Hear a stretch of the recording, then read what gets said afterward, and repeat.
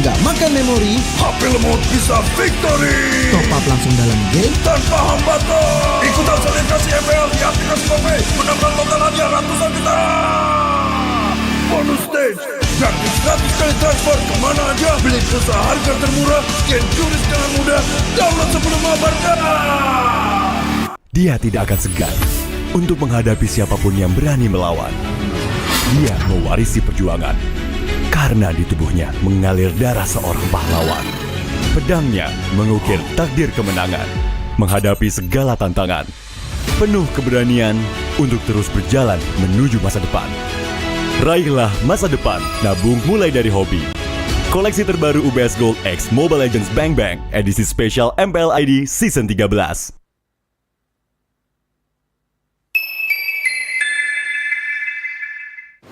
Main Mobile Legends memang seru. Mabar sama temen makin epic. Apalagi kalau double kill.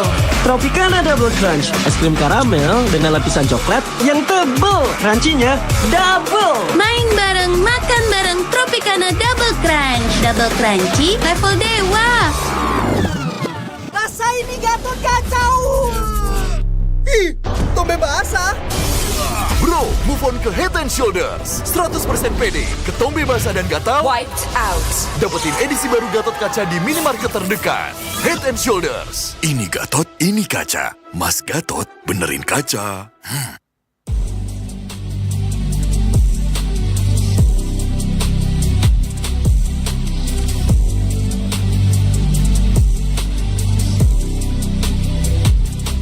Kenangan adalah jati diri kita.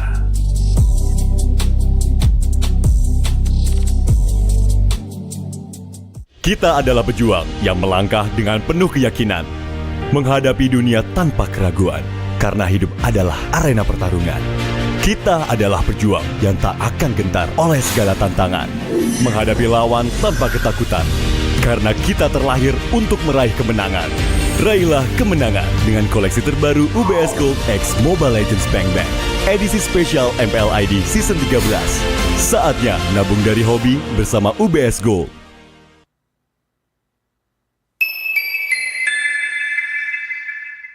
Apa akan kehilangan ingatannya?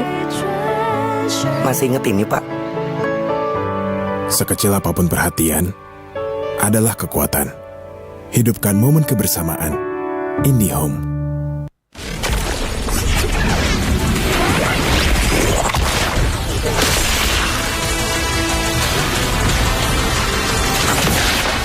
Strike first and without mercy.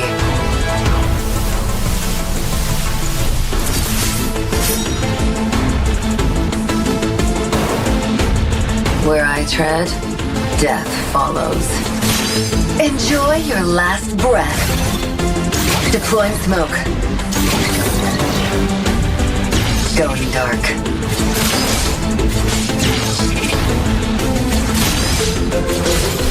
War is my trade. Death is my craft. Backup plan? I am the backup plan. My destiny is what I make of it.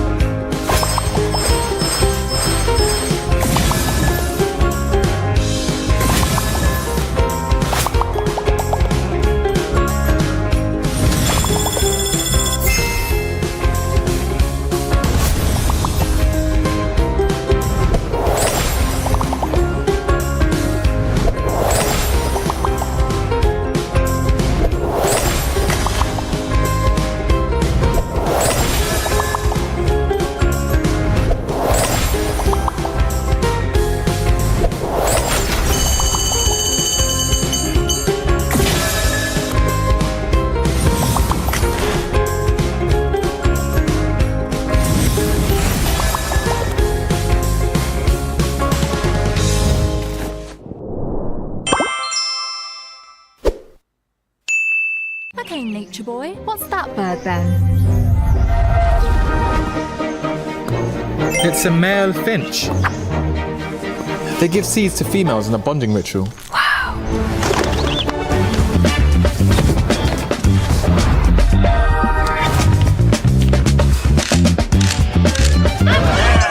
Wow. Samsung Galaxy Z Flip 6. Get it now. Pakai aplikasi GoPay, dompet andalan gamers. Banyak damage-nya. Ada cashback hingga 20.000 buat upgrade skin baru. Aplikasi ringan gak makan memori. HP lemot bisa victory. Top up langsung dalam game tanpa hambatan. Ikutan selebrasi MPL di aplikasi GoPay. Menangkan total hadiah ratusan juta. Bonus stage, gratis 100 kali transfer kemana aja. Beli pulsa harga termurah, scan QRIS dengan mudah. Download sebelum mabarkan. Dia tidak akan segan untuk menghadapi siapapun yang berani melawan. Dia mewarisi perjuangan karena di tubuhnya mengalir darah seorang pahlawan. Pedangnya mengukir takdir kemenangan, menghadapi segala tantangan. Penuh keberanian untuk terus berjalan menuju masa depan. Raihlah masa depan, nabung mulai dari hobi. Koleksi terbaru UBS Gold X Mobile Legends Bang Bang, edisi spesial MPL ID Season 13.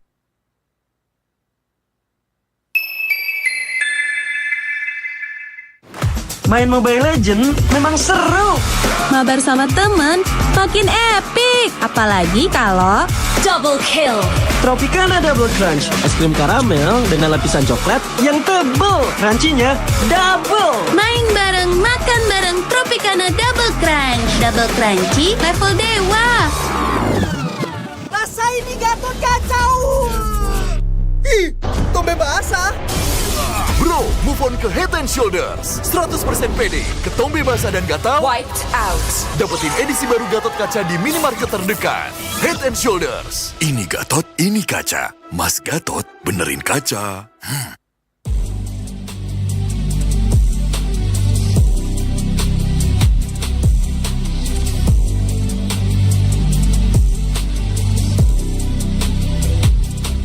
Kenangan adalah jati diri kita.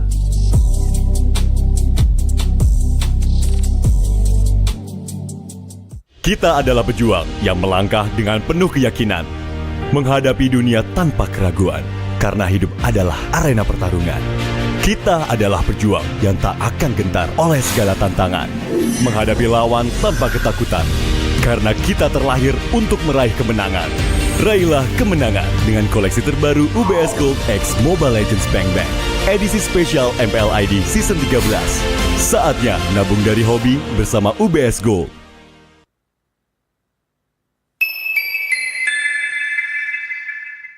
Bapak akan kehilangan ingatannya.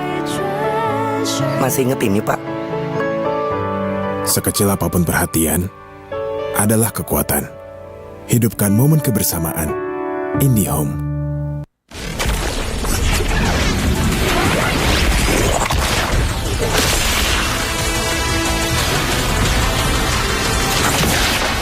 Strike first and without mercy.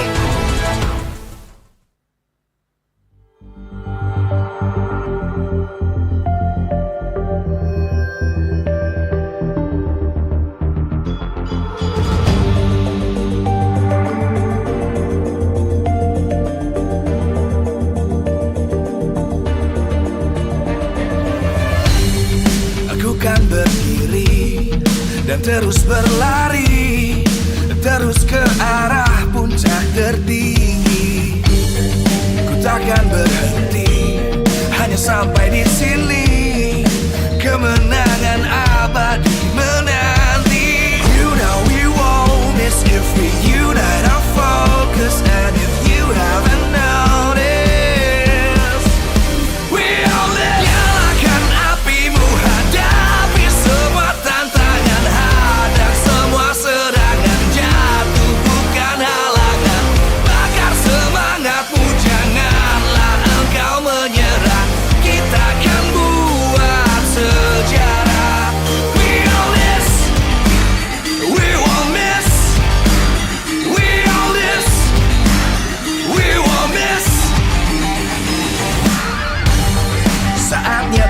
beraksi, jalani ambisi. Aku kan menyawakan hari ini. You know we won't miss if we unite our focus. And if you haven't noticed, we'll live. Nyalakan apimu, hadapi semua tantangan, hadang semua serangan, jatuhkan halangan, bakar semangatmu, janganlah engkau menyerah. Kita akan buat sejarah. We all this, we won't miss. We all this, we won't miss. We all this.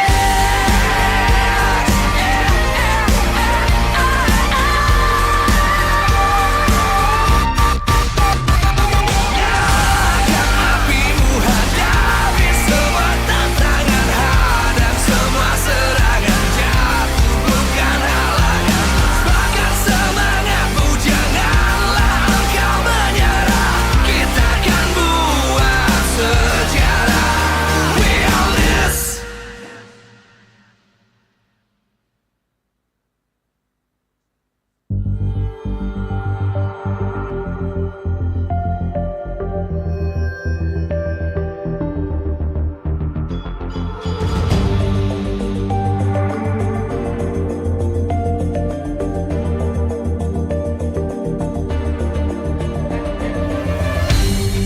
Aku kan berdiri dan terus berlari, terus ke arah puncak tertinggi. Ku takkan berhenti, hanya sampai di sini. Kemenangan abadi menanti. You know we won't miss if we unite our focus. And if you haven't noticed, we all live. Nyalakan apimu, hadapi semua tantangan, hadang semua serangan, jatuhkan halangan, bakar semangatmu, janganlah engkau menyerah. Kita akan buat sejarah. We all this, we won't miss. We all this, we won't miss. Saatnya beraksi, jalani ambisi. Aku kan menyawakan hari ini. You know we won't miss if we unite our focus. And if you haven't noticed, we all live. Nyalakan apimu, hadapi semua tantangan, hadang semua serangan, jatuhkan halangan, bakar semangatmu, janganlah engkau menyerah. Kita akan buat sejarah. We all this, we won't miss. We all this, we won't miss. We all this.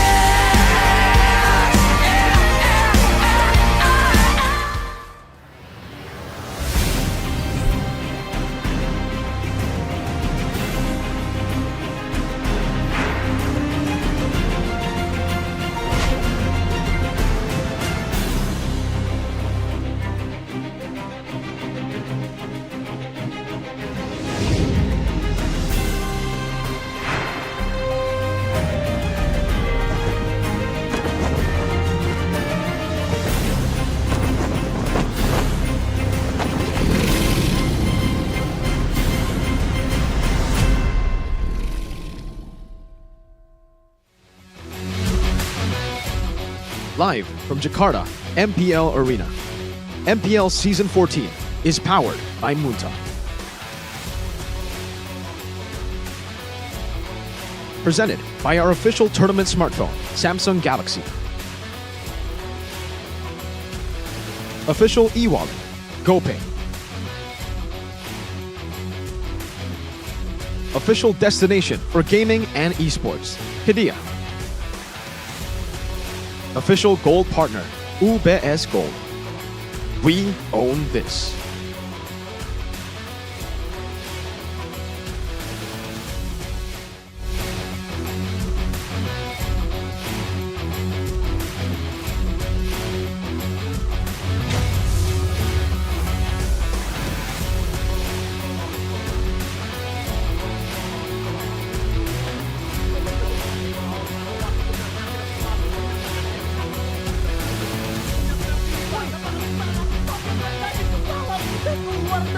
jalan yang terbuka dilakukan untuk RC.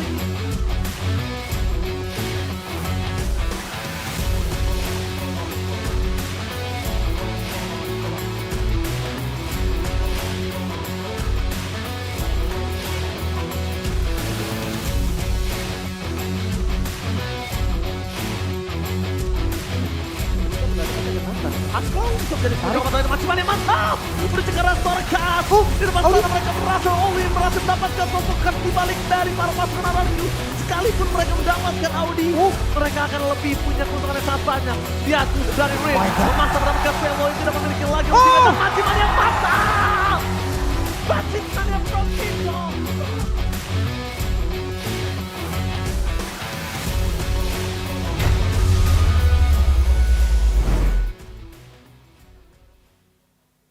Hari ini adalah hari yang begitu spesial dan istimewa, di mana seluruh masyarakat Indonesia bersatu untuk merayakan kemerdekaan Indonesia yang ke-79. Kita sudah melihat bahwa dari 17 Agustus 1945, Indonesia menunjukkan bahwa kita adalah bangsa yang kuat, bangsa yang tak kenal menyerah, dan bangsa yang terus berusaha. Para pahlawan telah menunjukkan kegigihannya dengan memerdekakan Indonesia. Namun perjuangan kita terus dimulai dan baru saja dimulai. Kita harus terus berjuang dengan semangat kemerdekaan, mengibarkan bendera merah putih di kancah internasional. Tentu saja di MPL kita harus berjuang pula untuk kembali naik, kembali ke bangsa Indonesia, memeriahkan bendera merah putih. Tentu saja di kancah internasional. Dan dari para tim-tim yang sudah berjuang, kritikan, dukungan, dan semangat dari para super fans dan seluruh masyarakat Indonesia tentu menjadi fondasi baru untuk kita terus berjuang, kembali naik, berkembang, dan mengibarkan bendera merah putih. Di hari ini, udah mengajak para hadirin semua untuk merayakan semangat 17 Agustus ini, semangat kemerdekaan dengan berdiri, serta menyanyikan lagu kebangsaan Indonesia Raya.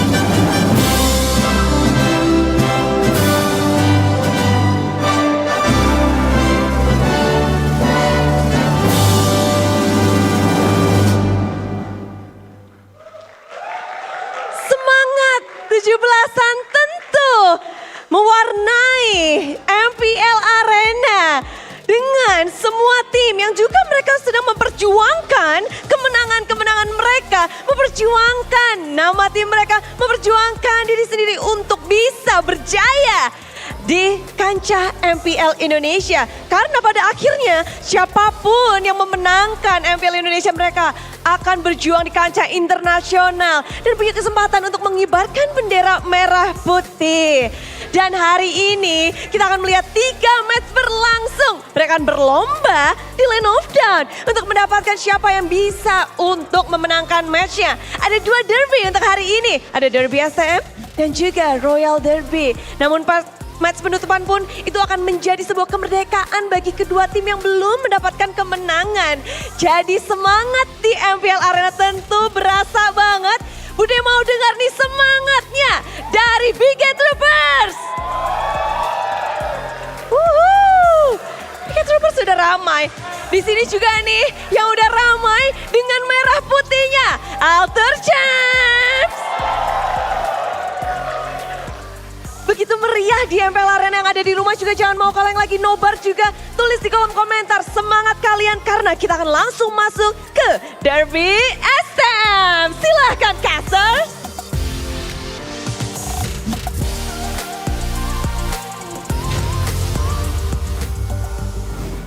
Happy 79th Independence Day for all of the Indonesians out there. Hope this Independence Day spirit will bleed out through your daily activities and also make us a bit more fired up doing our job here in MPL Indonesia. Back at it again with Sheffin. This time it's Connie back again in the desk and also Arashi. And today we got a lot of good matches coming up, man. The rebuilds gonna be tested. Alter Ego against Bigatron.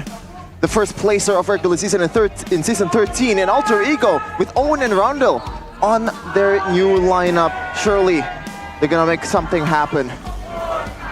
Opening things up of week 2, of course, with a banger. Yeah, and of course we got 3 matches in total, so stay tuned, especially the second match. It's me and Arashi. Oh man, rivalries on the English desk as always, but here's today's schedule, ladies and gentlemen. The Chaos Derby starting things off, and then right afterwards, Royal Derby. 2 derbies back to back, and then finally, Sheffin gets some action as well for the final match of the day, Evos versus Geek Fam. Yeah, it's not just a Sheffin sandwich. I'm gonna be tested here, just like the rebuilds, RQ, AE, even Geek and Evos. Those 4 teams have made a lot of changes throughout the first season, the 14th season so far in MPL Indonesia. As you can see here, the standing so far. In season 14, in week number 2, in day number 2, Bigatron Alpha still standing strong. Deo United, Fnatic, Onyx, very similar game win and lose ratio. Meanwhile, Alter Ego and RQ Hoshi in the middle there, Team Good ID after getting their first win, but the last 3 teams in the standings, Geek Fam, Rebellion Esports, Evos Glory, hasn't won a match yet so far. It's going to be a long tournament. It's going to be a long league as well. So there will be more chances for the bottom 3 teams. But yeah, we were talking about like Bigatron, a good start of season 14. Good start, right? That's the thing. It's a great start. But it's not about how you start, because we've seen it happen last season, right? Exactly. All these teams starting up amazing. And then halfway through, they start losing steam. So I wonder if some teams right here are looking a bit worse in the beginning of the season, but they're cooking for the mid to end stage, right? Maybe they've learned from their mistakes and they're playing that late game, right? The long-term investment. This is the clash of the Chaos Derby, the new rivalries of the ex-Geek Fam members in Super Luke and Nile. Nile after beating Geek Fam very convincingly in 3 games. Even Super Luke, after he got interviewed with Bude Clara, he thought that one of the teams that he wants to face, or maybe top 3 teams that he wanted to face in season 14 was Alter Ego, and Alter Ego. So you know that his feelings is a little bit hurt, man. He was an ex-Geek Fam, he was a true Geek Fam member. And Nile, after taunting Belowski, after pretty much beating down the whole team, he wants to prove a lot more things here in MPL season 14. Definitely wants to maintain the performance he's been able to make in the past couple of days and the first week. But you can see the way that they're playing right here. It's just a bit dangerous for Bigatron if they want to underestimate the fighting prowess of Alter Ego. The first game we saw them play in, It was confusing, man. They were all over the place, no communication, no synergy. But right afterwards, they adapt. And even, I believe, in the final game of the match, they're able to adapt even in the execution of the team fights and find a way to really come out on top decisively when they were up against Geek Fam the last time we saw them in the Land of Dawn. Here's the thing, man. I think, again, if we're talking about Bigatron, with the addition of Luke itself, it just shows how much. Again, they were successful technically with Sorizo last season, but with Luke, this team, this potential has this big potential already. And I feel like Super Luke is the answer for Bigatron. But on the other side, Rashi, Niall, for sure, this meta, it really belongs to him. The Fannies, the Hayabus, look at that, the taunts, the confidence that this guy have against his old team. Surely he's gonna prove it here against one of the top dog team in MPL Indonesia, Season 14. But yeah, this is the Super EXP of Bigatron Alpha, the debut in MDL Season 5 for Geek Fam Junior, Super Luke, MPL Indonesia Season 13 to Season 10, and MPL Season 14 top 2 GPM for EXP laners, even though he's one of the EXP lane in this season that, you know, he likes to roam around, so it really surprises me that he also managed to get that top GPM in last season, Rashi. I think it comes down to his playstyle here. The fact that he actually clears the lane really well, usually with the pick that he is given. And also, if he's about to roam and he's about to let go of a whole minion wave, you know, as a trade-off, he'll make sure that the roam is worth it and he'll find something massive for his team. And even though he loses out in the gold from the minions, he gets some in assists in other ways around the map. So that's why his efficiency here in the EXP lane cannot be understated. He knows how to win in the lane and how to use that lead very efficiently, and that kind of makes him stand out from all the other EXP laners that may be able to do well in the laning phase, but afterwards, right, the rotations, when to do so and how to do so, which route to take. I feel like Luke has that on lock. He's so active. We're gonna talk about the latest additions too from one of these teams. It's Alter Ego, Owen and Roundel from Alter Ego MDL, and also Onyx MDL, Onyx Prodigy. In game number 1, as you said, Arashi, it was looking really shaky for them. In fact, that was one of the, quite honestly, one of the worst games that I've ever watched here in MPL Indonesia for Alter Ego. And Owen and Roundel, what do you think is going to be the improvement that they need to make here right now in Chaos Derby? I think synergy is where it's at, right? If they can actually coordinate together really well with the rest of the team as well, I feel like that is what they need to do. Because, man on the screen right here, Luke, he's entered Bigatron on relatively short notice. He doesn't have a lot of, like, couple of seasons to really adapt. This is his first season with Bigatron, and you can see immediately the coordination. I still having flashbacks to that game against RRQ, where he went with he just came out and I'm Offended flickered combo Sutsujin away from the Lord at the right moment, in the right situation for his team to get maximum value. That is some kind of synergy that, I don't know, man. You have to explain to me how that happens, how he can adapt so fast to a new team. If Rondo and Owen can do that, I feel like it's a good look for Alter Ego already. Very good indeed, but again, it's somehow similar, like with Amon stepping into the fray last season, Season 13. Bigatron were just on a roll. It somehow feels like that tone for the side of Bigatron Alpha with the strong season start.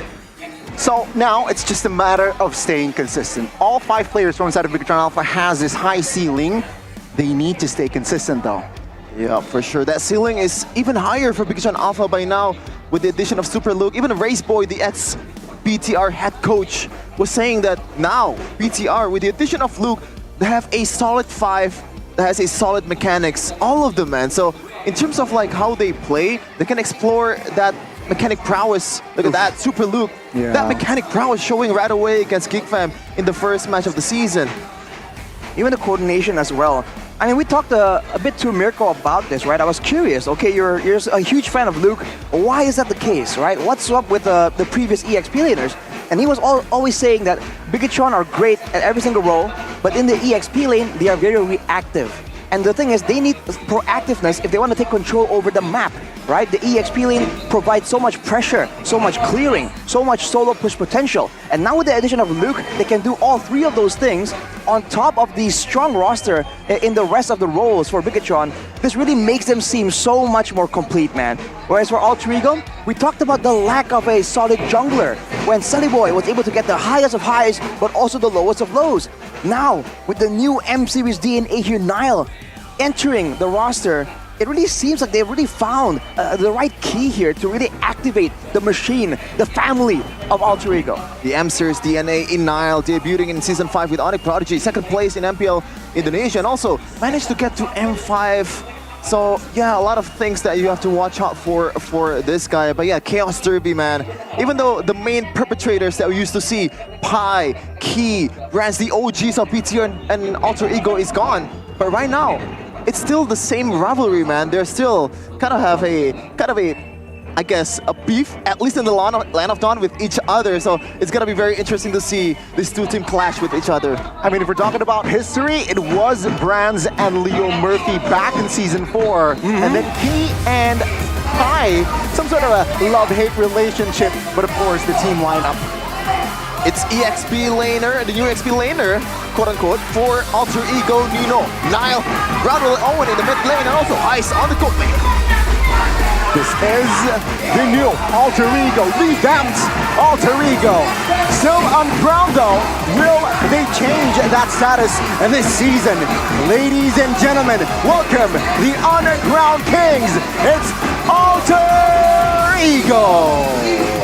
They've won against Geek Fam, but right now is the true test. The true test against the top dogs of MPL Indonesia. Against Bigatron Alpha, can they do it? Nile versus Super Luke, the X reunioning with each other. You have to see, they've improved drastically within the span of a single match. Now that they have time to regroup, to reconsider everything, to observe the rest of the teams playing as well. Can they maintain the momentum and rise to greater heights, or will they be taken down by this roster right here? On the other side, still the five-man winning lineup, Super Luke, Super Ken, the Super Bros, Moreno, Key, and Eman. With Luke, once friend turned foe, will they be able to find success? The Red Robots looking to obliterate Alter Ego. Ladies and gentlemen, please welcome Bigatron Alpha. Looked as systematically sound as ever. Bigatron Alpha with their coach. A new coach no longer gets cute on the helmet, but this time around, that new addition, Super Luke on the XP lane, will have a lot of things to prove. And right now, so far, it's looking good. It's a question about consistency. Can they still do it over the course of MPL Indonesia? It's easier to get to the top than stay on top. That has always been the case for Bigatron. They stayed on top last season until they didn't. Now they're still on top for Season 14, but then can they maintain that position? Can they stay focused and avoid being overconfident with such amazing performances? Let's take a look at our Marshal Dainang, bringing in Coach Aldo, Assistant Coach Rekt, and Coach Wura, and Assistant Coach Theo Nail. Big brains behind the robots and the geeks. Which one shall prevail in intellect today? Man, Independence Day. And opening the match, we got two red and white teams coloring the stage. Nile looking pretty happy. Fist pumping with some of the members of Bigatron Alpha, so I don't think that there's a real agenda or like personal beef with each other, but they do want to prove it in the Land of Dawn, because that's where the beef is at. I mean, here's the thing, right? Nile, he checked the boxes with Geek Fam, but technically not with Luke. Yeah, sure, it's not really personal, but he'd love to beat his former teammate. Yeah, the rival showdown of Super Luke and Nile. You can see the stats backing it up for them. Average KDA for XP laner, #1 throughout the entire league. Season 14, meanwhile Nile for junglers, 8.00. There's some huge numbers, man. Some people would say it's only third, right? It's not #1 or #2. But you have to remember the caliber of junglers we have in Indonesia, with the likes of Kyrie, with the likes of Super Ken even, going up against it today. #3 is a very notable achievement, man. the rival showdown. Where will the focus of the game be directed? Is it gonna be in the EXP lane? Will it be in the jungle? With the meta being so diverse, so many options for both Nile and Super Luke, they can go for something more carry-oriented, or they can go for something more utility-based. Considering the hate between them, they might go aggressive, and if they do so, we're in for a treat, man. The upper side of the map, where the jungle and EXP lane clash often, it's gonna be fireworks all day. We're definitely in for a treat, and the Alter Champs definitely knows it, man. Both teams are like, both fans of the teams are definitely fired up with their drums, jumping around in MPL Arena.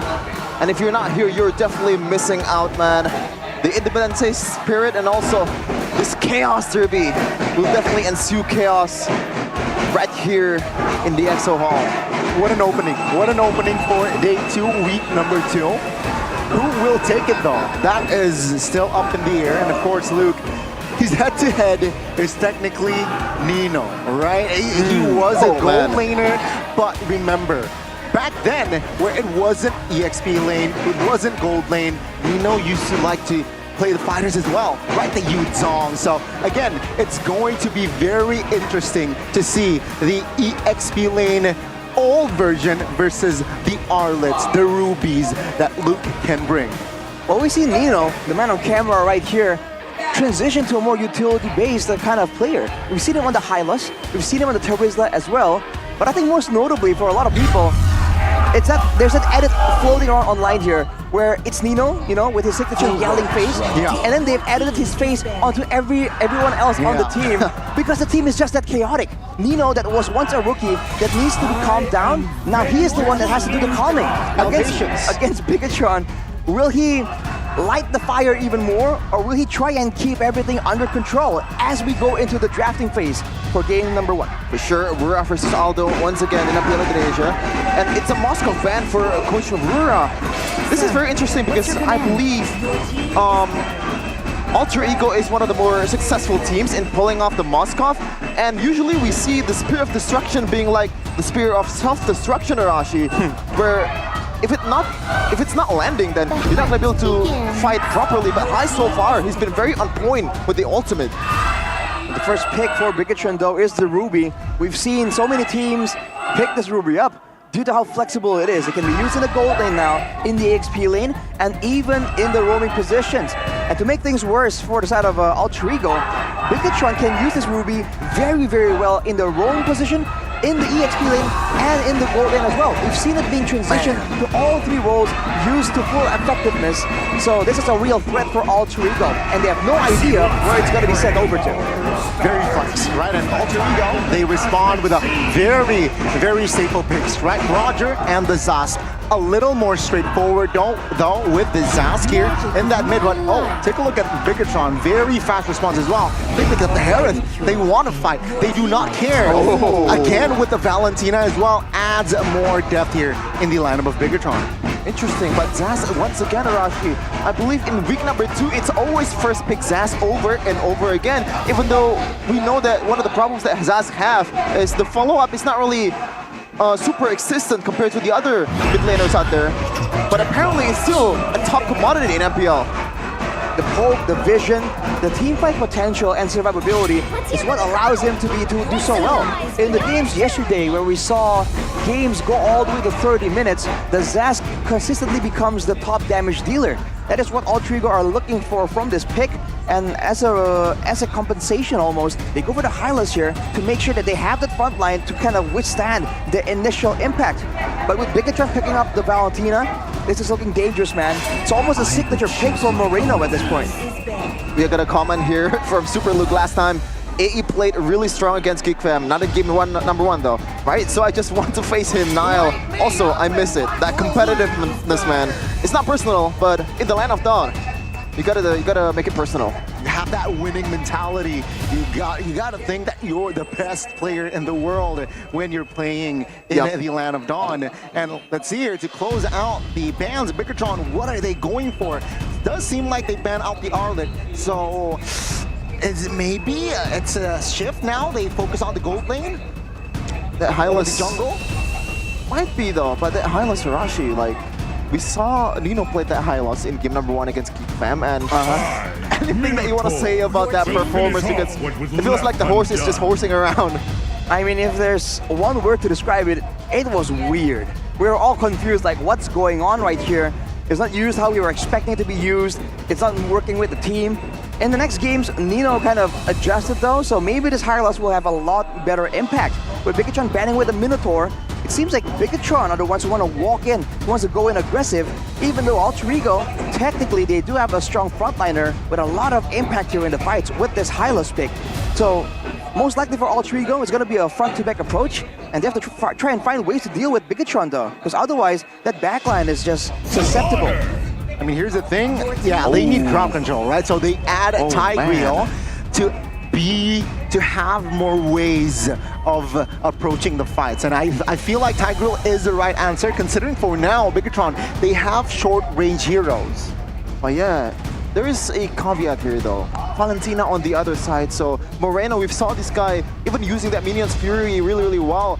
Even better than the opponent using the Minion's Fury from the original Minotaur. So I expect Moreno to be this kind of guy that you have to watch out for Alter Ego in this kind of situation. But man, Rashi, those two tanky heroes in the front line, that is probably the tankiest front line we've ever seen in Season 14 so far. And what makes it more difficult is now you can just distract everyone with the Glorious Pathway and then look for a way to just engage with the Flicker Implosion combo.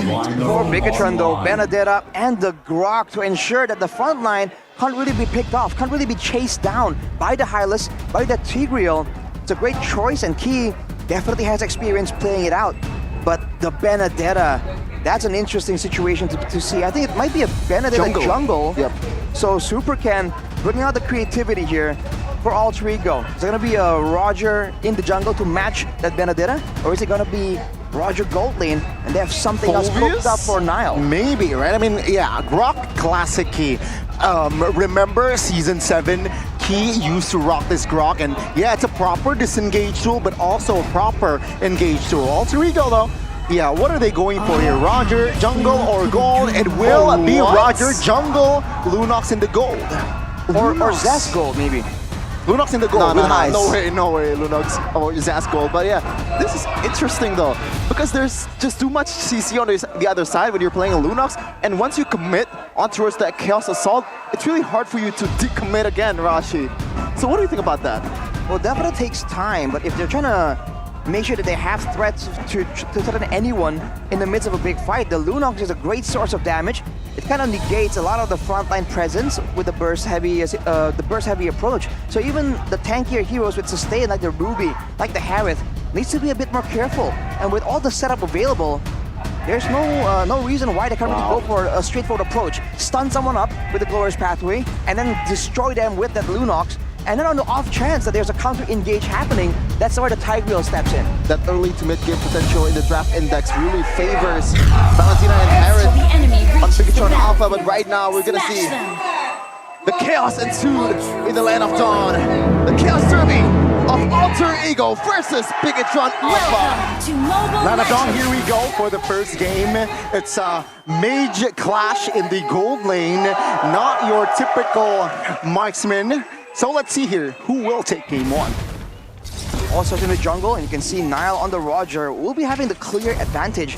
And unlike the other games we've seen, you see the teams do a lot of creative things.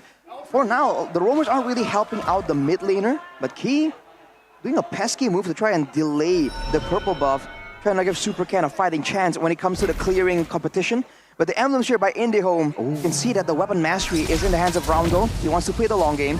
The firmness for the Tigreal with the Wilderness Blessing is going to be Owen trying to rotate around as fast as possible. And now if you see like Aman, he goes with the Inspire, so he's going to be deceptively tanky as a little falls to the hands of Bigatron. Yep, 2 mages in the gold lane, but that Festival of Blood from Lunox Arashi. Aman really looking to be a bit more sustainable in a team fight. Well, Highs here, with that Festival of Blood on the Lunox, you already have a built-in regeneration tool in your kit. And in the early game, level 1 to level 2, you're actually deceptively good at going for duels. Now with the Festival of Blood, a lot more survivability in that late game, so maybe he'll be able to be around the map a lot more than usual. But look at the damage! Oh, that's first blood. Super Ken finding a kill on towards Roundel, who popped the Purify as well. Yeah, this guy really knows the limit of Grok, man. Using that barrier to kind of enable Super Ken with the Electro Final Blow. That's a crazy amount of damage in the early game. The power of nature, it's almost a surprising amount of damage because he just walks up slowly but surely and just nukes you down. And in the gold lane, you can see Aman taking the conservative approach as the team goes for the turtle, already close to half HP.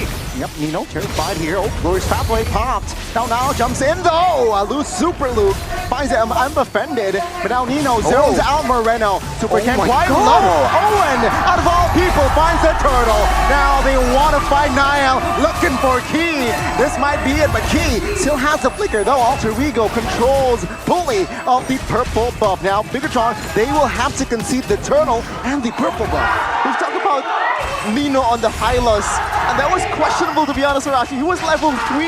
The Glorious Pathway was not there yet for Nino, and he's still somehow able to zone Moreno away. It's just the sustainability, right? You're so tanky and you just walk forwards, unstoppable, and eventually the squishier members will have to back away. Talent prediction here by our new application GoPay though shows that Papulung, as always, is never going with the flow. That is his whole identity. It will never happen. But for Alter Ego, man, that's a great approach to go for the neutral objective, but focus more on the fight first, on the pickoffs first before committing onto the neutral objective. Bigatron expanded the I'm Offended from Luke to try and replicate that play to zone away the jungle from the neutral objective, but they miscalculated. Man, Nino, so annoying. Yeah, for sure. And Luke, this kind of denies that the roaming potential that we talk about that with Super Luke. He's one of the best EXP laners in terms of like the calculative approach of just letting go of your minion when you need to, but when you're up against a Hylos, oh my goodness! 2v1 can Super Luke. I'm offended. Super Ken is there. Looking for the eye for a 9. There you go. But it seems like it will be enough to somehow disengage. No casualties top lane. The first bout between Nael and also Super Luke ended up with no one converting to kills whatsoever. And it looks quite good. The first thing that we see. Man, look at the gold difference here. Moreno and Key having an advantage, but everywhere else, it's actually for Alter Ego. The fact that they're so tanky right here means that despite the best ganks from Super Ken, he hasn't really been able to find anything after that initial first blood. Now with the turtle coming back up, Alter Ego, they even have an option here to go straight for the pickoff, going immediately for the zap. Yep, 45 popped. That's info.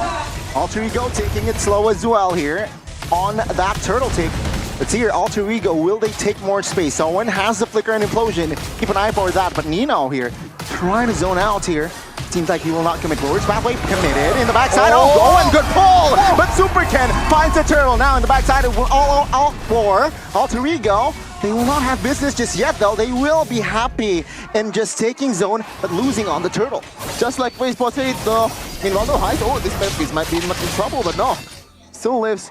Just like Raceboy said, the 5-man of Pikachu Alpha definitely is mechanically sound. Super Ken getting out of the danger, out of the CC of Owen with the eye for a 9. Meanwhile though, Super Luke, Deja Vu Rashi, he once again pulls 2 members away from the turtle area. This seems to be how they go and approach these neutral objective takes, but Super Ken! Caught, good implosion. Now good pull there, Sacred Hammer, and Niall finds Super Ken in the top lane. It's 1-for-1. Bigatron though takes a turret in the bottom side of the map. Super Luke though with the War Axe, a lot more sustain, a lot more damage available. Despite how it looks, the turret advantage actually falls to the hands of Bigatron, taking away the turret in the bottom side. Looking at the in-game equipment, that's a War Axe for Super Ken as well, so expect the outplays, expect the sustainability. And for Moreno, with a 20% cooldown reduction from the Enchanted Talisman, look out for those big outplays with the IMU. But sadly, that survivability will be, you know, countered with 2 glowing ran right away from both mages of Alter Ego. Even Lunox, the one that usually go for like a full frontal assault magic damage build, chooses to go for a glowing wand first item, possibly to lane against Eman. It certainly isn't an item build meant for instant burst damage, but maybe he's playing for the long game, right? He wants to make sure that he can apply that debuff to multiple members in a team fight, which can do very easily with the Brilliance order. Look at the maneuvers here from the side of Bigatron, sending three members top, attempted to make a play happen to rotate immediately to the neutral objective as Highs surprises Iman. Oh my but God. Both people back away.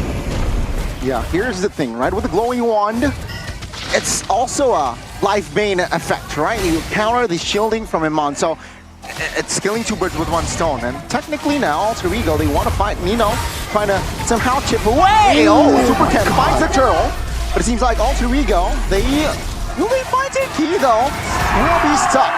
So that's a kill added for Alter Ego. But yeah, it is a roamer for a turtle Arashi, and you know who's waiting on that. I'm offended on towards Owen. Implosion force, but Iman has enough damage to take him down. And now they want the mid. Highs all alone, stunned up. Oh, Brilliance hopped just to zone away though. They still have a wave to take care of, but the backup is there. So they will be able to defend that mid. Alter Ego really to play around this Hylas, man. You saw that earlier. They grouped around Nino to try and go for the bottom side turret, but Bigatron pressured the mid lane turret so much, they gave Alter Ego an option. You want to go for the bottom turret? Sure, but we're going to trade that for the mid turret, and eventually Alter Ego were forced to rotate, and they were late to the party. 2.4k gold lead for Bigatron, and they're still taking over the jungle, stealing away all the resources. If Alter Ego can't get control here and try and make the fights a bit more organized, it's going to be so difficult because at this point, Super Ken is going for a Thunder Belt, a very unique build we haven't seen in a while, but that gives this Benedetta a bit more tankiness and a bit more scaling into the late game. Also a lot of damage, right? The true damage Thunder Belt gives also has value for Super Ken. And also a more dynamic approach to team fight. You can just go in with the eye for an eye, or maybe just start the team fight with the electrifying blow, but Super Ken getting low here, but still gets out. Mid lane though. So annoying in the front side or in the mid side. Seems like they want the mid. Alter Ego though, they will be able to defend this time. Rashi, this composition from Bigatron Alpha. Oh, Nino might be in trouble here. Stunned up, blocked by the barrier. Still though, still able to tank all the damage. Iman steps in to execute Nino. Too much damage taken without any traded back. Alter Ego left Nino all the way in the back when he still was supposed to use everything, but Owen! Richter implosion! The damage isn't there. Now Nile on the backside trying to look for Key. Super Ken final blow. And Bondo finds a kill. Highs next on the toppling block. Brilliance to get away, and Bigatron finds another trade. The youngin looking a bit too hot-headed. Owen with that concealed play might be a little bit too early, and just countered right away from the vet from Key. This is the welcome to MPL ID moment for him. Alter Ego do not have burst damage and AoE combo to really take full value out of the implosion. It's always meant to be a stalling tool to allow Highs and Nile in the backline and Roundel to just output their damage. They needed again to play around the Hylas. Nino is the key for this composition to work. If he doesn't stay in the front line and absorb the damage like he did earlier, it's gonna be a bit too difficult. But when he is targeted, Alter Ego needs to back him up. You know, being again so annoying the front lines. Last time though, he was punished. Alter Ego this time has more reinforcements. Now conceal. Mikey looking to open more bushes. Oh, stunned. Shaman Force pops. Nino receiving a lot of damage now with the pull as well. Nino might be punished for the second time. And Iman will secure it again. Highs and friends looking to find a trade. Too desperate perhaps now, jumping in into a 5-man Bigatron members, and Iman collects the double. Oh my goodness, Super Luke though. Actually, they don't want to go for anything just yet more because the HP bars is gone for Bigatron Alpha, but Super Ken is still in the vicinity trying to take the Lord. He can kind of try and regen from it as well, but there's no need for Bigatron to risk this. The wave on the bottom side is still pushing in their favor, but Super Ken is really committing onto this. They see that Alter Ego are abandoning it and they go straight for that Lord. A great take by Bigatron, but the team fighting is just levels beyond, man. Alter Ego need to try and get synergized. Nino keeps getting left out and he keeps getting picked off before the fight even concludes. You can't let that happen. Talk about systematic gameplay, man. Look at the KDAs for Eman, for Luke and Moreno. They know where to bank on those gold to. It's Eman, the carry, but also the Barracan Hunter as well, so he's gonna be popping off in this late stage of a game. Very good. Very good. Now it's Lord marching in the mid. Alter Ego. This is technically the first Lord though, so it will not charge. Though they will sacrifice that mid inner. Bigatron waiting for Luke's opening. There you go. I'm offended on towards Nino. No damage just yet though. Alter Ego trying to hold on and defend their last 3 remaining turrets. The mobility by Bigatron. Literally everyone except for Key can back away, and even Key. Against the Zask, against the Hylos, the slow is usually such a big problem, such a big issue, but not for the Glock. Super Kendo going in alone. Very, very risky. Alter Ego handled it well. They have defended their 3, but it's the bottom side is actually taken down. Wow. So that's a win for Bigatron. Now we're kind of questioning the Tigreal pick Rashi here because there's 2 Purifies. Key technically has a built-in Purify. Super can also. Meanwhile, Super Luke, when he's there, he can cancel it out. Yeah. Cancel that engage from Owen. Now that Tigreal is much harder for him to make a play at this point. He needs to play as a counter engager. Now Super Luke. Now Super Luke though, showing off. Owen, that's just a glimpse of Key right here, but he's gonna do nothing. And he can do nothing because of the power of nature. But look at Moreno. Oh my god. The usual Moreno, moving forwards, unconcerned about the kind of throwback, the kind of damage that Alter Ego can kind of respond with. Super Luke with the brute force though. Again, even more mobility. Every single time a fight begins, they kite back and forth. And because they're Alter Ego are trying to actually secure the fight, you can see Nino, Roundel, Nile walking forward so desperately, getting slowed, taking damage, and eventually they get picked off. And that means that the backline are always forced to fight without protection, without coverage from the implosion, from the glorious pathway either. You can see the hesitation from Alter Ego's team right now. It looks like the robots put a firewall around the base. And they really cannot get out, cannot decode what Bigatron Alpha has. And right now, like, what can they do at this point? Just hanging out in the base? Even if they want to try and go for pickoffs here, with the Thunderbolt and the Athena for the Benedetta, with the Queen's Wings for Luke on the Ruby, with another Athena onto Key. These are all itemizations to try and mitigate burst damage, right? To mitigate the pickoff potential. If they have to beat Bigatron, it will have to be in a long, drawn-out fight. And the thing is, Bigatron will not give that to Alter Ego for free. As Moreno tries to poke around, but look at Nino once again, so far ahead from the rest of them, as the Lord gets snuck away. Yep, really nothing you can do when you have that front line in front of you. 8,000 gold lead as well. Yeah, and Super Luke Arashi, just like a Super Luke true fashion. We saw this guy on Trizla building War Axe to a Queen's Wings, and even in a Ruby, it's still the same. He wants to kind of make those outplays, using that spell fams to make those TikTok plays, man. It's also the fact that there's a lack of burst damage technically for Alter Ego right now. Heis is the only one that can kind of, serve as burst damage. So for the most part, he knows he can sustain from the initial damage and sustain back up to full in the midst of a crazy team fight. With the Lord coming in, look at the wave management. Everything's gonna crash together at the same time, and Moreno doing classic Moreno things. Does Alter Ego have enough firepower to defend this push? Super Ken jumping in. Good pull on towards Nino and say goodbye to Nino yet again. Owen with a flicker implosion, but cancelled out by Luke. Now Luke will fall. It's a 1-for-1, but the Lord is still up. Super Ken finds a kill. The Lord will do the job as Bigatron looks to end the game. But Alter Ego, they need to clear the mid wave to stay alive. Nile, but to kill on towards King, but punished by Moreno. Base wide open. Bigatron Alpha takes game 1. Super systematic gameplay here from Bigatron Alpha. It doesn't look like they were super dominating, like Onyx just ran through everybody. But the fact that they were taking it slow, just choking Alter Ego on their base. What a game. What a display of skills by these 5 men. A great show of decision making, if anything, for Bigatron. Not a single time did they slip up and give Alter Ego literally anything they could have used to try and stage a comeback. The engages stalled off. The counter engages denied. The pick-off potential mitigated by items. The map control impeccable. Bigatron, they seem so much farther up in skill. Alter Ego, they gotta do something drastic because otherwise this is a very easy 2-0.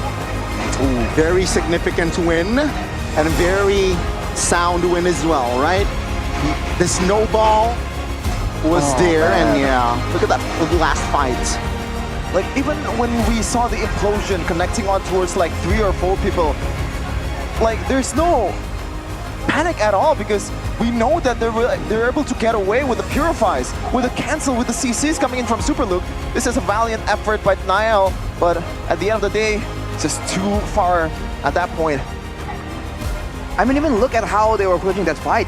They used the Grok that was kind of low as bait. The only member low enough for the Roger to execute was the Grok. And they're saying, sure, take the Grok out, because we'll take you out and end the game if you do so. It's moments like that that's so subtle that Bigatron really used to get all the advantages and just get into the heads of their opponents. And I guess the draft also has to do with this game as well, right? Because when you look at the Alter Ego's composition, Arashi, the way they're, you know, gonna approach the team fight, it's quite predictable. It's a implosion by Owen, a flicker, and you really have all the answers for that. Meanwhile, on Bigatron's side, you have Super can technically engage the fight. You have Moreno who can technically use the IMU to still out the implosion, and even Key, and also Super Luke. The dynamic gameplay of Bigatron Alpha. But Alter Ego had potential right there, because you're talking about Owen's engage being mitigated. True, very cool, but where was the synergy with Nino, right? Where is this high loss? Very tough. Where is this high loss distracting everyone, and then the Tigreal coming in afterwards, you know? After the stun maybe forces out the Purify, then Owen can come in and seal the deal for the team. But look at how the fights play out. Look at Nino. He's just alone. What's the team doing? Right? He's taking all the damage. He popped the Revitalize and the Glorious Pathway, and then now they go in. What did they try to go in for? It's way too late. And I think this is why, even from the draft, right, it's very smart. Alter Ego locked in Halo's third pick, and they ban out Arlit and Minotaur from the side of Bigatron. Two heroes that can engage fights.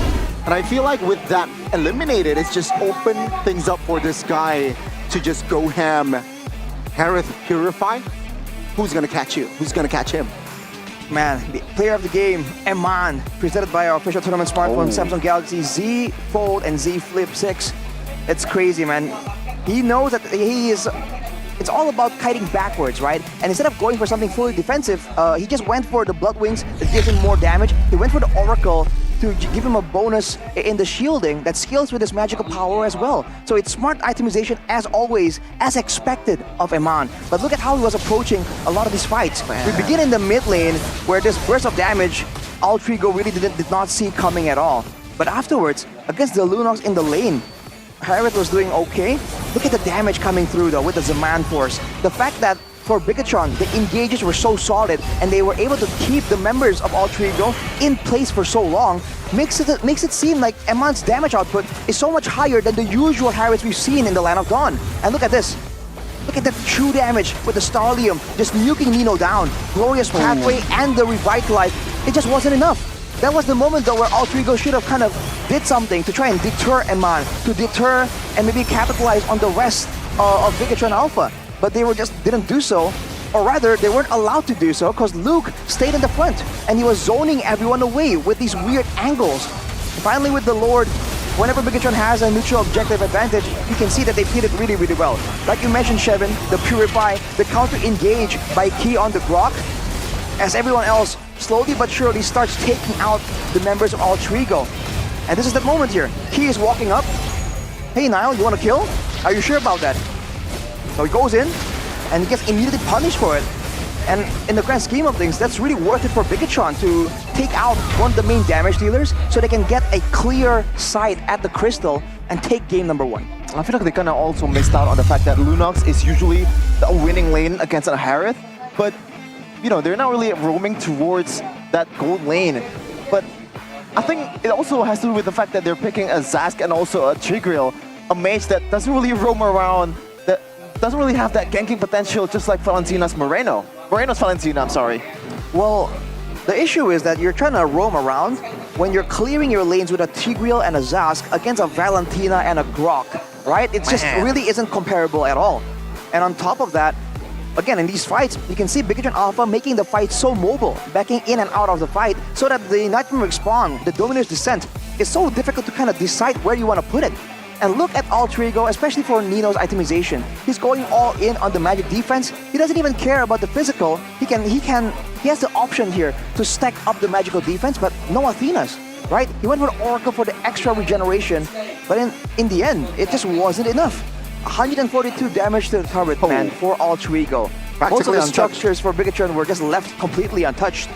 Well, when you have a gold laner that's a mage, it's really hard for you to make those kind of solo play in the far lane. And also, the fact that they have also a Zask, the fact that they were only able to deal 142 damage towards the turret is kind of it's a hard thing to process. Yeah, I mean, underwhelming performance by Alter Ego.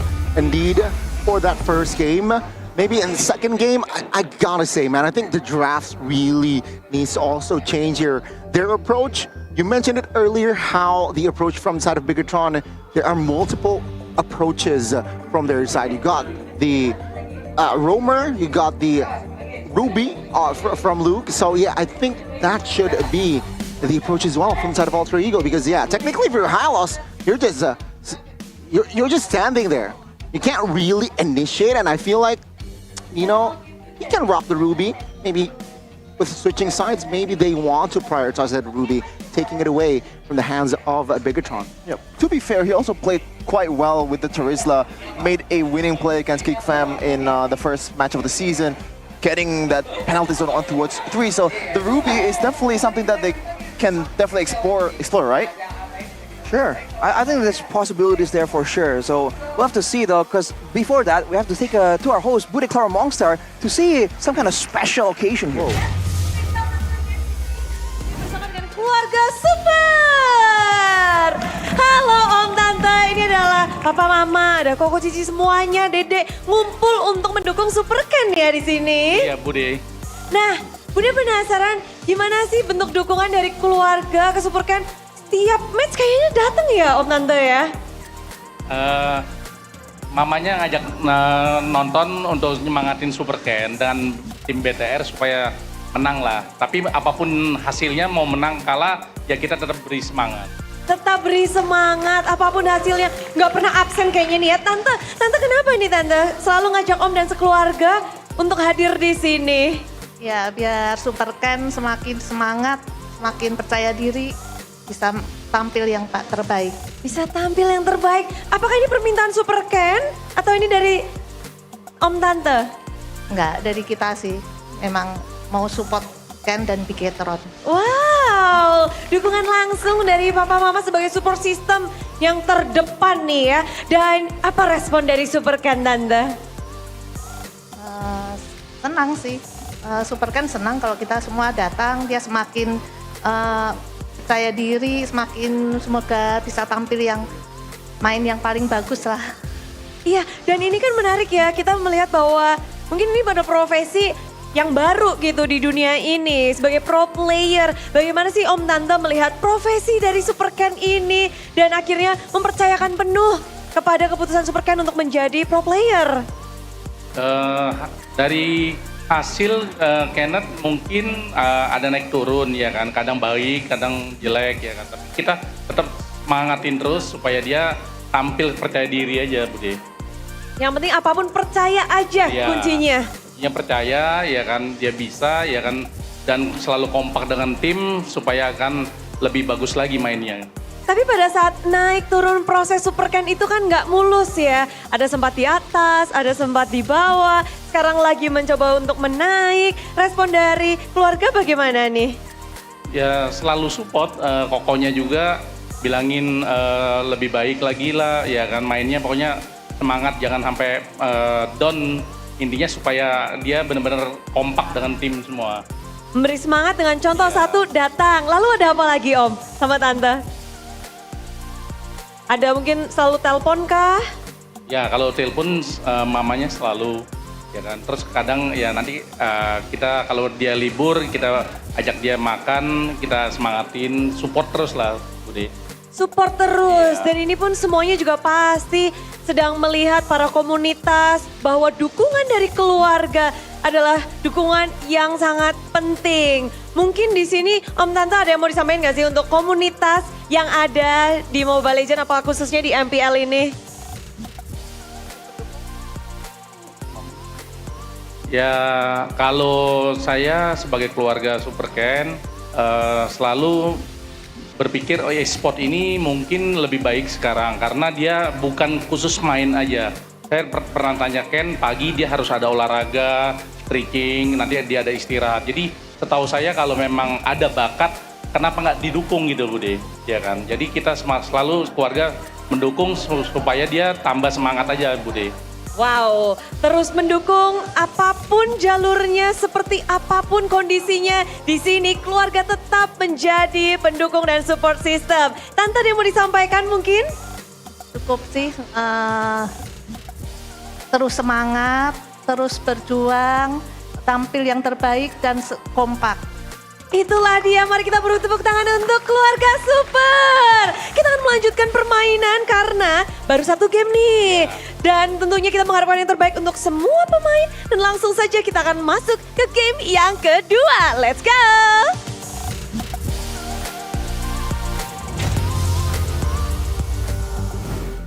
You gotta love where esports is at right now, man. Like even the families are supporting their players. The whole family, by the way. The whole family came in MPL Arena. Imagine that happening in 2010 or something like. No way. Esports wasn't even a thing back then. And if you were trying to get into esports back then, good luck, bro. But if you're gonna get into it right now, what you need to try and do is get the right device, bro.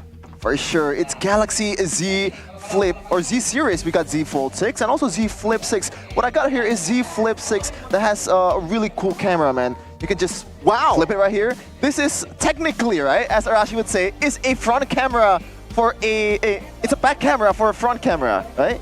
It's your main camera in the back, used for a selfie cam. Yeah. Because it folds up, right? You gotta check it out, man. Check out that quality. I gotta be honest with you. Oh, whoa. So right here.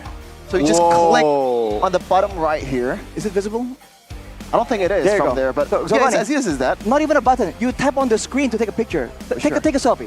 Take a selfie. Goni, take a selfie. Goni, let Goni. Just tap it in the middle. You tap and it. You get this. I don't think I've seen that. The clarity is amazing, guys. And the fact that it can be, flip phone or something that's, outdated or something like this is the modern flip phone. You just flip it and put it here. I can put it here and it fits, man. Yeah, and it's a 50 megapixel camera, dude. It's insane. Every photo is just sharper and cooler than ever. And don't forget, it still runs well because it has a Snapdragon 8 processor. Yeah. For just maximum performance, man. No lag whatsoever. If you buy it now, you can save up to 16.2 million rupiah with trade-ins and total protections for 1 year with Samsung Care Plus, worth up to 2.3 million rupiah. Check out for more deals at the samsung.com/ID website or scan the barcode earlier and click the link in the pinned chat. Unfold new ways to be productive with Samsung Galaxy Z Fold 6 and Z Flip 6. But right now, back into the game for game number 2 of Alter Ego and Bigatron Alpha. As Gani would say, the biggest fix from his perspective has to be the draft, Rashi. But do you think it's easy for them, or maybe like the draft was that one-sided in game number 1? I think it's more on execution. Honestly, the fact that Nino was left behind so many times, I feel like even with the right draft, technically, there'll be more ways to maybe save Nino from situations like that. But as a rule of thumb, right, if you are grouping as 5 and you're allowing one of your tankiest members to get taken out before the fight even begins, I don't know if changing that hero will make a difference. Maybe the only real difference is to put Nino on something a bit more survivable or something that can escape easier. But it doesn't take away the main problem here of Nino just being left behind. So I feel like overall, they gotta get their heads in the game. And if they really can't play this back and forth strategy, they're too gun shy, trigger shy with Bigatron's threat with their flanking maneuvers, then go for something a bit more straightforward. Don't go for something that requires a back and forth. Go for all that combo, because then at least you'll be synergized. Because earlier in the highlights, the thing we were hyping about Ultra Ego is that when the call is made to go in, they all commit. That is not what we saw in game number 1. I am for sure. Right now entering the draft for game number 2. Still, I believe the same for Coach Rura with Susan. And also Hayabusa and Moskov. Coach Aldo though, Fanny, Ling, and Chip. And there's no change at all. Like if it works, then why not? Coach Aldo also does the same with their Roger. I gotta say, Alter Ego, they will definitely switch the Tigreal here. So, yeah, the Tigreal, it's not looking good though. Ooh. They will leave out the Zask, so that's already a change from the drafts you're seeing. Yeah, Moreno, Valentina, a little too deadly. They're respecting the potential for Moreno to just play that Valentina, take away some big ultimates, and more importantly, get the wave clear. Now with Valentina as the main threat, if they go for the Zask, then the Dominator's Descent can be stolen away, and in the wave clear department, there's a chance that Ultra Ego can actually outdo Bigatron, unless they have something else in mind, because the Aurora has been very popular and it is still available. But even if they don't want to go for something like that, they can try and supplement the clear from the roaming position. Still with the Harith, very solid for Eman. After that beautiful performance in game number 1, he's still gonna do it once again. Still 0 deaths so far in game number 1, 7-0 to KDA. So right now, he has two really solid frontliner here. But now, you have to remember, this Ruby can still be flex, Connie. Even the Arlet, he has played it in the roaming area in Season 14. You mentioned how Game 1 Bigatron has more approaches, and it's going to be the same for Game 2. With Arlet, with Ruby, with as well as Harith, you can start fights with the 3 heroes here. So again, Alter Ego needs to counter this, needs to answer this. Maybe with, I think a Kufra might work here, honestly, but no, they will go for the high loss again here. Technically a flex, but I don't know.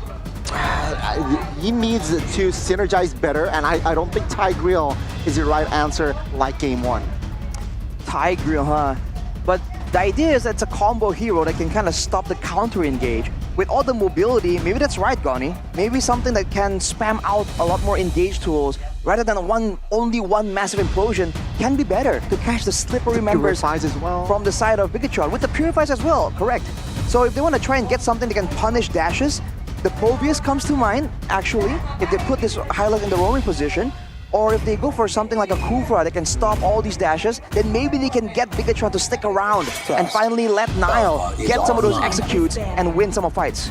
Gotta be honest with you, Rashi, I don't think Fulvius is gonna be big for Coach Aldo, because in game number 1, they were in a similar situation. There were Ruby, there were Harith, there were Valentina, a lot of dashing heroes, but when Fulvius was left open, Coach Aldo just doesn't want to buy them. I don't think they were maybe not comfortable enough to play the Fulvius just yet. It is a new revamped hero, but let's see though. If Coach Aldo wants to surprise me, then I'm all for it. We want to see new heroes in MPL Indonesia. Well, maybe it was an option that came to mind at that point. Maybe wanna know why? Oh. Because they picked Tigreal, high loss, and they picked up the mid as well. So there was no room for Fulvius.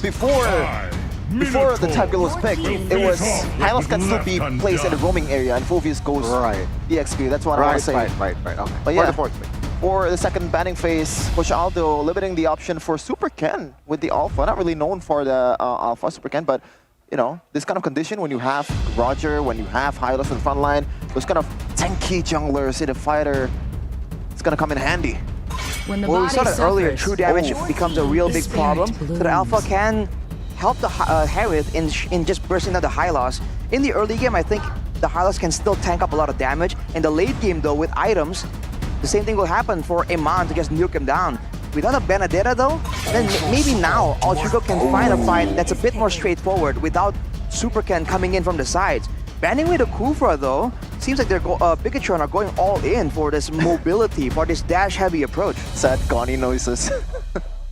I mean, Kufra was available for Game 1, but not for Game 2. So let's see here, Alter Ego, what will they secure here?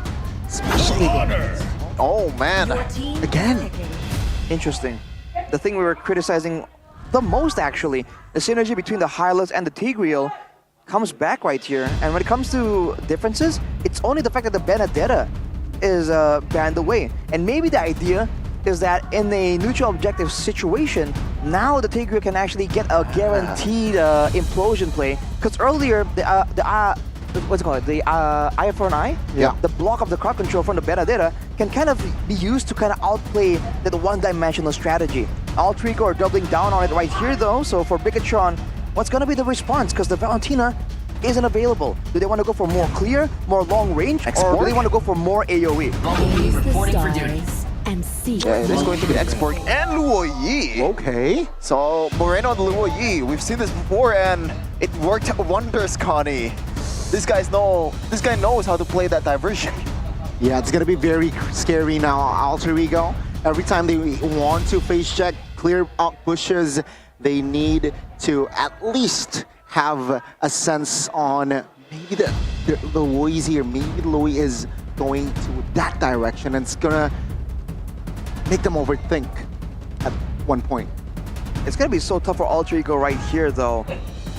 You're looking for a gold lane or a jungler potentially, but now they have to try and find ways to again chase down and catch people. An assassin I think would still be risky against a Loyi and a Harith. It's gonna be a Claude to supplement Harith. the damage. It's a losing lane against the Harith.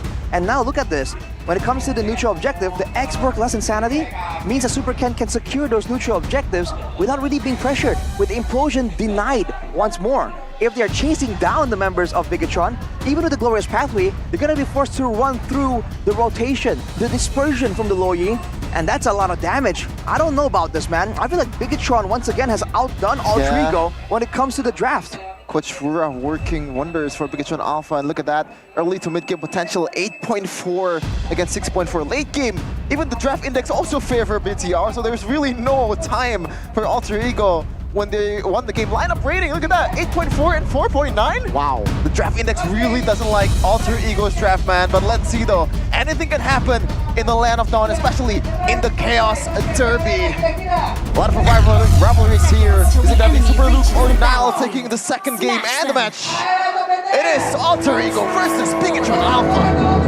Land of Dawn, here we go. Will again Alter Ego find their footing here in the second game, or will it be Bigatron just hammering down and take the series? In the early game, again, the clear favors Nile. But for both roamers, I believe the mid lane is where they have their sights on, right? Making sure that the mid lane has more impact.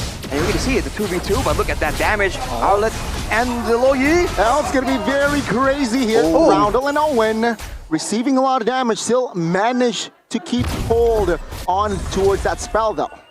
That's happy feet coming in from Owen to juke the dispersions coming in from Moreno. But the level 1, level 2 is a bit too dangerous, man. I don't think Alter Ego should try and go for it at all. But they actually are able to secure the Little. Looking at the emblems by IndyHome, Festival of Blood and Firmness for Super Luke. Once again, gonna be very sustainable. But it's a bargain hunter for the Harith, for Eman. He's trying to snowball hard right here. And with the basic emblem and the Master Assassin, Ice is just trying to survive and hold his own as long as possible. Yeah, man, but you know, anything can happen once again in the Land of Dawn. We saw Moskov actually winning a lane against a Harith, Aaron Shiki against Brands, and Aaron Shiki called out Brands for losing lane 3 times. But right now, look at that. Purifier already expended for Moreno, so good job for Owen there. Try to just be aggressive in the early game. No Purify here for Moreno in top lane though. Super Luke trying to clear to get level 4 ASAP. And Roundel and Nino here, both trying to give some sort of pressure. And Turtle is up. Gonna clear and get the level 4 before Super Luke as well. They know that Super Luke is the guy to make plays, especially the neutral objective. But look at this. The minion was stuck on the turret for a bit too long. Now Bigatron can match that level 4 advantage. But look at the moves from Owen. Going deep already, trying to deny Super Ken from taking the purple buff. Not level 4 though, so he needs that implosion to be practically threatening. Now Roundel on the backside. Oh wow. See here, Owen waiting for that level 4. Nino charges onto his ski, who is quite low. Now the turtle completely controlled, and now Last Insanity towards top lane. Now finds the turtle. Now it's gonna be a first blood for Fini. Owen finds it. Super Luke in the backside, stunned up, damage received. but is alive. Alter Ego takes the kill and the turtle. Looking good, Alter Ego. Getting the turtle, also 2 kills on towards the robot. Things are going really well in the early game after the initial engage from the rookie Owen. Goes in for the implosion, lands it on 2 members. The great start for Alter Ego. Even getting the retribution advantage, knowing that the X-Borg can go without crowd control, but doesn't really have a lot of burst damage to secure the turtle or the buff. So right there now has an advantage with the Roger, and they definitely capitalized on it immediately. Alter Ego though now just controlling, waiting around here, not really setting up for anything too aggressive when it comes to dive. It's almost like they respect the mobility, the rotations coming in from Bigatron. Ooh, Derby SDM or Chaos Derby. Audience prediction is favoring just a sliver of percentage there, 53 against 47. A lot of Alter Ego or Alter Champs here in the building in MPL Arena. And also a lot of fun here in Kiria Discord. Just join the Discord on that QR code. Or at fandx.io/Kiria. Now for Alter Ego, they're still using this mid lane trio to try and get something around. For Bigatron, they have not been able to use the diversion play just yet. They might be waiting for a couple of item power spikes. With Enchanted Talisman available for Moreno though, you can expect a lot of spells to be thrown out in the midst of the fight. And the low cooldown definitely makes things a bit more difficult for the side of Alter Ego.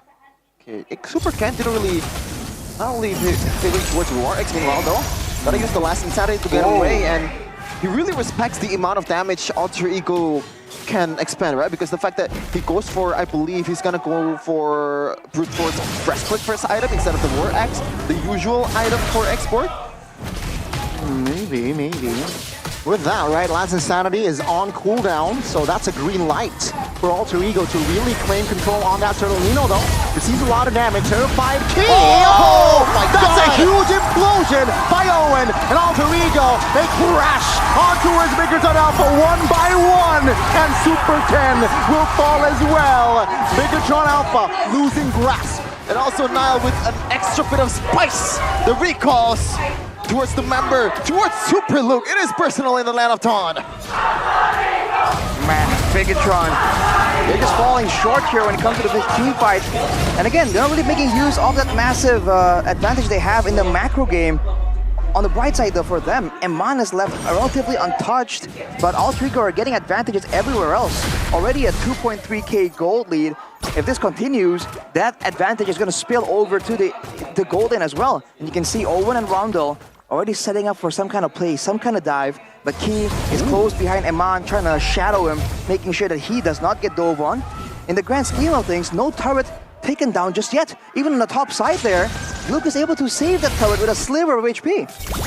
The item from Nino, this is an interesting item. First, I believe first item, Oracle for the Hylas. Something that you don't really see very often, but with the healing. But it makes sense. On towards it. Eman, Shaman Force, they're forced, and the Purify as well. Will Bigatron Alpha fight without Eman? I don't think so. Alter Ego though, they know. Nile finds the backside. Oh, implosion again towards Key and Super Ken. Now Owen falls first. The damage is there, but Nino from the flanks looking for the kill. Roundel finds it. Nile, looking for the backside, but it is actually Nile finding Super Luke. Again, Nino falls as Eman finds the kill. It's an all-out war. It's the Chaos Derby as Nile finds the triple. Oh my goodness gracious! With the sea of Anvil recalls as well. Nile, a statement team fight just now. 5-0-1. This guy is snowballing out of his mind. Even the bottom turret falling to the side of Alter Ego. Bigatron are back though. Final slash onto Owen won't be enough. It's gonna be Roundel here trying to stabilize the team as well as Owen. But again, Alter Ego, 7 minutes in, established a 3,500 gold lead. Pretty good lead to build on in this mid-game though. But once again, Tarashi, we saw this happen a lot of time when you have the Moskov. They don't have a Moskov. You have a Export, you have a Loi. This wave clear is more than enough in that kind of situation where they have to defend the inhibitor turrets. It's just the damage, the burst available to Alter Ego right here. Again, once they're tanking those items available for Key, for Super Ken, this might be a different story. But for now, Nino is just way too aggressive. Glorious pathways onto Moreno. Yep, Nino now again. Wow, he's a standing tree. He's a big tree now, not a big tree in game 1, but seems like in game 2, he's that tree. I like the way that Nino played the high lows, the fact that he was very confident to go for Moreno because he knows that he's not a Purify. He knows he can go aggressively and he has outplay tools available, but for now it's still just a scaling game, a waiting game. Later on, once they reach the base of Bigatron, it's going to be an issue for Alter Ego to engage, but if they're keeping the goal lead so high... Flicker implosion, and he will fall now on the backside. Nino looking for that flame! Go! Blazing duets by Highs, trying to obliterate members, but actually Nile caught under the turret. Shut down for Nile. Now Nino will fall as well. Bigatron Alpha answering back the divergent play. Finds the man! Oh, the call out is huge! And Moreno finds the kill. Roundel will be able to escape, but Bigatron Alpha finds a great trade. I was gonna say that so far in this game, the way that Moreno used the diversion is just non-existent. It's like Richie on that UOE, but right away, a big diversion, Arashi. He's been using it defensively to try and get out of tough situations earlier. But with that play, man, they really completely caught Alter Ego off guard. Alter Ego were doing so well. Unfortunately for them, they dove the turret, they did not set up on time, and they didn't prioritize the right heroes. Eman and Moreno were just dishing out damage as Super Luke was stalling everyone again and again. Now Bigatron Alpha is caught up, and the Lord is coming up. Alter Ego, they gotta pick their cards wisely here. That might be the game-defining moment in like 10 minutes. But man, that was a silencer, man. The crowd was so crazy behind us. The Ultra Champs were going crazy. Whew. Final slash for key, but didn't really translate to anything. But yeah, Ultra Champs was just talking a lot of mad trash, man. Even against Bigatron fans. But the silencer, that play, completely negates the tempo for Alter Ego. And right now, it's only 600 gold lead. Yeah, diminished, neutralized completely. It's a fair game, 50-50. Now Nino, though, will stun Key. Seems like Roundel and friends, they are still confident in taking a fight. Lord will be reset it, though. Interesting. Oh, Nino will fall, okay. Will fall to the front side. Owen receives a lot of damage here. Careful, Nile blitz the Lord. And they will disengage as Bigatron Alpha. They have failed to find to retake. Diversion play! Again, Moreno effect in full effect. Now Alter Ego formations, they are slowly crumbling down as Amon finds another. Now the backside finds a kill as well. Ladies and gentlemen, welcome to the Chaos Derby.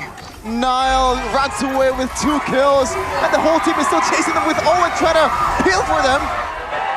But they were able to get away, and the Lord is theirs. They want more. They want more, but they have to take care of the Lord. Oh! Flicker on my friend, they're connecting as Amon burst Nile down. Super Luke, it was personal, man. He's not gonna let Nile get away with a highway robbery. This is your punishment. They're able to actually take the Lord, but they get punished painfully for it. Alter Ego, with the Lord getting cleared immediately, there's a wave on the top side, but can they pressure enough? Because Bigatron immediately are grouping together. They want more. They don't care about objectives, man. They just want to fight. Let's see here. If the window is available for either of teams, they will definitely take it. Oh man, look at the goal, Arashi. There was a losing Lord. Surprisingly, for Alter Ego, they get the Lord, but the goal right now is towards BTS favor. Let's look at the in-game equipment by Dunya Games right here, where Eman has reached the Holy Crystal Power Spike. That's why you're seeing this damage coming through. He needs to be focused down if Alter Ego wants to get the same kind of dominance. Looking at the itemization coming in from Nino, as opposed to the previous game, it's still the Oracle, like you mentioned, Shevin. He wants all that regeneration to be so annoying with the Revitalize. And now look at this. Owen getting chased down. Only with the Dominance Ice, he's going to be vulnerable. That's the thick and seal, but does not find the mark. See here, Alter Ego and Bigatron still a fair game, 50-50 here, minute 12. Man, how do you counter that diversion, man? Because so far, it's really out of nowhere. 2 times Morena did it, and Alter Ego definitely didn't expect that. How do you strategize against this, Arashi? And right away! Okay, this one is not gonna be... It got spotted out. Anything, yeah. It's a scouting diversion. But for Bigatron, the fact that they're using the diversion actively, right? Instead of using it to hide, to get in position, they're using it to immediately jump on someone. And that's a new approach. We haven't seen the Lord Yi show up because of the changes to that ultimate, but Bigatron are making it work. Now setting up on the far side of the map, trying to get something before the turtle, the next Lord is up in 20 seconds right here. You can see Super Luke being in the front line with the Queen's Wings. He knows if he gets jumped on, he will have time to buy for his teammates to come in. Oh, good goal. Super Ken now receives some sort of damage there. Still okay, still has armor. And yeah, both teams not willing to find a risky play here, knowing that the Lord is up. Wait, the wave wasn't cleared on the bottom side right there. Left by Nino, does some damage. Now Bigatron are playing that Lord dance once more. Like you mentioned, Trevin, the Purifies on the backline members, something that all three don't really have a solution to. They have to find ways to send Nile all the way in the back line. See here, Amon looking to position towards the top side. Not showing on the map now. And, well, he wants to clear. Nino now might be a prime target for Bigatron. Conceal play. They want to find now. It's very chaotic. He finds the play. Amon just free hitting to the backside. Finds a double. He will be the trade. But now Nile looking for Amon. The jukes from Amon was huge. And now Moreno. Moreno effects. He will not commit it. So now the Lord should be in Bigatron's favor. Yeah, that was kind of a weird engage from Owen, man. He Very went for risky. the frontliner for Super Luke that somehow still survives after that whole all ends for Alter Ego. Owen was trying to get a massive play right there, but he gets stunned by the yin-yang effect, the passive of the Lo Yi, and that kind of ruined everything. The whole pacing of that engage completely got denied. Bigatron, by putting their members, their backline, by protecting them, putting them behind a wall, a literal wall in the Land of Dawn, they were able to get such a decisive fight. And with the gold swing immediately going to Bigatron, with a Lord in tow as well, Alter Ego, they have lost control completely. Also, concentrated energy, an item that Eman didn't build in the first game. Like, what's different in this game that he decided to build it, Arashi? In this game, it's a lot more competitive, and there are a lot more ways for Alter Ego to be a real threat to Eman on the Harith, with the Valentina dashing around, with the Roger as well. So he just goes for something a bit more conservative. Now though, I'm offended. On towards Nino though. Now Alter Ego will try to stabilize here, but I'm sure they will sacrifice all the inner turrets, leaving the base turrets in place. Super Ken will have the armor still. So now Alter Ego turtling in their base. Lord still watching bottom side of the map. Now secures that Malefic Roar. So maybe with the penetration, I think they have enough firepower here as well. Alongside with Roundel to defend this one. Lord comes in though, crash on the turret. Luke goes on Owen. Yep, I'm offended. On towards Owen, has the immortality. And now Alter Ego, they prioritize the Lords first as Amon in the backside. Dealing some sort of a massive damage and highs. Caught in the crossfire. And now the Lord taken down. The mid turret will fall as well as Alter Ego. How will they defend this 5v4 without highs? I'm offended! Super Luke finds the opening. That one is for Geek. Let's see Alter Ego. Can they defend as 5-man from Bigatron? All out, last Insanity desperately as Owen falls. Roundel figures out. But the base wide open. I'm offended again towards Nino. And one by one, they want bodies, not the base. As Roundel looking to a defense. But no, it will be all for naught. As Bigatron Alpha, they have won a clean sweep. With an extra spice as well, 5-man recalls in front of the base of Alter Ego. The shrug from Super Luke. This is all you got, Nile? This is all that amounts to? Give me more! It just wasn't enough. Alter Ego, they got control in the early game, but they forgot that the robots are programmed to win. And until you destroy the crystal, they keep on fighting back. My goodness. We thought the game was slipping away from them, but Moreno with the diversions just came right out of nowhere. Very systematic. The codes cannot be decoded by the Alter Ego. And Super Luke has the last laugh against Nile. That Michael Jordan shrug, man. I'm that good, man. I am that good. Even Moreno striking his signature pose. Casual day in the office for Bigatron. It is what it is. Name a better trio. Oh, wow. That's all I can say. Naruto, Sasuke, and Sakura. No. No. The trio mid is just insane, man. Bigatron, how do you stop them?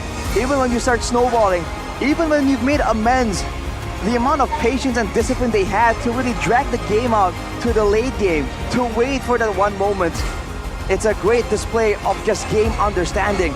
Let's take a look again at this moment where Eman out of nowhere just goes in, and Highs was not expecting that. Doesn't respect the burst damage potential. And with that engage, you can see Moreno and Eman just going to town, doing all the damage in the back line. That mechanically sound lineup, man. The two winning plays at the end of the game was a 1v5 Saman Force and also a Flicker. I'm offended. You wanna see this in season 13 because Super Luke right now is the new addition, the new robots in Bigatron Alpha. But we're gonna see what they have to say after that win with Bude Clara on the stage. Take it away.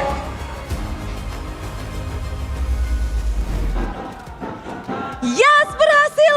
Mereka berhasil mendapatkan kemenangan dengan 2-0. Hore! Dengan gaya baru Moreno. Apa ini tadi? Apa? Gaya baru tuh kayaknya tadi buat Moreno. Ngikutin katanya El Hylos. Apa itu? El Nino. Ini fokus. Ini dia santai. Itu sabar. Jadi fokus, santai, sabar. Fokus, santai, sabar. Itu. Tapi kamu lagi emang mengeksplorasi berbagai gaya kayaknya ya. Kebetulan begitu. Kebetulan begitu. Khusus buat alter ego. Kata dia. Kenapa tuh khusus? Kenapa khusus buat alter ego? Dia ngomong. Iya, kenapa sih Ki? Apa nih di derby STM ini? Ada apa? Kan udah nggak ada temen lama aku kan. Jadi sekarang derby STM-nya ke Luke sama Nail sih sebenarnya. Oh, jadi agak sedikit berbeda ya untuk derby STM untuk Ki sendiri. Dan sekarang berfokusnya ke Luke dan Nail. Luke dan Nail. Luke dan Nail. Spesial mereka berdua. Spesial Luke dan Nail. Luke-nya kita bisa ngobrol nih di sini. Luke, bagaimana derby STM pertamamu? Seru sih. Seru. Ini akhirnya kan kamu masuk ke dalam derby yang biasanya rame banget, seru banget. Dan pada akhirnya kamu merasakan dan ini adalah match yang kamu nantikan. Ya, panas aja sih Bude. Panas aja sih. Apa tuh, kenapa tuh? Gak ada sih. Panas. Seru aja tapi. Panas karena ini derby STM seru. Iya itu. Dan bagaimana kamu berhadapan dengan mantanmu tadi, dengan Nael? Jago sih Roger ya. Jago? Iya. Kok gak bisa menang tadi kalau jago? Kurang jago tapi kayaknya. Jago tapi kurang jago. Jago tapi kurang jago. Oke, ada di mana tuh posisinya berarti? Ya lumayan lah. Lumayan. Aja. Jago kurang jago. Lumayan untuk Nael. Berarti Nael di alter ego baru lumayan nih. Ya kan masih baru juga kan dia. Oke, berarti ini belum Nael yang kamu kenal? Belum. Kalau belum begini belum. Belum. Hello. Ya. Kalau udah begini baru kenal tuh. Oke, kita tunggu ya, akankah begini atau tidak. Tapi memang menarik, banyak sekali perubahan yang terjadi di alter ego. Dan as we can see, your opponent, Eman, Nino is not playing as your gold laner opponent anymore. How do you see Nino changing the role? Gak tahu sih. Tapi XP-nya masih bisa improve sih kayaknya. Masih bisa improve. Do you miss him on the gold lane? Enggak. Enggak kangen katanya Nino. Why? And new in this derby STM, you have new opponent which is Hais. How do you see Hais? Jago juga. Jago juga. Nino or Hais? Sama-sama aja. Sama-sama aja. But in this season, how do you see a gold laner match up for you? Is it become harder and harder, or you can, I think you can see that I'm on the top now? Enggak kayak season kemarin aja, sama aja. Sama aja. What is the most thing that you are focused on in this season? I want to focus. I think we need to consistency in standing, our standing.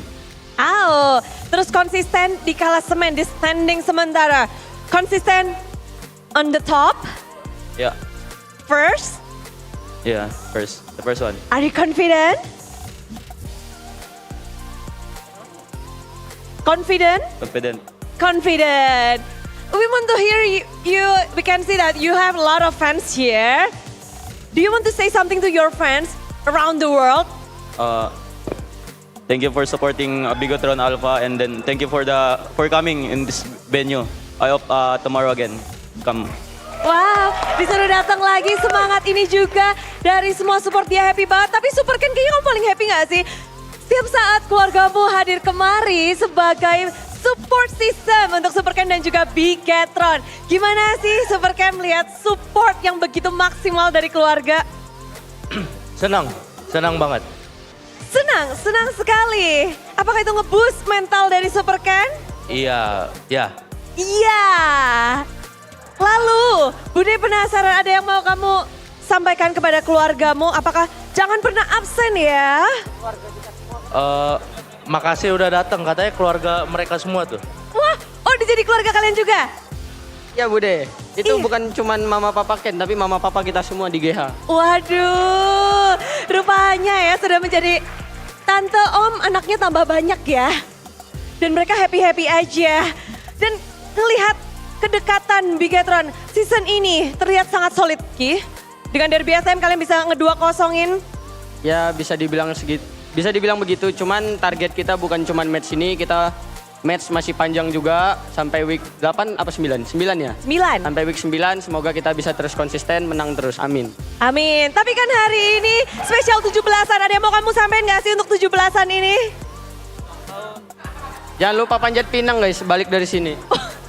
Jangan lupa panjat pinang, tapi yang sedang memanjat klasemen adalah tim Bigetron yang terus berjuang untuk naik. Seperti apa perjuangan mereka akan di breakdown dengan para caster, silahkan.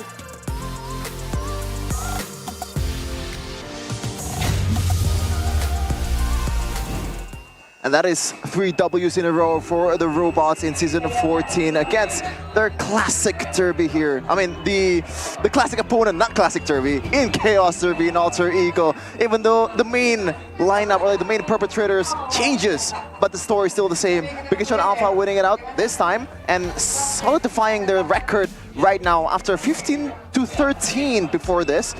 Now to 16-13 as we take a look at the highlights, Rashi. Bigetron definitely got the better of him, and this was the turning point, I believe. They dove the second turret, and they allowed Moreno and Eman to just output the damage. Part of why it was so difficult for Bigetron to get anything going in those fights is because the low Yi and the Hyrith have always been zoned away, always kind of threatened by something. But right there, when you can see the damage potential if they are left to their own devices. And Alter Ego definitely did not respect it. And even here, Luke made it personal. Luke got even against Nile.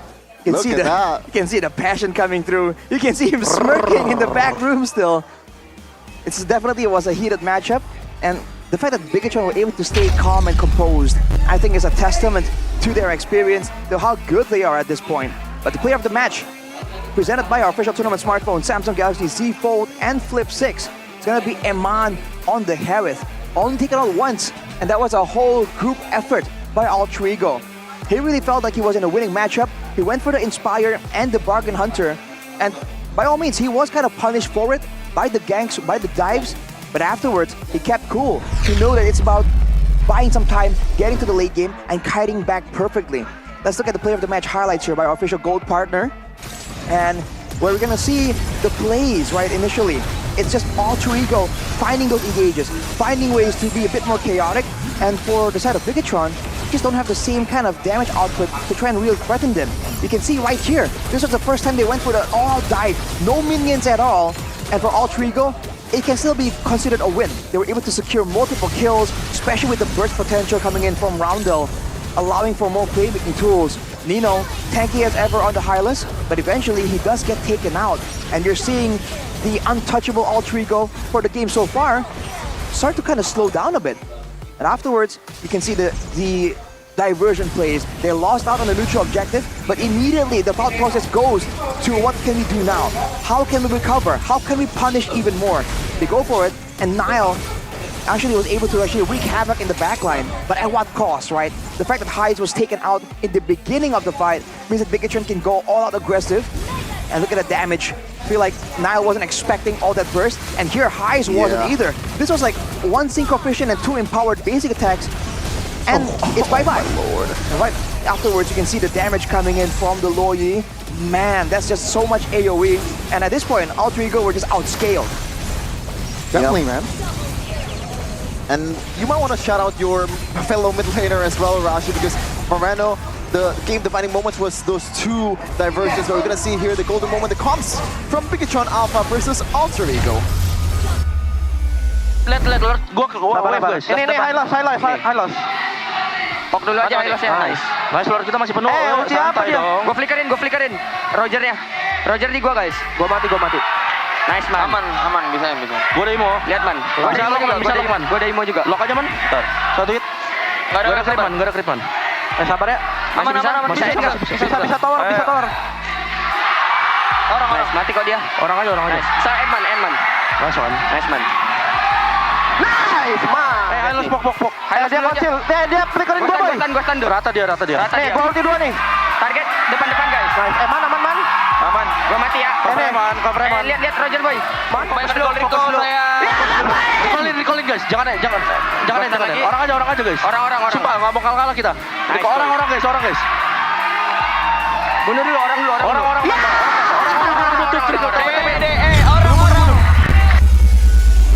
Oh man, look at Luke. He's more than happy, man. That might be the loudest I've seen him on stage, man. It was an all-out yell in the middle of the game. Sometimes we see the emotions come out once they win. They haven't even won yet, and he was like, "What are you doing?" And look at these statistics here, Arashi. 3 turtles taken away from Bigatron Alpha. Alter Ego were able to dominate the objective game until like in 12 minutes or something, when Moreno finally used the first diversion of the game. And from then on, it's just snowball. It's quality over quantity at this point. Higher cooldowns, no problem. Because every single time they went for diversion play, they got something out of it. Later on in the game, maybe not so much. But looking at the items here, Nile certainly was trying to carry with the double true damage setup, the War Axe and the Malefic Roar as well. He was definitely doing a lot of damage, which is why you saw that for Bigatron. He was one of the first targets that they were targeting. They were trying to make sure it was kept under control there. Because for Hyze on the Claude, he has the Winter Crown, by the way, so I don't know when exactly it was built, what it was swapped out for, but he still did not see that burst damage coming. See, for Eman on the Harith, he even went and swapped out the Oracle he had in game number 1 for the Immortal, maybe fearing a bit more burst damage coming in from Roundel and Nile when they go in for the all-out. But I think the big problem for the side of Alter Ego there was definitely Super Ken, just hosing everyone down, and having the Ice Queen's wand there, coordinating with Moreno, so that Moreno can go for all-out damage, whereas the utility part of it is in the hands of Super Ken. He gets the flames on everyone, slowing them down, and while that's happening, Moreno just sends out all the spells possible with that low cooldown, especially with the positioning for both Eman and Moreno in this game. It was so difficult. You know that Alter Ego were trying their best to try and get their hands on that backline, but it just wasn't allowed. Yeah. Do you think like the fact that Alter Ego was able to dominate the early game, it has something to do with the fact that Key was on Arlet? So there's really no way for you to get away from the punishes from the Hylas, the DPS, quote-unquote DPS from the Horse, and maybe the CCs from Owen as well? I feel like it's definitely a lot more vulnerable compared to the Grok, which is why it's an interesting approach for sure. I think they were really intending on being a bit more aggressive in the early game, get the ball going, because again, they do have the Arlet and the Lo Yi, and you saw that level 2, they went for a 2v2. The first mid-lane fight. Exactly, you're seeing a ton of damage coming out. But credit to Alter Ego, right? They were able to avoid the most of it, and then when it comes to those big team fights, then the benefit of that Tigreal, of Owen with that initiation kind of really shines through. I gotta say, the Alter Ego, they played a perfect early first 8 minutes, but then they got a little too overzealous, looking for unnecessary fights. They, without like managing waves properly, without like having more control on the map, they were just looking for bodies. And Bigatron, after Eman secures his second item, technically almost towards his third, Yeah, I'm ready for a fight. I'm ready to go war. And Mon was there to find that gem as well, with also the help of an app. Yep, they were looking for bodies, but we are looking for profits, man. With Profits? GoPay app, it packs a punch. There's a How? lot of good benefits here that you can collect these tokens from the games that you can play here. Vote for the winner for each MPL Season 14 match, and guaranteed to get GoPay coins on your first vote, and 1 token with every vote. You can convert that to free skins, GoPay coins, gaming smartphones, and even electric eco-friendly motorcycles. Whoa. Wow. Motorcycles? Yeah. That's crazy. Why is it crazy, Rashi?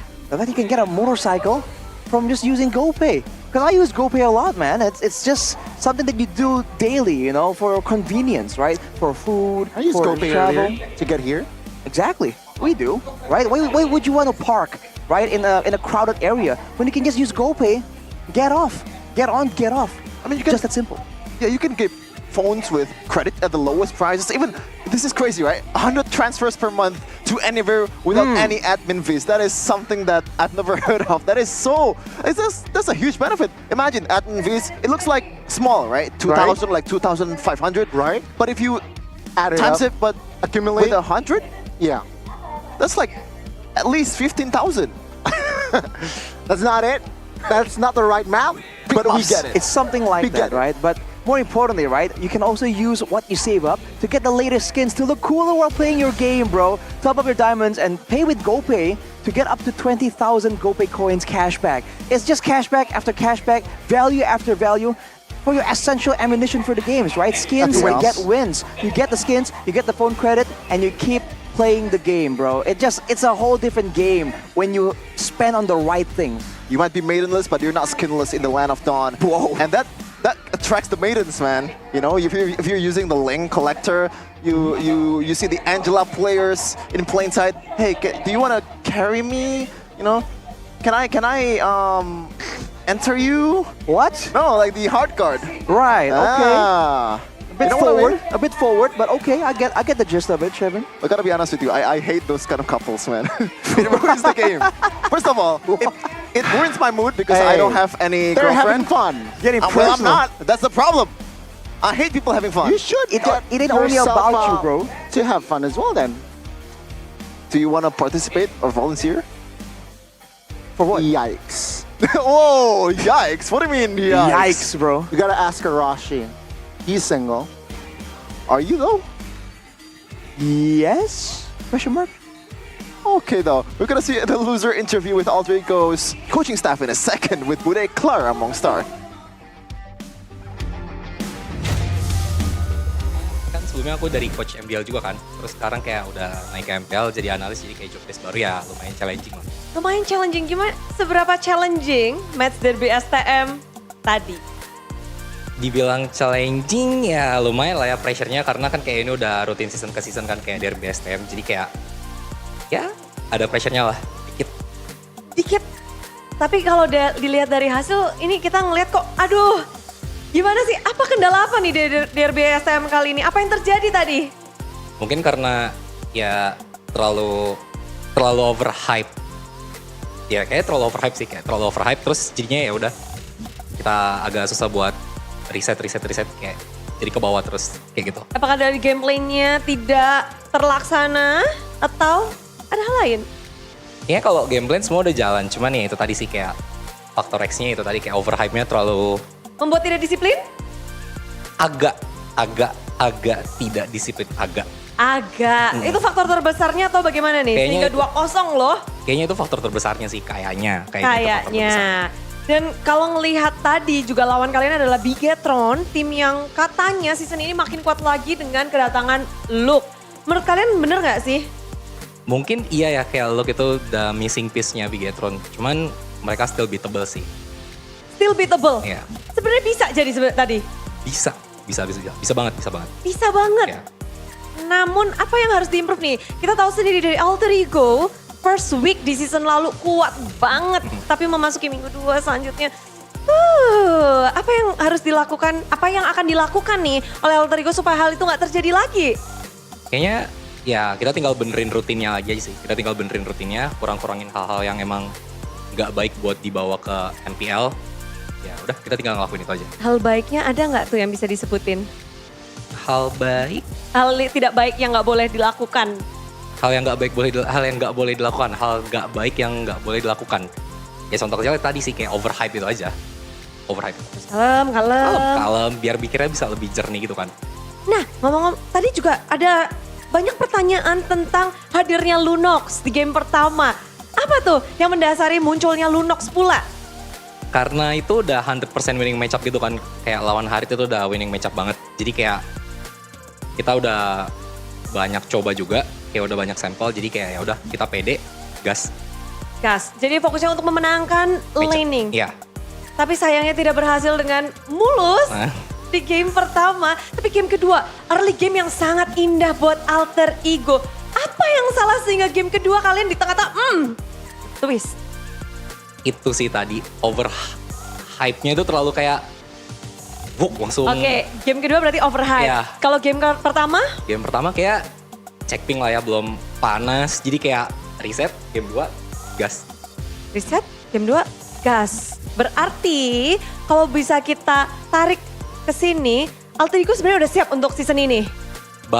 Siap banget. Siap banget. Iya. Hanya tinggal percikan-percikan kecil saja. Iya, itu dia yang susah dihilangin. Nah, esok hari akan melawan Fnatic Onyx. Minggu ini minggu yang cukup berat untuk Alter Ego. Bagaimana kalian mempersiapkan untuk khususnya esok hari? Kalau dibilang jujur ini tough week lah ya. Kayak ini minggu yang berat buat kita. Cuman kita tetap ready kok, kita udah well prepared. Ya kita tinggal tunggu match besok aja lawan Onyx kayak gimana. Udah ada yang dipersiapkan nih? Udah ada. Bisakah? Bisa. Kan terjadi, kita tunggu besok. Semoga nggak ketemu di sini, ketemunya di panggung ya. Amin. Kita akan lihat bersama-sama, tapi itulah dia, thank you banget. Dan kita akan kembalikan kepada para caster.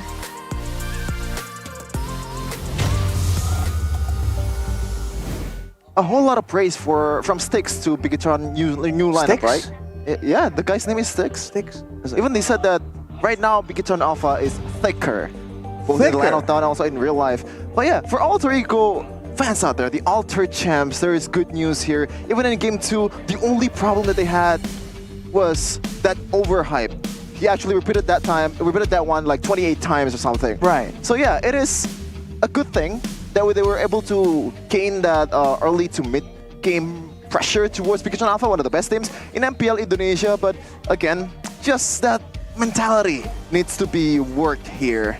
Yeah, I mean, I think Alter Champs here, they need to be patient. Alter Ego, they're still rebuilding, but again, Alter Champs, how can you support more for Alter Ego? Perhaps to supplement their power in the Line of Dawn, buy tickets. Don't forget to buy your MPL ID Season 14 tickets so you can experience the thrill of MPL Indonesia live. You definitely do not want to miss out on this unforgettable experience, especially with some exciting matches, especially today. Ooh. We got EVOS versus Geek, and of course RRQ taking on Onyx. And also don't forget, you can get 10% discount and 10k cashback with GoPay coins. Limited quota, so what are you waiting for?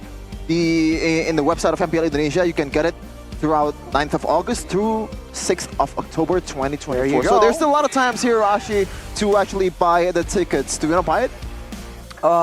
If I'm on duty, sure. But for the most part, I am blessed to be on the casting desk for MPL. It's the best seat in the show, man. You can hear the whole audience. I mean, it doesn't get any better than this. I mean, Alter Champs was so loud in game number 2. They were actually silenced by that play in the bottom lane when it looks like they were actually rolling, just diving in the back line or anything like that, placing to it from highs, but unfortunately, they were silenced by that Moreno play, man. Well, that will do it. That will do it, man. Oh. But yeah, after this, overhyped though, so I don't know, man. What we have to do right here to lower down that hype? Because Alter Ego's identity and the hype, it's almost kind of intertwined, you know? Hey. What is a not hype Alter Ego? Oh, no. They're patient, Arashi. What? Sabar. Yeah, they said patient. Yeah, that sounds very patient, bro. Yeah. That's patience. Shout out Nino, bro. Passion. Shout out Nino. Passion and patience. Both. A passionate patience. But we gotta be patient though for game number 2. Match number 2? This is your match, and also Rashi, this is your match. But before that, we got a job to do here for all the Mobile Legends fans out there, man. Vote for MLBB and Moonton in Esports Award for Esports Game of the Year, Mobile Esports Game of the Year, and also Esports Publisher of the Year for Moonton. The event is on Riyadh, 24th of August 2024. So what are you waiting for? When you vote for it and we actually want it helps us a lot. It's next week. Vote now. Vote now. So What are you waiting for? guys As soon as participate. possible. Exactly. You can participate. You can be involved in, again, just in the esports environment, right? By voting for MLBB and Moonton. Check it out, ladies and gentlemen. Yeah, but after this, it's RRQ versus Onyx, the Royal Derby. We're gonna take it to Bude Clara Mongstar, so do not go anywhere. Jangan sampai lepas. Halo. Halo Bude. Wah, suaranya kayaknya habis tadi 2-0 seru banget ya. Betul, suaranya habis. Tapi yang paling menarik di sini adalah gimana sih Leka? Jersey Bigetron kok keren banget nih. Keren ya, kali ini soalnya kita mengharap konsep dari retro yang lagi in banget. Wah, jadi jersey Valiant ini betul lagi temanya retro. Retro, lihat nih dari detail patternnya nih unik banget. Dan kali ini detail patchnya berbeda dari yang lainnya. Wih, oh iya, timbul, shining, tebal, beda banget ya. Betul. Tapi gimana sih kan ada dua warna ya, warna merah dan pink. Mereka suka yang mana? Aku pengen suka yang pink karena itu jersey away-nya unik banget warnanya. Terus detail patchnya juga beda lagi. Oh beda lagi? Betul, lebih lucu lagi. Lebih gemoy lagi? Bener. Pantes aja di minggu pertama banyak banget yang mau ikutan PO. Pada kepengen beli, udah bisa dibeli belum sih? Bisa PO langsung di e-commerce-nya Bigetron Gear. Dan yang dari luar negeri bisa order lewat WhatsApp-nya Bigetron Gear. Oke, jadi kita tinggal langsung ke sosial medianya Bigetron Gear dulu. Betul. Di situ bisa ada yang pre-order, ada yang ready nggak? Berarti PO semua nih? PO dulu sesuai dengan batch yang ada. Terus bisa custom juga namanya, nickname gratis. Wow, kalau Love Leka gitu boleh nggak? Bisa. Bisa dong. Dari warna merah dan pink bisa di pre-order berarti? Bisa, dari luar negeri juga bisa. Luar negeri langsung aja lewat WhatsApp-nya. Dan Leka kan mau order, ada promo nggak sih? Promo ada dong, diskon 25.000 untuk pembelian di Bigetron Gear yang ada di MPL Arena sampai Agustus ini aja. Oh, sampai Agustus ini aja, bentar 17 berarti bentar lagi ya? Bentar lagi. Harus buru-buru semuanya, mungkin ada yang mau kamu sampaikan untuk semua Bigetroopers di seluruh dunia dan juga semua super fans nih. Ya buat Bigetroopers jangan lupa ya untuk beli jersey Bigetron Gear kali ini.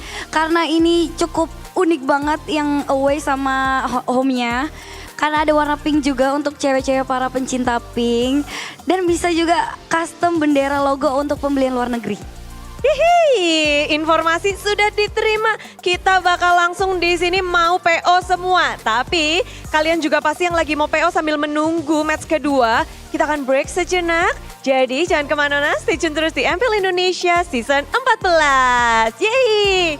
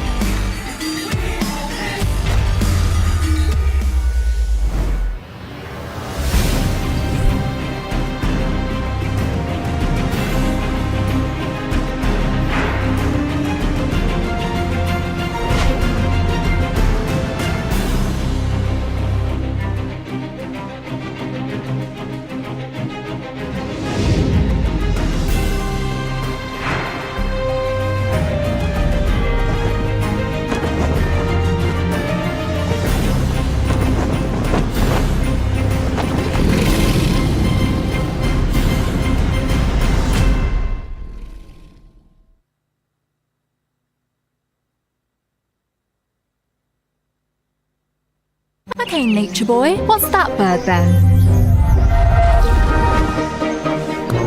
It's a male finch. They give seeds to females in a bonding ritual.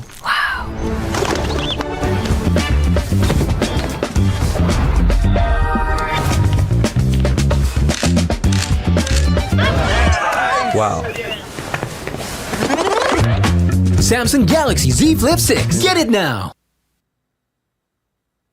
Pakai aplikasi GoPay, dompet andalan gamers. Banyak damage-nya. Ada cashback hingga 20.000 buat upgrade skin baru. Jika seringan nggak makan memori, HP lemot bisa victory. Top up langsung dalam game tanpa hambatan. Ikutan selebrasi MPL di aplikasi GoPay. Menambah total hadiah ratusan juta. Bonus stage. Gratis 100 kali transfer kemana aja. Beli pulsa harga termurah. Scan QRIS dengan mudah. Download sebelum mabarkan. Dia tidak akan segan untuk menghadapi siapapun yang berani melawan. Dia mewarisi perjuangan karena di tubuhnya mengalir darah seorang pahlawan. Pedangnya mengukir takdir kemenangan, menghadapi segala tantangan. Penuh keberanian untuk terus berjalan menuju masa depan. Raihlah masa depan, nabung mulai dari hobi. Koleksi terbaru UBS Gold X Mobile Legends Bang Bang, edisi spesial MPL ID Season 13.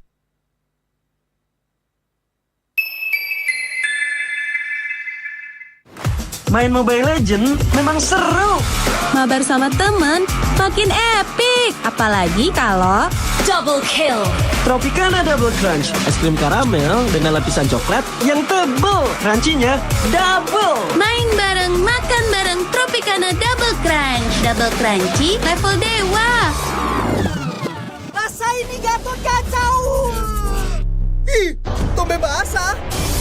Bro, move on ke Head and Shoulders. 100% pede, ketombe basah dan gatal. Wiped out. Dapetin edisi baru Gatot Kaca di minimarket terdekat. Head and Shoulders. Ini Gatot, ini kaca. Mas Gatot, benerin kaca.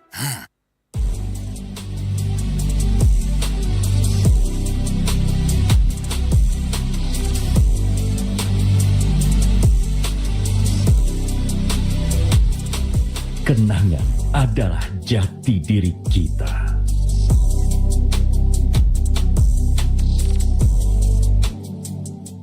Kita adalah pejuang yang melangkah dengan penuh keyakinan, menghadapi dunia tanpa keraguan, karena hidup adalah arena pertarungan. Kita adalah pejuang yang tak akan gentar oleh segala tantangan, menghadapi lawan tanpa ketakutan, karena kita terlahir untuk meraih kemenangan. Raihlah kemenangan dengan koleksi terbaru UBS Gold X Mobile Legends Bang Bang, edisi spesial MPL ID Season 13. Saatnya nabung dari hobi bersama UBS Gold.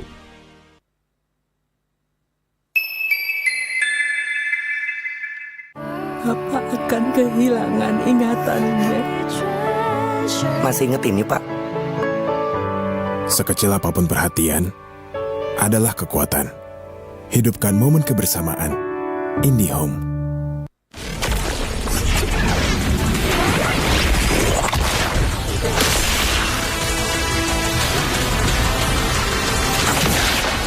Strike first and without mercy.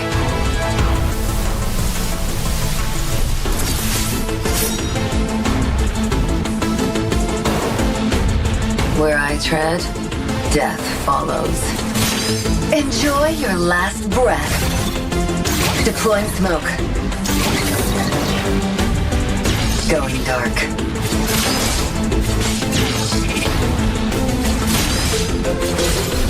War is my trade. Death is my craft. Backup plan? I am the backup plan. My destiny is what I make of it.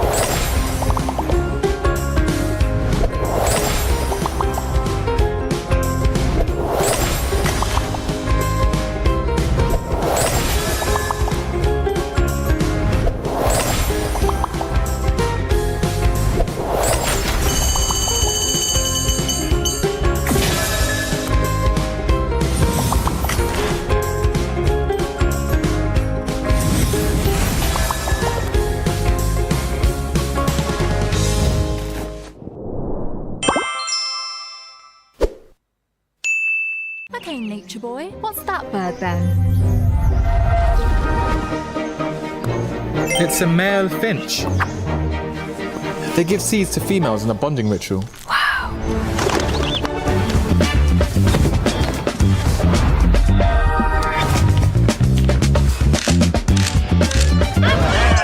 Wow. Samsung Galaxy Z Flip 6. Get it now. Pakai aplikasi GoPay, dompet andalan gamers. Banyak damage-nya. Ada cashback hingga 20.000 buat upgrade skin baru. Jika seringan nggak makan memori, HP lemot bisa victory. top up langsung dalam game tanpa hambatan. Ikutan selebrasi MPL di aplikasi GoPay. Menambah total hadiah ratusan juta. Bonus stage, gratis 100 kali transfer kemana aja. Beli pulsa harga termurah, scan QRIS dengan mudah. Download sebelum mabarkan. Dia tidak akan segan untuk menghadapi siapapun yang berani melawan. Dia mewarisi perjuangan karena di tubuhnya mengalir darah seorang pahlawan. Pedangnya mengukir takdir kemenangan, menghadapi segala tantangan. Penuh keberanian untuk terus berjalan menuju masa depan. Raihlah masa depan, nabung mulai dari hobi. Koleksi terbaru UBS Gold X Mobile Legends Bang Bang, edisi spesial MPL ID Season 13.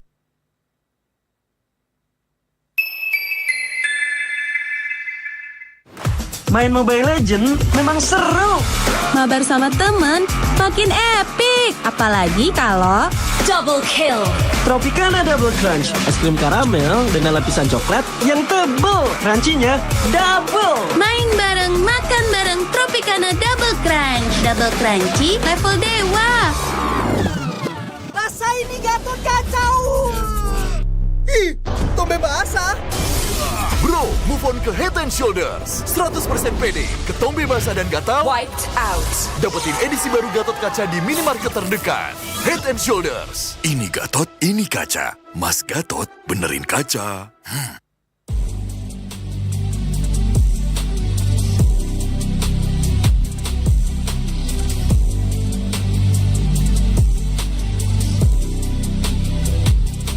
Kenangan adalah jati diri kita.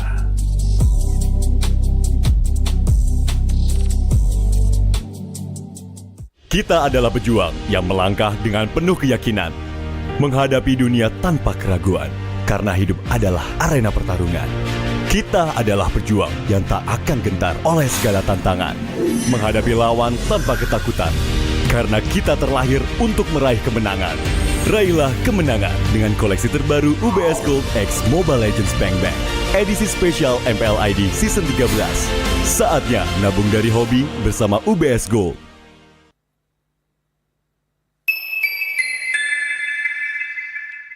Apa akan kehilangan ingatannya? Masih inget ini, Pak? Sekecil apapun perhatian adalah kekuatan. Hidupkan momen kebersamaan. IndiHome.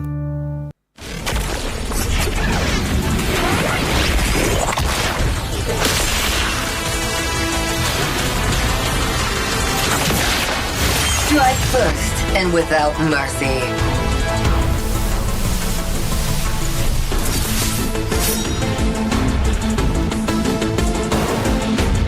Where I tread, death follows. Enjoy your last breath.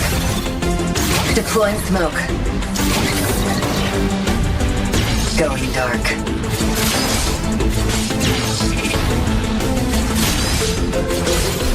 War is my trade. Death is my craft. Backup plan? I am the backup plan. My destiny is what I make of it.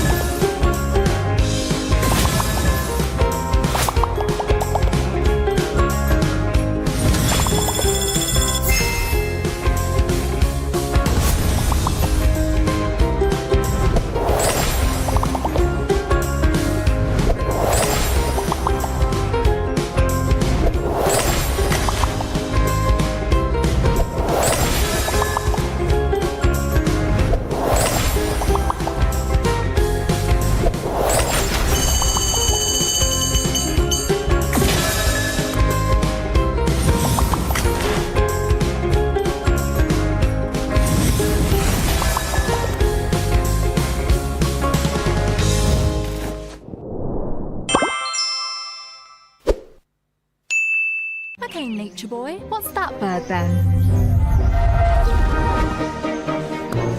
It's a male finch. They give seeds to females in a bonding ritual.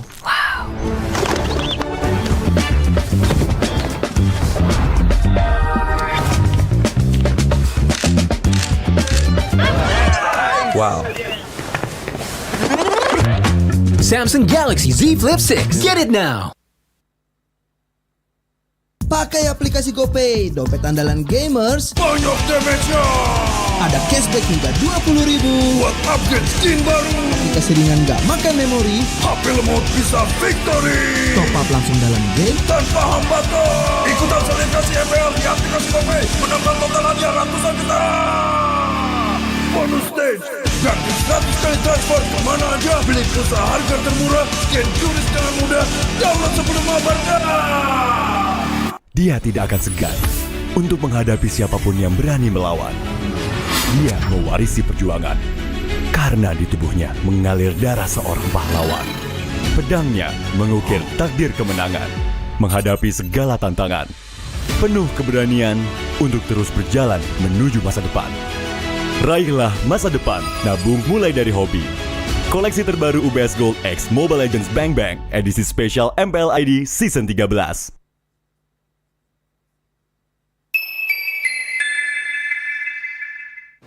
Main Mobile Legends memang seru. Mabar sama temen makin epic. Apalagi kalau double kill. Tropicana Double Crunch, es krim karamel dengan lapisan coklat yang tebal. Crunchy-nya double. Main bareng, makan bareng Tropicana Double Crunch. Double crunchy level dewa. Rasa ini Gatot kacau. Ih, tombe basah. Bro, move on ke Head and Shoulders. 100% pede, ketombe basah dan gatal Wiped out. dapetin edisi baru Gatot Kaca di minimarket terdekat. Head and Shoulders. Ini Gatot, ini kaca. Mas Gatot, benerin kaca.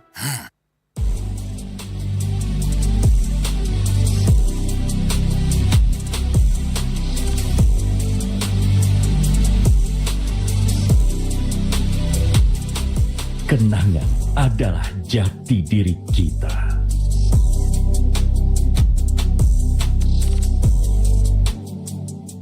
Kita adalah pejuang yang melangkah dengan penuh keyakinan, menghadapi dunia tanpa keraguan, karena hidup adalah arena pertarungan.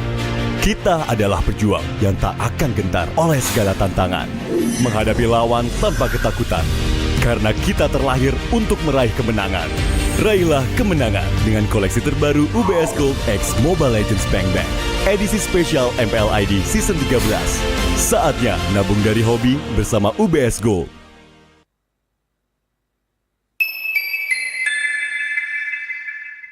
Apa akan kehilangan ingatannya? Masih inget ini, Pak? Sekecil apapun perhatian adalah kekuatan. Hidupkan momen kebersamaan. IndiHome.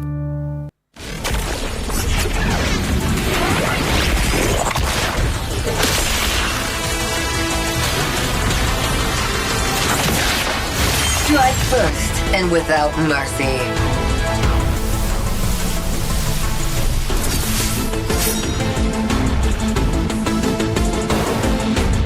Where I tread, death follows. Enjoy your last breath. Deploying smoke. Going dark.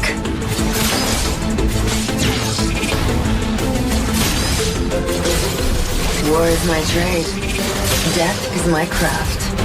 Backup plan? I am the backup plan. My destiny is what I make of it.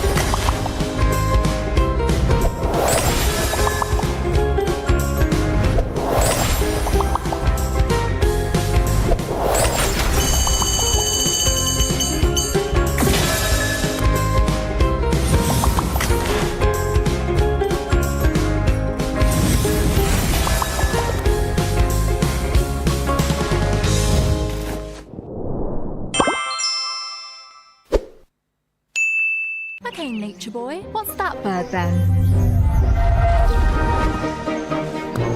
It's a male finch. They give seeds to females in a bonding ritual.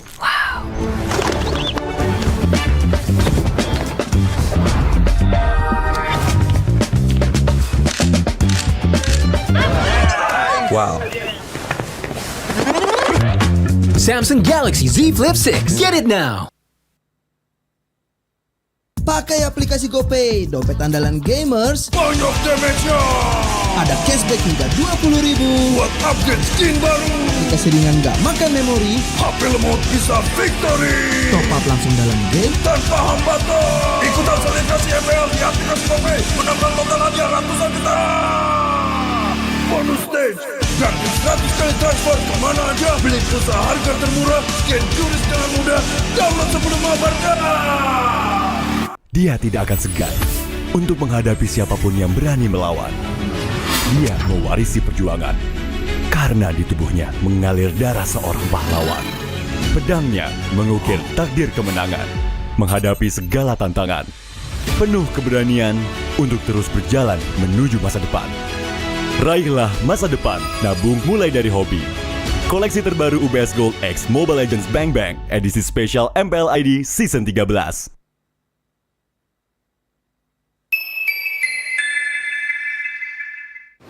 Main Mobile Legends memang seru. Mabar sama temen makin epic. Apalagi kalau double kill. Tropicana Double Crunch, es krim karamel dengan lapisan coklat yang tebal. Crunchy-nya double. Main bareng, makan bareng Tropicana Double Crunch. Double crunchy level dewa. Rasa ini Gatot kacau. Ih, tombe basah. Bro, move on ke Head and Shoulders. 100% pede, ketombe basah dan gatal Wiped out. dapetin edisi baru Gatot Kaca di minimarket terdekat. Head and Shoulders. Ini Gatot, ini kaca. Mas Gatot, benerin kaca.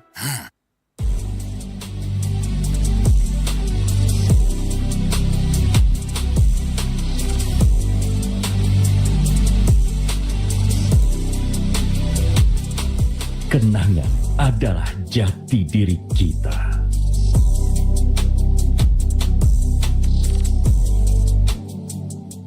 Kita adalah pejuang yang melangkah dengan penuh keyakinan, menghadapi dunia tanpa keraguan, karena hidup adalah arena pertarungan. Kita adalah pejuang yang tak akan gentar oleh segala tantangan, menghadapi lawan tanpa ketakutan, karena kita terlahir untuk meraih kemenangan. Raihlah kemenangan dengan koleksi terbaru UBS Gold X Mobile Legends Bang Bang, edisi spesial MPL ID Season 13. Saatnya nabung dari hobi bersama UBS Gold.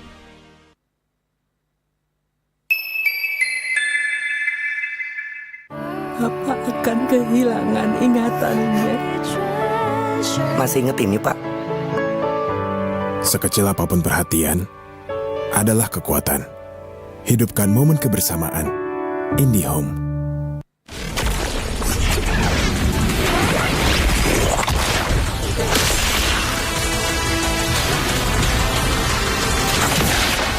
Strike first and without mercy.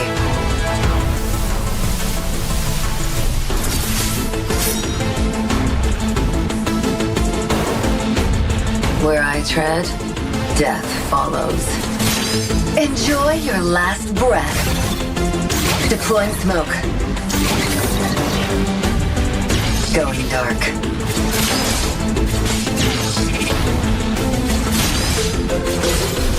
War is my trade. Death is my craft. Backup plan? I am the backup plan. My destiny is what I make of it.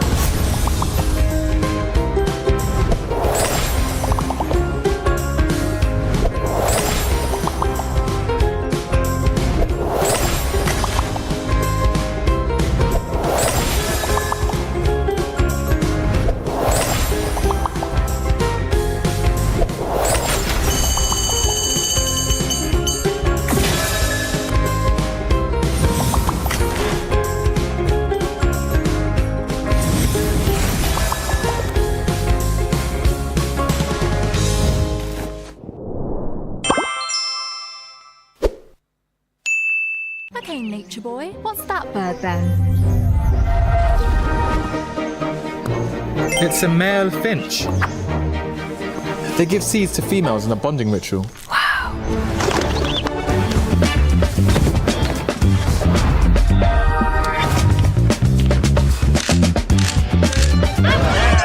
Wow. Samsung Galaxy Z Flip 6. Get it now. Pakai aplikasi GoPay, dompet andalan gamers. Banyak damage-nya. Ada cashback hingga 20.000 buat upgrade skin baru. Aplikasi ringan gak makan memori. HP lemot bisa victory. Top up langsung dalam game tanpa hambatan. Ikutan selebrasi MPL di aplikasi GoPay. Menambah total hadiah ratusan juta. Bonus stage. Gratis 100 kali transfer kemana aja. Beli pulsa harga termurah. Scan juri dengan mudah. Download sebelum mabarkan. Dia tidak akan segan untuk menghadapi siapapun yang berani melawan. Dia mewarisi perjuangan karena di tubuhnya mengalir darah seorang pahlawan. Pedangnya mengukir takdir kemenangan, menghadapi segala tantangan. Penuh keberanian untuk terus berjalan menuju masa depan. Raihlah masa depan, nabung mulai dari hobi. Koleksi terbaru UBS Gold X Mobile Legends Bang Bang, edisi spesial MPL ID Season 13.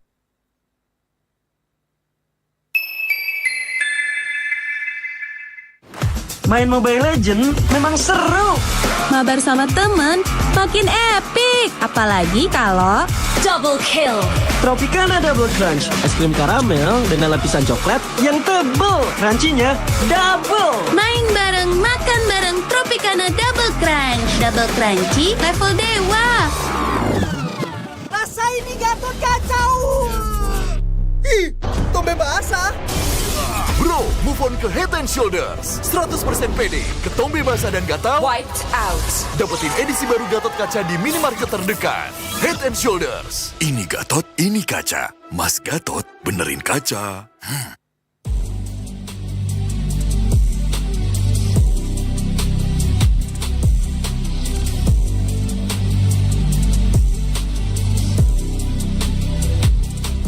Kenangan adalah jati diri kita.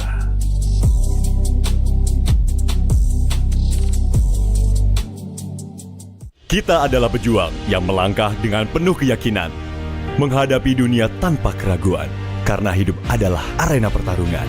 Kita adalah pejuang yang tak akan gentar oleh segala tantangan, menghadapi lawan tanpa ketakutan, karena kita terlahir untuk meraih kemenangan.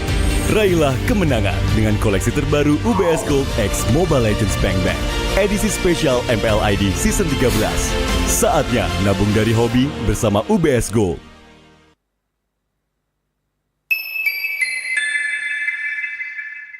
Papa akan kehilangan ingatannya.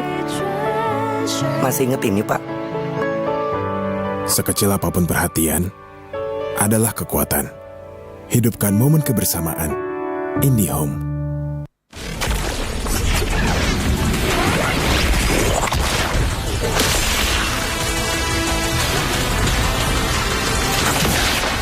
Strike first and without mercy.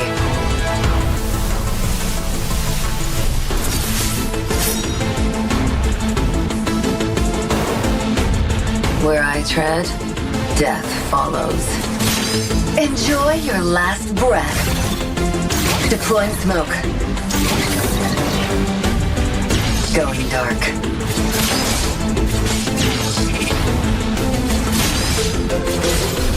War is my trade. Death is my craft. Backup plan?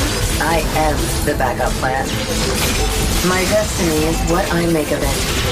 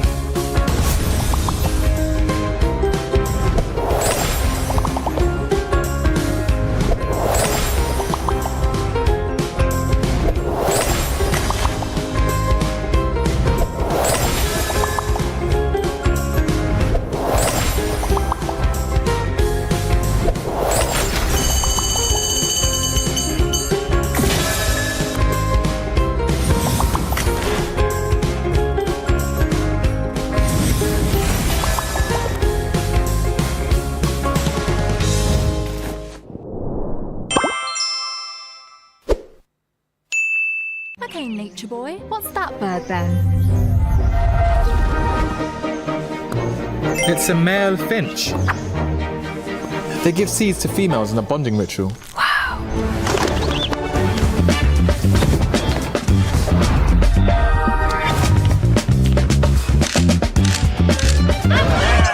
Wow. Samsung Galaxy Z Flip 6. Get it now.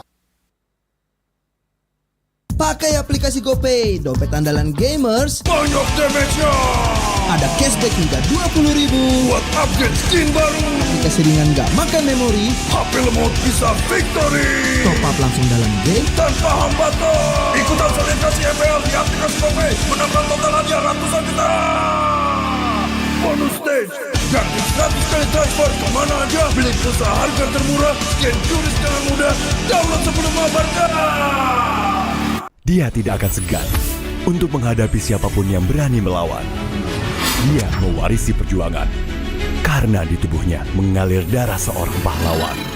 Pedangnya mengukir takdir kemenangan, menghadapi segala tantangan. Penuh keberanian untuk terus berjalan menuju masa depan. Raihlah masa depan, nabung mulai dari hobi. Koleksi terbaru UBS Gold X Mobile Legends Bang Bang, edisi spesial MPL ID Season 13.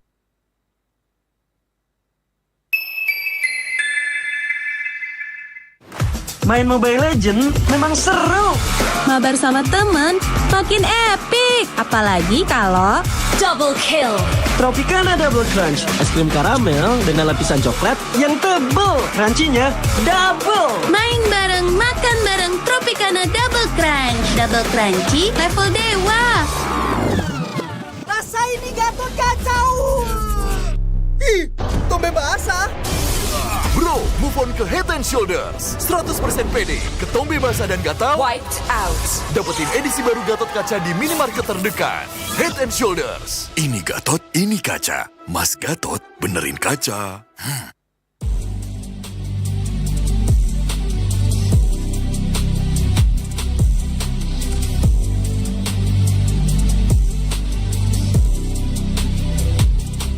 Kenangan adalah jati diri kita.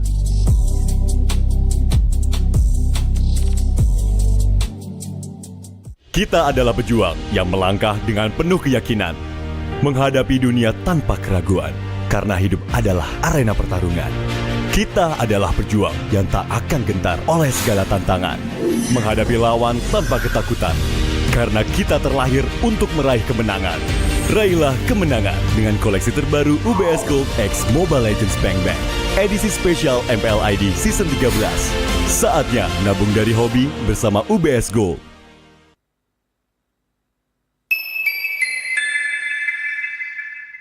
Papa akan kehilangan ingatannya. Masih inget ini, Pak? Sekecil apapun perhatian adalah kekuatan. Hidupkan momen kebersamaan. IndiHome.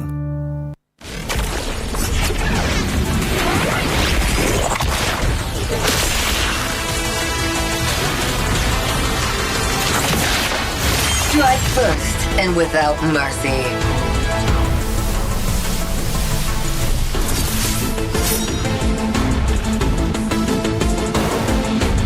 Where I tread, death follows. Enjoy your last breath.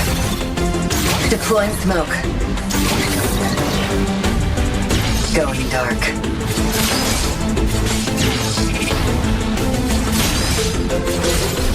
War is my trade. Death is my craft. Backup plan? I am the backup plan. My destiny is what I make of it.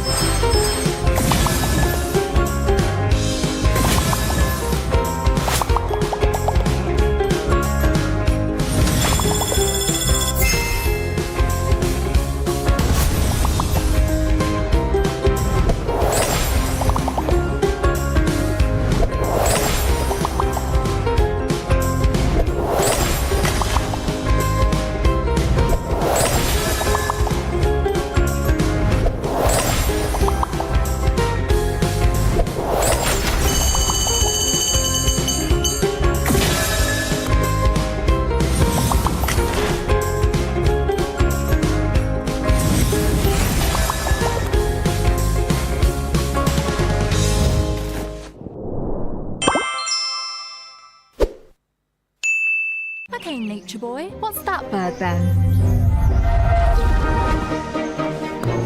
It's a male finch. They give seeds to females in a bonding ritual.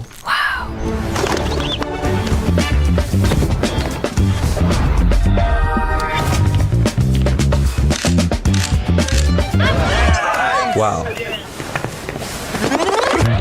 Samsung Galaxy Z Flip 6. Get it now. Pakai aplikasi GoPay, dompet andalan gamers. Banyak damage-nya. Ada cashback hingga 20.000 buat upgrade skin baru. Jika seringan nggak makan memori, HP lemot bisa victory. Top up langsung dalam game tanpa hambatan. Ikutan selebrasi MPL di aplikasi GoPay. Menambah total hadiah ratusan juta. Bonus stage, gratis 100 kali transfer kemana aja. Beli pulsa harga termurah, scan QRIS dengan mudah. Download sebelum mabarkan. Dia tidak akan segan untuk menghadapi siapapun yang berani melawan. Dia mewarisi perjuangan karena di tubuhnya mengalir darah seorang pahlawan. Pedangnya mengukir takdir kemenangan, menghadapi segala tantangan. Penuh keberanian untuk terus berjalan menuju masa depan. Raihlah masa depan, nabung mulai dari hobi. Koleksi terbaru UBS Gold X Mobile Legends Bang Bang, edisi spesial MPL ID Season 13.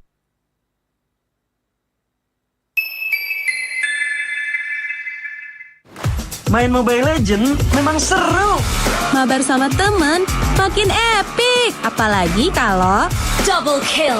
Tropicana Double Crunch, es krim karamel dengan lapisan coklat yang tebal. Crunchy-nya double. Main bareng, makan bareng Tropicana Double Crunch. Double crunchy level dewa. Rasa ini Gatot kacau. Ih, tombe basah. Bro, move on ke Head and Shoulders. 100% pede, ketombe basah dan gatal Wiped out. dapetin edisi baru Gatot Kaca di minimarket terdekat. Head and Shoulders. Ini Gatot, ini kaca. Mas Gatot, benerin kaca.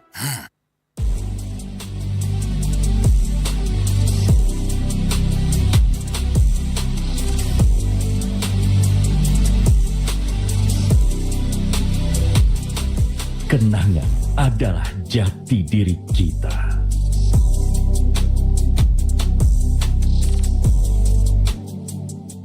Kita adalah pejuang yang melangkah dengan penuh keyakinan, menghadapi dunia tanpa keraguan, karena hidup adalah arena pertarungan. Kita adalah pejuang yang tak akan gentar oleh segala tantangan, menghadapi lawan tanpa ketakutan, karena kita terlahir untuk meraih kemenangan. Raihlah kemenangan dengan koleksi terbaru UBS Gold X Mobile Legends Bang Bang, edisi spesial MPL ID Season 13. Saatnya nabung dari hobi bersama UBS Gold.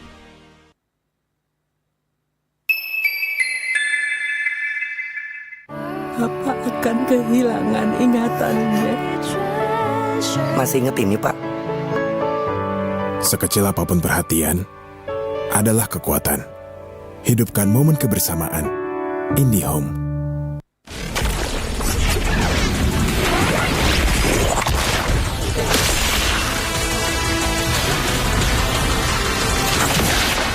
Strike first and without mercy.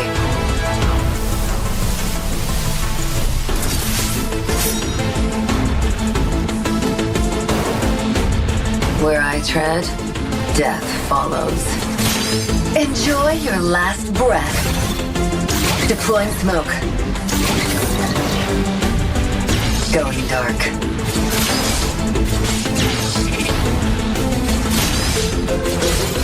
War is my trade. Death is my craft. Backup plan? I am the backup plan. My destiny is what I make of it.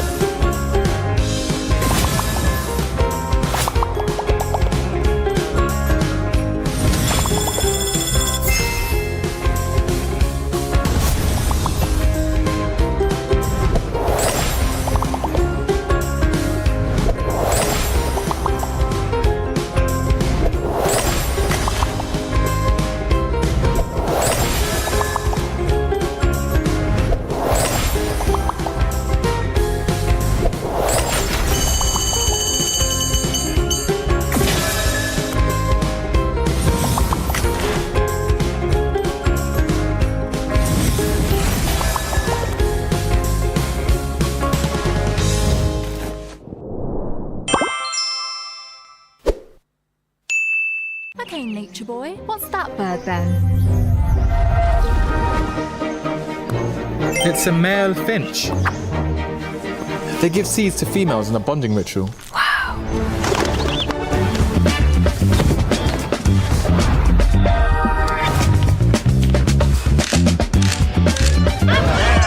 Wow. Samsung Galaxy Z Flip 6. Get it now. Pakai aplikasi GoPay, dompet andalan gamers. Banyak damage-nya. Ada cashback hingga 20.000 buat upgrade skin baru. Aplikasi ringan gak makan memori. HP lemot bisa victory. Top up langsung dalam game tanpa hambatan. Ikutan selebrasi MPL di aplikasi GoPay. Menambah total hadiah ratusan juta. Bonus stage. Gratis 100 kali transfer kemana aja. Beli pulsa harga termurah. Scan QRIS dengan mudah. Download sebelum mabarkan. Dia tidak akan segan untuk menghadapi siapapun yang berani melawan. Dia mewarisi perjuangan karena di tubuhnya mengalir darah seorang pahlawan. Pedangnya mengukir takdir kemenangan, menghadapi segala tantangan. Penuh keberanian untuk terus berjalan menuju masa depan. Raihlah masa depan, nabung mulai dari hobi. Koleksi terbaru UBS Gold X Mobile Legends Bang Bang, edisi spesial MPL ID Season 13.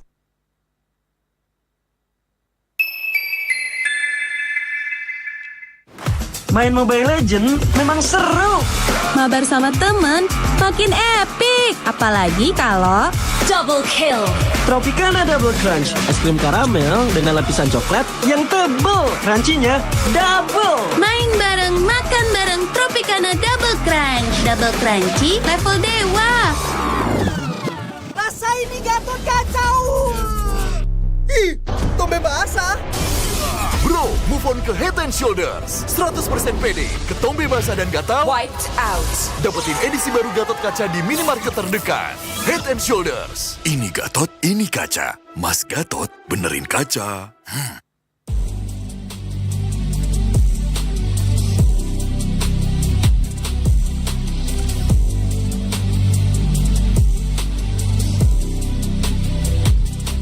Kenangan adalah jati diri kita.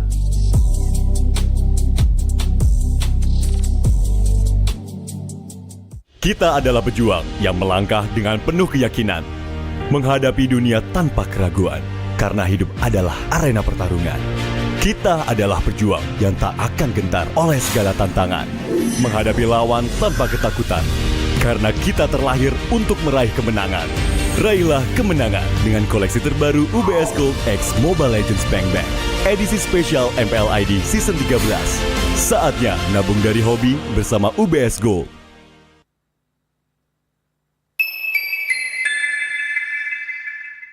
Papa akan kehilangan ingatannya.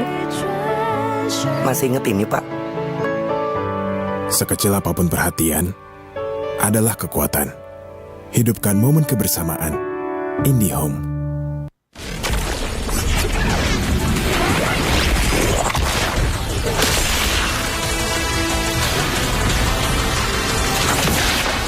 Strike first and without mercy.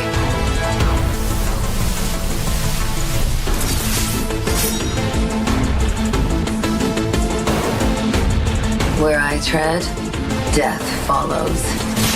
Enjoy your last breath. Deploying smoke. Going dark.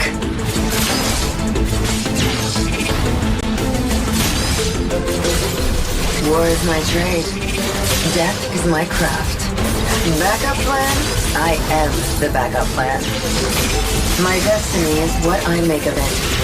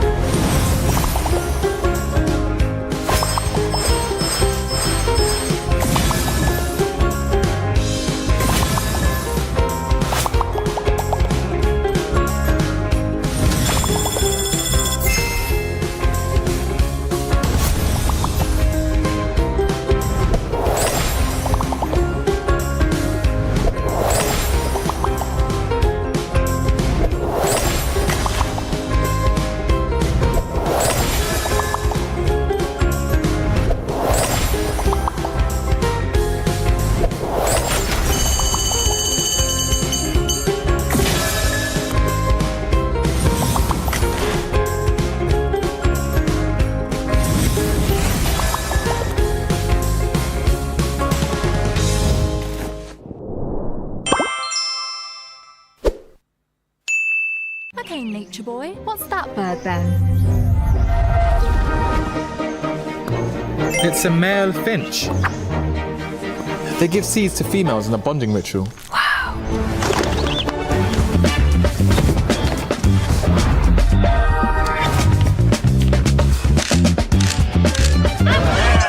Wow. Samsung Galaxy Z Flip 6. Get it now.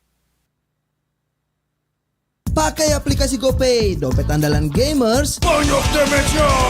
Ada cashback hingga 20.000 buat upgrade skin baru. Kita seringan nggak makan memori. HP lemot bisa victory. Top up langsung dalam game tanpa hambatan. Ikutan selebrasi MPL di aplikasi GoPay. Menambah total hadiah ratusan juta. Bonus stage. Gratis 100 kali transfer kemana aja. Beli pulsa harga termurah. Scan QRIS dengan mudah. Download sebelum mabarkan. Dia tidak akan segan untuk menghadapi siapapun yang berani melawan. Dia mewarisi perjuangan karena di tubuhnya mengalir darah seorang pahlawan. Pedangnya mengukir takdir kemenangan, menghadapi segala tantangan. Penuh keberanian untuk terus berjalan menuju masa depan. Raihlah masa depan, nabung mulai dari hobi. Koleksi terbaru UBS Gold X Mobile Legends Bang Bang, edisi spesial MPL ID Season 13.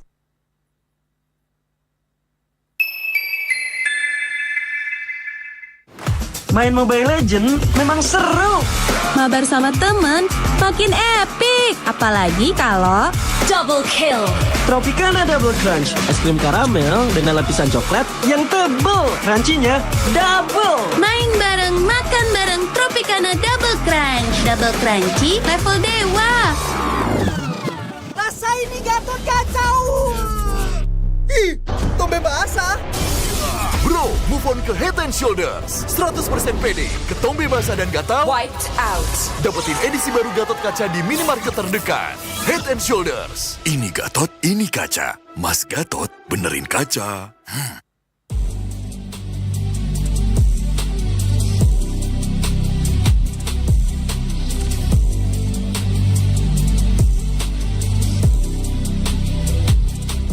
Kenangan adalah jati diri kita.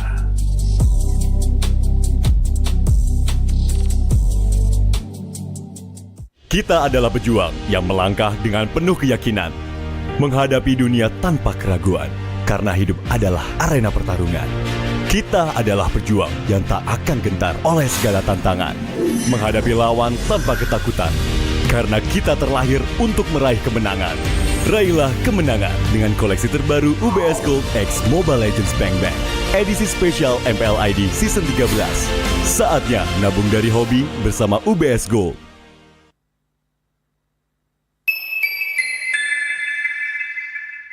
Papa akan kehilangan ingatannya. Masih inget ini, Pak? Sekecil apapun perhatian adalah kekuatan.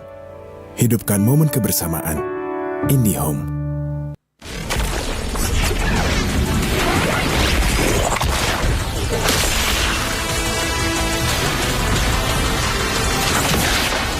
Strike first and without mercy.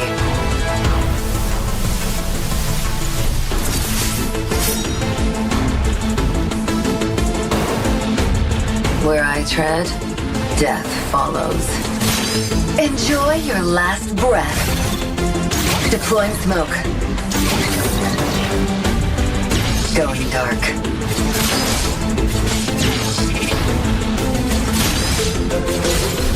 War is my trade. Death is my craft. Backup plan? I am the backup plan.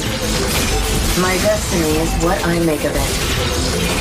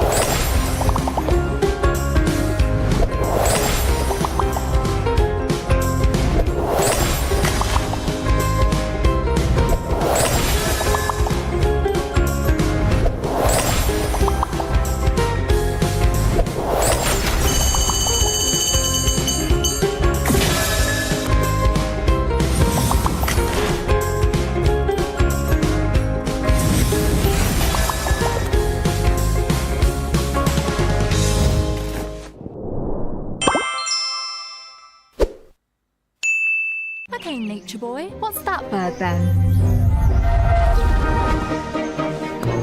It's a male finch. They give seeds to females in a bonding ritual.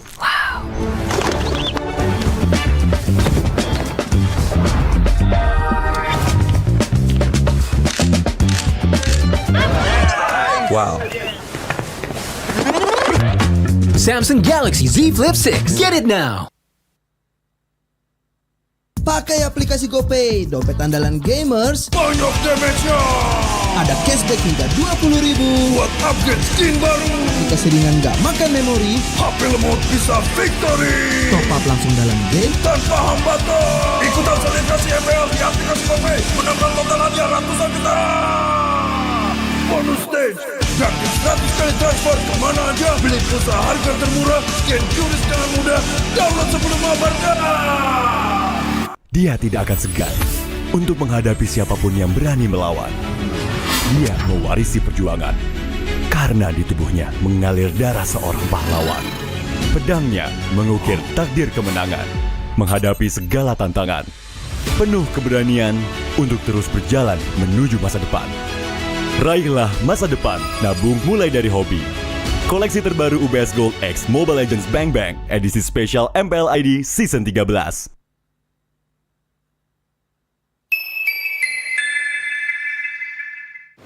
Main Mobile Legends memang seru. Mabar sama temen makin epic. Apalagi kalau double kill. Tropicana Double Crunch, es krim karamel dengan lapisan coklat yang tebal. Crunchy-nya double. Main bareng, makan bareng Tropicana Double Crunch. Double crunchy level dewa. Rasa ini Gatot kacau. Ih, tombe basah. Bro, move on ke Head and Shoulders. 100% pede, ketombe basah dan gatal Wiped out. dapetin edisi baru Gatot Kaca di minimarket terdekat. Head and Shoulders. Ini Gatot, ini kaca. Mas Gatot, benerin kaca.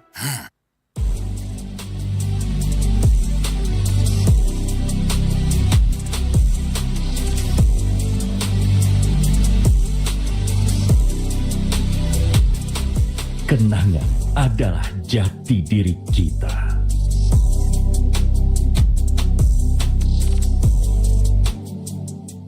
Kita adalah pejuang yang melangkah dengan penuh keyakinan, menghadapi dunia tanpa keraguan, karena hidup adalah arena pertarungan. Kita adalah pejuang yang tak akan gentar oleh segala tantangan, menghadapi lawan tanpa ketakutan, karena kita terlahir untuk meraih kemenangan. Raihlah kemenangan dengan koleksi terbaru UBS Gold X Mobile Legends Bang Bang, edisi spesial MPL ID Season 13. Saatnya nabung dari hobi bersama UBS Gold.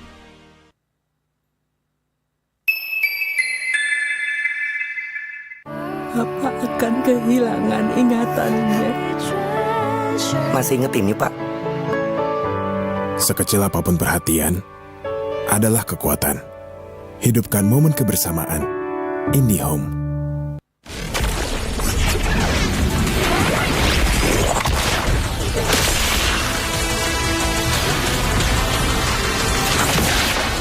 Strike first and without mercy.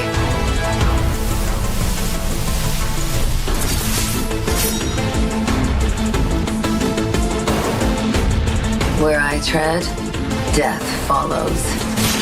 Enjoy your last breath. Deploying smoke.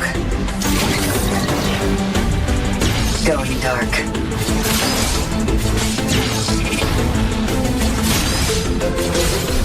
War is my trade. Death is my craft. Backup plan? I am the backup plan. My destiny is what I make of it.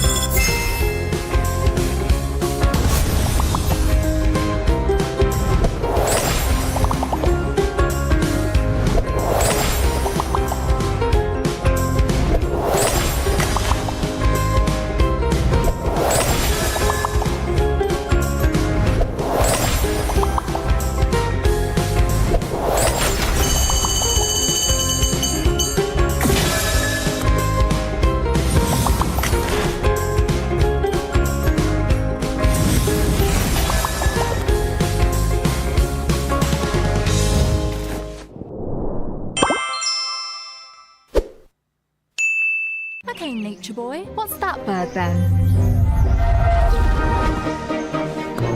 It's a male finch. They give seeds to females in a bonding ritual.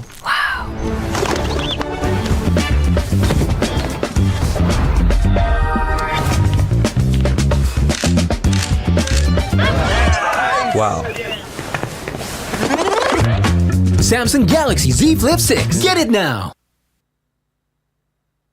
Pakai aplikasi GoPay, dompet andalan gamers. Banyak damage-nya. Ada cashback hingga 20.000 buat upgrade skin baru. Aplikasi ringan gak makan memori. HP lemot bisa victory. Top up langsung dalam game tanpa hambatan. Ikutan selebrasi MPL di aplikasi GoPay. Menambah total hadiah ratusan juta.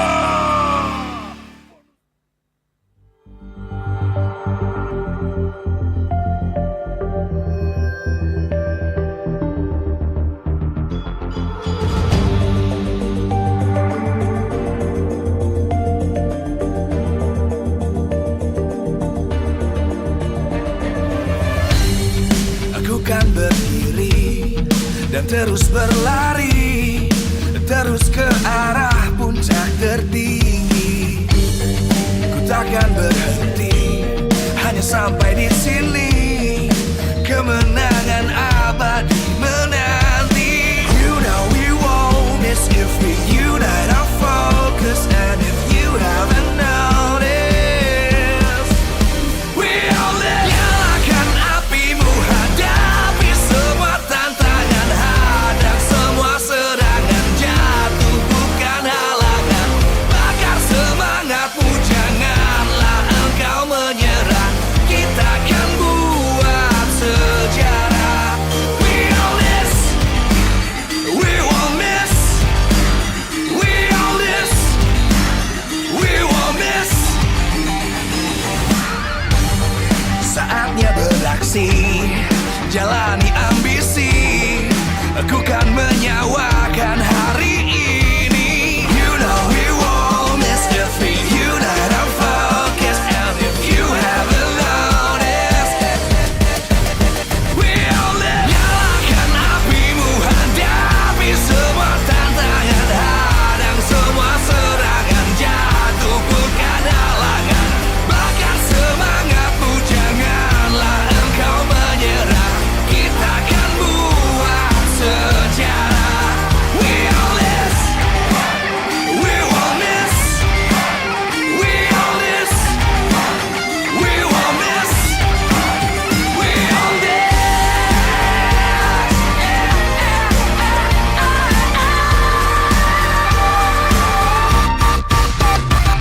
Nyalakan apimu, hadapi semua tantangan, hadang semua serangan, jatuh bukan halangan.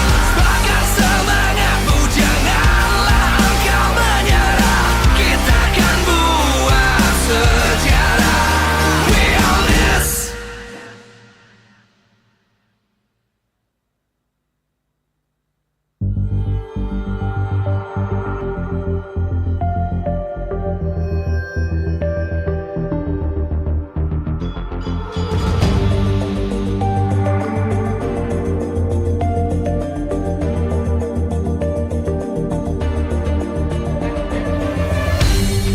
Aku kan berdiri dan terus berlari, terus ke arah puncak tertinggi. Ku takkan berhenti, hanya sampai di sini. Kemenangan abadi menanti. You know we won't miss if we unite our focus. And if you haven't noticed, we all live. Nyalakan apimu, hadapi semua tantangan, hadang semua serangan, jatuh bukan halangan. Bakar semangatmu, janganlah engkau menyerah. Kita akan buat sejarah. We all this, we won't miss. We all this, we won't miss. Saatnya beraksi, jalani ambisi. Aku kan menyawakan hari ini. You know we won't miss if we unite our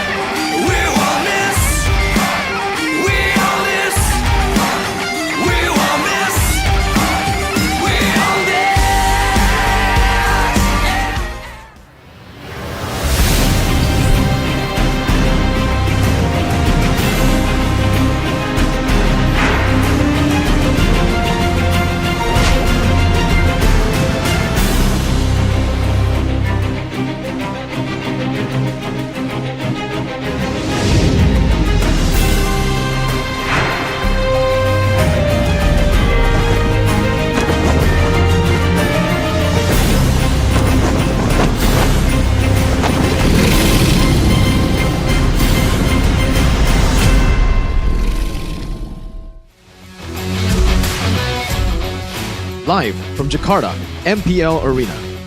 MPL Season 14 is powered by Munta.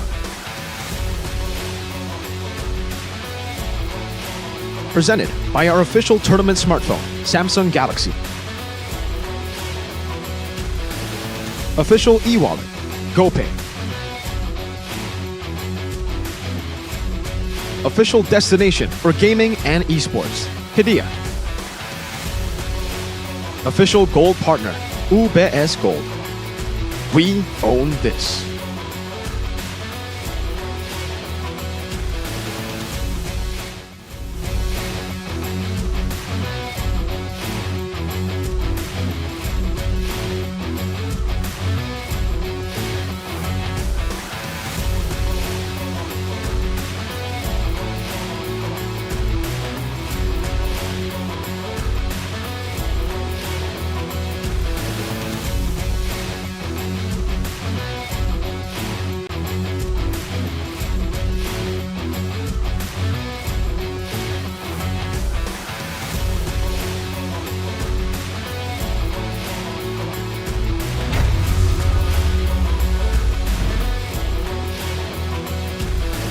Dia Royal Derby Jilid 31. Kedatangan para tim telah dinantikan dan 4 season belum tergeser. Kini mereka sedang dalam pencarian cincin kelimanya. Tidak banyak berubah.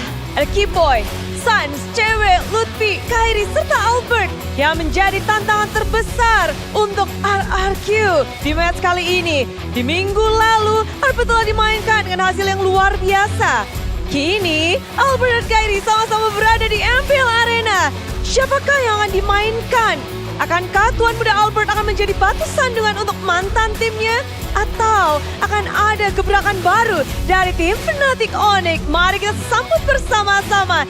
Inilah dia, Sang Raja Langit, Fnatic Onyx.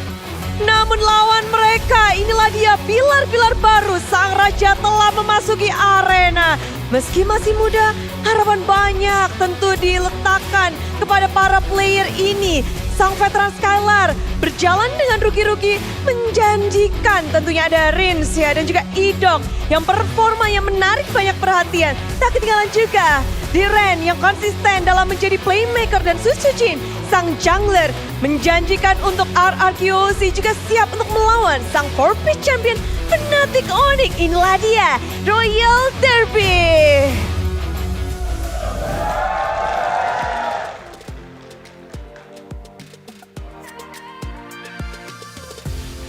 Memasuki pertarungan para raja. Inilah dia Royal Derby.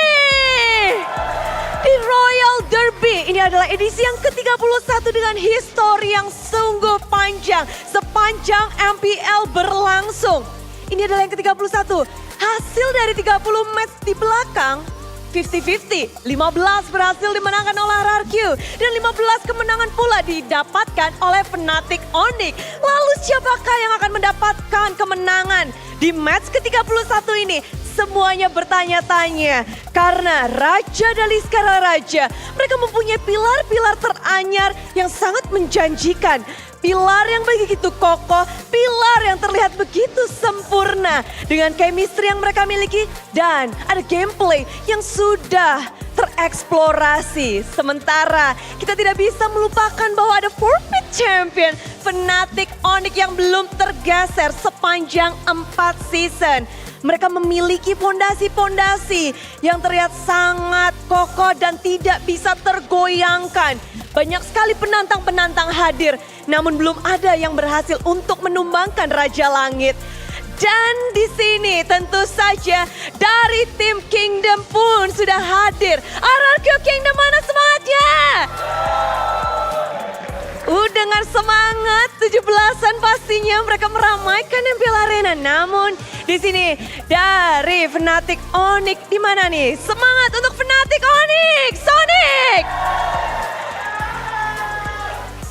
Dan begitu berterima kasih tentunya Bude sudah berkumpul semuanya di sini untuk menyaksikan pertarungan para raja. Namun Bude juga ingin berterima kasih kepada para sponsor MPL Indonesia Season 14, powered by Munton, presented by official tournament smartphone Samsung Galaxy, official e-wallet GoPay, official destination for gaming and esports Kidia, official gold partner UBS Gold. Dan kita juga punya partner in esports. Ada Campina, Head and Shoulder, lalu Ora Imo, Telkomsel, Dunia Games, dan juga IndiHome. Dan juga supplier, ada Erigo dan juga Saturday. Last but not least, acara ini supported by PBSI. Saat ini, semuanya sedang menahan napas, mencari tahu siapakah yang akan menjadi pemenang di match ke-31 di Royal Derby ini. Jadi, mari kita sambut bersama-sama Super Fans. Inilah dia, The Royal Derby!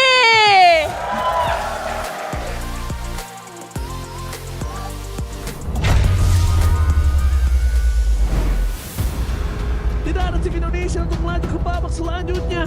Oh my god. Jujur ini di luar ekspektasi gue dan nggak tahu lagi mau ngomong apa sih. Mungkin bukan adaptasi yang cepat sih, mungkin menurut gua masing-masing tim sebenarnya idenya banyak gitu. Cuman mereka kadang sekali kalah, mereka ragu dengan ide itu gitu.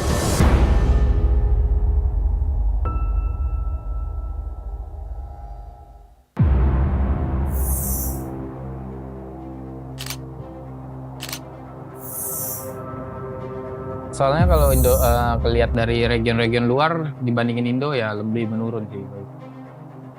Yang pertama karena tim malas progres, yang kedua kurang kesadaran diri masing-masing sama tim juga atau coaching staff.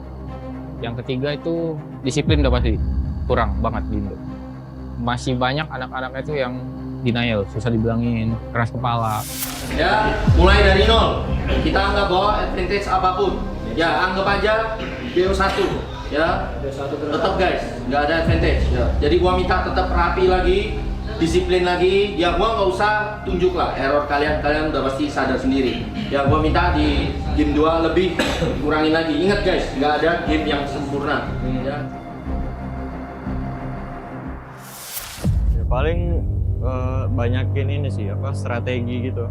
Soalnya kalau dilihat PH gitu mereka pasti banyak ngebaca strategi musuh lah, cepet gitu. Kayak SRJ aja yang habis juara kan, mereka langsung kayak bisa tahu cara ngalahinnya. Ini dia terlihat Besia dan kemenangan akhirnya didapatkan tim Liquid PH. Yap, dan sekaligus ini untuk memutus win streak match yang didapatkan Yudo Raja.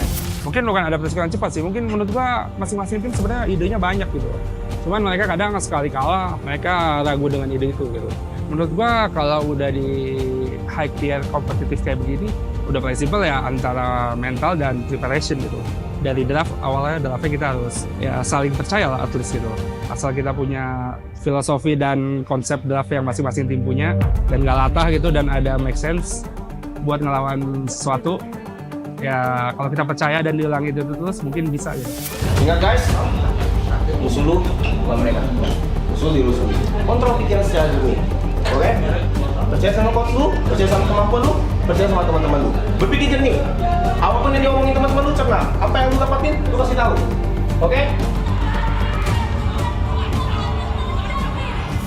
Menurut gua Indo masih aman sih, tapi kayak sekarang kayak banyak tim yang makin kuat sekarang.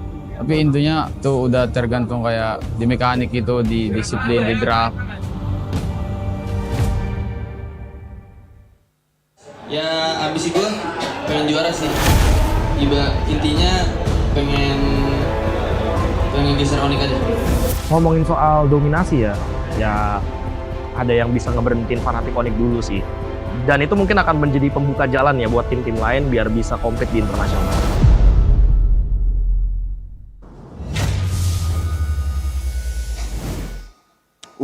Our biggest enemy is ourselves, because when you thought about it, Indonesia, we have the biggest player base in the whole entire world. We have 260 million people. Our league is pretty much the biggest league in the whole entire world, but somehow we cannot do it in international stage. So, what do you think, Arashi, about that whole thing about our enemies ourselves? I think it's a great point considering the situation we're in right now. It's hard to point fingers at anyone else but ourselves, right? We had all the time, advantage-wise, we had all the time to develop. We had all the human resources to try and get the best players.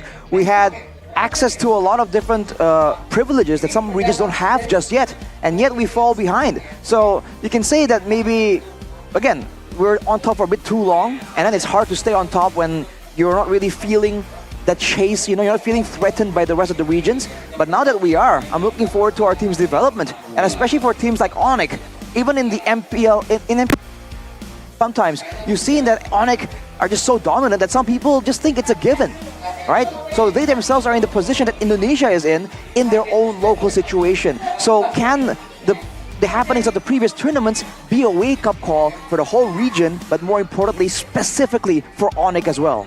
Yep, the Royal Derby we have here, RRQ versus Onyx, as competitive as ever. This team have met about 30 times, and the record, Connie, 15-15. It is as balanced as it gets. It's very balanced, and now it's a different vibe, right? It's rookie versus legends. Fnatic Onyx, yeah, Ludwig coming in last season, it seems like is the key for their main five. Meanwhile, RRQ, a very different story. They're in a rebuilding mode. They're in a, rookie, right? Edok and Rins in that mid and roam. For week one at least, and up till yesterday, it seems like that's their main foundation. That's their new foundation. It's a bold move to change the roamer and the mid lane at the same time, and this is the comparison we're making. Against one of the best mid-roam duos in the league right now, can this duo kind of stand up? Because we've seen that individually, both are creative, both can make those split-second decisions to create great moments for their team. But overall, when it comes to experience, I don't think anyone is really claiming that, Edok and Rins can really match up to Suns and Keyboy just yet. In order to make such a bold statement, we gotta wait and see what can they show, especially against the people in question themselves. If they can prove themselves today, then there won't be any doubt whatsoever to the quality of this duo combo in the mid lane. It's all in the mental aspect, right? Again, going up against Sans and Keyboy, quote unquote, yeah, they're legends. They have established their names. The twin pillars, they need to step up and do not have a mental block going into this game. Edok and Rins, they're a package. Played in MDL Season 7, play in with TWE Bosco, and then first in MDL ID Season 8, and they have been together ever since as a duo, as a package. And let me remind you all that Season 8 MDL ID run by Bosco was so dominant. Yeah. They didn't drop a single match in the whole entire run, man. Yeah. Ever since the regular season to the playoffs, this team is so much better than the competition, and that is why they are on the RRQ right now as a package. Cascute also a big addition, but we're gonna talk about the jungler here, Irashi. Experienced junglers, us, right? I'm talking about junglers, two junglers in Albert and also Kyrie. Do you think Albert's gonna play here, or maybe Kyrie? Because Albert definitely have the advantage of, the scouting towards RQ players, or maybe RQ's mindset. So what do you think? I feel like Kyrie is still the more guaranteed option, but if they really feel a bit experimental, they feel that much more confident in the Albert situation, there's no reason why they can't bring him in. It's not like they've been leaving him without any playtime. They have occasionally brought him out, but I think a lot of people still agree that Kyrie is the better of the two when it comes to decision making, when it comes to flexibility in the hero pool as well. With the current meta very assassin heavy though, technically the flexibility isn't really as important, but we saw RRQ pull out the Fredrin jungle still just a couple of matches back, so that's still a very real option that Onyx can explore. For sure. I mean, looking at RRQ, they have a solid 5 by now, and Skylar is still the last king standing from that original lineup in Season 9. So, Skylar against CW, this is a matchup that we've seen over and over again throughout our, in MPL Indonesia. And right now, Skylar, so far, I believe he had a better season, Season 14, especially in the last match that they played against Repellent Esports. Yes, it is Repellent Esports. I'm sorry to all the Repellent fans out there, but, he played a really convincing game with those two Natan, Gani. I mean, very composed. At one point, they were behind as well. So, again, Skylar is still the main key. And I feel like Fnatic Onyx still needs to prioritize target Skylar in that goal lane. Though, again, Sutsujin, there's no pushover as well. So, yeah. they need to respect Setsujin as well. If you notice that Onyx locker room just now, Kyrie is high-fiving some of the members of Onyx. Who is playing? It looks like Albert's gonna play Arashi from the looks of it. If we were to predict who's gonna play. Interesting development here. If they bring Albert up to add insult to injury, if they do beat RRQ, that is a statement in itself.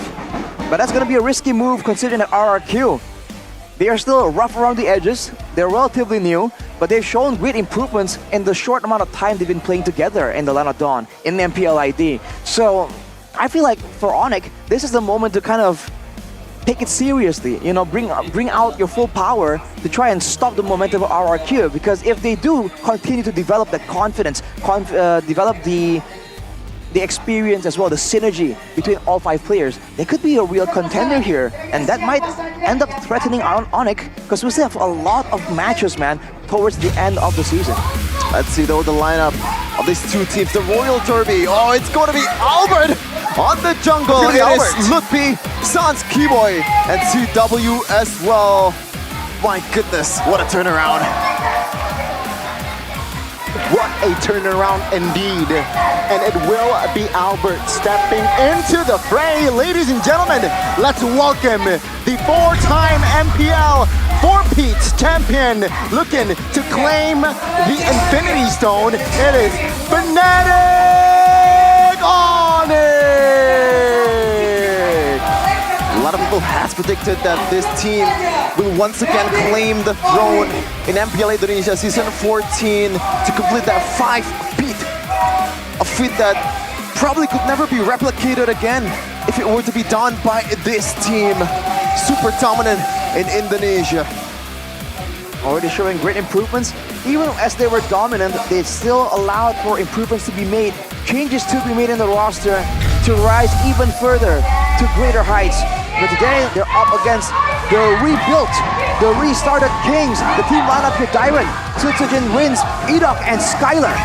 The rebuild is not over. Now the true test against the king of MPL Indonesia for the last 4 seasons. Can the King of Kings live up to their name going up against the Sky King? Will their main pillar, Skylar, be able to lift and strengthen this 4 remaining players, the new pillars? Let's welcome, it's Rex Regim Kaon. Looking to tip the balance here, 15 wins for these 2 franchises against each other. Who will claim that 16-win mark in this matchup round in Season 14, leg number 1. Have to see how they perform today, because they did great against teams that really aren't doing as well in the MPL just yet. But we saw that when they're facing adversity, they can still put up a fight, but it doesn't seem like they're all the way there just yet. Today, we're gonna see them measured up against Fnatic Onyx of all teams, one of the more dominant teams, and with that, our Marshal Dainang brings Coach Yeb and Adi, along with KSQ and NMM.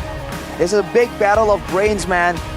Massive intellect clashing on the stage right here, because for both these coaches, the drafting phase has always been so dynamic, so adaptive, with the flex picks, with the mind games. You do wonder if one of them are going to prioritize the blue side or the red side here, considering the style that they go for in the drafting phase. I know that Coach Yep is not really that kind of person, but I do wonder if there's like some kind of bit of a personal agenda. Oh, this guy is the coaching staff of the year, or like of the season in Season 13? All right, let me prove to you all that in Season 14, I'm gonna take it back. But here it is, cross-team rivalry, the 2 junglers of these 2 teams. Setsujin, once a white tiger, now a pillar of the throne of that King of Kings RRQ lineup. Meanwhile, Albert from RRQ now is jumping ship to another fortress in Sky Kings. Yeah, it's going to be very interesting because, yeah, like you said, Setsujin, he was an ex-EVOS player. Meanwhile, Albert, he was an ex-RRQ member, and now they are going up against each other in that jungle again. Setsujin also, it wasn't mentioned that from even Mr. AP himself said that Setsujin, he's the type of player like Lemon. He stays quiet, He's just focused on practicing to develop his own game and, of course, to develop his team. The silent grinding type. And we saw earlier in the teamfight participation, the stats might be skewed due to Albert's low play time, but Sutsujin, they're very active around. But here is Mr. AP's opinion on RRQ's performance.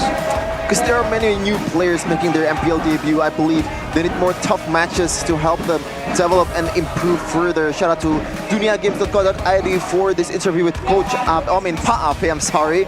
But yeah, it's always the test, like the real test that this team is looking for, right? The rebuild will be tested by the best in the business in Indonesia. The team that really never lost their edge in this fourth season, Fnatic Onyx. Again, I think it makes sense, right? They need to have more tough matches. They lose against Biggertron, and now they're new. And next challenge is Fnatic Onyx, also a contender this season 14. And if RRQ wins this match, Arashi, that's a huge statement. That is it really a rebuilding season if they beat Fnatic Onyx? Oh man, if they're finally able to beat Onyx, it's been a long time since that happened. Back then, RRQ are still considered much better than Fnatic Onyx, but those times have changed. Now everyone is considering Fnatic Onyx to be the most dominant one, and RRQ, especially with their performance last season, people are really starting to discount them as real contenders. If they can make a statement here, and honestly, if they can even make the game somewhat competitive, somewhat intense, I feel like that is sign enough that there is progress, that there's a great future in store for RRQ. But we have to wait and see until we reach the Land of Dawn, and before that, the drafting phase, because you can look at both coaches, usually a bit more relaxed, but they know they're up against some legitimate competition right now. Yep, drafting phase for game number 1 in this Royal Derby, the chapter number 31st here. Coach Yep and Coach Keskute will battle it out in the drafting phase. A very interesting drafting phase here for Coach Yep. A lot of control mages and also an edict to deny that flexibility potential from Team RRQ. Meanwhile, Coach Keskute, once again, that chip is still on 100% ban rate, and also 2 assassins, dangerous assassins on Albert. It's Fanny and also Ling. Does not want to take the risky route from side of Keskute here. Very sensible. Fnatic Onyx, they will prioritize the Zask though. Give it to Sans, and definitely he will rock. This season though, overall 43% for that Zask, so still on a negative win rate. It's gonna be a great pick right here, especially with the Aurora banned away already. Great pickup from Coach Yep. With no solution available, that mid lane damage output is gonna be quite secure. But for RRQ, they like that Ruby, man. And the Harith, usually we see it picked up, but I think Skylar isn't notorious for performing really well on the Harith. This is something new coming in from RRQ. Usually teams prefer the Wolf or the Cat because the Wolf is much more fiercer, and also that flexibility potential. But right away, Albert bringing out that Hayabusa, not really the greatest of win rates right there, 22%, 2 out of, I can't do math, 2 out of 9 matches. Right. Yeah, but still, on the hands of Albert and also Coach Yep, it's very proficient on doing work, or maybe like making a lineup that works for assassins. I don't think it's gonna be much of a problem for this team. And it's a bold move, right, from Coach Yep. He drafts with the quad as well, going up against a Harith who is technically here, laning-wise, is not favorable for the Claude. So again, a bold move here for that Hayabusa and Claude, going up against a Ruby and Harith. Let's see RRQ to complete their first phase. Fnatic Onyx might be prioing the trio mid rotation here. They have the Hayabusa, they have the Zask. The early game is very, very impressive if they can secure an aggressive roamer. For RRQ, they're trying to match that. They go for a Roger in the jungle, but here's a comment from Key. Roster Archaeology is good now, especially Edok and Ritz in the first season. Their performance will definitely improve even more, and we definitely can see that, man. Especially like, when you think about the Aurora being brought out by Edok and both Ritz, it kind of have that same vibe with Kadira on the other side of the court, with Sansa and Keyboy able to make it work both in the roaming area and the mid lane area. So yeah, a lot of good thing to watch out for RRQ, I guess. They ban with the Hylas though, so they are having a lot of burst damage. I think they're really trying to find ways to be able to punish Fnatic Onyx. For both teams here, crowd control becomes so important. Yeah. Either it's a big teamfight ultimate, or even spammable sources of crowd control. RRQ has shown that they can bring out the Franco. That's an option that they have. Ooh. And against with a Harith, with a Roger, Franco doesn't seem like that bad of an idea, especially if you consider there are options on the side of Fnatic Onyx that can be punished really, really well. And they're batting away a lot of these counter-engage big AoE roamers as well. That might be what they're hinting at. I mean, Arlet is still up and available here. Fnatic Onyx, if they do not want to go up against a Ruby and an Arlet combo, yeah, I think they should ban the Arlet out. But again, if they want to go bold, ban another potential mid lane, right? Commit on locking the mid laner down here, Rins. What will Fnatic Onyx do? If they do ban out the mid though, I guess Lilia is a possibility. A lot of AoE, right, with the Ruby, but no, it's gonna be the Vexana. So they will commit on towards banning out the mid laners. I think it's also a better ban than a Lilia, considering that Vexana is that probably the only the only mage that's left for RRQ to be able to have some kind of crowd control and also make life harder for both CW and also this Hayabusa from Albert to be able to pop off and just go crazy in the back line. So very solid banning phase here for Coach Yep, but on the second phase here, Arashi, that Roger and Harith kind of sets its tone. There's no flex in the gold lane, so it's gonna be Valentina, the only mage left. It's kind of viable, I guess, in this meta, or the most meta out of all. It's a great counter to the Zazz as well, because you can beat him in wave clear, and you can kind of match his presence by stealing away his own Dominator's Descent. But Edoc's Ruby has a 100% win rate across a total of 2 games, so you gotta remember that. Fnatic Onyx must be thinking of some kind of frontliner that can serve well right here. But if they go for the Grok to avoid getting picked off, then that's where the Valentina can come in. So this is a great kind of traps laid out by Coach Keskute. You can see Coach Yeb and his gears turning. Because all the Terizla here for Fnatic Onyx, right? Terizla, Ludpi, Arlet, it's gonna be the glue for Ludpi, I suppose, and the Cho. So it forces Harith here to rock the Purify and potentially the Valentina to rock the Purify as well. No flickers on the board, perhaps, for that mid laner and that gold laner. So now the option for Rins to copy is the most viable on his fighting, probably the Dominator's Descent from Sans. If he were to choose to go for that Wave the Dragon, I think it's a bit more dangerous. But now Keskute, to top it off, is it gonna be a Ruby roam or it's gonna be an EXP Ruby here? Going by track record, they still do want to keep that 100% on that Ruby on Ado, and it's gonna be the Toms going up against a Glue in the XP lane, something you don't really see very often here in Season 14. That's the aggression, that's the dominance you want to see from a laner like Tyron. Against a Glue though, might be difficult to try and bully him out of the lane with all that sustain. But it also sets up for RRQ to have a strong frontliner like the Timus that we've seen Onyx do actually. Send Luke P out with the Timus, take all the attention away, and that allows for space for the Roamer, for the Ruby here to make a play. On the other side though, with a Cho, there's a lot of chance for Fnatic Onyx to kind of win in the mid lane clearing and open up the map with the mobility that the Cho provides. Once again, early to mid game potential, Gani. Yeah, it's very, very, very blunt here, very, very significant. And well, take us to the Land of Dawn. RQ lost the last 3 matches against Onyx. A full-on 2-0.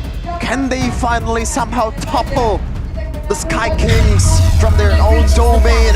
Can they change history here? Can they complete the rebuild? It is Rex Recomkion versus Fnatic Onyx. Ladies and gentlemen, let's see the Royal Derby, Volume 1 in MPL ID Season 14. Wow, and that Thamesvic, it's good in countering the Cloud as well. With the Vengeance and the ult, yeah, he can eat all of the bullets from that Blazing Duet. See the moves coming in from Edoc though, trying to spot out Albert in the jungle. He's going to be having an okay time, but look at the clear difference from Susagen. He's farming a lot more efficiently, and in the mid lane, as predicted, Keyboy and Sans maybe struggling a bit more when it comes to the small, quick trades that the laners of RRQ can kind of participate in.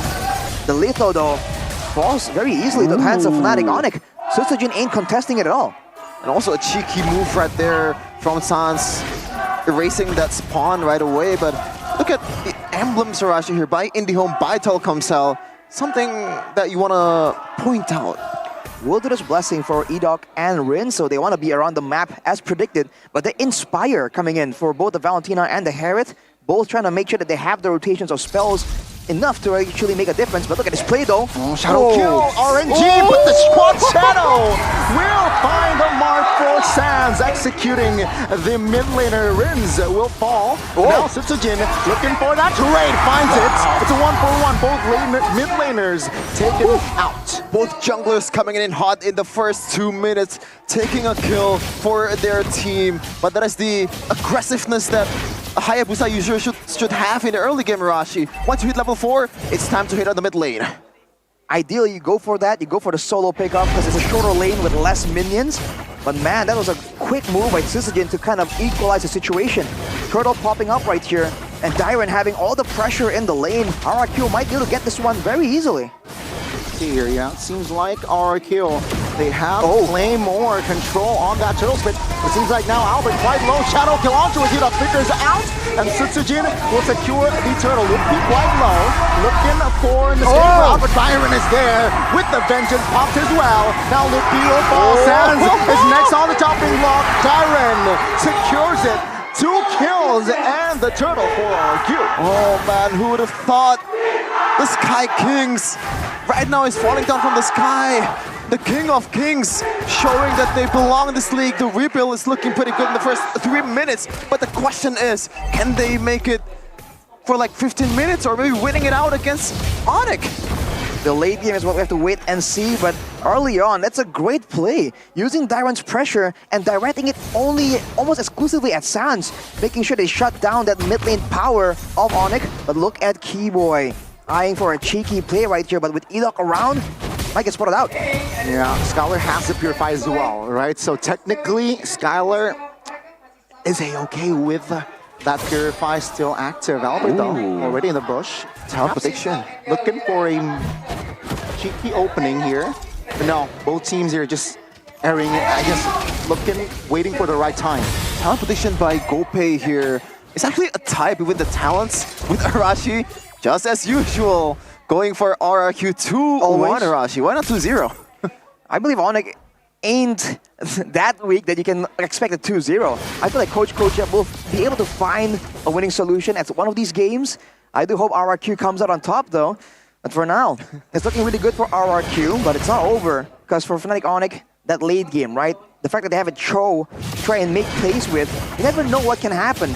But Dyron on the timers for sure is having a lot more pressure, and that's usually not a good sign. Onyx usually wants to have Ludpi as that reliable strong laner, but they don't have access to that in this game. Talking about the reliable strong laner, Tyron actually secured a Thunderbelt first item, Arashi, so he expects himself to play until the late game and second up. Meanwhile, though, Ludpi might be in trouble here, already half HP. You can see how annoying Tyron on the Thomas, knowing what the potential of this hero is. That's his job, to zone out the people. Look at the rotation immediately from Dyron though to try and match the play. Keyboy spots Rins though. Now look, let's take a look here. Red Dragon connects on towards Eagle, now placing duets as well. No follow-up damage though as Lupi flickers front and should be taken out by Skylar. And that will be all RRQ. Careful, Albert's caught as well. Things are not looking good for Fnatic Onyx. Wow, Rins recalling against Keyboy and Sans. That is a statement right there. I might be a rookie, but you know, I can be the best if you want me to be. That was a crazy play by Edok, I believe, to find Albert mid-play attempt. That's gonna be the turtle, the fight, and the turret. Fnatic Onyx completely blindsided by that play. Right now, Skylar, even he on that Herod is expected to win the lane, and he did win the lane. So 2 winning lanes plus that rotation, that mid trio is also won by RRQ. They're losing in all aspects, Arashi. And what can they do right here? They're trying to find ways to try and hit back. But look at the in-game equipment by Dunia Games. Enchantment Talisman completed. Starlium for Skylar too, so true damage is already in the picture. And as you mentioned, Shevin, Dyron with the Thunderbolt, he has a lot of extra slows when it comes down to the chase in the late game. And of course, he's going to be stacking up the stacks of the Thunderbolt and become tankier than ever. So he can serve as both aggressive and defensive tools for RRQ. And it's not just Tyrant as well. Albert or Sutsujin is actually on his way towards a Thunderbelt, but Rince though might be in trouble here. Still has a Purify, but doesn't matter. With the Purify, it doesn't matter. Now on top lane though, Albert will secure and invest. If he's racing the right now, Palms the way. Oh! Skylar will fall to the hands of Keyboy, but Albert will be betrayed by Sutsujin. Now Edok quite low as Sans with the double D finds that kill. Completely caught off guard, RRQ. They lost one person walking into the bush. Having the Purify, Rince just did not respect the damage potential right there. Sutsujin trying to defend 1v3. Looks like he will be able to do so, but with 15 seconds left for the next objective, Dairon is prepared to make that rotation and out-pressure Fnatic Onyx. They do have time to approach the situation. There's no way Fnatic Onyx can burst it down. They don't have the kind of items to try and do that just yet. But they're absolutely striking back. RRQ needs to make sure that they don't make mistakes and allow Fnatic Onyx the small windows because they're used to it and they will take complete advantage of it. Yeah, see right here, now. Last turtle is up. It seems like Ludwig is okay in taking some sort of damage as well, providing vision. And RRQ though, well, will they take the perfect turtle this game? Fnatic Onyx will not rush the turtle just yet. Yeah, Onyx seems like, at least in MPL Indonesia, you really never count them out. They've did this multiple times when the game looks like it's really far from their hands, but somehow they snatch it right away from their opponent. So RRQ will not be able to, you know, pop the brakes just yet. Has to perform, has to be aggressive as ever. And right now it's still a quiet game over the last 30 seconds, still flirting around the turtle. And they're on the turtle. Ludwig looking for an opening with the flicker as well. Split with pops. Wave Dragon as well now. Looking for Sutsujin. Pulls him out of the way now. Wow. It's reset, but Albert finds the shutdown. Now Keyboy will be next. 1-for-1. As Gold take a look at Edok. Receives a lot of damage. A CW finds one, and Albert will fall as well. Ludwig. Split. Whoa! Rims will burst him down. Edok will stun Sans, and Skylar looking for a blood. But it seems like it will fail. And RRQ again, they find a better trade. How? There was a really good engage coming in from Ludwig, pretty much on towards the perfect target in Sutsujin, and somehow RRQ were able to come out on top from the initial engage. It's the AoE coming in. It's Edok being able to stall everyone for so long. In the grand scheme of things, Fnatic Onyx were able to get the turret in the top side, I believe. But RRQ, it's another win in their books. But they want to keep the game even further. They do have the more aggressive early game composition. They don't want to trade evenly against Fnatic Onyx and allow them to scale easily to the late game. They want to be the ones controlling it and denying Fnatic Onyx from the gold and from that EXP. Now, Fnatic Onyx though, they have taken the turret bottom side. Equal amount of turrets.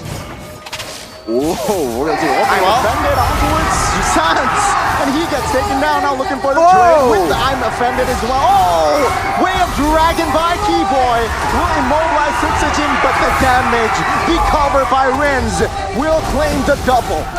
Edok pretty much did everything there. The initial engage towards Sans to his death, and no Purify for this Zaz, so he is toast. And also the cover towards Sutsujin Arashi. That don't run Wolfking is huge on that mid turret. Playmaking is all Edok, with the mid turrets falling there. The fact that Sans is just getting so much attention in this game from RRQ shows the respect. It also shows that Fnatic Onyx, they were really reliant on Sans being able to make the plays happen. He's getting completely shut down right here. Look at this rotation now.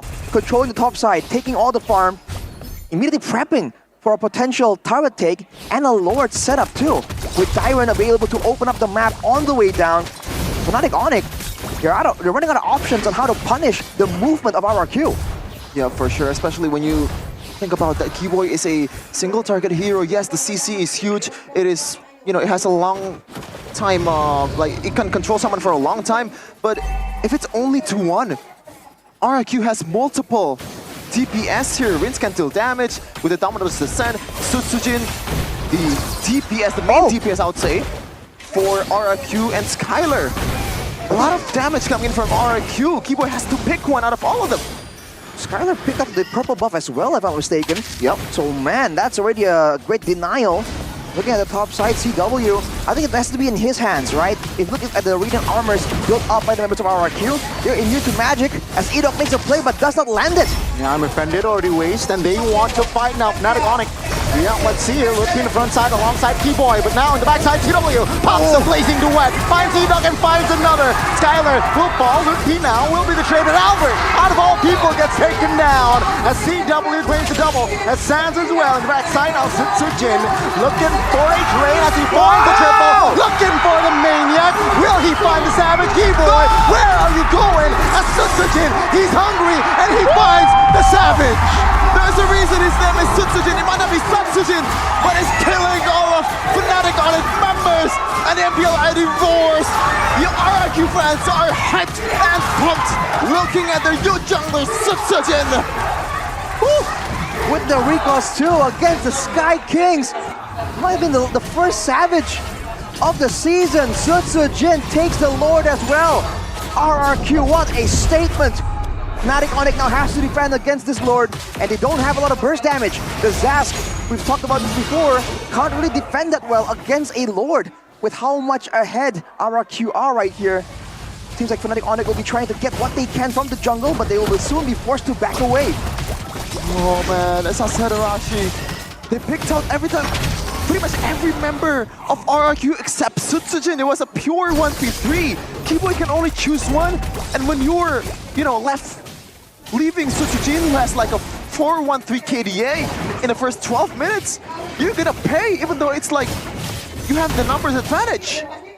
I love to see the items right here, because that is what's going on. We saw earlier that the blazing duet from CW was the great equalizer. RRQ are focusing a lot on magical defense, and the DPS advantage they have will be coming from that Claude. But look at Edok zoned away by the Nightmare Respawn. But look at the bottom turret.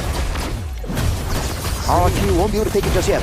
Yeah, RRQ, they will take their time here. No rush indeed. Lord March is still top side, and yeah, Fnatic Onyx will leave all the inner turrets to be taken down. Concealed play though by both roamers. Yeah, Keyboy looking for an opening, but the base turret top lane will fall. They will move on towards the mid as Fnatic Onyx will prioritize the Lord. Enough looking for the opening here. Look, he's soaking some sort of damage, but now it will be two base turrets taken down. Fnatic Onyx, they want to fight here. Dyron caught, Vengeance mopped. And now Fnatic Onyx looking to restabilize here as RRQ will not continue in pressuring. Good discipline right there. Things that we love to see in MPL Indonesia, the discipline. Knowing when this time is right to make an engage, knowing when to back off. And RRQ, for such a young team, for a team that has a lot of rookies, that was quite commendable. It's great patience displayed by the whole roster. Because earlier, Edok was definitely looking for a play. Tried to use the ammo bandit up against Keyboy though. Well, Keyboy, terrified, will fall in the hands of the newcomer Edok. I'm saying this because it's because Keyboy. Usually, you see a perfect Shanpu to get out of that I'm offended, but somehow, Keyboy didn't manage to do that. Bit of an error for his standard. They want to pressure more. The last remaining base turret will fall now. I'm offended on towards Lippi. Skylar will finish the job. 3v5 now as the Skylar actually will call CW caught now with a shadow kill as well. Forced RRQ to back away. 15 seconds towards the next Lord. So RRQ, all eyes on the Lord. What the heck was that damage? Yeah. Skylar dashed forward, didn't even get to react. Immediately melted from Sans and Albert that came out of nowhere. A welcome development for Fnatic Onyx, but with no base targets with the Lord up now, they're going for a fight. Yep, Fnatic Onyx, they're ready for a fight here, knowing Skylar is not in the land of Dawn. Seems like they will try to create some sort of an opening. Pressure Edok though will commit the recall, so Fnatic Onyx has more space to work around with though. They need to manage the waves as well. Still though, you gotta remember, this is Fnatic Onyx. We're talking about a team that came back in the world stage from a 16,000 gold lead. This kind of lead, it is definitely something, but you know, it's not impossible if we're thinking about Fnatic Onyx and now Lordtic. Yep, ED invested, Airborne 2, immobilized as well. Purify pops now in the backside. Oh wings. my goodness! Looking for an opening, but monster kill here for Sutsujin and a double. Looking for a triple. Will he find it now? Keyboy and Sans running for the hills as Sutsujin, man! This is the Royal Derby. Leo blazing the wet as Sutsujin will find the end. RRQ! My goodness! Are you not entertained? Who would have thought the King of Kings strike first against the Sky Kings? Oh my goodness, the Ripple is looking as strong as ever! Sutsujin getting the Savage, the first Savage of season number 14. Against who? Against Fnatic Onyx! How crazy is that? 1-0 for the Kings of Kings. An upset story in the making. A very premature conclusion to the rebuild of RRQ. Can they get it clean? Will Fnatic Onyx make it competitive? Either way, what a game we have in our hands. This is just the first game, folks. And look at RRQ, they silence the Sonics. Look at that, Sutsujin first Savage in MPL Indonesia. Season 14 leads RRQ to victory in game number 1. And that poker face, Connie. You mentioned Paape, mentioned that he was kind of like Lemon in a way that he's not really bothered by the pressure and also still keeping that poker face, that coldness. It's able to be consistently displayed in this game. There was just no solution from Fnatic Onyx when Sutsujin is on the hunt. My lord, every single time he just runs forward against 3 members and it makes it look easy. Keyboy solo defending against 5 members. There's no way that was gonna happen. Man, oh man. If you're an RRQ fan, especially if you come to MPL Arena, this game number 1 is already worth your money, man. And you can see how ecstatic they are after seeing that first win against the number 1 seed, the predicted number 1 seed in MPL Indonesia. And there's some beef here, man. This is a chef and sandwich. Why? I'm gonna let you guys talk here. Why are you smirking, Arashi? It's just a great day to be an RRQ fan. That was a great performance, Is this the best of 1? Exactly. Oh, True. Is this the best of 1? Last time I checked, it's the best of 3, Arashi. True. But you can't help but smirk at the conclusion, right? That game was full of action for both teams. Yeah. Right, by all means. And I think Fnatic Onyx, it was looking kind of okay until one of the main fights you saw where it was just that close, but out of nowhere, Sutsujin became a one-man army, and I think that conclusion kind of swung everything in favor of RRQ. It's one of those later fights in the mid-game, actually, where you can see the damage output coming in, especially with CW. He was, I think, the main solution there for damage dealing for the side of Fnatic Onyx, but unfortunately, he is just one man.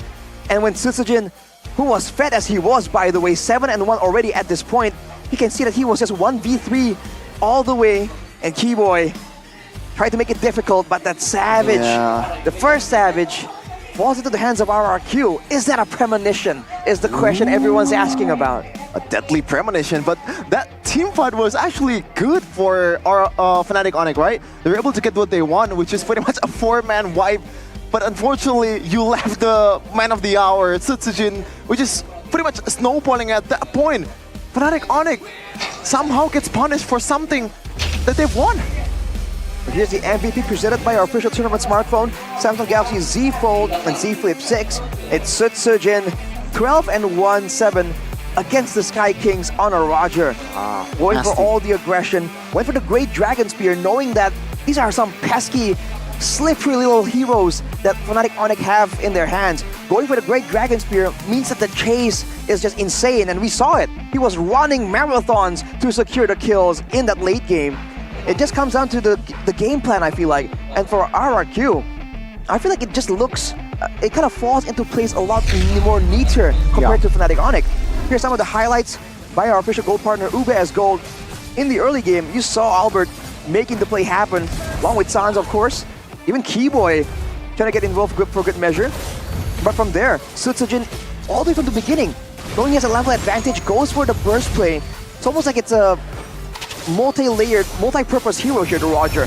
does burst damage, does DPS, and also has a way to execute in the end. This was one of those fights where Onyx tried to turn it around, but everyone from RRQ were just in sync. They follow up on the play, they follow up to cover Tsutsugen, and they came out on top right there.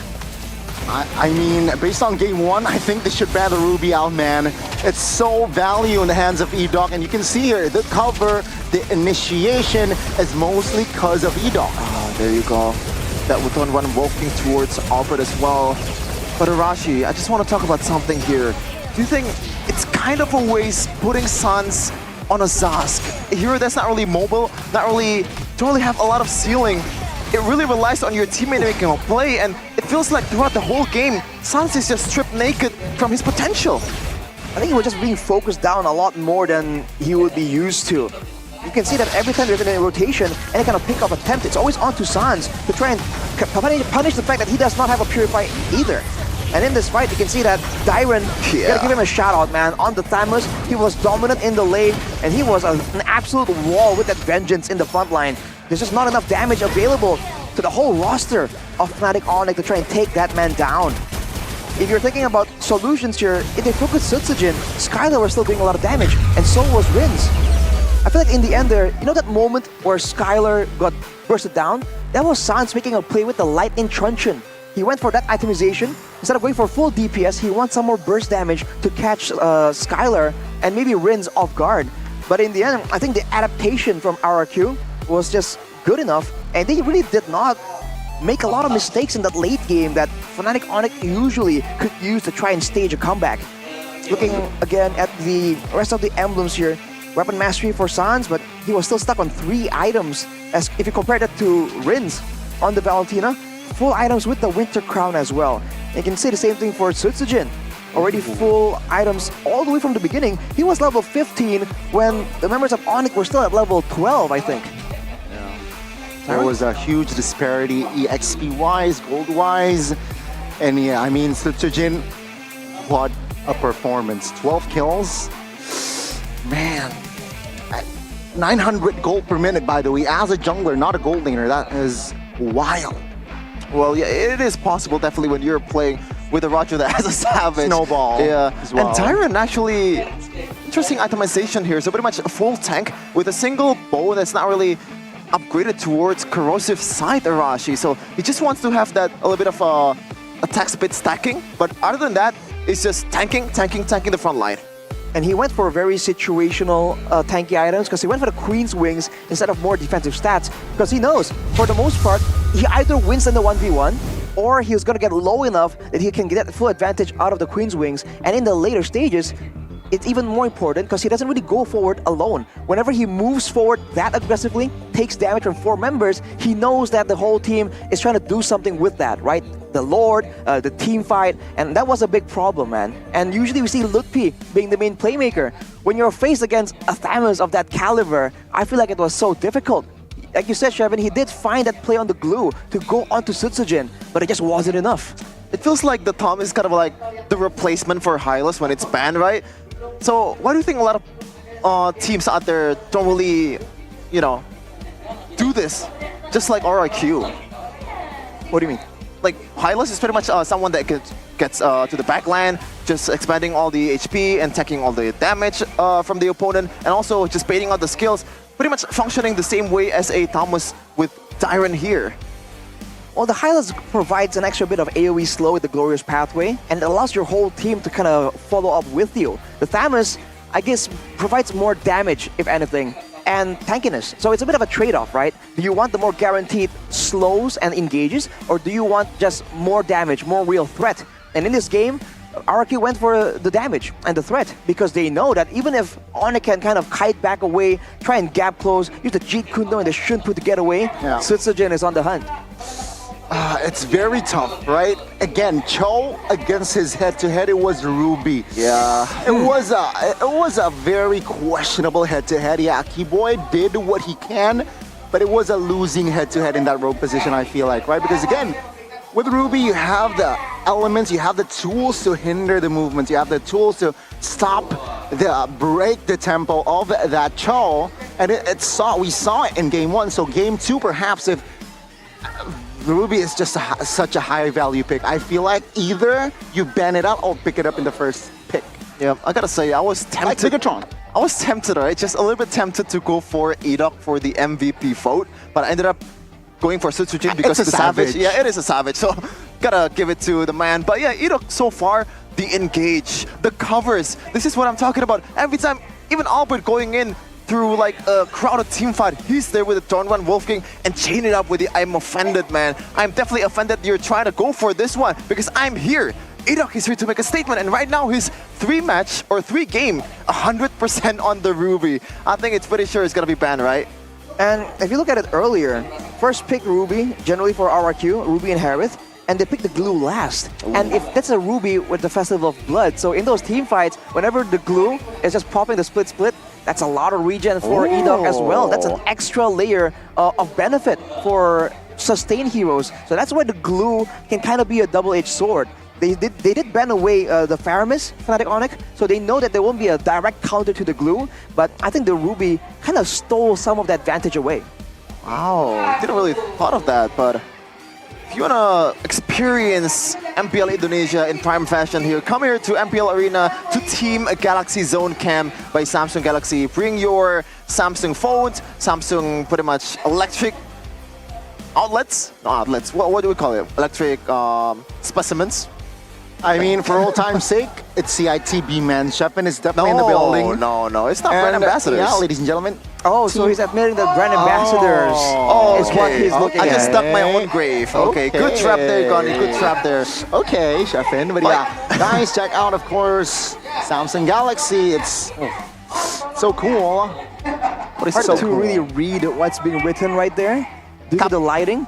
No, it's like that's a very nice phone though. Something kapan MPL date, or like when's MPL date. And right now we have another thing to entertain you here. Head and Shoulders cam, obviously hair cam by Head and Shoulders. Look at that Garot Kaca Lemon variant. You can also get the menthol with Tigreal in the front. My favorite is the Tigreal one. Yeah, you can't really go wrong because lemon and menthol, those two are very refreshing. And when you're a pro player, you need that, man. You need that cool-headed judgment calls or like decision making. Right. And speaking of, again, game one, it's very hard to solve that problem right mid-game. What's wrong, Rashi? That's someone's lost here. I believe that's a cosplayer. I'm not sure which character it is. I know it. I know who it is. Wait, do you not know? Go on. Do you not know? I'm asking you a question. Answer. Oh wow. I don't think I can say that here, or can I? It is from a very popular. Then I have no idea then. Very popular gacha game, but it's like the feminine version. But yeah, going back to the second game here, the Royal Derby, RRQ strikes first against Fnatic Onyx, something that a lot of people didn't really see it coming. And Keyboy for sure, I think if we're talking about Fnatic Onyx, this doesn't really face them, right? It's just another game.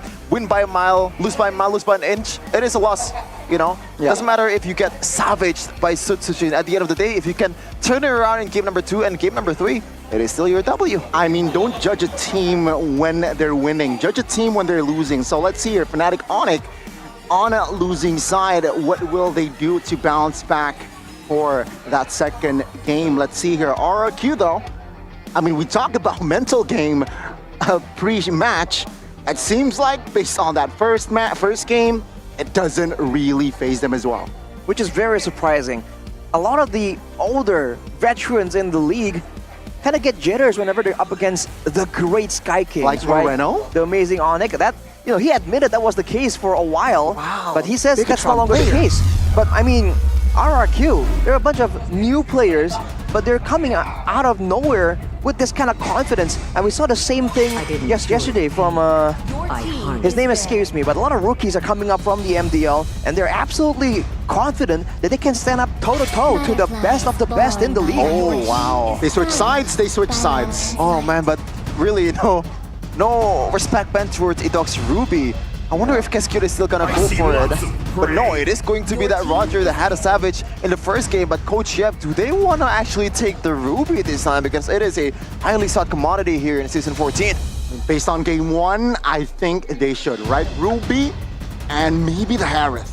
Maybe I think they should steal both here. Oh man, They have prioritized the Zask and the Edith instead. That Edith was banned away by Fnatic Onyx in Game 1. Second ban, I believe, with the Tsushin and the Aurora. So hey, Aurora, speaking of which, is still available. It's a great pick to counter the Zask, and it's a great pick to flex for RRQ as well. With the Edith though, the long drawn-out team fights need to be a bit more calculated for RRQ because the Primal Wrath from the Edith could be a very devastating tool for Fnatic Onyx.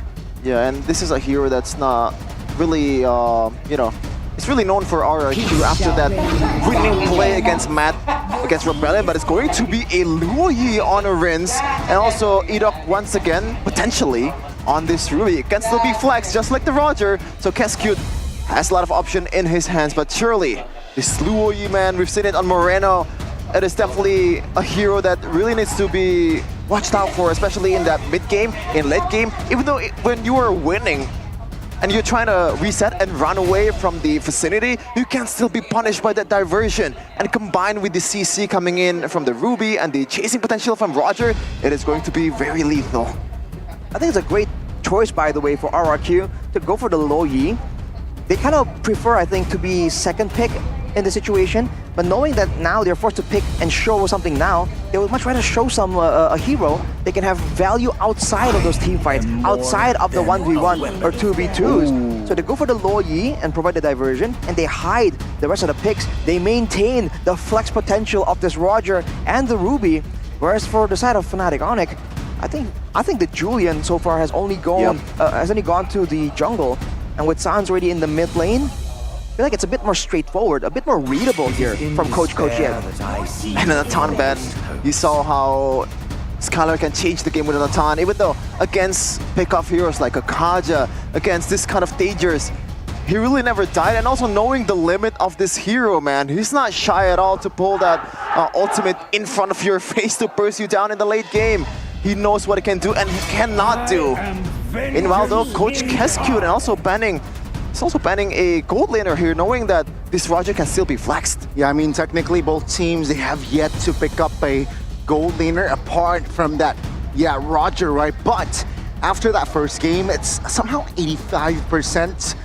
It will go to the hands of Sutsujin, but let's see here. Will Fnatic Onyx limit another potential gold laner, or will they switch things up and ban out the EXP? But no, it's gonna be a straightforward approach here, banning out the Hereth. Do you want to trap Roger to the gold lane? Is that the game plan here for Fnatic Onyx?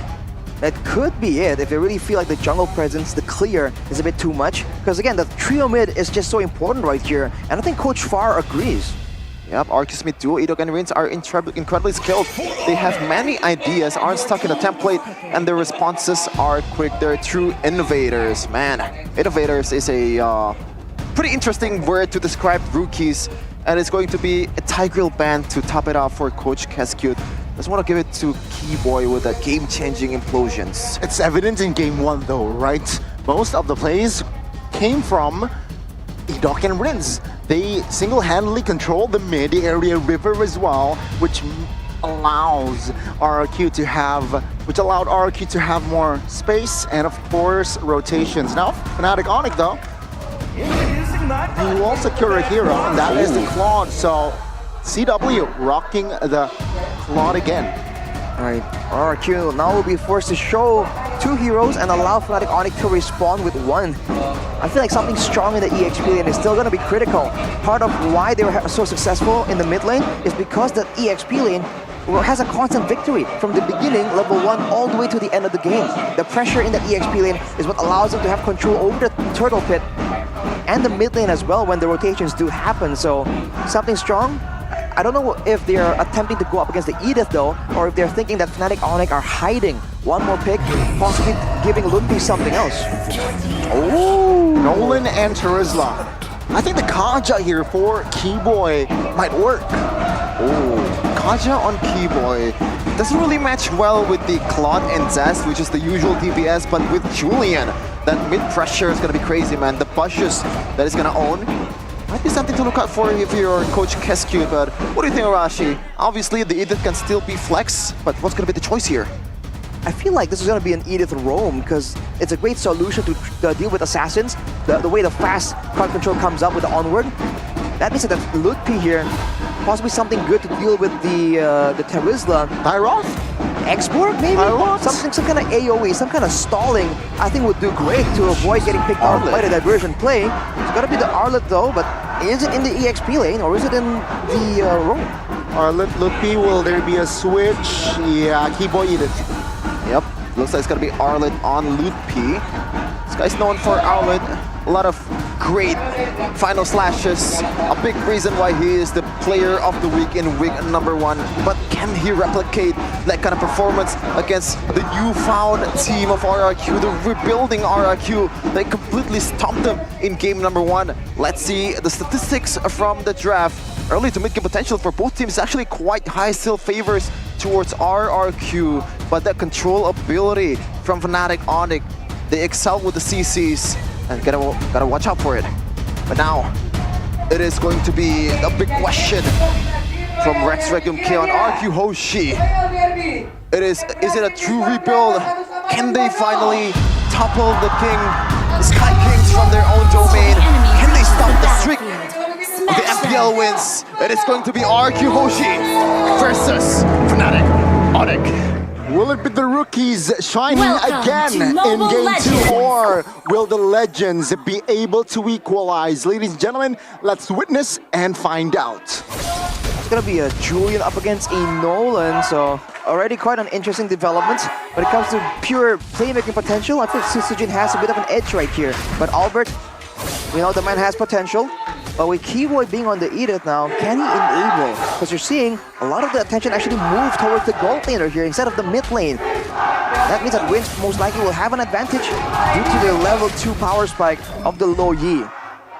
But yeah, once again, it is CW on the kind of a losing lane against her Roger. Gotta watch out for that first kill. If it connects, then it is gonna be a lot of damage, man. A single combo is gonna be like half HP or so. But emblems by Indihome, by Telkomsel, Arashi, anything stands out? Well, first of all, let's see how this plays out. CW forced to back away. But the emblems, no Festival of Blood built by Dyron. So I'm fully expecting a War Axe to try and help out with the sustain. And he has the agility to match the rotations. And on top of that, Skylar with the thrill with the Master Assassin and the Assassin Emblem, he wants to get full control in that lane. So this might be a switch up from RRQ. They played along with the EXP lane a strong side in game number 1. Now they might flip it and play for the gold lane. I saw that flicker coming, man. But that is a good play from Rins though, because like if he didn't flicker, he might get punished. Yeah, either Keyboy was two-heading him, right? Like bait the flicker and bait it, or yeah, I think it's a good start here for, I guess, Fnatic Onyx for that first turtle setup with Rins not having that flicker. Well, the mind games begin here when you spam the Earth Shatter again and again. That's a quick take, by the way, by RRQ. That's wild. But again, when Keyboy spams the Earth Shatter at nothing again and again, it's only a matter of time before one of those turns into a flickered Earth Shatter. That is how the Edith operates. So Rins kind of tries to read into it, forced to use the flicker, but you know, better safe than sorry, I guess. But look at this diversion. Oh my god! Now you see him, now you don't again. The innovators doing work. Keyboy though will find Rins. Sitsujin quite able there. He's able to get out. So again, the mid duo in the mid and rope doing work. Man, it's still a W, even though there's a trade there towards Rins. It's a purple buff plus Albert. Hasn't that so far been well though, Keyboy? I'm offended. Oh my god! Will do harm on towards Keyboy. He committed the flicker as well, and that's an L. Albert now caught as well. 2v1. Oh, the first damage is there. Sujin picks up the Hunter Strike as well. That was a flicker. Don't roll Wolf King from Edok. This guy, when you talk about aggression, he is flickering even without the ultimate on the Ruby, man. What a great fit for RRQ if they want to go for these early game strats. Now Sisujin is level 7 and Albert is level 5. They're completely trying to deny his jungle, and look at him. Going into the jungle, not finding anything, but the diversion comes in. Blazing duet on towards E-Dog. Tyler though will fall. As now, let's see, Fnatic Onic looking for a trade. CW gets taken down as Dyron caught airborne. Dyron so sustainable enough to get out to Jin. Looking for a kill on towards Ludwig. Has damage. Recruit figures out and Fnatic Onic finally find a favorable trade. Yeah, kind of like deja vu in game number 1. They were finally get a winning trade. But man, oh man, the first ever diversion that's kind of like went nowhere there for RRQ. Rince gotta be a bit more careful next time. Definitely. When it comes to the engagement there, RRQ need to make sure they're the ones who start first. But fortunately for them, they'll be available for this next fight. And I don't know if they spot out Keyboy there, but he'll be backing away. And look at Dyron, trying to be a wall once more, but is he tanky enough? He's not a Thamus, and he does not run the Vengeance. See though, the setup here. Poked by Fnatic Onic. Arlet. The damage is enough. All calls. Now technically Fnatic Onic can't really fight Sandsflickers out of the way. Fnatic Onic, they will concede the turtle area. Man, again, Sans on the Zask Arashi. The potential of this guy is just pretty limited, especially when he's rocking that flicker once again against an E-Dog, against a Tyrant. It is very dangerous for him to be playing like this anymore. Ooh, diversion playing. No one there though. Now let's see here. Keyboy finds a turtle. Placing duet to follow it up. Now E-Dog caught in a no man's land. Flickers out of the way. CW is still there though. Will not force the fight. Instead, they will move on towards the mid. Concealed play by E-Dog. Final Slash does not connect. As Fnatic Onic again, they see a no opening. So yeah, they will concede again on the pressure on towards that mid lane. Great move by Keyboy to somehow find a steal onto that turtle. But that was a creative approach by RRQ as well. Using the diversion for vision, sending out E-Dog and Dyron as kind of a zoning tool. Now it's back to the waiting game though, and Fnatic Onic are always on their toes because they know at any moment a diversion play can happen. With Dyron picking up the War Axe though, now he has actually the sustain. In the previous team fight, he was so low because he was trying to heal up from the turtle, but without a festival of blood, it's not enough. With the War Axe, he's gonna be a legitimate threat here in the midst of a long fight. Yep, MPL Indonesia Season 14, new record, first Savage by Sutsujin, the Satsujin. It's actually the first Savage since Suns for a jungler in Season 8. Ooh, now Keyboy, concealed play, didn't really convert to anything, but Fnatic Onic. Flicker, final slash on towards Rinz. TW finds the mark. Now E-Dog will concede and back away. Sutsujin though, the backside looking for a cover as CW claims a double. Oh my god! Ludwig finds Sutsujin, and that is Fnatic Onic winning another trade. Iron in a 4-man rotation. Will fall. Sound secures it. And that is again Fnatic Onic showing up. Never count out on Fnatic Onic on this kind of situation. They somehow make a lightning quick pick-off in the mid lane, knowing the weakness. But Arashi, Skylar at the time. Oh, wait a minute. Diversion. Bryn Skylar, enough burst, and Skylar will secure the kill. You snooze, you lose. Immediate trade back there, and look at the play. Skylar going to try and take the turret without minions, but it won't be available just yet. No mid turret for the side of RRQ, so for Fnatic Onic, they've equalized in the gold deficit, at least better than earlier. It was at almost 2k, but with the turret taken by RRQ, they're still having the macro pressure. Big team fight once more for the mutual objectives. Onic take the first move. Yep, Dyron here, practically half HP. Sutsujin, with the flicker penalty zone, finds Ludwig, and now they fight. E-Dog secures Albert, and one by one, Fnatic Onic members will fall. Skylar secures the kill, blazing duet! Keyboy secures it, E-Dog caught, CW, and Keyboy will find it again. It's an equal trade, 3-for-2, but the newt falls to RRQ. And also, Fnatic Onic will get a turret as well, so I think this is a bit favorable towards Fnatic Onic at the end of the day. CW with a clutch blazing duet once again. But looking at the grand scheme of things, Albert is getting taken out a lot in these games. And if they really want to play for massive moments at the Lord Pit later on, you gotta be careful about this. They have to try and make Albert, let him catch up to Sutsujin, because look at the gold difference right here. About 1,500 gold difference. And when it comes to levels, I believe he's about 2 or 3 levels ahead already from Albert. So with 70 seconds to go, it's the waiting game once more, where Fnatic Onic are still waiting around, concerned about the potential diversion play. And you can see that in the purple buff, there's some escorting being done here. They got Albert once, they don't want to let that happen once more. Yeah, and so far, RQ 1K gold lead, a solid lead. Just like this new free skin with every purchase of limited edition Benedetta. Electro Final Katana you can get in UBS Gold / or X Mobile Legends Bang Bang, a collab with MPL Indonesia Season 14. Get yours at ubslifestyle.com. But back into the game, right now, Onyx is setting up a trap. Tyron now, sandbagging. Immobilize CW. Oh, wow. Use the BM, my good read there by Fnatic Onyx. Interesting. I think if they committed towards the Tesla, they would have actually gotten it, but somehow they see the bigger picture, Rashi. Seems like for RRQ, that's a weird play to send Tyron alone into the bush when they are just so close to each other. But I guess they were concerned about some combo plays being made. Lethal taken by Sutsujin though, so Vision will expose Fnatic Onyx playing still for that Lord. This is the moment of truth though, and looking at the level gap, it's only one level for Sutsujin. Albert is getting closer and closer, but he's still quite far from that next level. And they're giving the EXP in the lane to Sutsujin still. They're trying to get level 14 and get a guaranteed steal. See, I'm offended on towards Lutfi. The damage is there, but Lutfi is sustainable enough. He will flicker out, but Tyron secures it. CW with the blazing duet. He is ice cold. Now Keyboard with the engage loses his mortality, but Fnatic Onyx, they found two. Again, CW, when you need him the most, he performs out of nowhere, blazing duet. Meanwhile, though, diversion play. See, Rin sits again. Oh, CW is there. Now Keyboy looking for the airborne. Now Edok and Rins secures it. Sutsujin though will find Sans. That's Fnatic Onyx. They are ready as well. And that is it. Tyron and Sutsujin are the last one standing.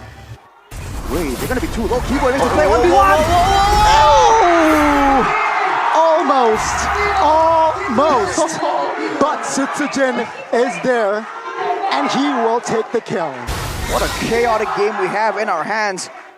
Albert, though, will get to go for his purple, but look at the play from RRQ. Immediately doubling down onto this Lord take, and they do have the diversions to come there faster. Sans will take a bit longer. Can RRQ take it down before Lutfi makes a play? Yep, penalty zone on towards Lutfi, though. The damage will be there to burst him down with Rins in the fray. Now, Fnatic Onyx, how are they going to retake this? It's 5v4. Albert is there. Will they be able to find the opening, though? Oh, Edok. Yep, Edok immobilizes. He secures the Lord, and that will be all though. Sans secures Edok. Tyron out caught.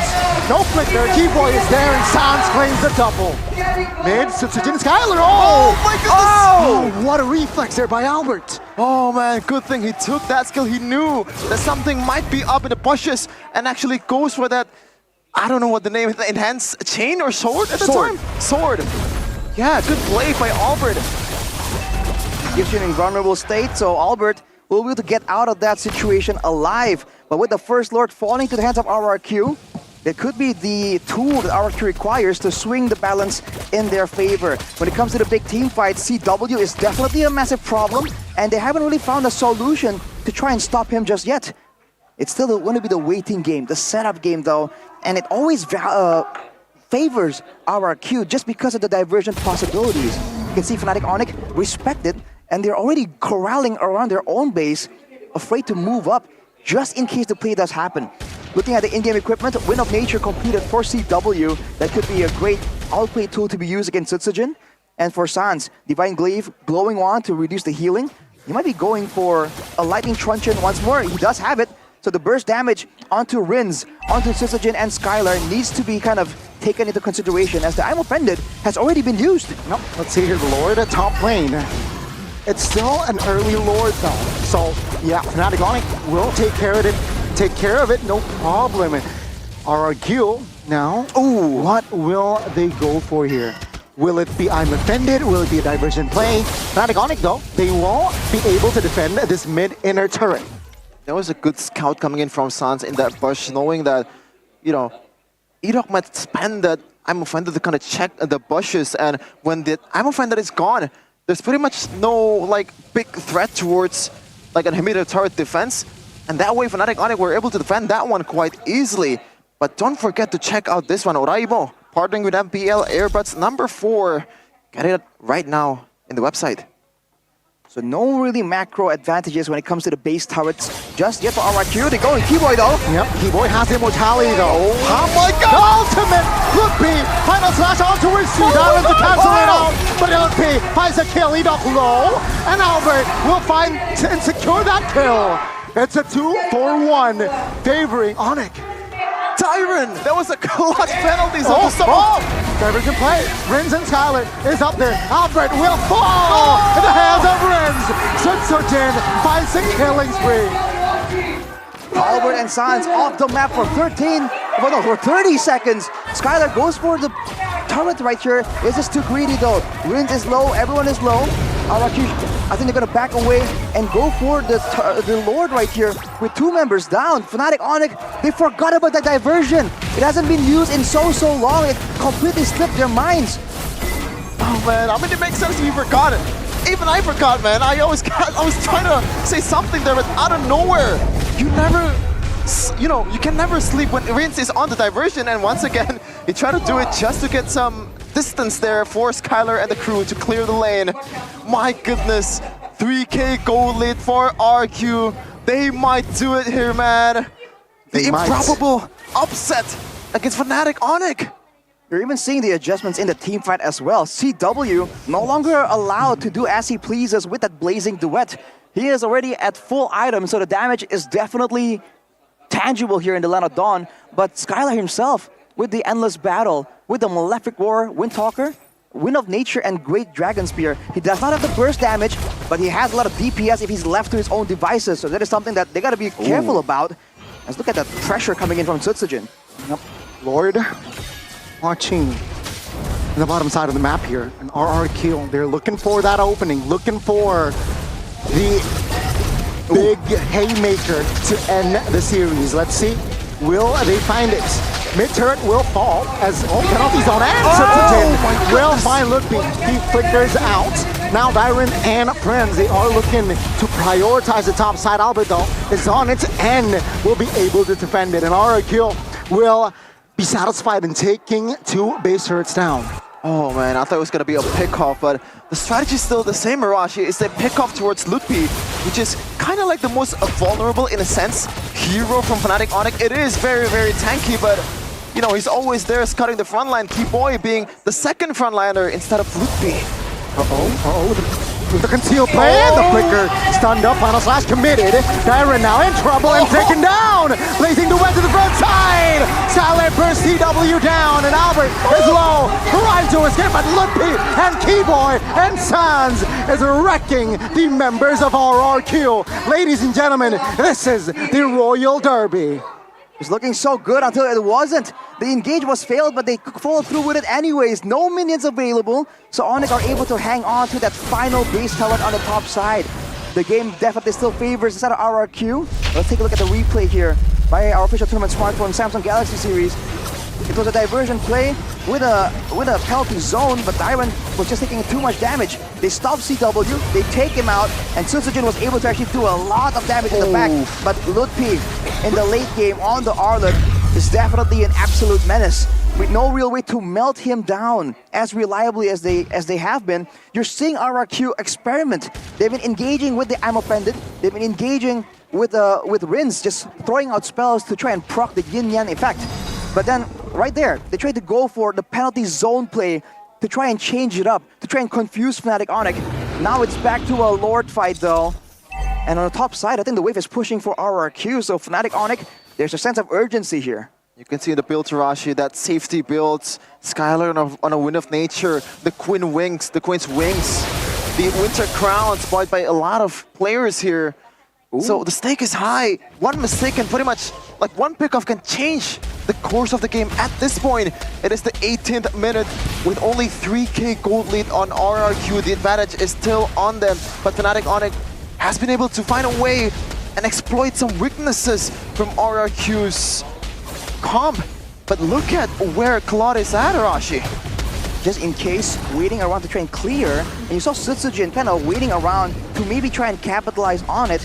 He'll be going to his purple buff though, and CW shows Dyron can go for an engage right here. Oh no! Penalty zone on towards 2 though. Now Dominant's descent popped as well.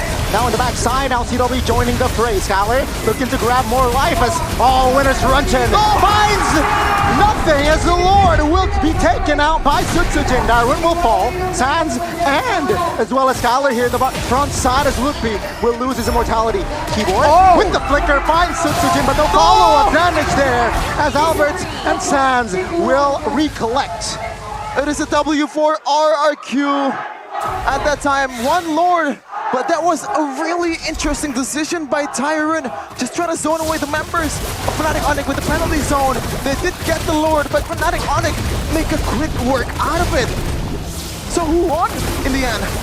I think RRQ won. They deny Fnatic Onyx the chance to take a Lord and equalize on the neutral objectives. They get the base tower on the top side, by the way, that fell in the middle of that engagement. And now with some empowered waves still available, they have a chance to make a play that's decisive. Lutpi won't be on the map for another 7 seconds, but he will be there for the next fight.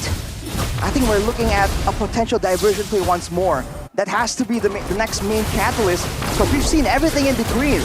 The penalty zone, the I'm offended. If they go for a full-on 1-2 back team fight, I feel like Fnatic Onyx have caught up enough to actually match RRQ. It all comes down to how well can RRQ set up and burst down one member from the side of Fnatic Onyx. Yeah, you just reminded me, Rashi, that RRQ, all of their mid turret is still intact, still healthy, no damage whatsoever taken from those turrets. So it is gonna be hard for Fnatic Onyx to play the long lane, or we play the macro. And RRQ right now, it's definitely their game to lose with this much ways to get around the players of Fnatic Onyx. The diversion, as you mentioned, Arashi, even the peel from Edok, even the engages from Tyron and Edok, there's still a lot of cards that RRQ is gonna show in this point of a game.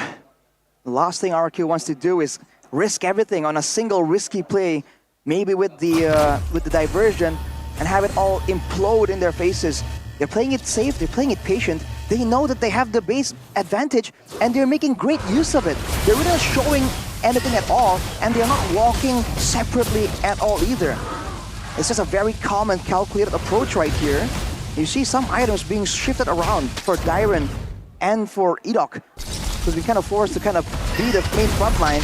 But for Fnatic Onyx, there's just a lot more damage available, especially in these situations where there's gonna be scouting available. Ooh, okay. Okay, hang on a minute. I thought a play was happening. Yeah. But yeah, for Sans, he can just keep scouting around with the Nightmare Respawns.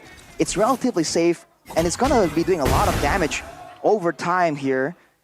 So that is what RRQ is kind of trying to avoid, right? They're just holding on to make a big decisive engage happen when they have the chance. They don't want to go back and forth and dance around with Onyx, because that is exactly what Onyx wants.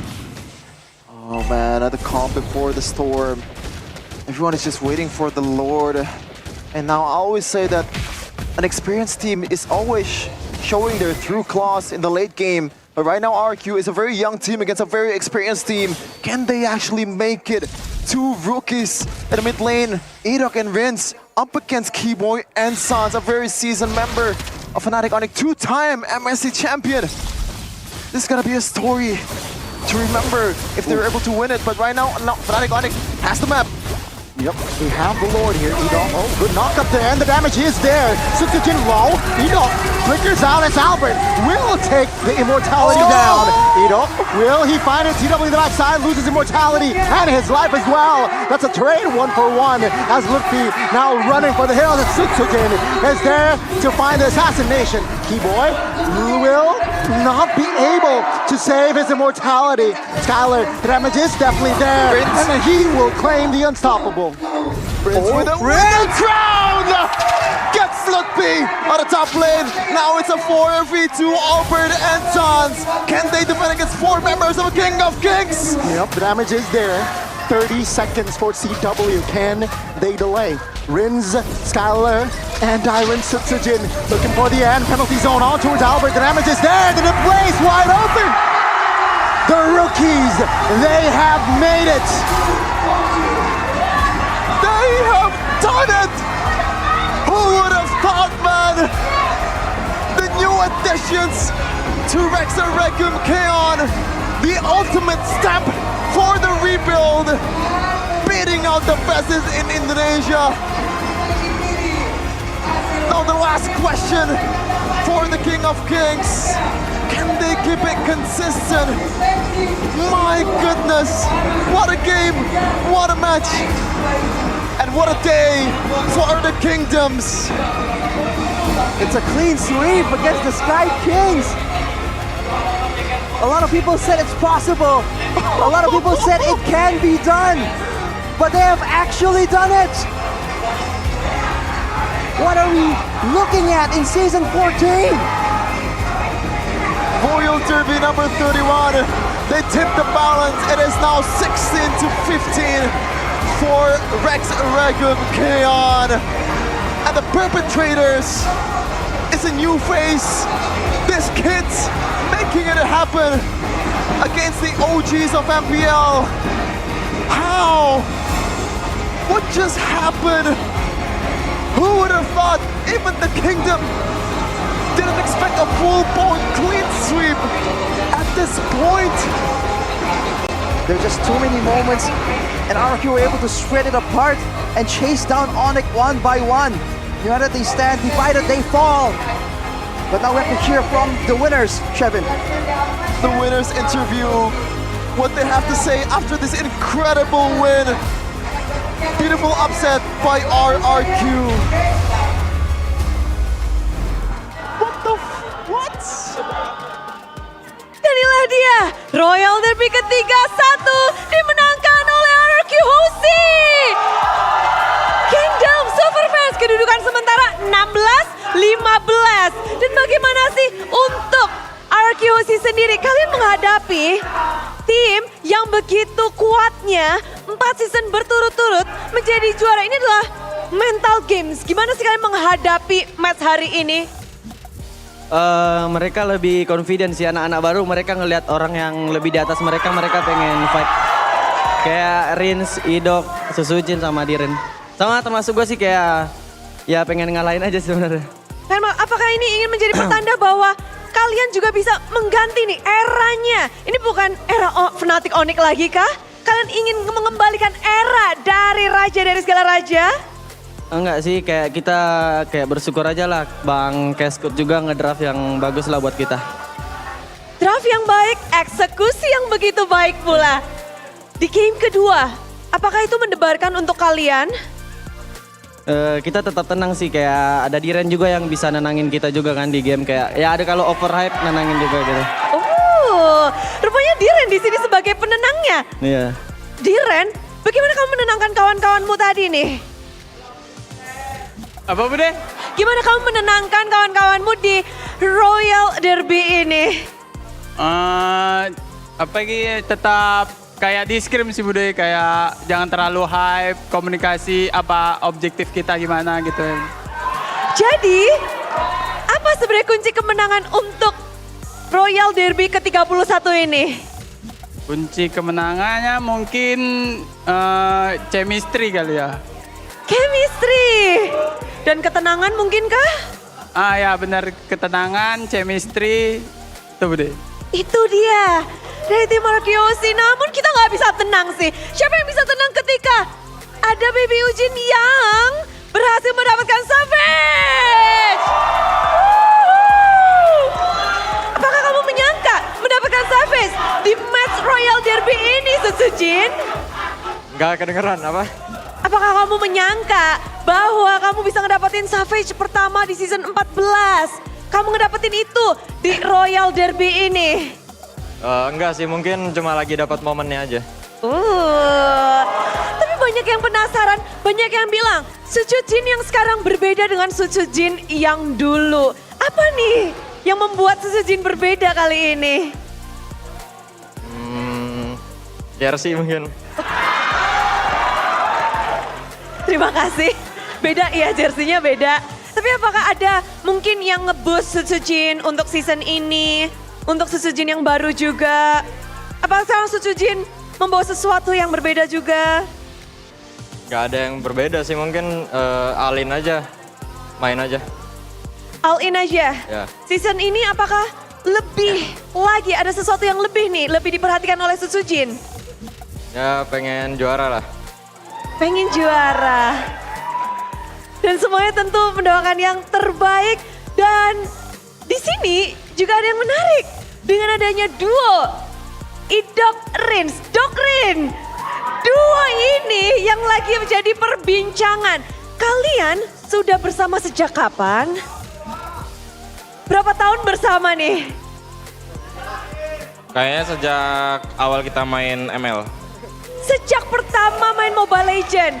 Berapa tahun tuh kira-kira? 10 tahun? Oh, belum ya? 5 tahun? Jelang 2 tahun kayaknya. Jelang 2 tahun dari Aceh berdua. Ya, Jadi awal sebelum ke Jakarta pun sudah bermain bersama. ya benar. Nah, apa yang membuat kalian tuh klop dari awal bermain Mobile Legend sampai pada hari ini kalian tuh kayak duo yang tak terpisahkan? Nggak tahu sih, nggak ada yang spesial. Sama aja kayak biasa, kayak orang-orang biasa. Serius, gak ada yang mungkin kalian punya satu visi dan misi yang sama? Ya mungkin visi misi sama-sama pengen juara. Sama-sama ingin juara. Dan serekat itu kalian, apakah kalian sama-sama dari Aceh? Apakah kalian punya mungkin satu tujuan? Wah, inspirasi Lemon nih dari Aceh, dia bersinar. Lalu kalian juga ingin seperti itu? Ya, mungkin. Ya mungkin. Tapi kan apalagi tadi Idok, kamu membuat permainan dari tim Fnatic Onyx seperti kelimpungan. Dengan 2 kali Ruby, signature hero dari Idok berhasil didapatkan. Idok, bagaimana kamu bisa menciptakan banyak momen menghadapi Keyboy? Keyboy adalah MVP dari MSC 2023. Gimana sih kamu biar bisa tetap keep calm atau bagaimana dari Idok? Karena lebih semangat aja sih lawan Keyboy. Ya. Karena idola juga. Oh, dan setelah menghadapinya bagaimana? Senang akhirnya bisa ngalahin idola juga. Wow, menjadi motivasi juga. Dan katanya kalian tuh nggak ada takutnya. Mental sangat kuat, mental ingin mendapatkan juara juga. Rins, gimana kamu untuk terus lapar dengan kemenangan? Apa ya, kayak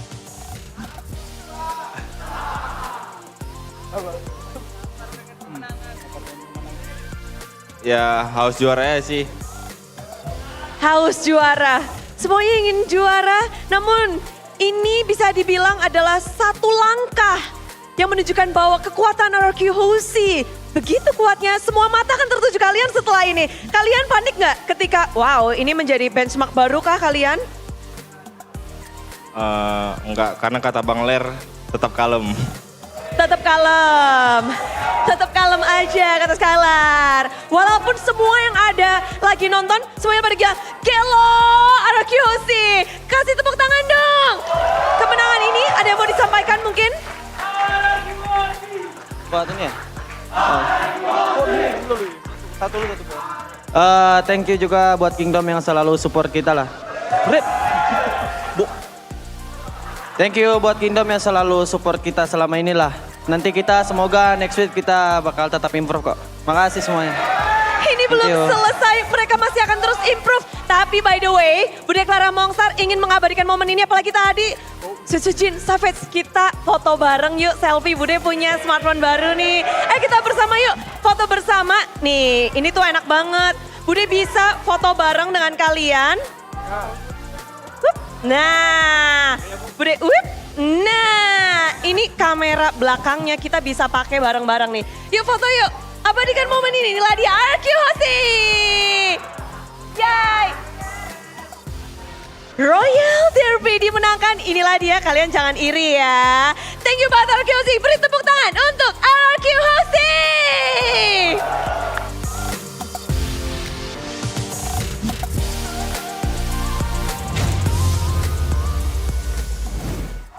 I'm just gonna let you say something here, Rashi. Do you have anything that you want to say to, especially for this fine gentleman here?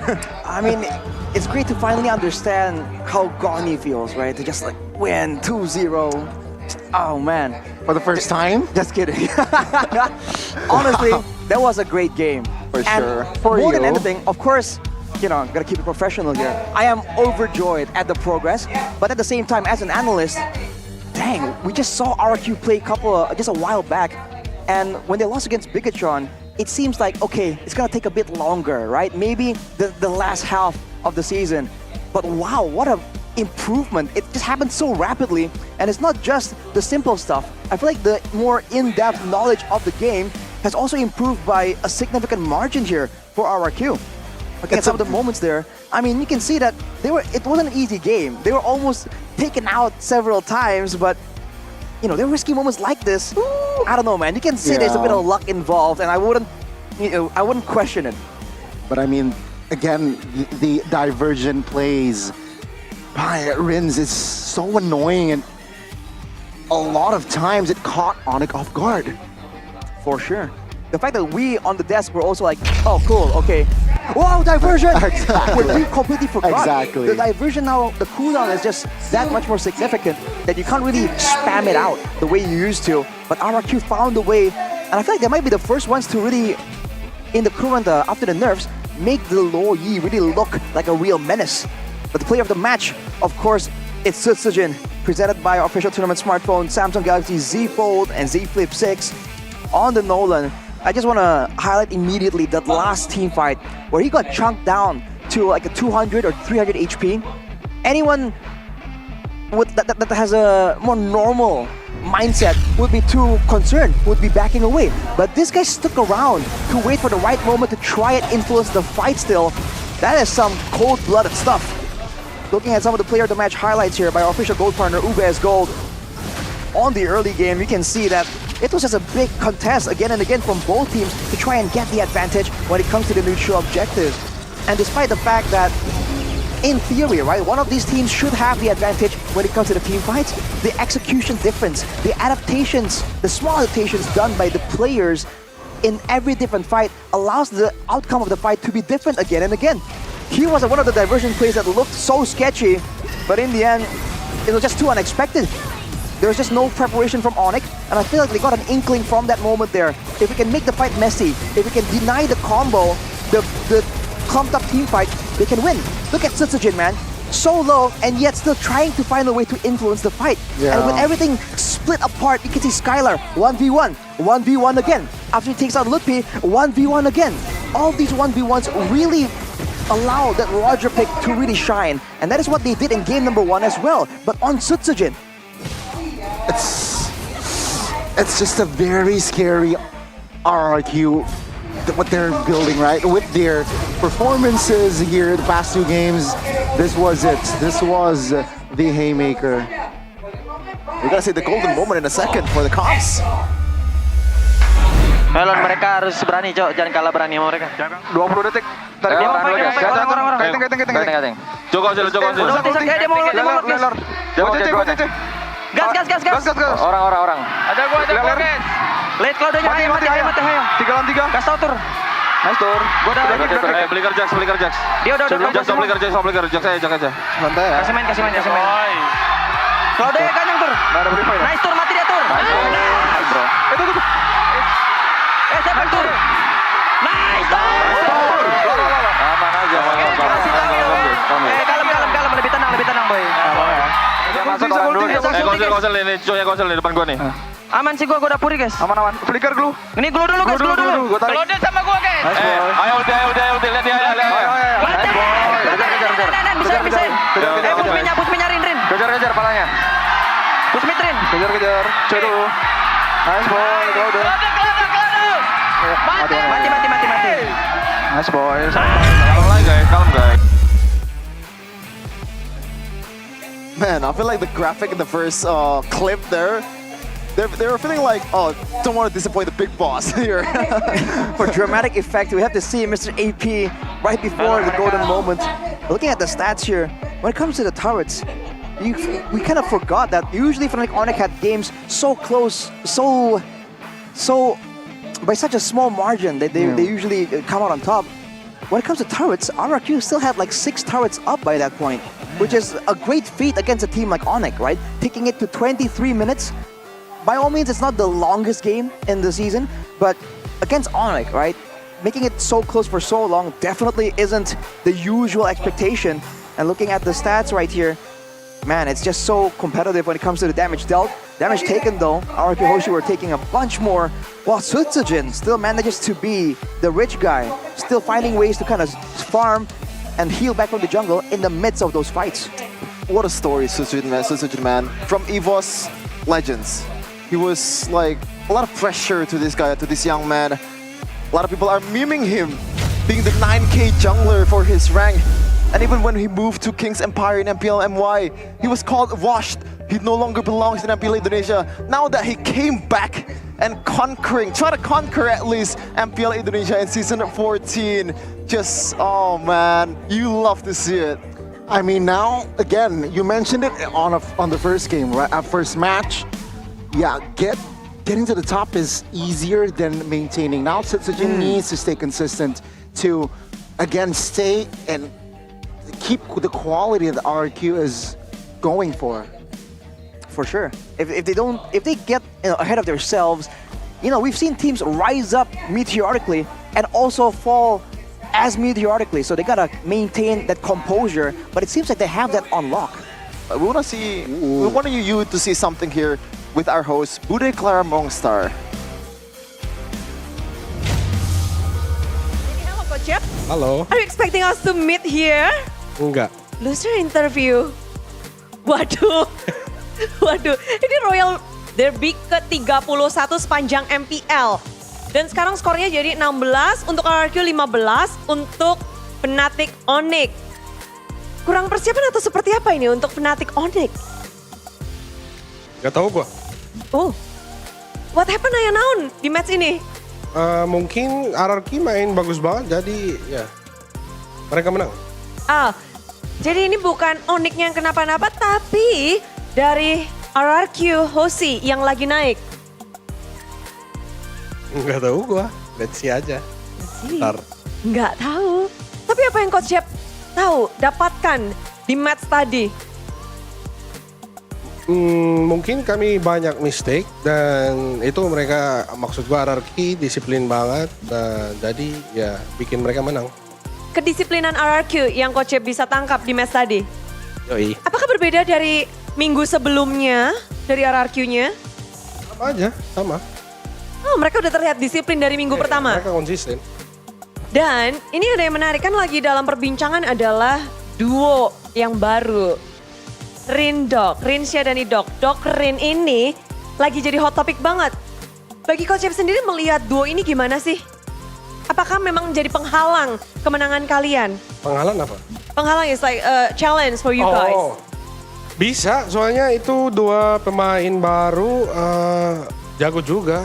Maksud gua sebenarnya di dalam tim lu nggak butuh banget jago banget.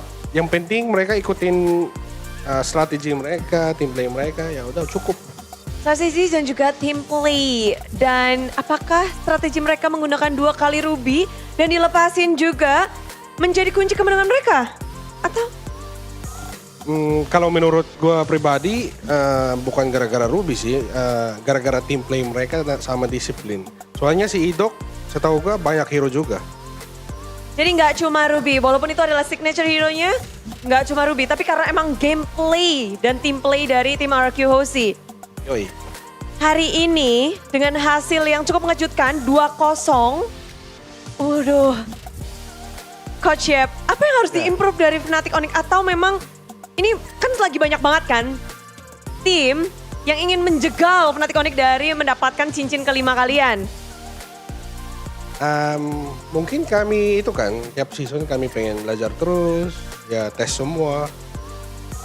Itu tetap bagus menurut gua, walaupun kami kalah,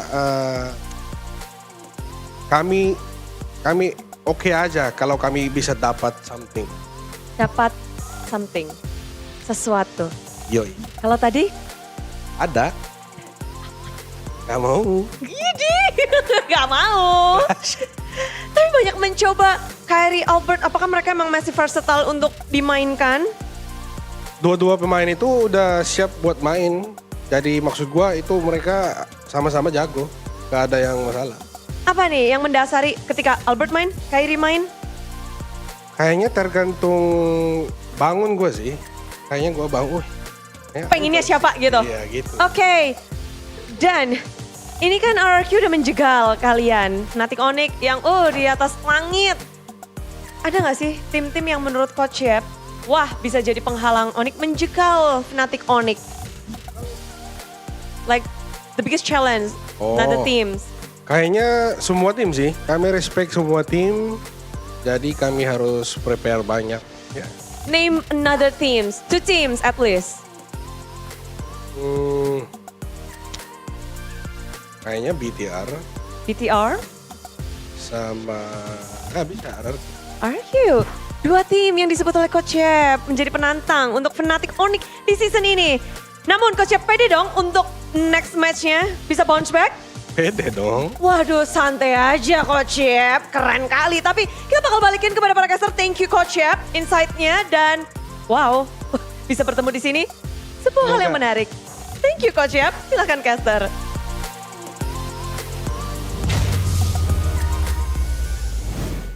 I mean, Bude Clara, don't get used to it, all right? Don't get used to interviewing Coach Yeb in a loser's interview. That's all I can say.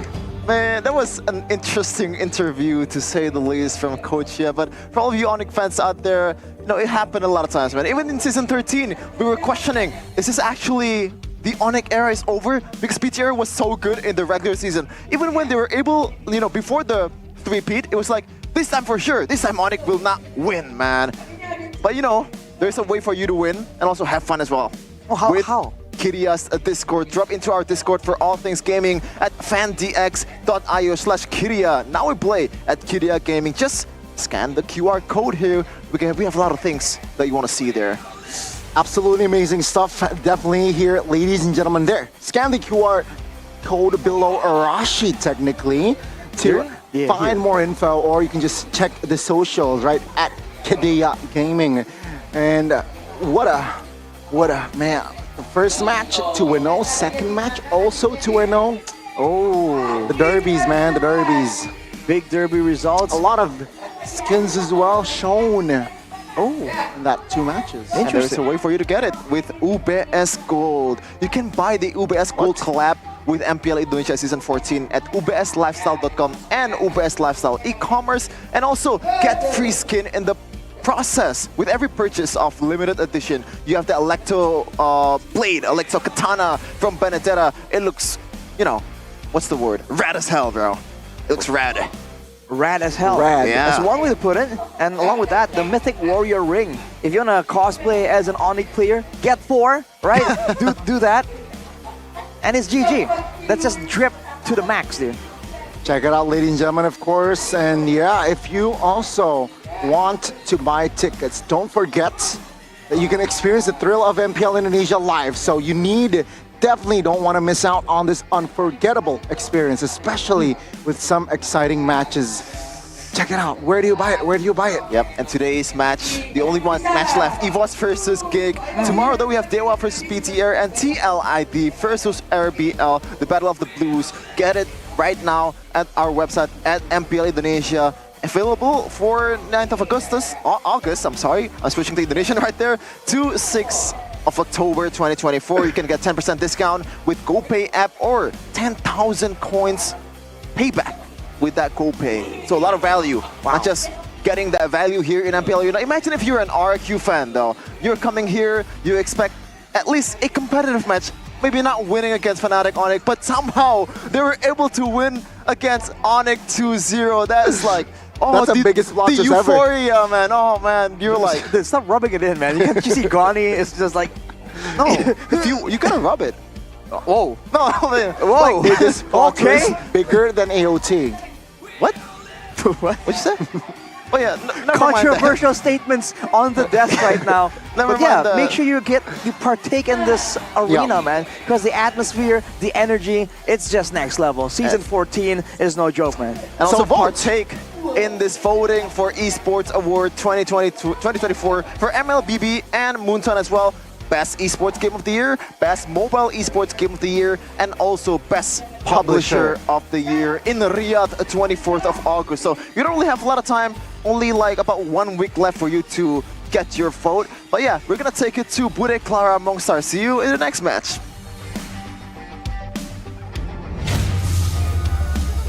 ini lagi ada giveaway? Iya, lagi ada giveaway voucher kalau RRQ itu habis tanding. Jadi ada voucher dari RRQ Top Up setelah pertandingan RRQ. Itu setiap pertandingan di season 14. Jadi wajib dipantau karena yang ngeklaim tuh cuma 20 orang pertama loh. Diva, RRQ menang dapat hadiah. Benar. Bagi-bagi nih. Iya. Di WhatsApp channel. Benar banget. Jadi, iya, karena kalau kalian bisa ngeklaim voucher itu diskon 99% up to 15.000 kalau RRQ menang dan kalau kalah up to 10.000. Wow. Aduh, untung Bude udah join tapi belum ngeklaim sih. Berarti hari ini 15.000 dong. Iya, menang 2-0. cepet makanya langsung diklaim Bude. Oke, bentar. Giveaway-nya ada apa aja? Dapatnya apa nih hadiahnya? Ya untuk di RRQ Top Up yang pasti voucher-voucher RRQ Top Up biar lebih murah kalau mau top up. Asik. Kan ini lagi skin-skin banyak yang baru, banyak yang diskon. Plus diskon lagi di RRQ Top Up. Bener banget, 99% up to 15%. 15.000 hari ini karena menang kita 2-0. Asik, happy banget. Tapi kan kalau gitu benefitnya apa lagi nih? Oh selain giveaway di WhatsApp channel RRQ itu, kita biasanya kalau Kingdom tuh kepo kan kalau BTS syuting atau BTS mereka habis tanding gini. Nah itu tuh ada di WA channelnya di RRQ, ada eksklusif khusus momen kelucuan RRQ setiap harinya. Wow, bisa melihat para player kesayangan kita dengan lebih dekat dari kamera yang berbeda. Dan caranya gimana joinnya? Caranya gampang banget kan, tinggal buka WhatsApp, abis itu tap updates, abis itu kalian klik tanda plus, terus kalian cari tim RRQ atau RRQ aja, langsung klik join. Langsung aja kalian lihat tuh, kalian pantengin kalau abis RRQ match. Wah, nggak cuma habis match, tiap hari pasti ada update-annya. Bener banget. Membernya juga udah pada banyak banget kan? Banyak banget dong Bude. Jadilah member dari RRQ WhatsApp channel sekarang juga. Banyak benefit yang bisa kalian dapatkan. Dan Diva, mau ada kata-kata penutupan? Alhamdulillah 2-0. Alhamdulillah 2-0. Thank you Diva. Thank you. Ditunggu di WhatsApp channel ya. Okay. Dan kita akan melanjutkan ke match yang ketiga. Namun setelah yang satu ini, stay tune terus di MPL Indonesia Season 14. We own this.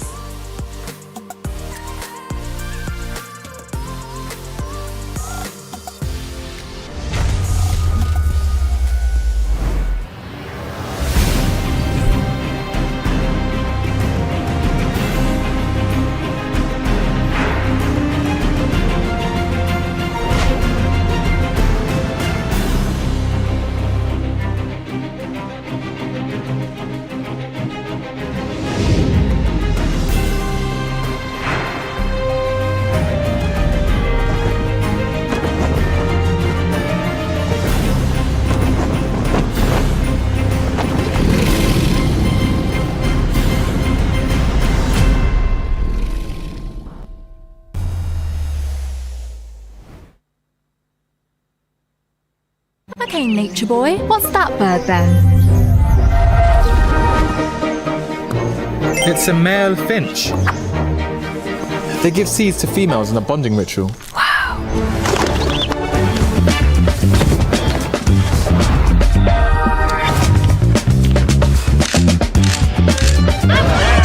Wow. Samsung Galaxy Z Flip 6. Get it now. Pakai aplikasi GoPay, dompet andalan gamers. Banyak damage-nya. Ada cashback hingga 20.000 buat upgrade skin baru. Aplikasi ringan gak makan memori. HP lemot bisa victory. Top up langsung dalam game tanpa hambatan. Ikutan selebrasi MPL di aplikasi GoPay. Menambah total hadiah ratusan juta. Bonus stage. Gratis 100 kali transfer kemana aja. Beli pulsa harga termurah. Scan QRIS dengan mudah. Download sebelum mabarkan. Dia tidak akan segan untuk menghadapi siapapun yang berani melawan. Dia mewarisi perjuangan karena di tubuhnya mengalir darah seorang pahlawan. Pedangnya mengukir takdir kemenangan, menghadapi segala tantangan. Penuh keberanian untuk terus berjalan menuju masa depan. Raihlah masa depan, nabung mulai dari hobi. Koleksi terbaru UBS Gold X Mobile Legends Bang Bang edisi spesial MPL ID Season 13.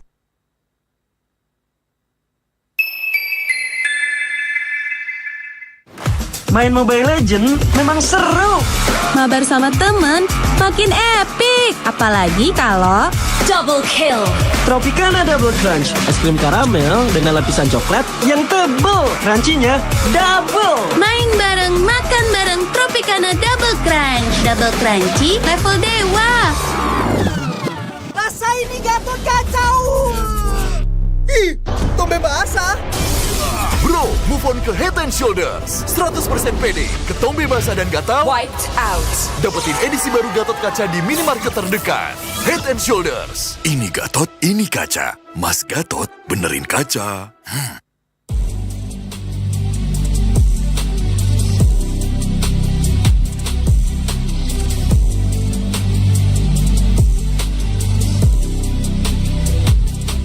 Kenangan adalah jati diri kita.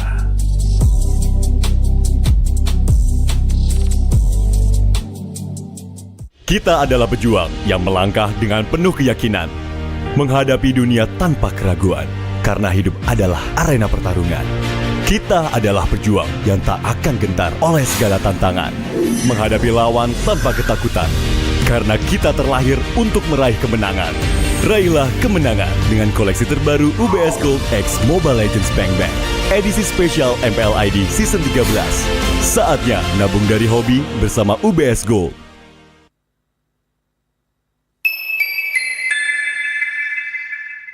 Papa akan kehilangan ingatannya. Masih inget ini, Pak? Sekecil apapun perhatian adalah kekuatan. Hidupkan momen kebersamaan. IndiHome.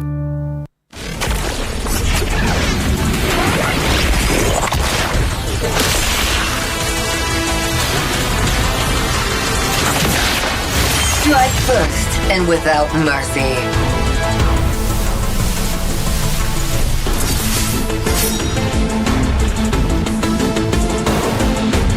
Where I tread, death follows. Enjoy your last breath. Deploying smoke. Going dark.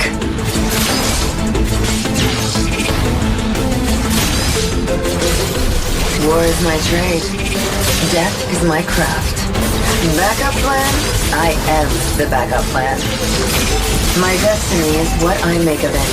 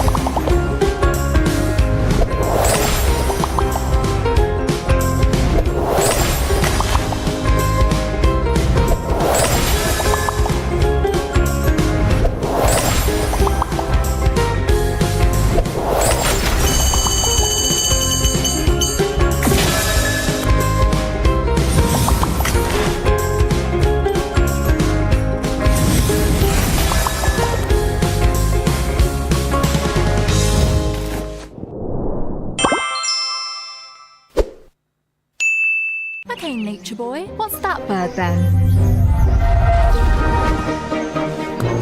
It's a male finch. They give seeds to females in a bonding ritual.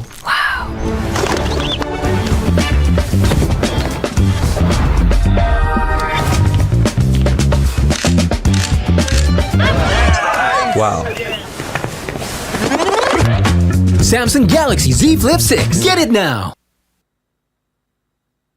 Pakai aplikasi GoPay, dompet andalan gamers. Banyak damage-nya. Ada cashback hingga 20.000 buat upgrade skin baru. Jika seringan nggak makan memori, HP lemot bisa victory. top up langsung dalam game tanpa hambatan. Ikutan selebrasi MPL di aplikasi GoPay. Menambah total hadiah ratusan juta. Bonus stage. Gratis 100 kali transfer kemana aja. Beli pulsa harga termurah. Scan juris dengan mudah. Download sebelum mabarkan. Dia tidak akan segan untuk menghadapi siapapun yang berani melawan.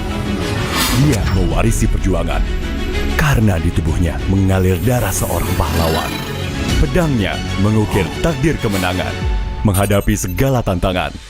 Penuh keberanian untuk terus berjalan menuju masa depan. Raihlah masa depan, nabung mulai dari hobi.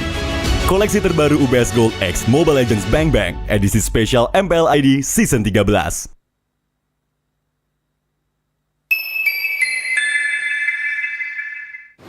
Main Mobile Legends memang seru. Mabar sama temen makin epic. Apalagi kalau double kill. Tropicana Double Crunch, es krim karamel dengan lapisan coklat yang tebal. Crunchy-nya double. Main bareng, makan bareng Tropicana Double Crunch. Double crunchy level dewa. Rasa ini gatot kacau. Ih, tombe basah. Bro, move on ke Head and Shoulders. 100% pede, ketombe basah dan gatal wiped out. Dapetin edisi baru Gatot Kaca di minimarket terdekat. Head and Shoulders. Ini Gatot, ini kaca. Mas Gatot, benerin kaca.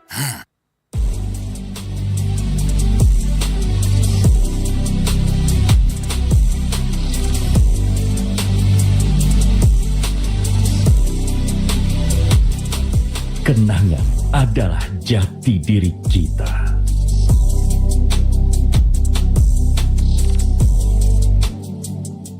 Kita adalah pejuang yang melangkah dengan penuh keyakinan, menghadapi dunia tanpa keraguan, karena hidup adalah arena pertarungan.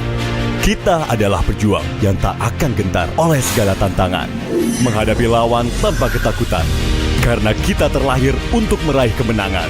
Raihlah kemenangan dengan koleksi terbaru UBS Gold X Mobile Legends Bang Bang edisi spesial MPL ID Season 13. Saatnya nabung dari hobi bersama UBS Gold.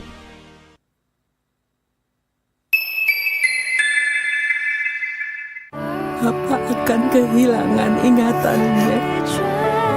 Masih inget ini, Pak? Sekecil apapun perhatian adalah kekuatan. Hidupkan momen kebersamaan. IndiHome.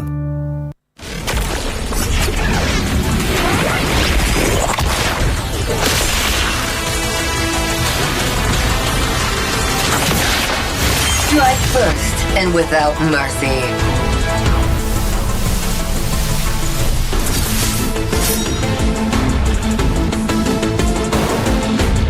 Where I tread, death follows. Enjoy your last breath. Deploying smoke. Going dark.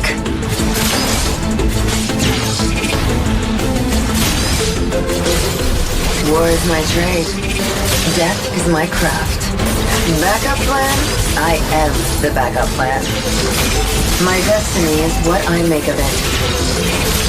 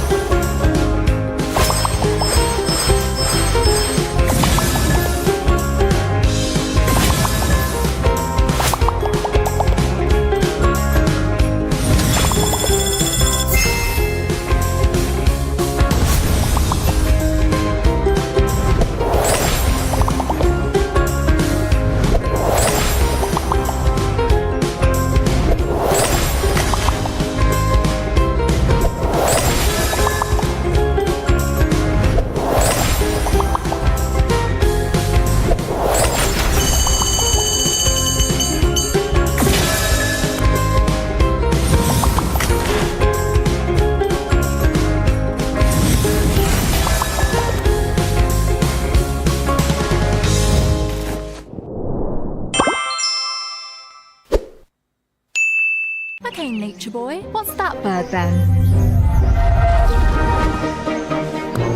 It's a male finch. They give seeds to females in a bonding ritual.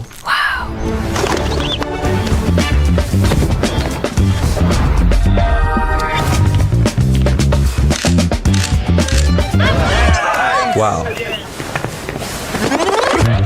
Samsung Galaxy Z Flip 6. Get it now. Pakai aplikasi GoPay, dompet andalan gamers. Banyak damage-nya. Ada cashback hingga 20.000 buat upgrade skin baru. Aplikasi ringan gak makan memori. HP lemot bisa victory. Top up langsung dalam game tanpa hambatan. Ikutan selebrasi MPL di aplikasi GoPay. Menambah total hadiah ratusan juta. Bonus stage. Gratis 100 kali transfer kemana aja. Beli pulsa harga termurah. Scan QRIS dengan mudah. Download sebelum mabarkan. Dia tidak akan segan untuk menghadapi siapapun yang berani melawan.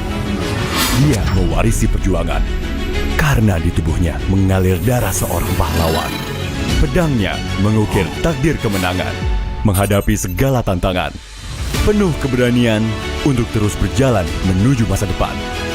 Raihlah masa depan, nabung mulai dari hobi. Koleksi terbaru UBS Gold X Mobile Legends Bang Bang, edisi spesial MPL ID Season 13.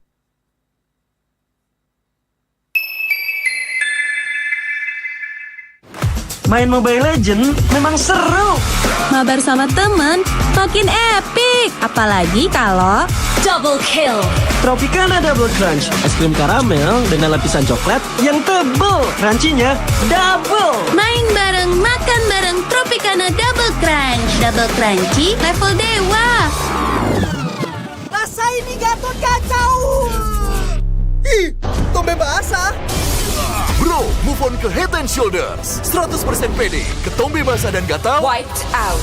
Dapetin edisi baru Gatot kaca di minimarket terdekat. Head and Shoulders. Ini Gatot, ini kaca. Mas Gatot, benerin kaca.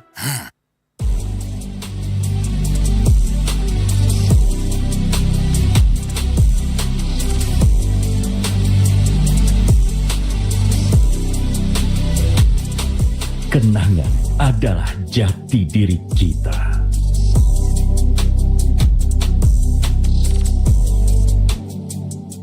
Kita adalah pejuang yang melangkah dengan penuh keyakinan, menghadapi dunia tanpa keraguan, karena hidup adalah arena pertarungan. Kita adalah pejuang yang tak akan gentar oleh segala tantangan, menghadapi lawan tanpa ketakutan, karena kita terlahir untuk meraih kemenangan. Raihlah kemenangan dengan koleksi terbaru UBS Gold X Mobile Legends Bang Bang, edisi spesial MPL ID Season 13. Saatnya nabung dari hobi bersama UBS Gold.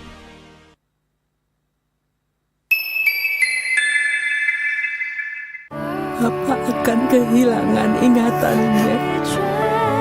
Masih inget ini, Pak? Sekecil apapun perhatian adalah kekuatan. Hidupkan momen kebersamaan. IndiHome.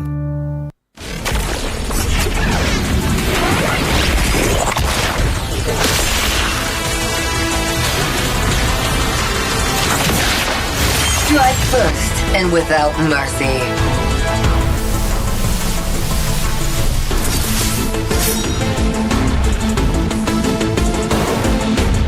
Where I tread, death follows. Enjoy your last breath. Deploying smoke. Going dark.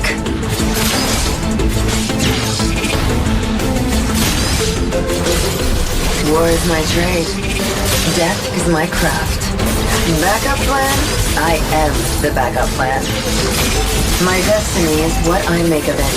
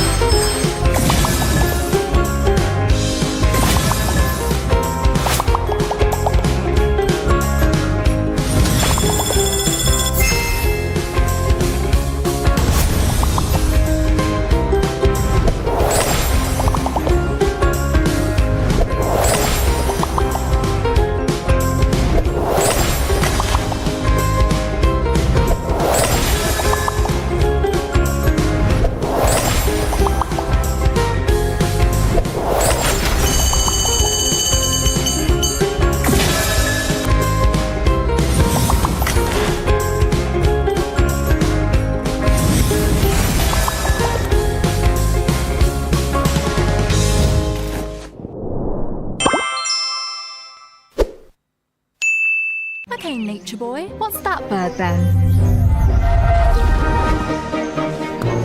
It's a male finch. They give seeds to females in a bonding ritual.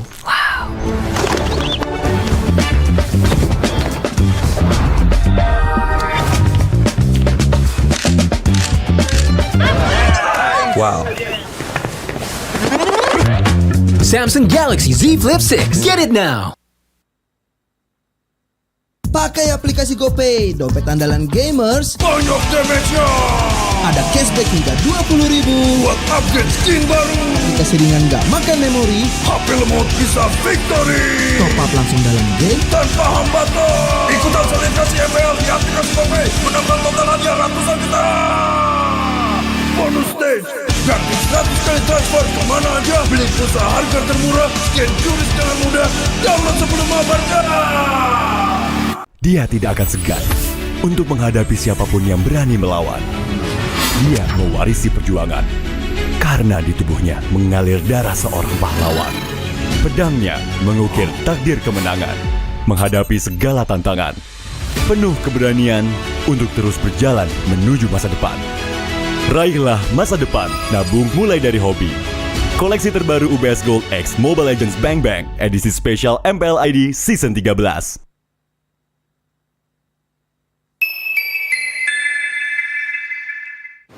Main Mobile Legends memang seru.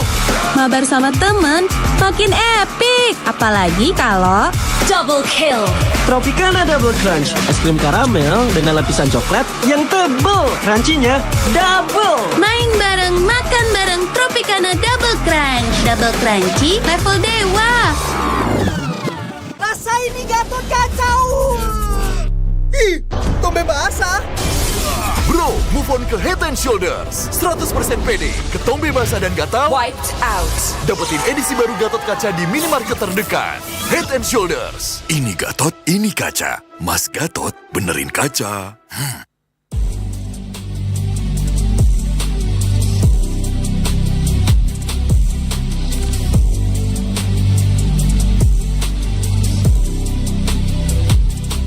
Kenangan adalah jati diri kita.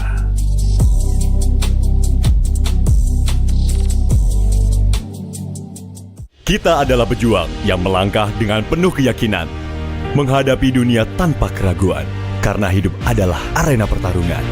Kita adalah pejuang yang tak akan gentar oleh segala tantangan, menghadapi lawan tanpa ketakutan, karena kita terlahir untuk meraih kemenangan. Raihlah kemenangan dengan koleksi terbaru UBS Gold X Mobile Legends Bang Bang, edisi spesial MPL ID Season 13.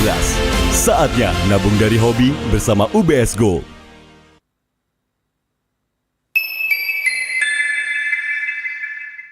Papa akan kehilangan ingatannya.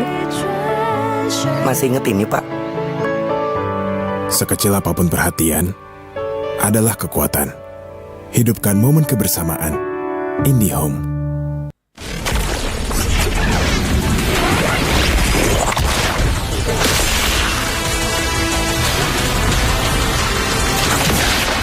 Strike first and without mercy.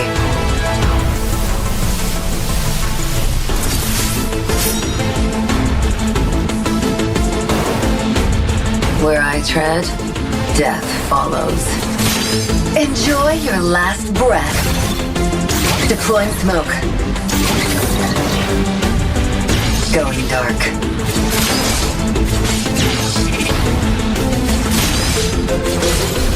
War is my trade. Death is my craft. Backup plan? I am the backup plan. My destiny is what I make of it.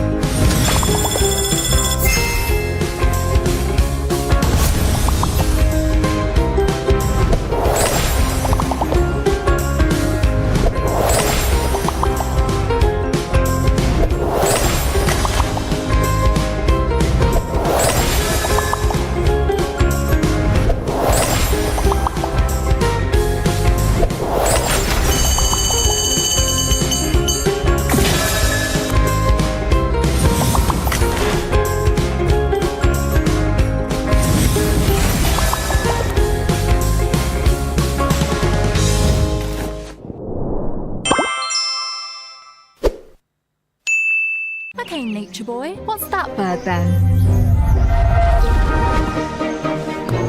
It's a male finch. They give seeds to females in a bonding ritual.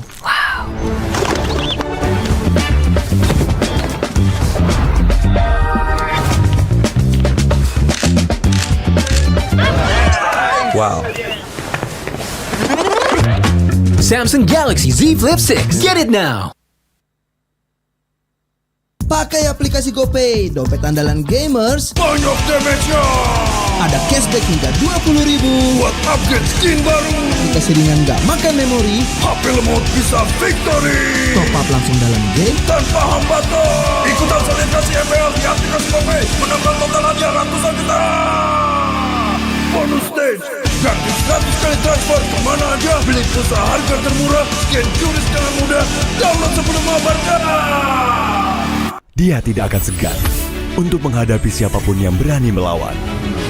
Dia mewarisi perjuangan karena di tubuhnya mengalir darah seorang pahlawan. Pedangnya mengukir takdir kemenangan, menghadapi segala tantangan. Penuh keberanian untuk terus berjalan menuju masa depan. Raihlah masa depan, nabung mulai dari hobi. Koleksi terbaru UBS Gold X Mobile Legends Bang Bang edisi spesial MPL ID Season 13.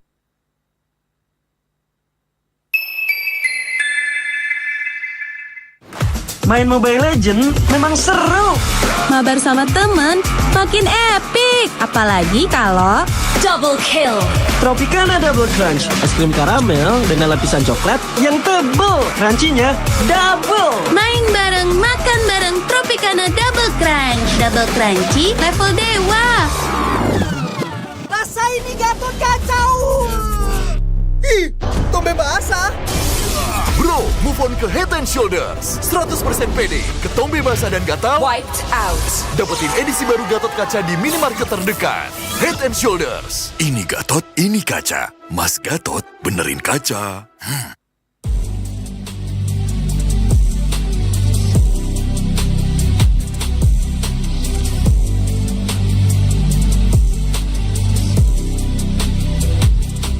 Kenangan adalah jati diri kita.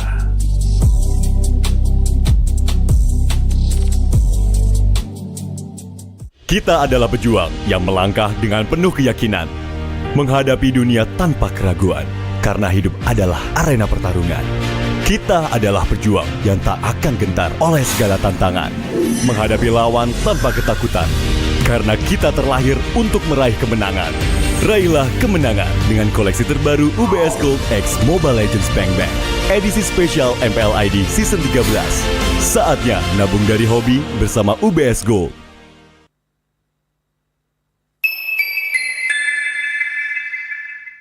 Apa akan kehilangan ingatannya?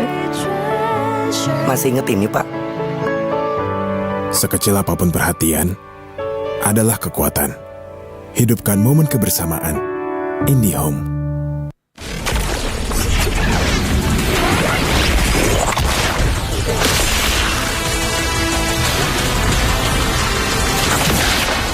Strike first and without mercy.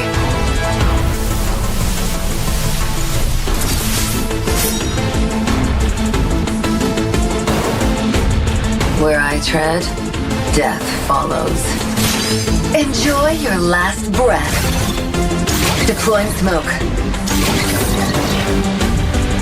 Going dark.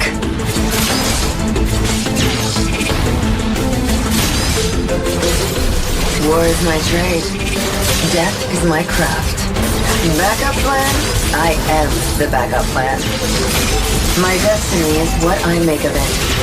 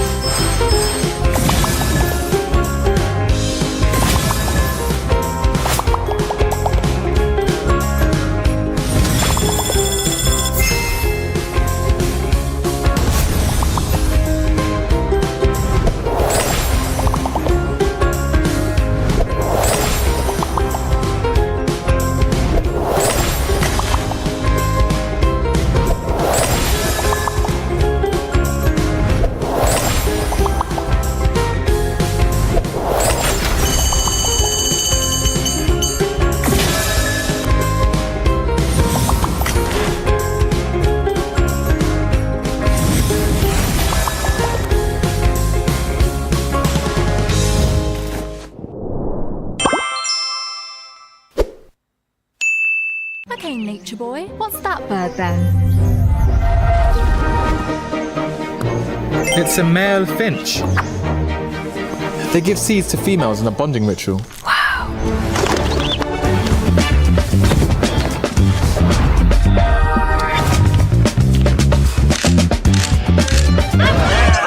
Wow. Samsung Galaxy Z Flip 6. Get it now. Pakai aplikasi GoPay, dompet andalan gamers. Banyak damage-nya. Ada cashback hingga 20.000 buat upgrade skin baru. Aplikasi ringan gak makan memori. HP lemot bisa victory. Top up langsung dalam game tanpa hambatan. Ikutan selebrasi MPL di aplikasi GoPay. Menambah total hadiah ratusan juta. Bonus stage. Gratis 100 kali transfer kemana aja. Beli pulsa harga termurah. Scan QRIS dengan mudah. Download sebelum mabarkan. Dia tidak akan segan untuk menghadapi siapapun yang berani melawan. Dia mewarisi perjuangan karena di tubuhnya mengalir darah seorang pahlawan. Pedangnya mengukir takdir kemenangan, menghadapi segala tantangan. Penuh keberanian untuk terus berjalan menuju masa depan. Raihlah masa depan, nabung mulai dari hobi. Koleksi terbaru UBS Gold X Mobile Legends Bang Bang, edisi spesial MPL ID Season 13.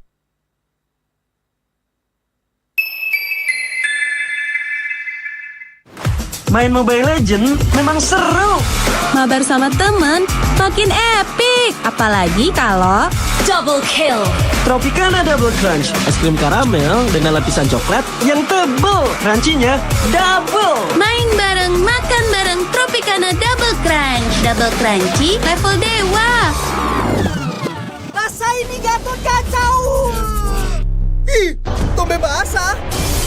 Bro, move on ke Head and Shoulders. 100% pede, ketombe basah dan gatal Wiped out. dapetin edisi baru Gatot kaca di minimarket terdekat. Head and Shoulders. Ini Gatot, ini kaca. Mas Gatot benerin kaca.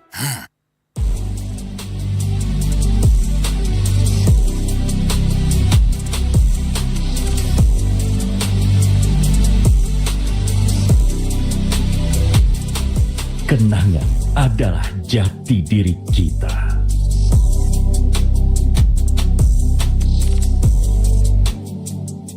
Kita adalah pejuang yang melangkah dengan penuh keyakinan, menghadapi dunia tanpa keraguan, karena hidup adalah arena pertarungan.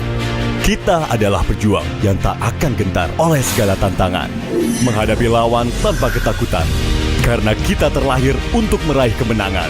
Raihlah kemenangan dengan koleksi terbaru UBS Gold X Mobile Legends Bang Bang, edisi spesial MPL ID Season 13. Saatnya nabung dari hobi bersama UBS Gold.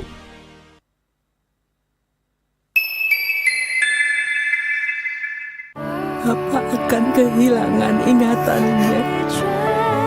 Masih inget ini, Pak? Sekecil apapun perhatian adalah kekuatan. Hidupkan momen kebersamaan. IndiHome.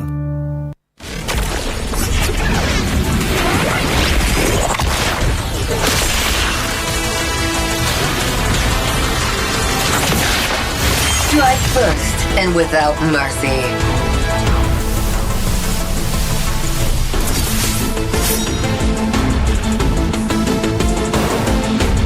Where I tread, death follows. Enjoy your last breath. Deploying smoke. Going dark.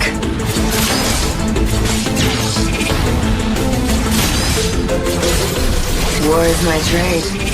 Death is my craft. Backup plan? I am the backup plan. My destiny is what I make of it.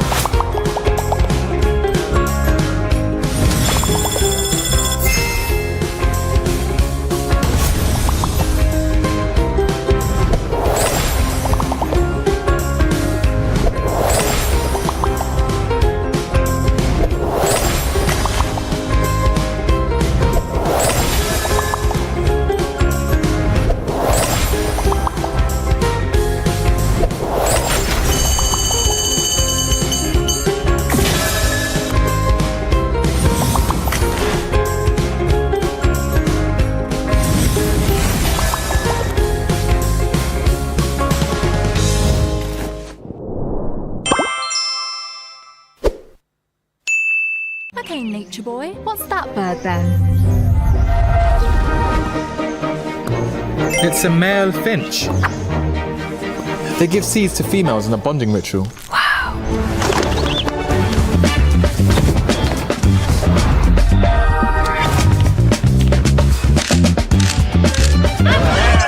Wow. Samsung Galaxy Z Flip 6. Get it now. Pakai aplikasi GoPay, dompet andalan gamers. Banyak damage-nya. Ada cashback hingga 20.000 buat upgrade skin baru. Aplikasi ringan gak makan memori. HP lemot bisa victory. Top up langsung dalam game tanpa hambatan. Ikutan selebrasi MPL di aplikasi GoPay. Menambah total hadiah ratusan juta. Bonus stage. Gratis kali transfer kemana aja. Beli pulsa harga termurah. Scan QRIS dengan mudah. Download sebelum mabarkan. Dia tidak akan segan untuk menghadapi siapapun yang berani melawan. Dia mewarisi perjuangan karena di tubuhnya mengalir darah seorang pahlawan. Pedangnya mengukir takdir kemenangan, menghadapi segala tantangan. Penuh keberanian untuk terus berjalan menuju masa depan. Raihlah masa depan, nabung mulai dari hobi. Koleksi terbaru UBS Gold X Mobile Legends Bang Bang edisi spesial MPL ID Season 13.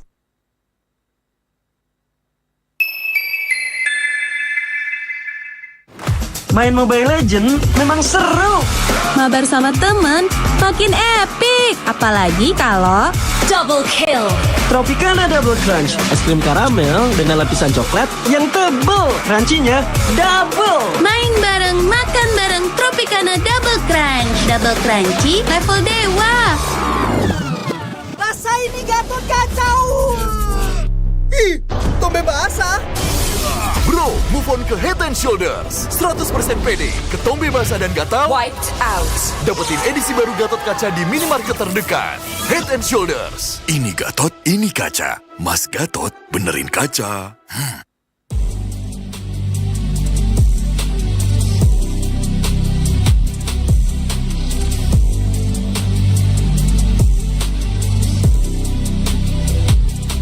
Kenangan adalah jati diri kita.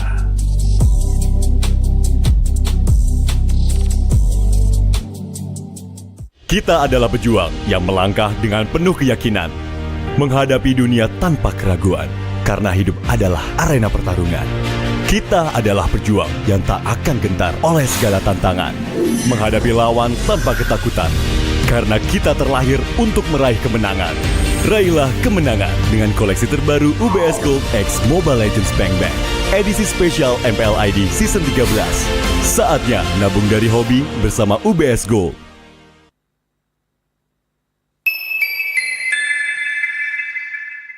Papa akan kehilangan ingatannya. Masih inget ini, Pak? Sekecil apapun perhatian adalah kekuatan.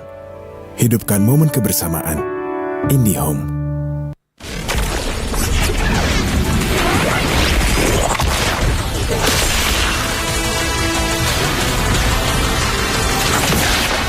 Strike first and without mercy.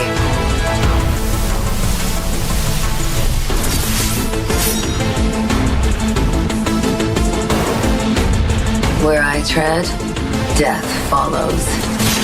Enjoy your last breath. Deploying smoke. Going dark.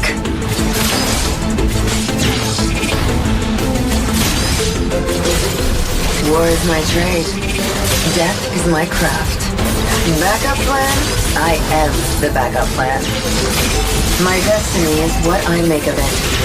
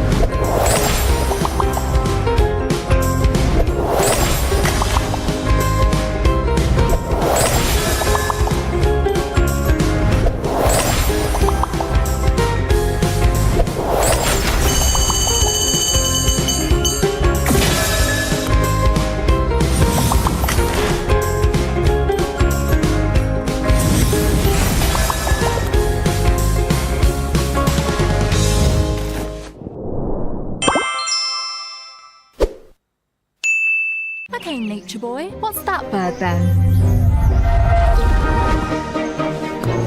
It's a male finch. They give seeds to females in a bonding ritual.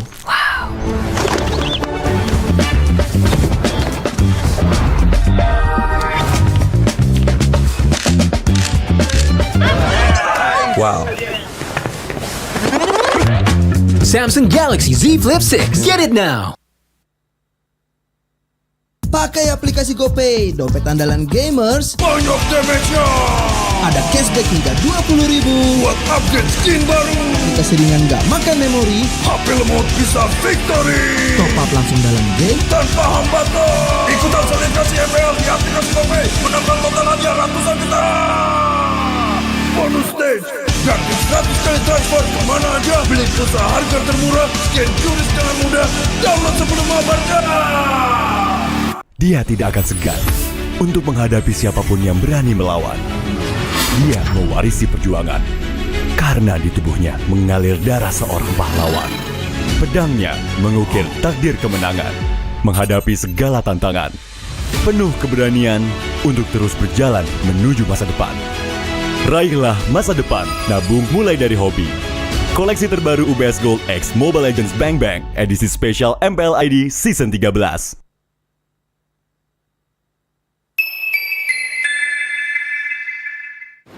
Main Mobile Legends memang seru. Mabar sama temen makin epic. Apalagi kalau double kill. Tropicana Double Crunch, es krim karamel dengan lapisan coklat yang tebal. Crunchy-nya double. Main bareng, makan bareng Tropicana Double Crunch. Double crunchy level dewa. Rasa ini Gatot kacau. Ih, tombe basah. Bro, move on ke Head and Shoulders. 100% pede, ketombe basah dan gatal Wiped out. dapetin edisi baru Gatot kaca di minimarket terdekat. Head and Shoulders. Ini Gatot, ini kaca. Mas Gatot benerin kaca.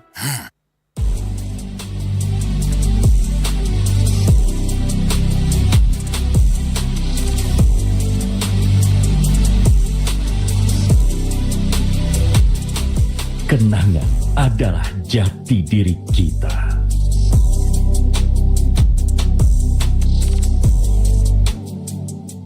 Kita adalah pejuang yang melangkah dengan penuh keyakinan, menghadapi dunia tanpa keraguan, karena hidup adalah arena pertarungan. Kita adalah pejuang yang tak akan gentar oleh segala tantangan, menghadapi lawan tanpa ketakutan, karena kita terlahir untuk meraih kemenangan. Raihlah kemenangan dengan koleksi terbaru UBS Gold X Mobile Legends Bang Bang edisi spesial MPL ID Season 13. Saatnya nabung dari hobi bersama UBS Gold.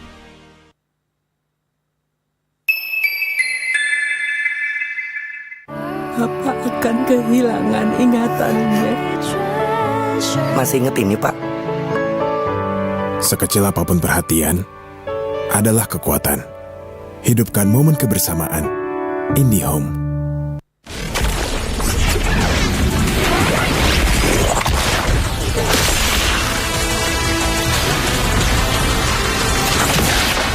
Strike first and without mercy.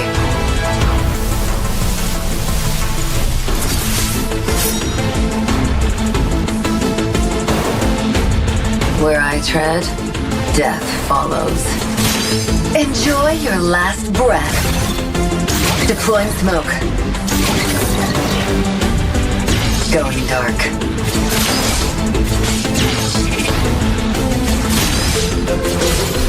War is my trade. Death is my craft. Backup plan? I am the backup plan. My destiny is what I make of it.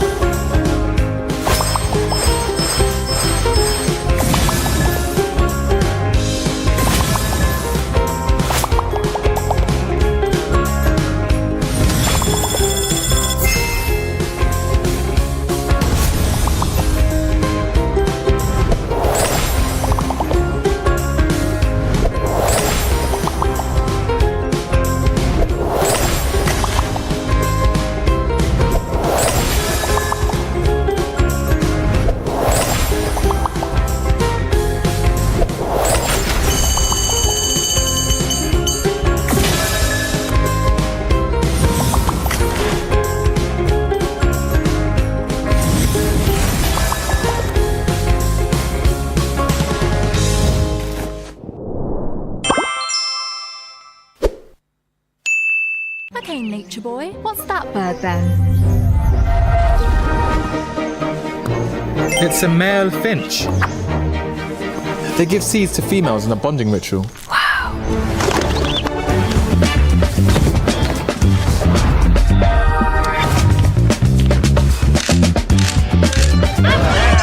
Wow. Samsung Galaxy Z Flip 6. Get it now. Pakai aplikasi GoPay, dompet andalan gamers. Banyak damage-nya. Ada cashback hingga 20.000 buat upgrade skin baru. Aplikasi ringan gak makan memori. HP lemot bisa victory. Top up langsung dalam game tanpa hambatan. Ikutan selebrasi MPL di aplikasi GoPay. Menambah total hadiah ratusan juta. Bonus stage. Gratis 100 kali transfer kemana aja. Beli pulsa harga termurah. Scan QRIS dengan mudah. Download sebelum mabarkan. Dia tidak akan segan untuk menghadapi siapapun yang berani melawan. Dia mewarisi perjuangan karena di tubuhnya mengalir darah seorang pahlawan. Pedangnya mengukir takdir kemenangan, menghadapi segala tantangan. Penuh keberanian untuk terus berjalan menuju masa depan. Raihlah masa depan, nabung mulai dari hobi. Koleksi terbaru UBS Gold X Mobile Legends Bang Bang, edisi spesial MPL ID Season 13.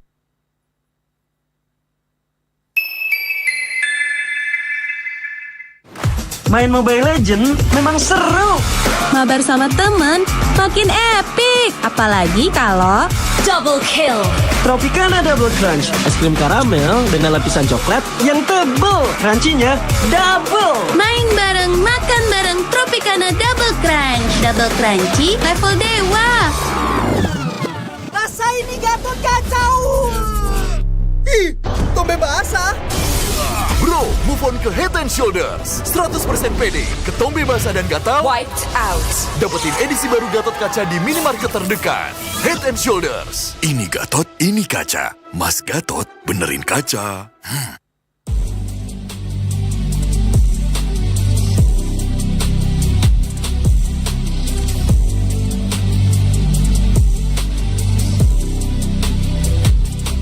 Kenangan adalah jati diri kita.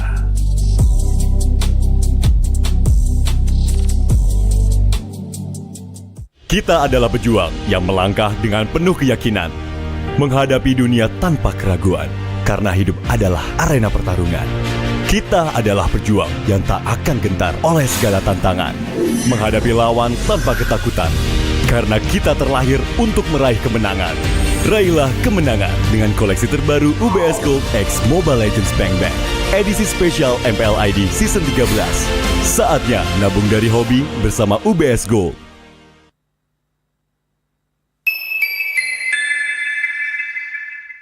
Papa akan kehilangan ingatannya. Masih inget ini, Pak?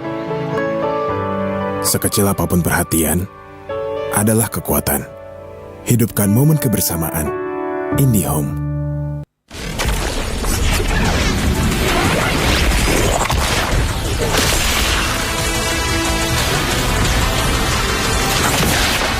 Strike first and without mercy.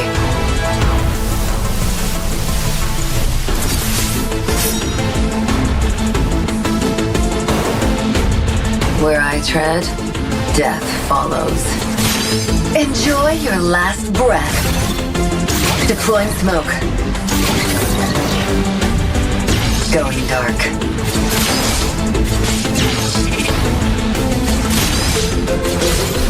War is my trade. Death is my craft. Backup plan? I am the backup plan. My destiny is what I make of it.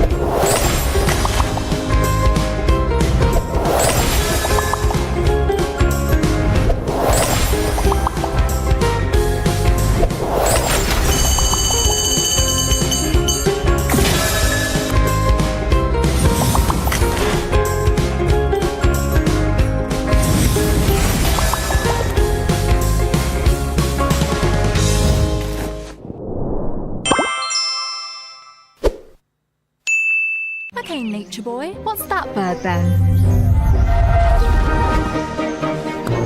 It's a male finch. They give seeds to females in a bonding ritual.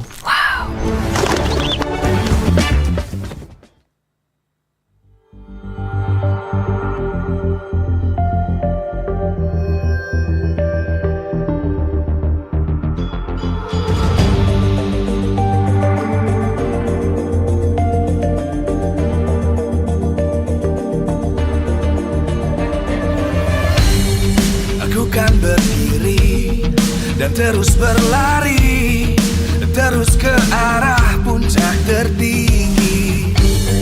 Ku takkan berhenti, hanya sampai di sini.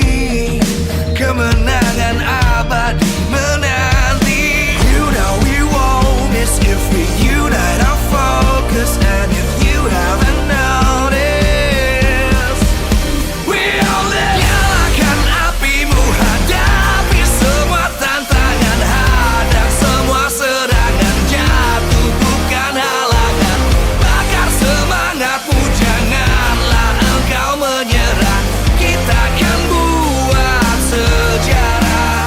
We'll miss, we won't miss, we'll miss, we won't miss.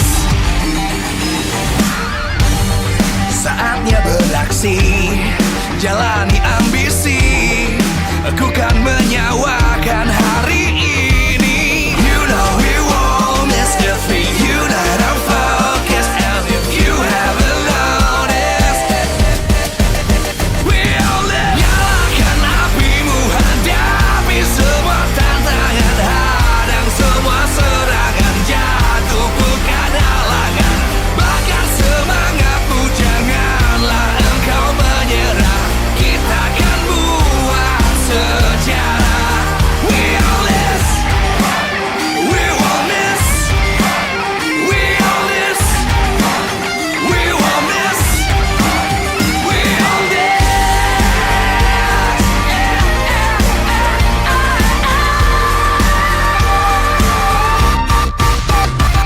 Nyalakan apimu, hadapi semua tantangan, hadang semua serangan, jatuh bukan halangan, bakar semangatmu, janganlah engkau menyerah, kita akan buat sejarah. We'll miss.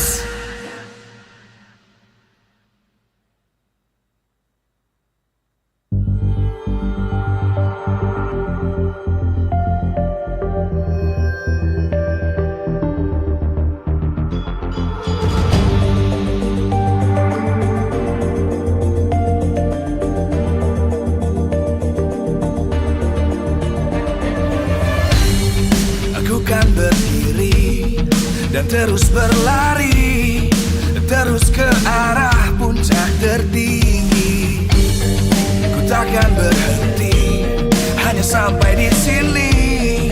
Kemenangan abadi menanti. You know we won't miss if we unite our focus. And if you haven't noticed, we'll nyalakan apimu, hadapi semua tantangan, hadang semua serangan, jatuh bukan halangan, bakar semangatmu, janganlah engkau menyerah, kita akan buat sejarah. We'll miss, we won't miss, we'll miss, we won't miss. Saatnya beraksi, jalani ambisi, aku kan menyawakan hari ini. You know we won't miss if we unite our focus. And if you haven't noticed, we'll nyalakan apimu, hadapi semua tantangan, hadang semua serangan, jatuh bukan halangan, bakar semangatmu, janganlah engkau menyerah, kita akan buat sejarah.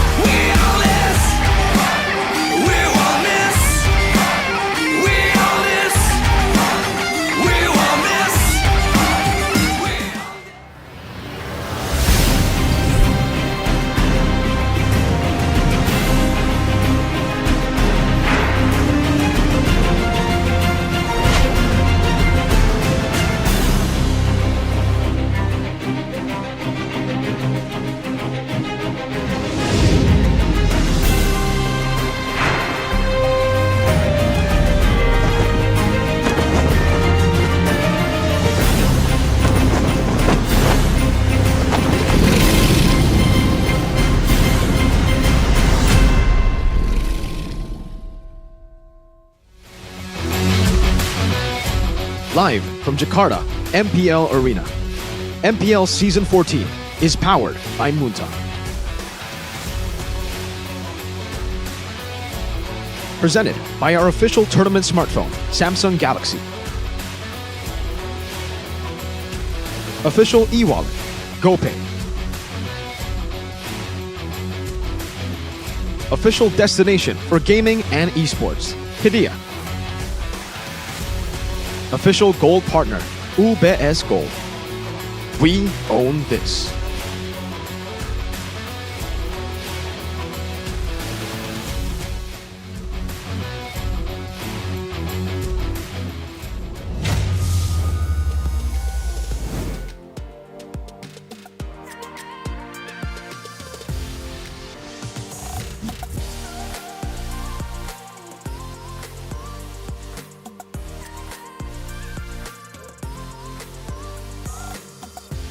Waduh, memasuki match ketiga ini sudah ada dua super fans dari kedua tim Dandi dan juga Daus. Lagi nulis apa kalian di sini? Tulis buat kata-kata. Apa nih punya Dandi apa nih? Pesanku untuk para pejuang yang mengharumkan nama Indonesia, khususnya di MPL, semoga MPL Indonesia semakin sukses membawa lebih banyak talenta yang berbakat ke panggung dunia. Wow, perjalanannya nggak hanya di panggung ini, tapi panggung dunia ya harapannya ya. Amin. Amin. Itu kalau dari Dandi, kalau Daus nulis apa? Wah memang ya semarak 17-an di MPL Arena berasa banget. Apa nih Daus? Kalau dari aku Bude, para pemimpin muda Indonesia bisa meneruskan perjuangan para pahlawan. Karena kita tahu sendiri Bude, Indonesia memang tidak sempurna tapi patut untuk diperjuangkan. Karena nahkoda terbaik tidak lahir dari ombak yang lemah. Tapi lahir dari mana itu?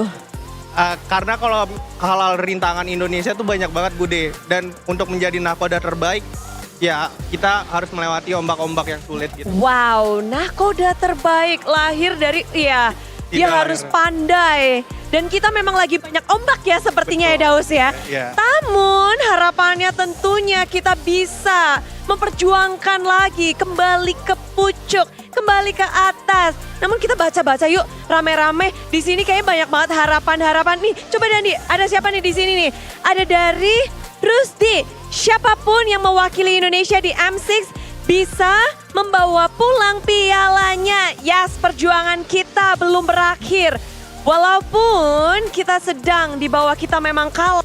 Tapi kita adalah bangsa yang harus terus berjuang, yang tak kenal lelah. Dan kita pun percaya bahwa atlet Indonesia pun demikian, betul? Betul. Lanjut lagi dong, ada apa nih? Boleh nih Dandi diambilin, Bude pengen lihat nih.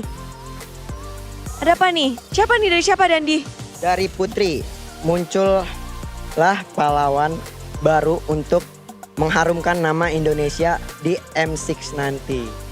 Harapan untuk M6 ya, karena memang di depan mata Putri, amin sebesar-besarnya. Namun terakhir di sini ada dari Pandu. Ini kalau kita baca di sini ada, kita bisa akui kesalahan untuk bangkit dan jadi pemenang.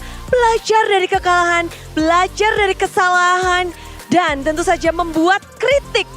Dan kekalahan itu menjadi sebuah fondasi baru untuk tim-tim bisa berkembang. Dan Bude setuju banget sih. Apalagi semua tim berjuang. Dan Indonesia pun lagi di posisi yang tidak aman.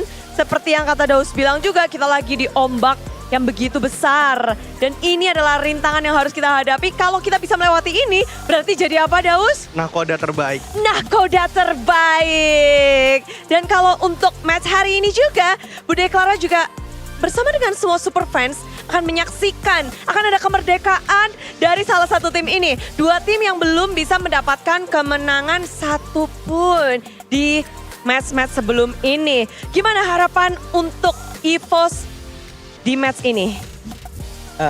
Semoga karena di GIG ada Veldora, semoga EVOS tetap bisa menang lah. Karena sebelum-sebelumnya EVOS ngelawan tim yang ada mantannya sendiri. Ada mantan, betul sekali. Dengan mantan yang kayaknya tidak membuahkan hasil baik ketika melawan mantan. Apakah hari ini bisa melawan mantan? Namun gimana untuk GIG? Apa harapannya untuk GIG? Kalau untuk GIG Bude, semoga GIG itu meraih kemenangan pertamanya Bude. Kemenangan pertama yang dari week pertama kita belum meraih sama sekali. Harapan tentunya mengalir terus-menerus. Silahkan melanjutkan dipasang lagi ya, tolong ya. Dan itu dia. Dan di sini tentu saja kita begitu ramai untuk menyaksikan, menjadi saksi siapakah yang akan mendapatkan kemenangan pertama mereka di match kali ini. Apakah Kickfam ataukah EVOS Glory? Tentu saja Bude berterima kasih kepada semua super fans dan juga kepada para sponsor karena MPL Indonesia Season 14 powered by Moonton, presented by official turnamen smartphone Samsung Galaxy, official e-wallet GoPay, official gold partner UBS Gold, dan kita juga punya official destination for gaming and esports Kidia, dan juga partner in esports ada Campina, Head and Shoulder, Ora Imo, lalu ada Telkomsel, Dunia Games dan juga IndiHome bersama dengan supplier Erigo dan juga Saturday. Acara ini supported by PBSI dan juga Super Friends, are you ready? Karena satu tim akan memecahkan lustrik mereka dan mendapatkan kemenangan pertama. Mari kita sambut, inilah dia match penutupan di malam minggu. Malam yang panjang, monggo caster.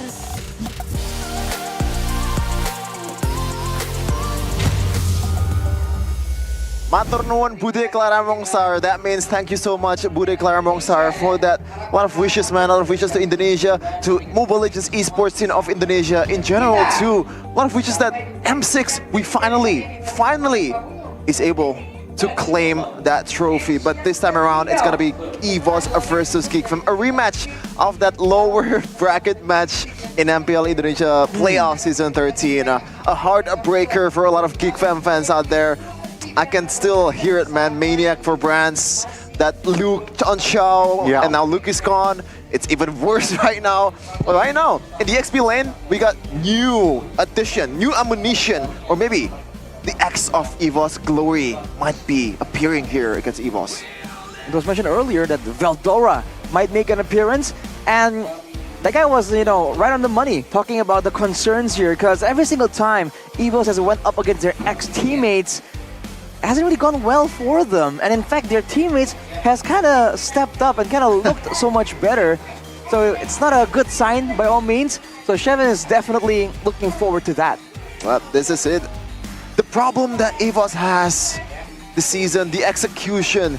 2.11 KDA for Brands as a gold laner.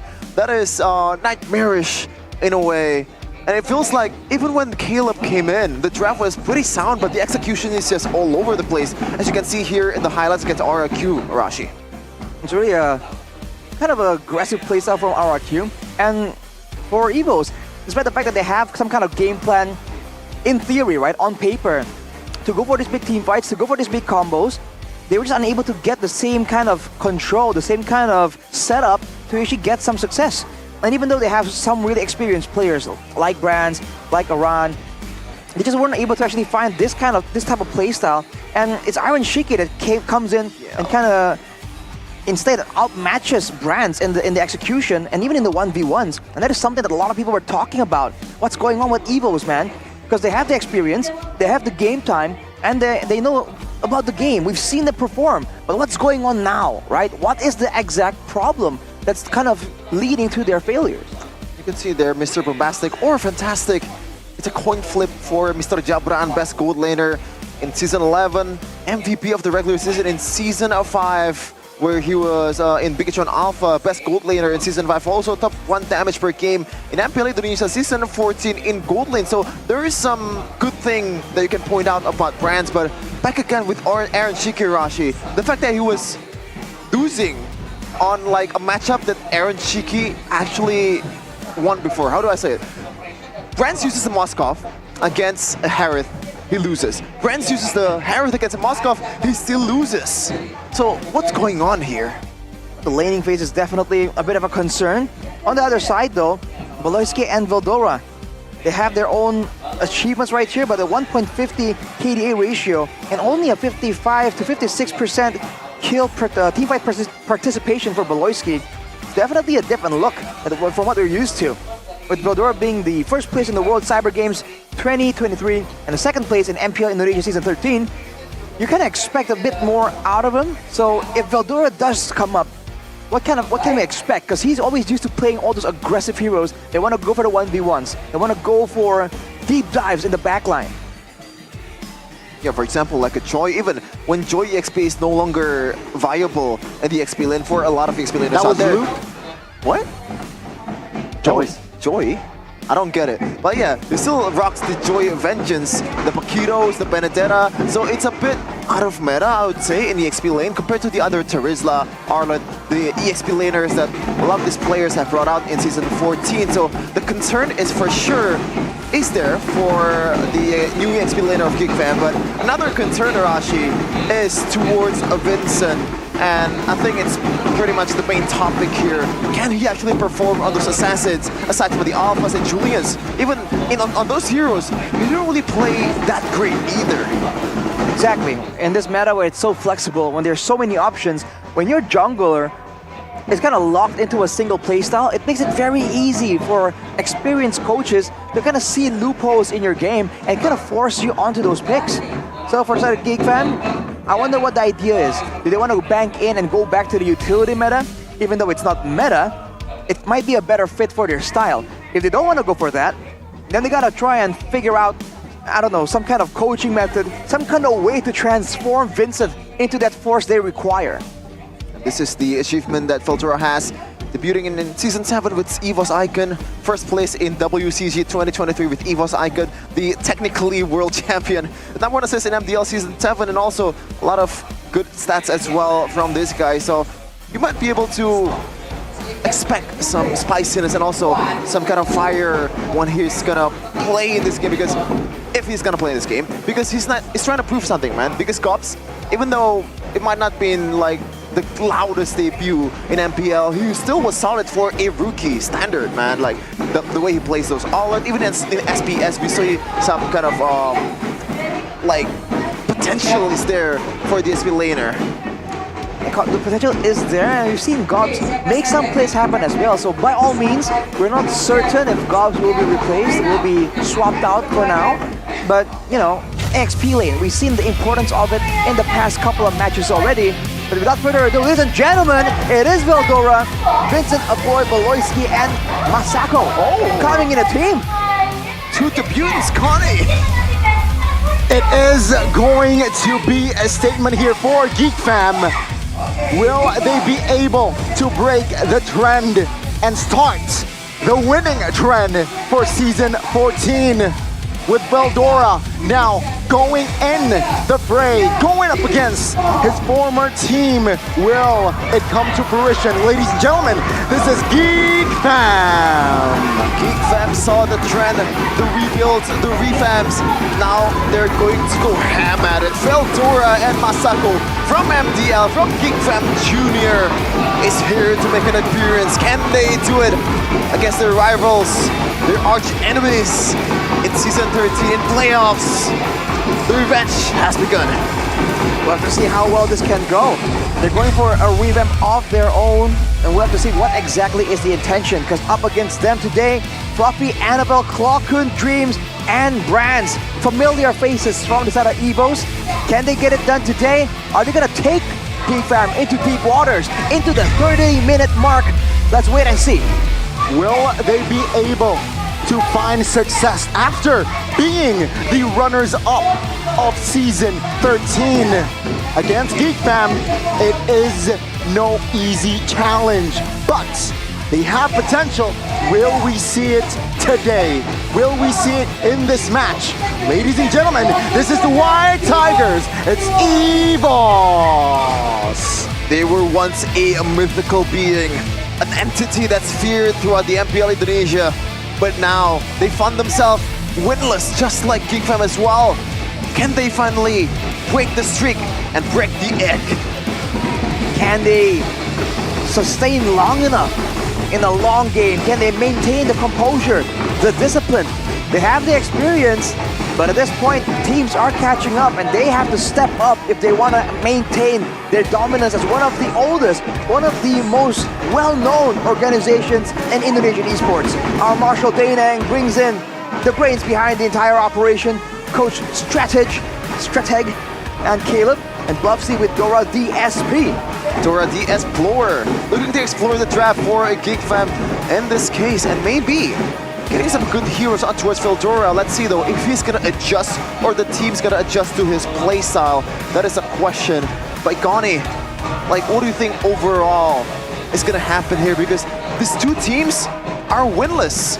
So they're definitely trying to make a statement here and somehow kickstart their journey here in MPL Season 14 with a W. I mean, somehow they unite, right, with the results of MPL Season 13, but we have to see, again, back against the former team here, Veldora, again, going up against the White Tigers, who technically replaced him as that EXP laner as well, with Fluffy.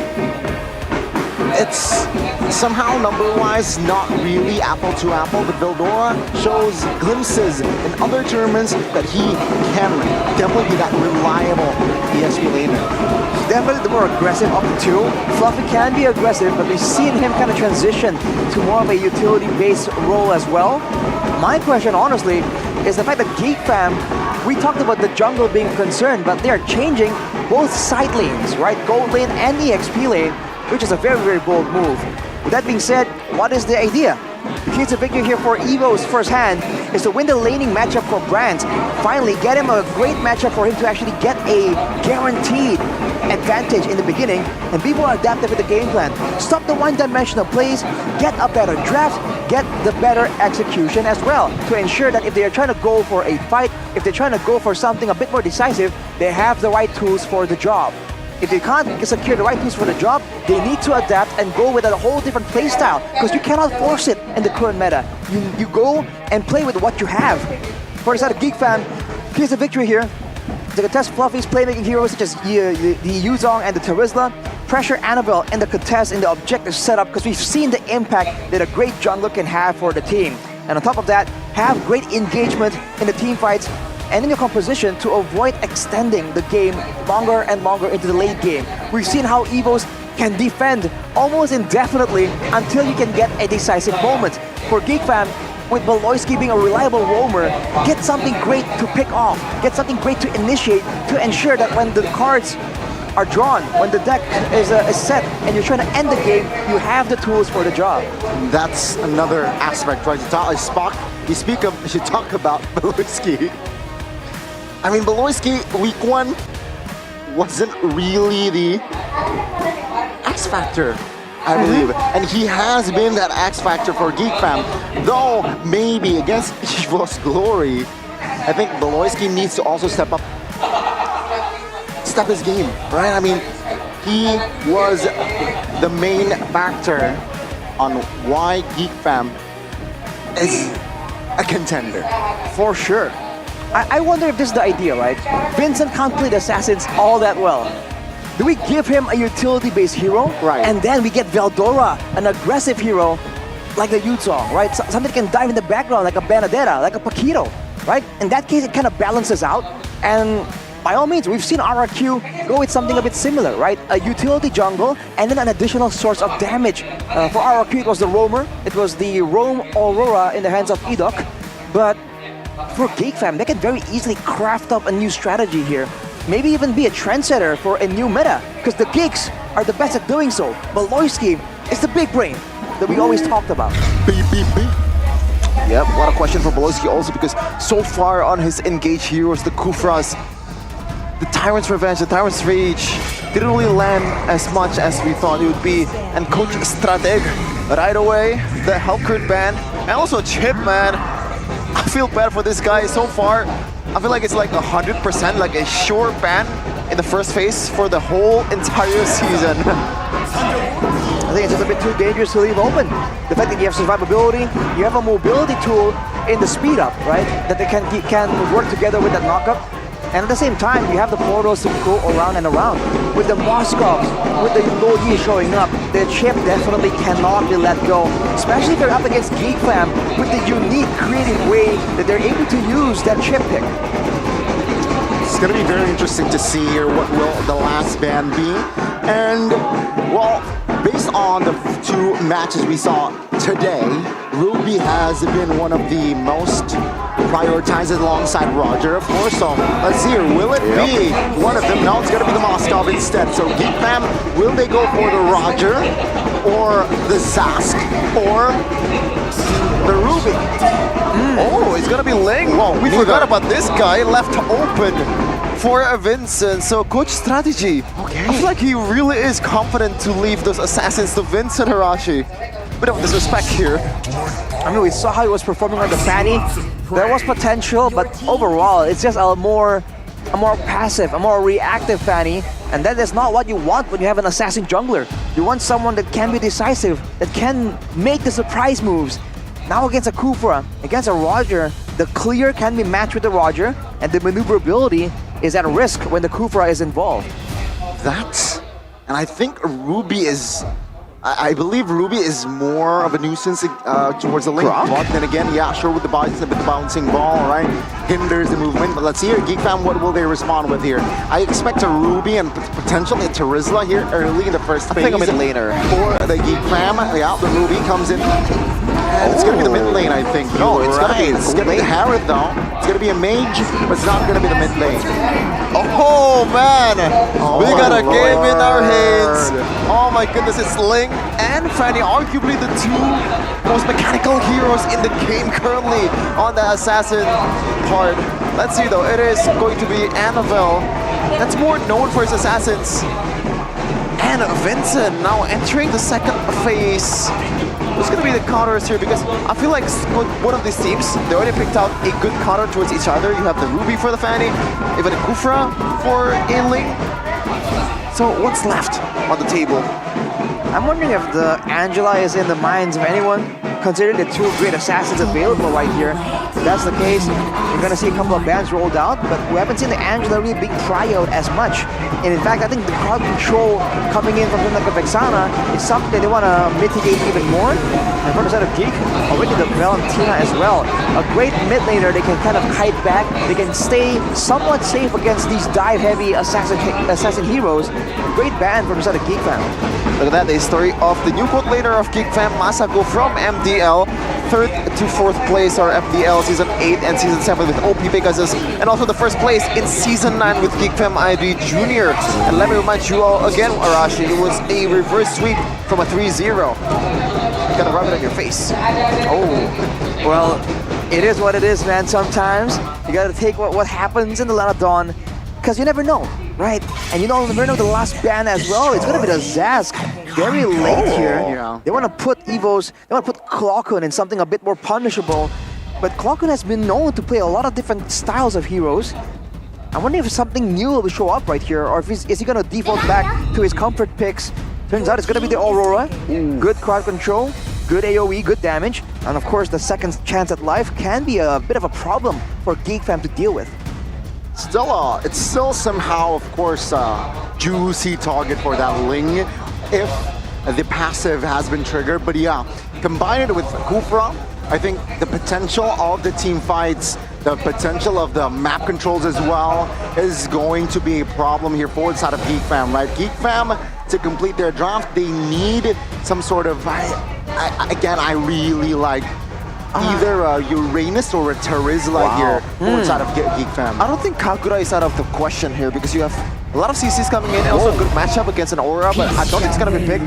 It's going to be a Luoyi. Wow. Interesting pick here. Not really the best against Fanny in a when she's showing up on the map, but those diversion plays, man, we've seen it happen over and over again in this state. But Annabelle, this time around, we saw Dreams in week number 1, had a cold pack on his head. Now it's Annabelle's turn. So another hurdle for Eva's glory somehow jumped on. That's unfortunate for sure. He is going to be one of the most important almost, player in the team, especially with the jungle being so important. But they get Fluffy the Eden as well. Strong leader, solid damage. Now it comes down to the wrong combo with the assassins. I gotta say, the Ruby just seems a lot more annoying to me compared to the Kufra. But with all these divergent plays constantly coming through, is if Evos can kind of wait that out and counter-engage it using the Kufra, there is a chance for them to come out on top here, especially if they've comboed it with the Aurora, because that Frigid Glacier, that can absolutely nuke down a whole team. And remember, this Ruby, the Beloyski Ruby, he used it even before the hero was meta. The draft index really favors Geek Fam early to mid game potential, late game damage potential. The only thing that favors EVOS is that control ability that they have with the Aurora, with the Kufra. But let's see though, anything can still happen in the Land of Nod. The draft index means nothing if you cannot get it done. Two teams that is still searching for their first W in Season 14. It is EVOS Glory versus Geek Fam.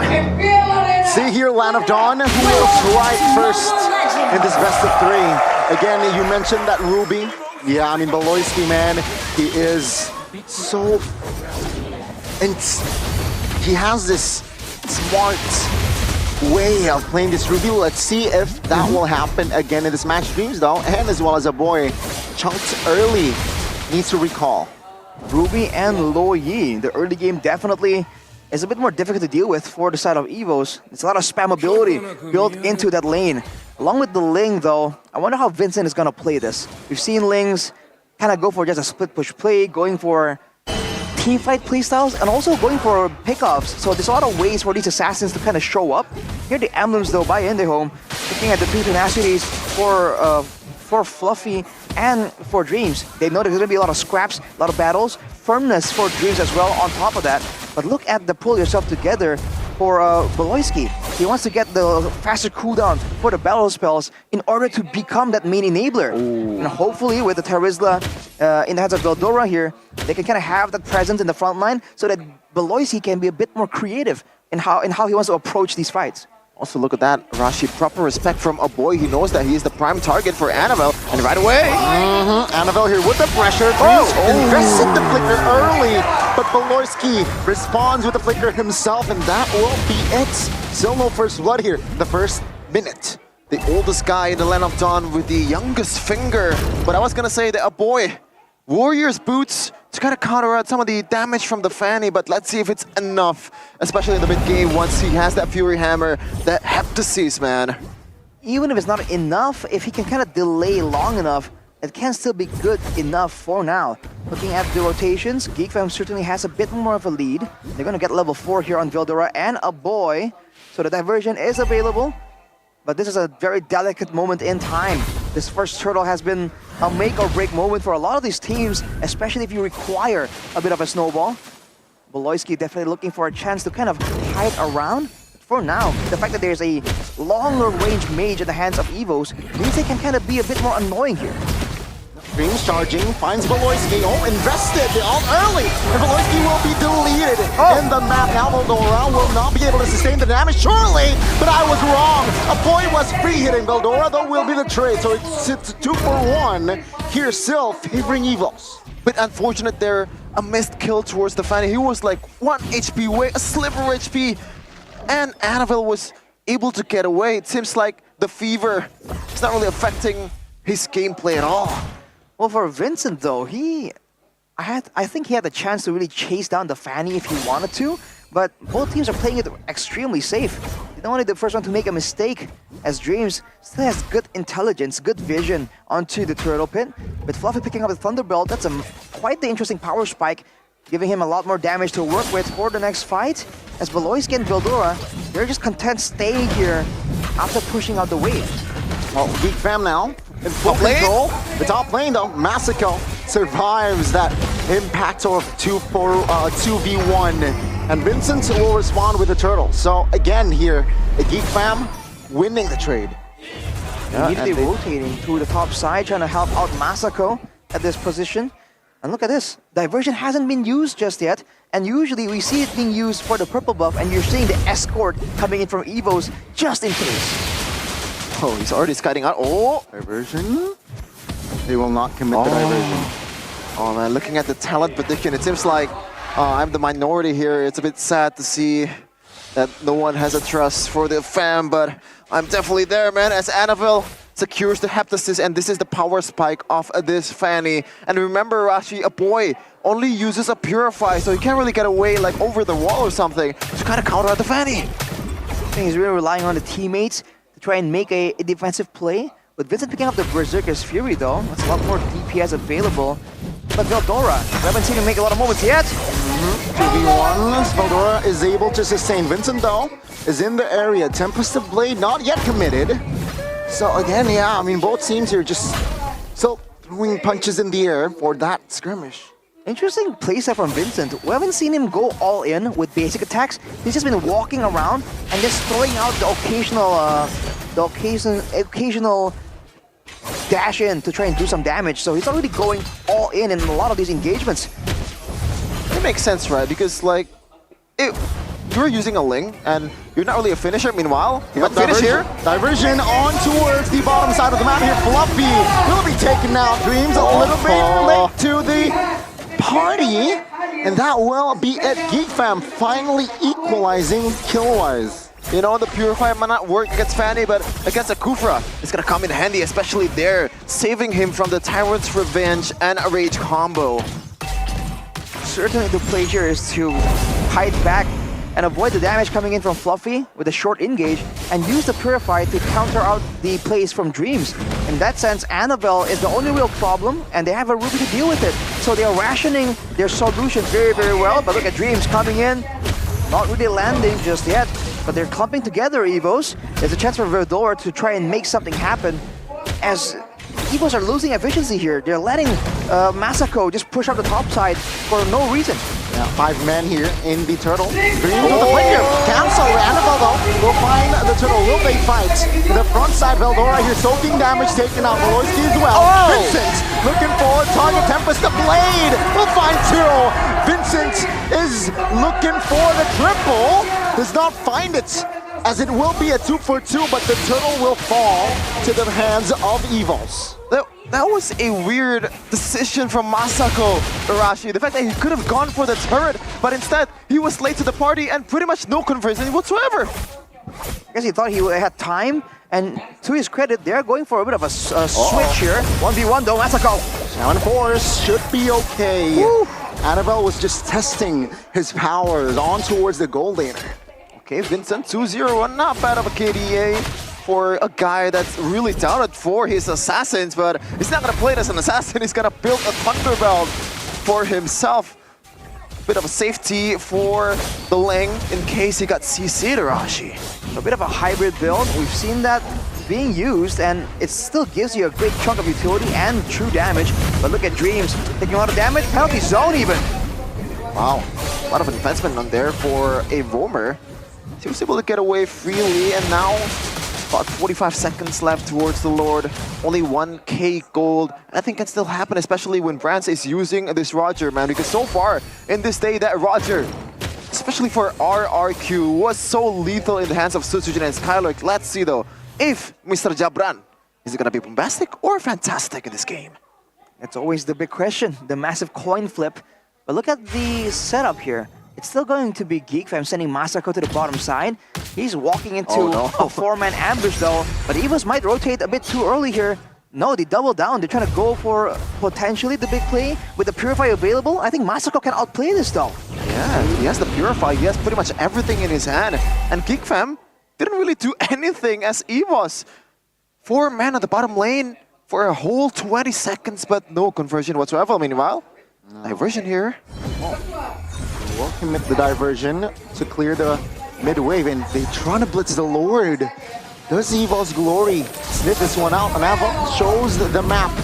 They do have a sense that they are going for the Lord here. Let's see here. They will reset this. Dreams finds one. Oh, misses the ult though. Penalty zone all towards Dreams. Now the damage will come through. Annabelle looking for a kill in the backside, but Vincent finds a kill on towards Dreams. It's a 5v4. Geek Fam now in control. Look at the immediate reaction though, sending Ling to the far side. They know the Lord won't be contested for a bit longer. Goes straight for the split push. And you can see Annabelle trying to go for his buff first. Not really able to actually match this. Geek might get a turret out of this split push play, and they still have maintaining control around the Lord. Very smart. Yeah, for sure. And so far, the DPS from Geek Fam didn't fall a single time. Vincent is still 3-0-1. Meanwhile, Masako is still on a healthy 0-0-1. Didn't really get the kill just yet. But the best thing about a gold laner is as long as you're safe, you just gotta have to do your job in the late game. And that is the task that this new gold laner, the rookie, will have to do, as the diversion play will not be used. Annabelle scout that.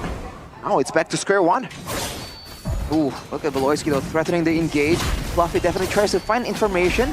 Can watch for an Earth Shatter play because he does have the flicker available. And it's just a long waiting game. And there's nothing really pressured because the wave on the bottom side is still even for now. But Geek push up the mid lane.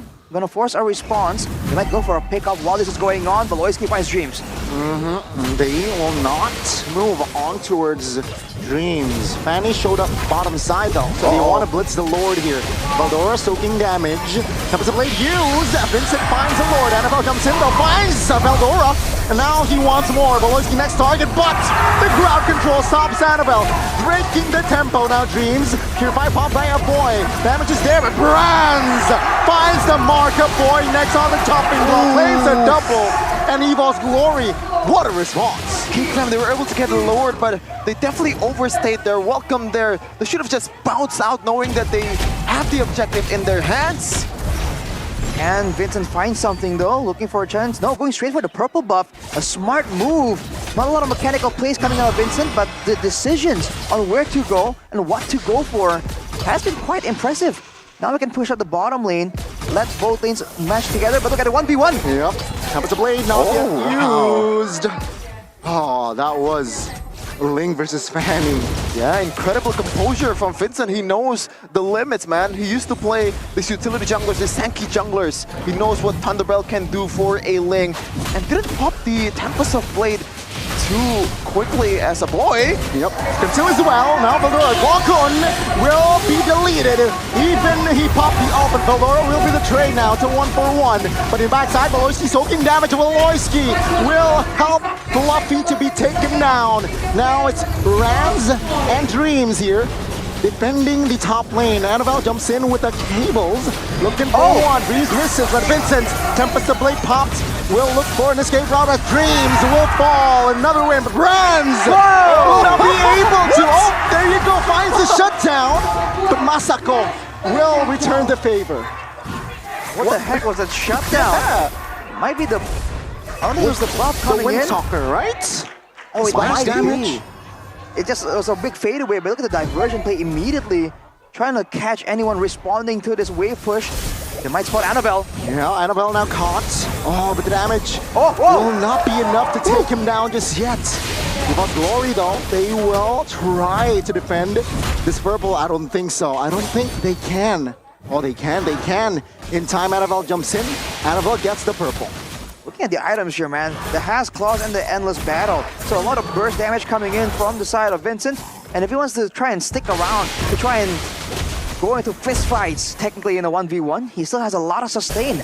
So in theory, he never has to go back to base. He has so much sustain built in already. And Annabelle has the same kind of situation going on with the War Axe. But Masako, untouched, is free farming. He has the Holy Crystal already. So it's a massive power spike. Whereas for Brands, he has a damage, but he doesn't have the same kind of survivability or mobility that the Harriet can have in the fights. So it's a tough situation to be in for Evos. They can't really go for a split push. They have to go for a massive combo, but Geekfam just isn't allowing it to happen. Yep, and Annabelle, I feel like his purple buff is about to run out, so it's gonna be harder for him to be able to contest this one, as he's gonna scout the situation here, also take the red buff. It looks like Evos, Fluffy! Yeah, they're gonna blitz it here, Veldora. Fluffy flickers out, Dreams down in the middle of the pack here. Oh, Tempest of Blade! Masako finds a kill. Annabelle, the backside, very low, but Veldora finds Fluffy as Masako finds the double. Now, Ranza will not be able to escape, and that's a 4-man wipe here. A Geekfam 3K goal. A hero that's known as the hopes of Evos in M1 is massacring Evos himself. Meanwhile, Masako 1v1 against Annabelle, but the help from a boy as well. The magic damage is too much at this point. Wow. Masako, that's flavor coming through for the new member in the roster. Vincent goes for the Lord as well. Geekfam, this is what we're waiting for. Rough around the edges, they're gonna lose the turret on the top side. But in the grand scheme of things, they have controlled the game. They have taken control completely, even in the jungle of Evos. What a moment for Geekfam. Yeah, purple buff is gone, and that is definitely around 50% of Fanny's potential is gone. Annabelle has to be smart with his cable usage. Maybe like using the base energy regeneration for an inhibitor turret defense, but it's gonna be tough for him to do that mechanically. Meanwhile, players scored by Ube School Arashi. Vincent is topping the chart. Oh, Annabelle. CL here. Annabelle might not be able to escape. Very good read by Geek 5 members and the divergent play instantly. But no potential threats remains there. So Evo's Glory, they will have to defend without Annabelle. No Annabelle, no backline threat, so it's a pure front to back, and we see what Masako can do. Lord comes through in the top side. Fluffy, can he do something? Stay here, Lord, still very healthy. Evo's Glory, will they be able to defend? Oh, good pull! Dreams now receives a lot of damage. Falcon will be targeted and he goes down. Now Vincent falls, but Fluffy stunned up. Damage comes through as Masako collects the double. Looking for the triple. Dreams with the conceal. Lord taken care of. Now they want to defend, but the base is wide open. Oh, Annabelle, what a timing to try to defend, and the base should be able to be taken down. And that is Geek Fam securing game 1. Not the most convincing way to get the W, but they did it either way. A win by a mile, a win by an inch, it doesn't matter. A W is a W. As they're gonna try to ride this momentum to the second game. Evos though, a lot of homework to do in this point of a game. The fanning didn't work as well as I thought it would be. Knowing that Masako or even a boy is a prime target for them. But Beloy, Valdora, doing their job as their frontliner, peeling for the backliner, man. Geek Fam strikes first. 1-0 for Geek Fam, and the swap in the roster is paying off. They have to somehow found that synergy, and they even found a working way to make the assassin work on Vincent. Go for something with a bit more hybrid possibility, go for something a bit more durable with an invulnerability, and Vincent still has great presence in that game. Veldora though, on the Terizla, those are some insane penalty zones, and Evos, this has been one of their problems. They like clumping up, they like protecting Grants, but against a team that has good teamfight understanding, that is such a punishable factor. I mean, he's so selfless in this game, Valdora, right? Being that selfless EX billionaire, and I gotta say, off topic, but Masako, he looks like you, Shepard. Why? He looks like your brother, younger brother. What? I see. If you agree, chat. What do you mean I see? Oh, I see just, you know, you're not agreeing with the information. But yeah. Yes. I don't think so, Goni, but you do you, buddy. Yeah, this is the end of the game. Just now, Annabelle, a valiant effort with the cable management, but eventually, when you don't have a buff, when you're down like 2 members there with a snowballing Harith, what can you do? The sweet debut, a lot of flavor, as Arashi would say. Masako leads Geek Fam to secure game number 1. 0 death for the new gold laner of Geek Fam. That's a performance that we would label in Indonesian as gurih, bro. Oh, gurih? Gurih? Was that savory? Umami. Umami flavor, man. Because if you guys didn't know, Masako is a... Now, it's like... Hey, wait, stop there. There's a reference in there somewhere, you can We're Google not it. paid to do that, but yeah. Game number 1, that was definitely a sweet debut for Masako, but I gotta say, it's not really, even though the KDA shows that he was really dominating, but in terms of like, you know, compare this game to the best Harith game you've seen, it's not really that great either, I gotta say. I mean, he took his chances, is what I want to say. It was an effortless attempt. It's not an attempt, effortless performance, I feel, from side of Masako. He made it look easy. Yeah. Made it look easy, and honestly, there were some moments here that I think are quite respectable, because he definitely was targeted several times, but he's able to actually output that damage and the fluidity, which he uses the chrono dash and the synchro fission. I think it shows again a great mechanical skill and great decision making when it comes to the targeting as well. I mean, look at this. It's wow, you know, on point, right? The timing of the dashes. And of course, a boy in the mid lane, we're used to him doing a lot more carry-oriented stuff. In this game, he kind of took the back seat. He knows that there's a Ling. He knows that there is a Harith as well. So, for the most part, as long as he stays in the back, as long as he makes the fights difficult for the side of Evos, the physical and magical defense output from the team is solid. It's legit. This is the player of the game. the new guy on the block, Masako, with a 7-0 and 6 KDA. Winter Crown, going for expecting the all-in, expecting the desperate plays coming in from Evo still. That's presented by the Samsung Galaxy Z Fold 6 and Z Flip 6. I think that's pretty good, considering he was doing well in the laning phase, and the transition from laning into team fights, I think was quite seamless from this guy. For sure, and you can see the locker room, man. Everyone is happy. You can see Dora DS Flower. He was all smiles. Gotta love it when the little bro gets the recognition, man. And following the path of Edok, a rookie, right away getting the MVP in the first game that he played in MPL Indonesia Season 14. As the highlights, Arashi, take us through this. This was an early game fight where I really felt that Vincent maybe could have done a different choice, but look at his play, man. Dreams, that is not the way you want this to start off. And to make things worse for them, Veldora was able to buy so much time. It was a big, massive combo right here. But against the Aurora, there's just too much AoE. It looks so good for GeekFam, but overall, it's still a 2-for-3 by GeekFam. But afterwards, that's where it gets difficult. You're seeing the outplays coming in from the side of GeekFam. You're seeing Evo's kind of baited. That was like a delayed damage coming through from the Lycan Pounce, by the way. So that's an interesting interaction. But once the Lord is in the picture, you can see that GeekFam are a lot more decisive. We've been waiting for a long time to see this good old GeekFam. And look at this. Everything is happening chaotically, but there is still order. There is still priority in the playstyle of GeekFam. They know who to protect. They know who to try and go for aggressively. Oh. And that is what used to make GeekFam such a fearsome opponent.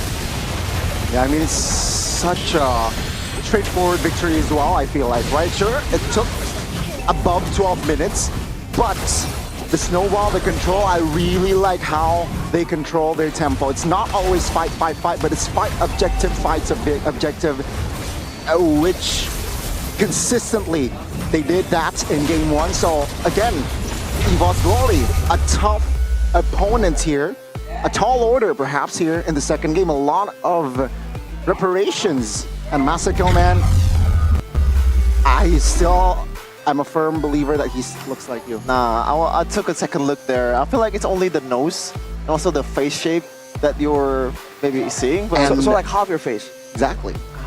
Okay, back to the game. The statistics and also the emblem Arashi. A lot of respect towards the Fanny. Even Masako actually opted to go for Tenacity. Well, this is the problem when you go with the Fanny, right? You get a lot of burst damage, you get a lot of maneuverability, and a lot of flashy plays when you can just slide around with the cables. But what you don't have is finesse, right? Whenever we see assassins, and then earlier when you saw Sitsujin play on the assassins like the Nolan, you can hide around, you can wait for the right moment. But for the Fanny, you can't really lay down an ambush. It's all about getting in and getting out fast, which is why it's such a mechanical hero. Looking at the items as well, even a Malefic Roar finish for Vincent, so a lot of burst damage is definitely available with the sustain. And Veldora going with the full regen build. He even went for the Festival of Blood, but it wasn't an issue. We saw a bit of a variety when we saw the Terizla earlier. Sometimes they would rather go for the agility and not go for the Festival of Blood, but Veldora wants all the sustain because he wants to be that front line. And I guess it's great for him that they were able to get a lead, because if EVO's Glory had burst damage, it could have turned a bit more difficult for GeekFam. Yeah, this game though, Blowski, as always, 13 assists, serving up for his teams, man. The dimes, the chef cooking for his teammates, and the rest of the teammates is eating. Masako for sure. And that is it. Game number 1 of GeekFam versus EVOS. Not really the greatest performance out there. That was kind of awkward, I'm sorry, but yeah. Like, even though GeekFam won, I was gonna... The rest of the team eating Masako? What's going on there, bro? No, it's like eating. Masako for sure is eating what's that called? What's the thing called? In what? Like when you type, like what's this sign called? Oh, in brackets. Yeah, brackets. Quote unquote. I guess I don't know. But yeah, SPTV Masako leads GeekFam to secure game number 1. Yeah, I'm sorry for that.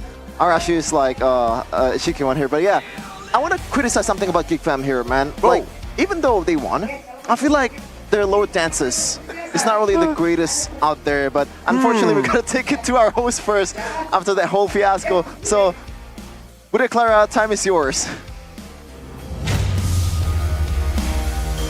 Rawr!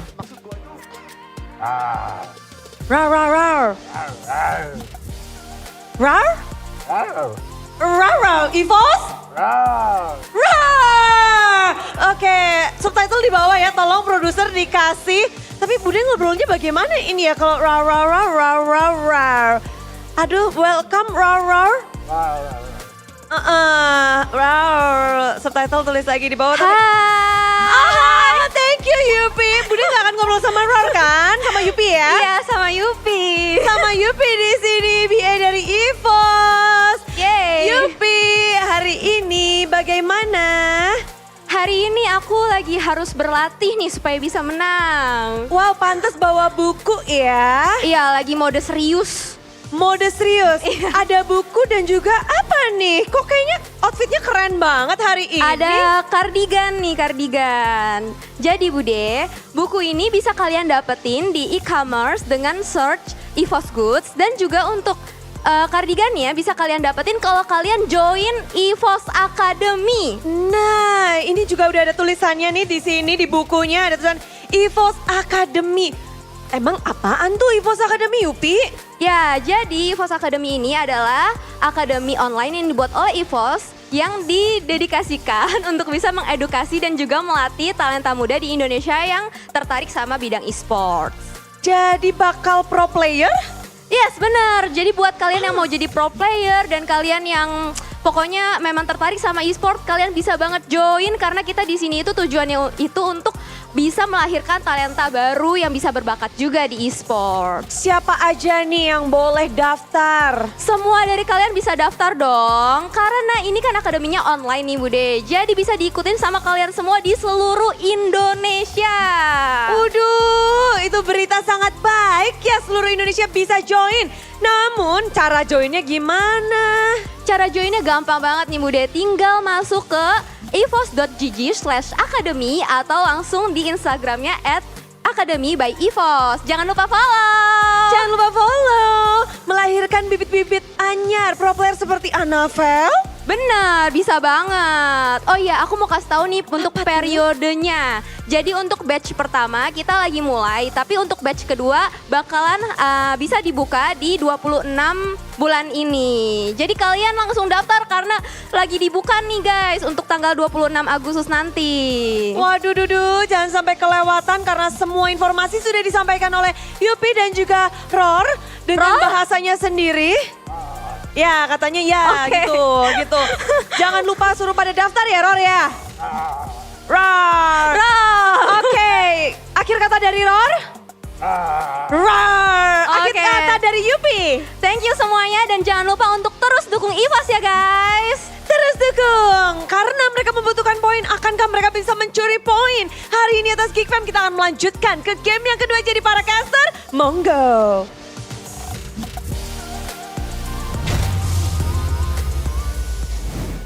That's a big cat. Yeah, that's a big cat. That's a white tiger. That's a cat. Is that an insult to EVOS, Arashi? You said cat. Ferocious. It's a tiger. Roar. Are cats I know that you are an tigers not RQ cats? fan. I know that you're an Are tigers RQ not fan, cats? but you can't do that, bro. Are tigers not You gotta cats? be a bit more professional right Did you here. take biology in school? Yeah. Tigers not Roar. cats? But yeah, game number 2 is gonna be underway in a second. But I'm trying to continue what I'm gonna talk about earlier.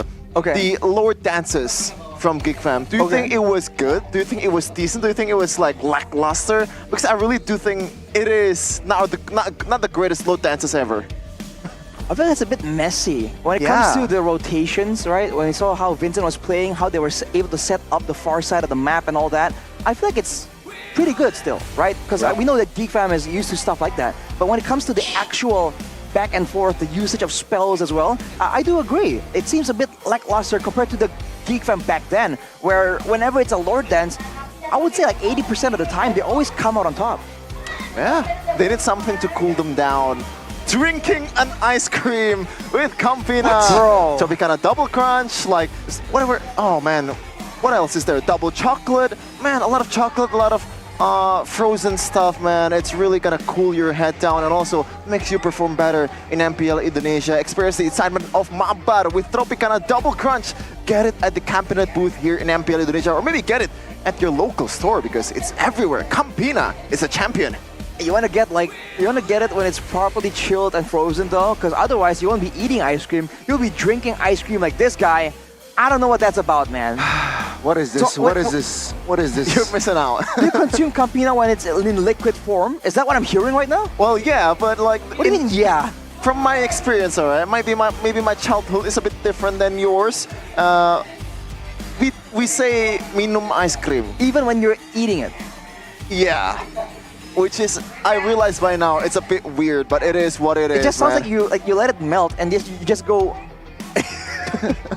just interesting. There is another way, Rashi, to cool you down. That is you cool your head with head and shoulders. So every time you're feeling a bit down, I'm gonna give you head and shoulders.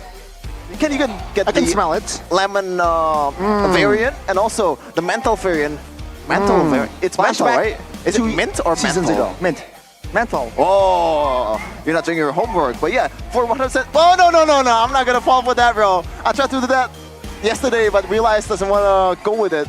So I'm not going to go with you either. For 100% dandruff and itchiness wiped out and protection from itchiness, trust head and shoulders. I could have done it. For 100%, of course, dandruff and itchiness again wiped out. I want to repeat that. Just use Look at my hair. This is my favorite shoulders. is Tigreal one, which Arashi's holding, but you can also get the Gatot Kacha one. It smells great, actually. Look at my hair. I might actually convert to this flavor. Or flavor. To this. I wonder how it tastes, bro. Yummy. Oh, this one is drinking, right? But yeah, if you're in MPL Arena, by the way, you can get into the Team Galaxy Zone Cam. I hate you, Connie, but with Samsung Galaxy, as easy as that. Bring your phone, bring your electric appliances with Samsung on its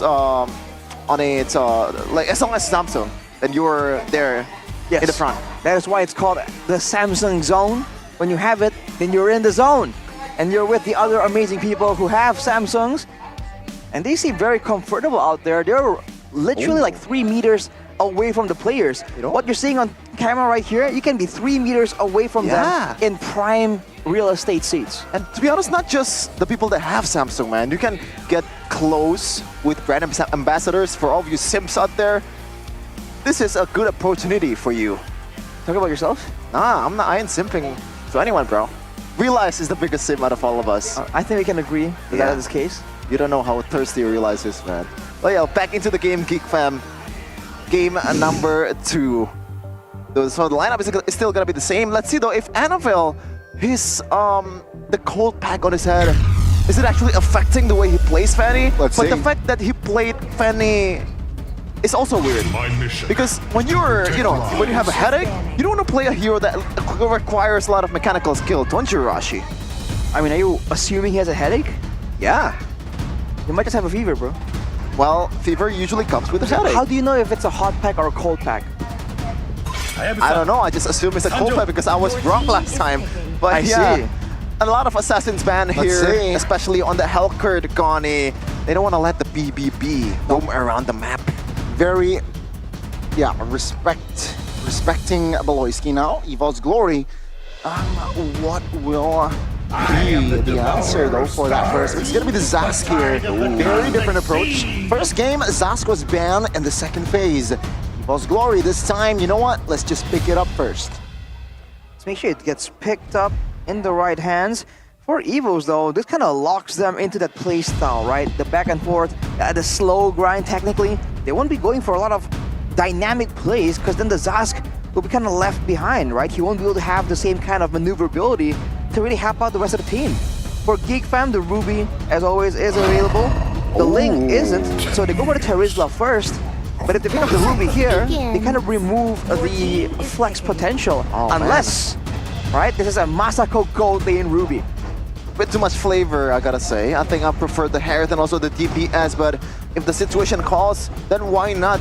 I feel like Lovesy and the whole Geek Fam team, they're no stranger to experiencing or experimenting new things in MPL Indonesia, especially this is only the second week of MPL. There's a lot of time to figure out what works and what's not.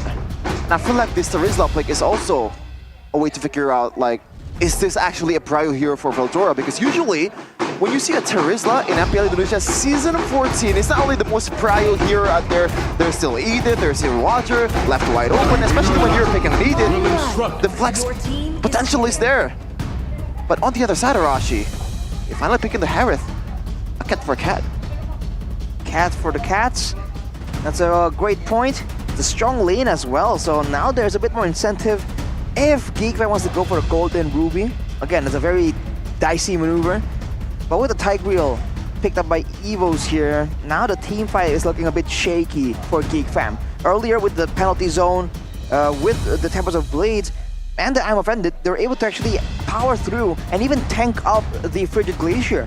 But now if you add the Implosion on top of that, might be a bit too much for the side of Geekfam to handle.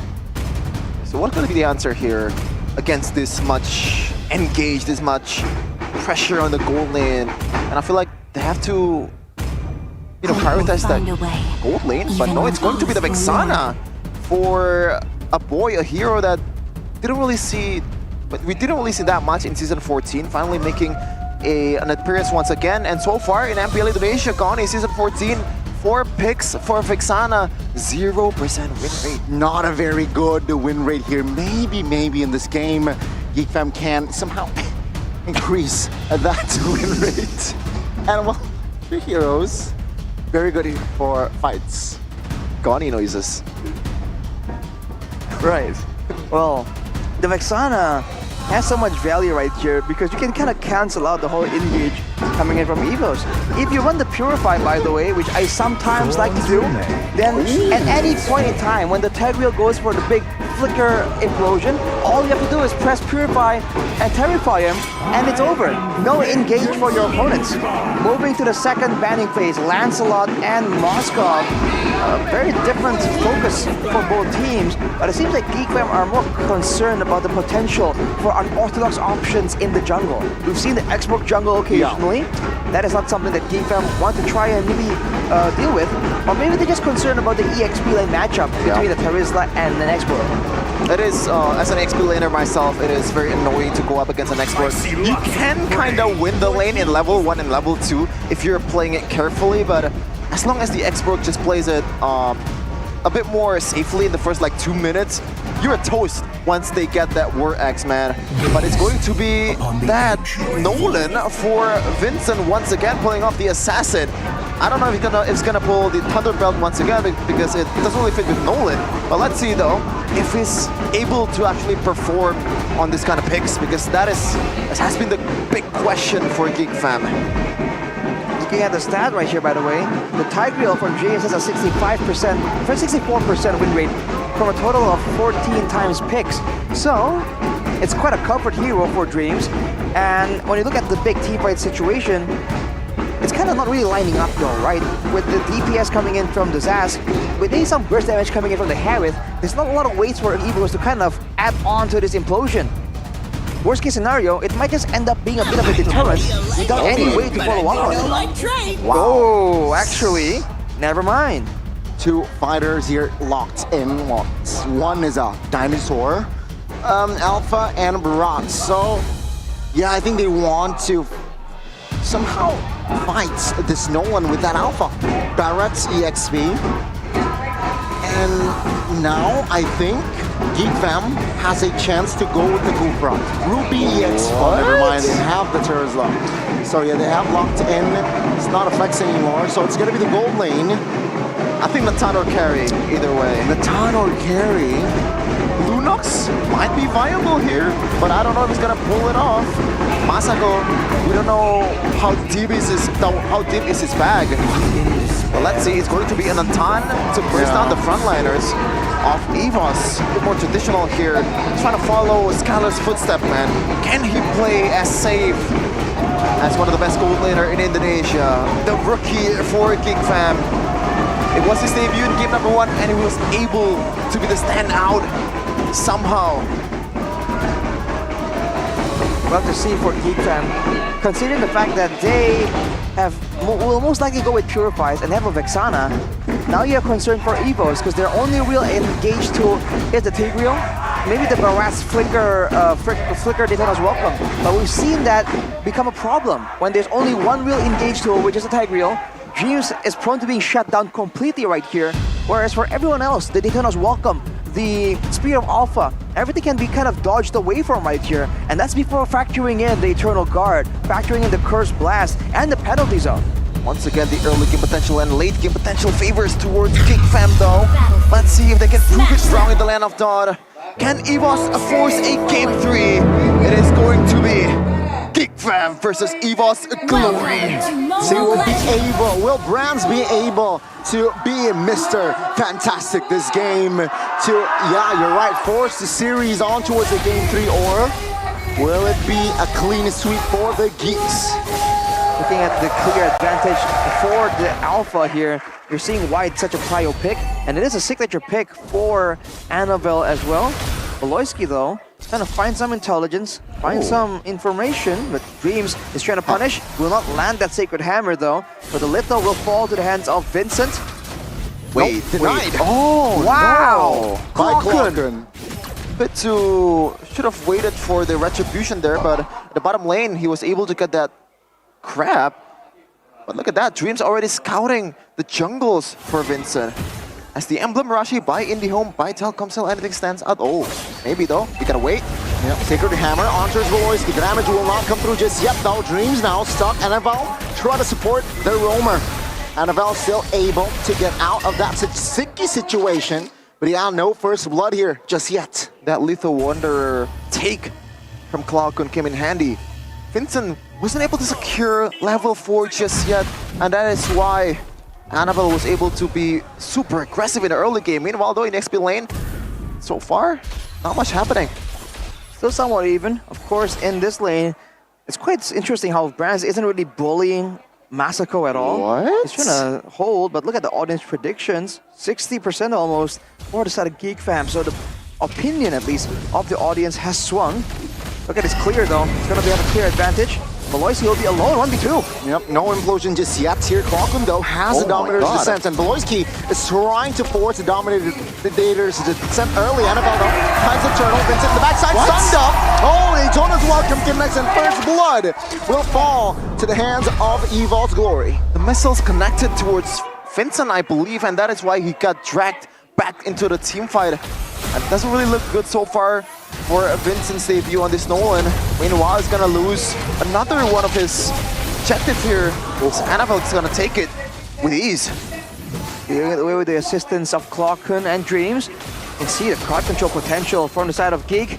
Definitely something to be worried about by EVOS. But for now, it's back to the waiting game. EVOS has a lot more advantage when both teams want to stick around. But for Geek Fam, the longer the game goes, the more they can kind of weave in and out of these fights. And maybe even bait some of the big ultimates coming in from EVOS. Especially later on with Masako reaching that late game power spike. That's where he can kind of be a real threat, even to Brands. If Brands walks up carelessly, we've seen the Harriet get blown up immediately. Yep. Look at that, some rotation there from Dreams and also Annabelle towards the bottom lane. Try to maybe punish Masako and take some jungle camps as well. So far, Geek, they're happy with just grouping up as a 4 in the mid lane. Still looking for their first kill so far in this game. And mind you, these two teams haven't won a single match yet in Season 14, so it's gonna be huge this game. Is it gonna be like a 4-game lose streak for EVOS? Meanwhile, Masako might be in trouble here. Yep, Shaman Force will not be enough to take him down. Now Beloyski there will take that minion, but yeah, I mean, that was a little bit close for comfort there. Well, Masako knows he has the safety coming in from the entropy. Now look at this. He was grouping around the turtle pit. How Geek Fam starts this fight is gonna be critical. And knowing how things are with the burst damage, I think Beloyski is hesitating quite a bit. A boy walks into the bush first. Wow. Fortunately, no one is inside just yet. But Dreams. Very close. Dreams spots him. Yep, Sacred Hammer connected. Oh, a boy in trouble. Purify. Oh, the damage will be enough to take him down. Now it's an all-out war here. Daytona's welcome. Stunning 3. And that will be Vincent and Veldora take him down. Beloyski running for the hills of Brands. Now a little bit late, but Fluffy will not be able to pull Beloy back. That was disastrous to put it lightly, for Geek Fam. Avoid checking the push. Even Vincent using the Nolan, not like it's a utility jump where he was just jumping in, and they're gonna pay the price fully. Left, right, and bottom. Even the orange buff taken, Vincent trying to punish. Spear of Alpha out. On the bright side, Masako was able to get all the gold plating on the bottom side.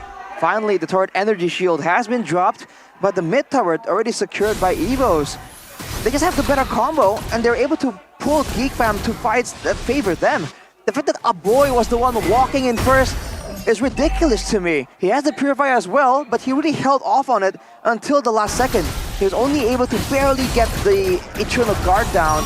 And you can't do that, man. You need to stay in the back and output that damage. That's the whole point of the Vexana. You stay alive, you apply the passive on multiple people, and the longer the fight goes, the more difficult it gets because your teammates become bombs that cannot do damage to you.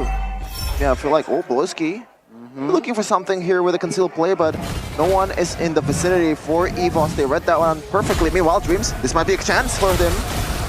Annabelle here, dealing damage. Oh, the peel and the stun will be enough. Annabelle finding one. Now Dreams in trouble under the turret. Both members here taken out. Dreams for Veldora. Evo's Glory finds a response. Well, at least it's an equal trade in terms of kills, but once again, the conversion. They're invading the purple buff and also getting that turret in the bottom lane. Again, it's Evo's Glory now. In a very healthy lead. It's a very healthy lead at this point. 4K at 6 minutes.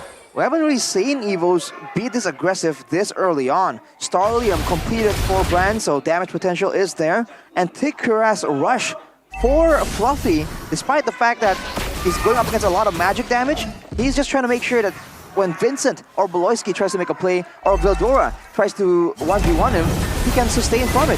Geek Fam go with a very fast turtle attempt. Yep, Masako finds a turtle. And now they want to fight with the flicker as well, finding Boloski. The damage will come through, Boloski will fall on the backside. It is Daytona's welcome, connected to Masako. Annabelle, Alphavel finds the double. Beautiful engage from Fluffy. He knows who to go for. And it's the key, man. We certainly saw Skylar on the Natan. As long as you have a Natan in the late game, you're A-okay. There's still hope for you. But in this case, finally, picking up the most important member on Geek Fam in this situation. It's ridiculous that the Barats can find a way to get a Natan. It really you really shouldn't be that close to danger. 1v1 on the bottom side though, Annabelle and Vincent. Oof. That's a fighter against an assassin though, and Vincent understands that.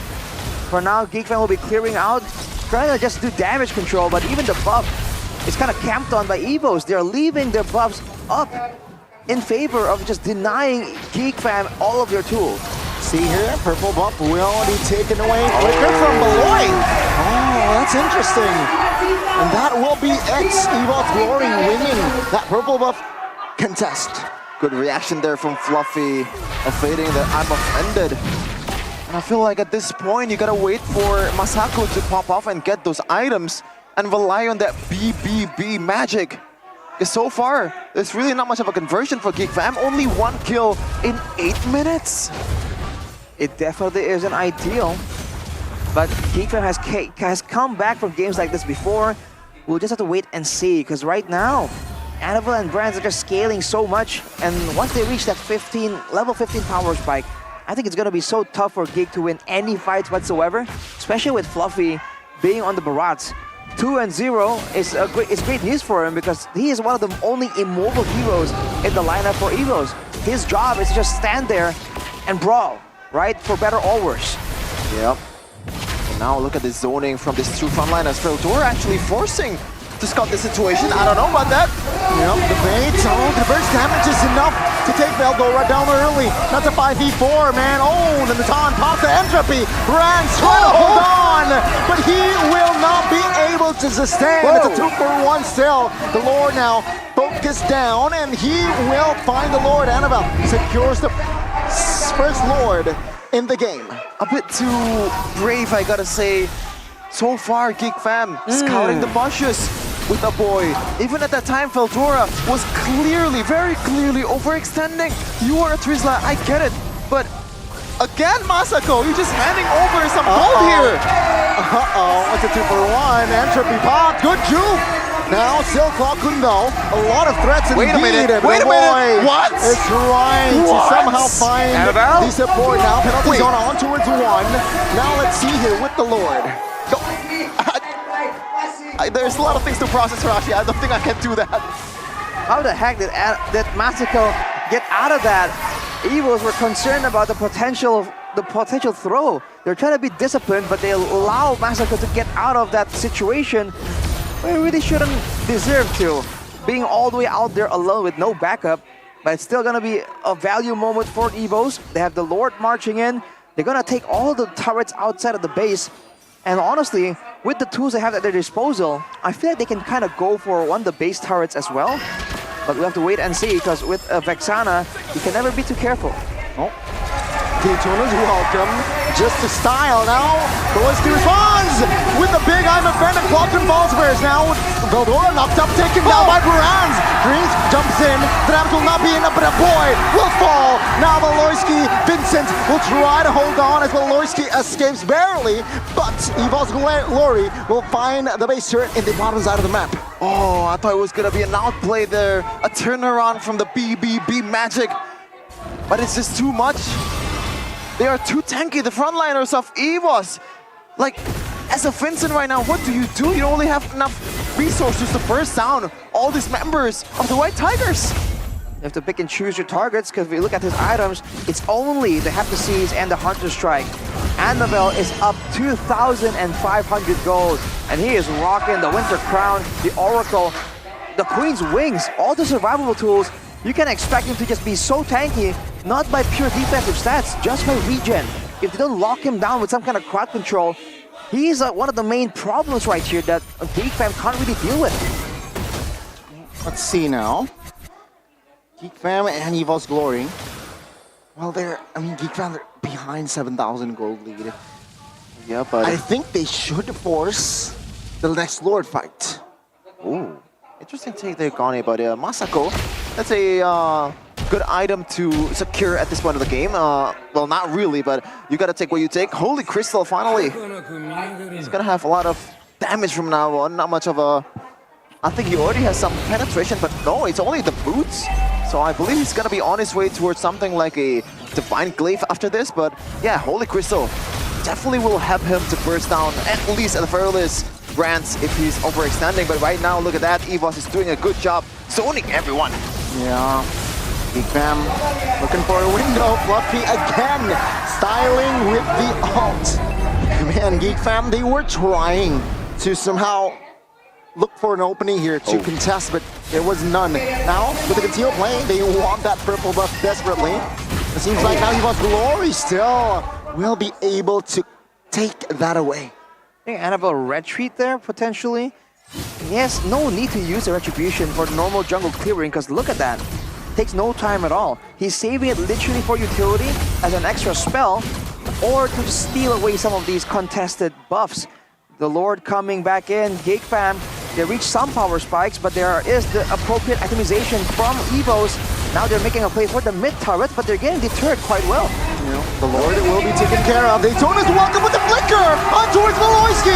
What a play from Fluffy. Veloski now will fall in the hands of Kwakun. Now GeekFam defends with 3. EVO's Glory, they're eyeing for that mid.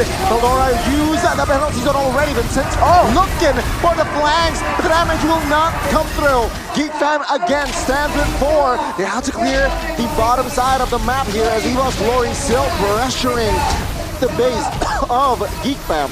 You live by below, you die by below. At that time, the I'm offended. He was catching Natalia, but right now Dreams might be eyeing for a play here. Yeah, they want the top lane. Oh, damage from Brands is crazy. Fluffy though will be the trade. Now the base turret taken down. GeekFam, not yet.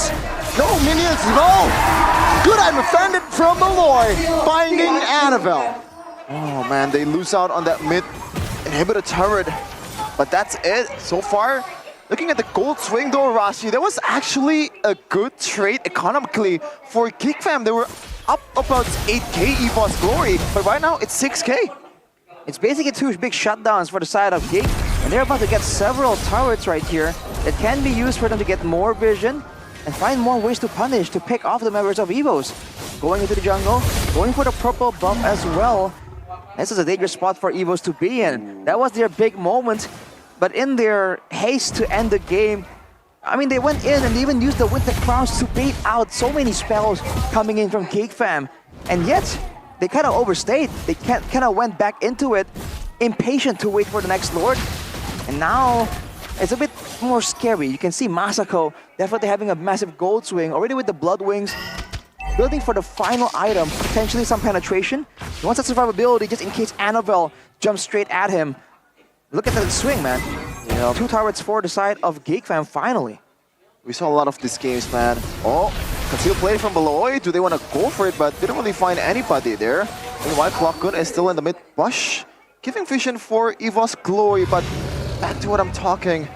We saw a lot of these games before when it looks really bleak from the other team, but there is this one game-defining moment that really changed the whole tempo. Meanwhile, Filtera might be in trouble here.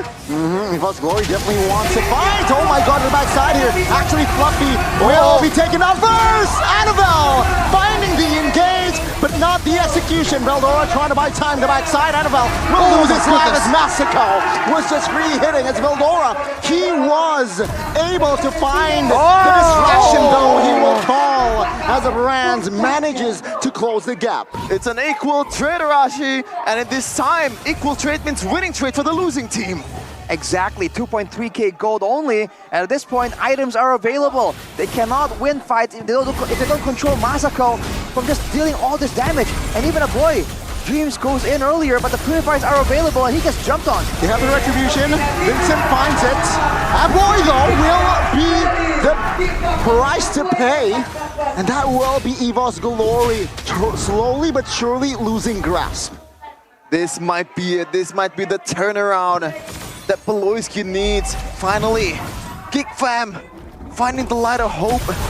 Over the course of this game, they were trailing so much, and right now it's only 1k. It practically doesn't matter, especially when you have Masako. The game plan right now is to peel for Masako. Let him cook with his flavors. Let's see, Lord. Let's see if this Lord will be irrelevant or not. Geek Fam, they're trying to clear the waves as fast as possible, but EVO's Glory, they want to fight. Veldora caught in the front side of the map here, but Masako is just free-hitting the Dinosaur. Fluffy goes down as well. Vincent, another angle with Dreams now, trying to hold on and loses immortality. Annabelle and Brands trying to find the damage, but no, Vincent, he's low. He will not fall just yet, though, but in the backside is actually Peloisky and Brands. Masako finds the triple.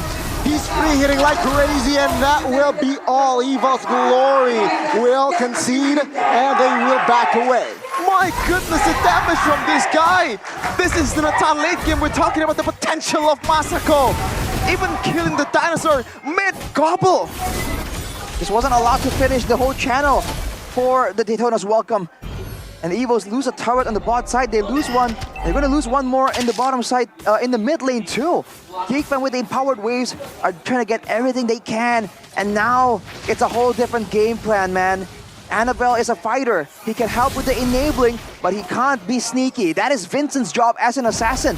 There isn't a lot of targets available on the side of EVOs, but if Clockgun oversteps, if Clockgun is just a bit uncareful, if Brands even kind of oversteps his sustainability, he can get nuked down almost immediately.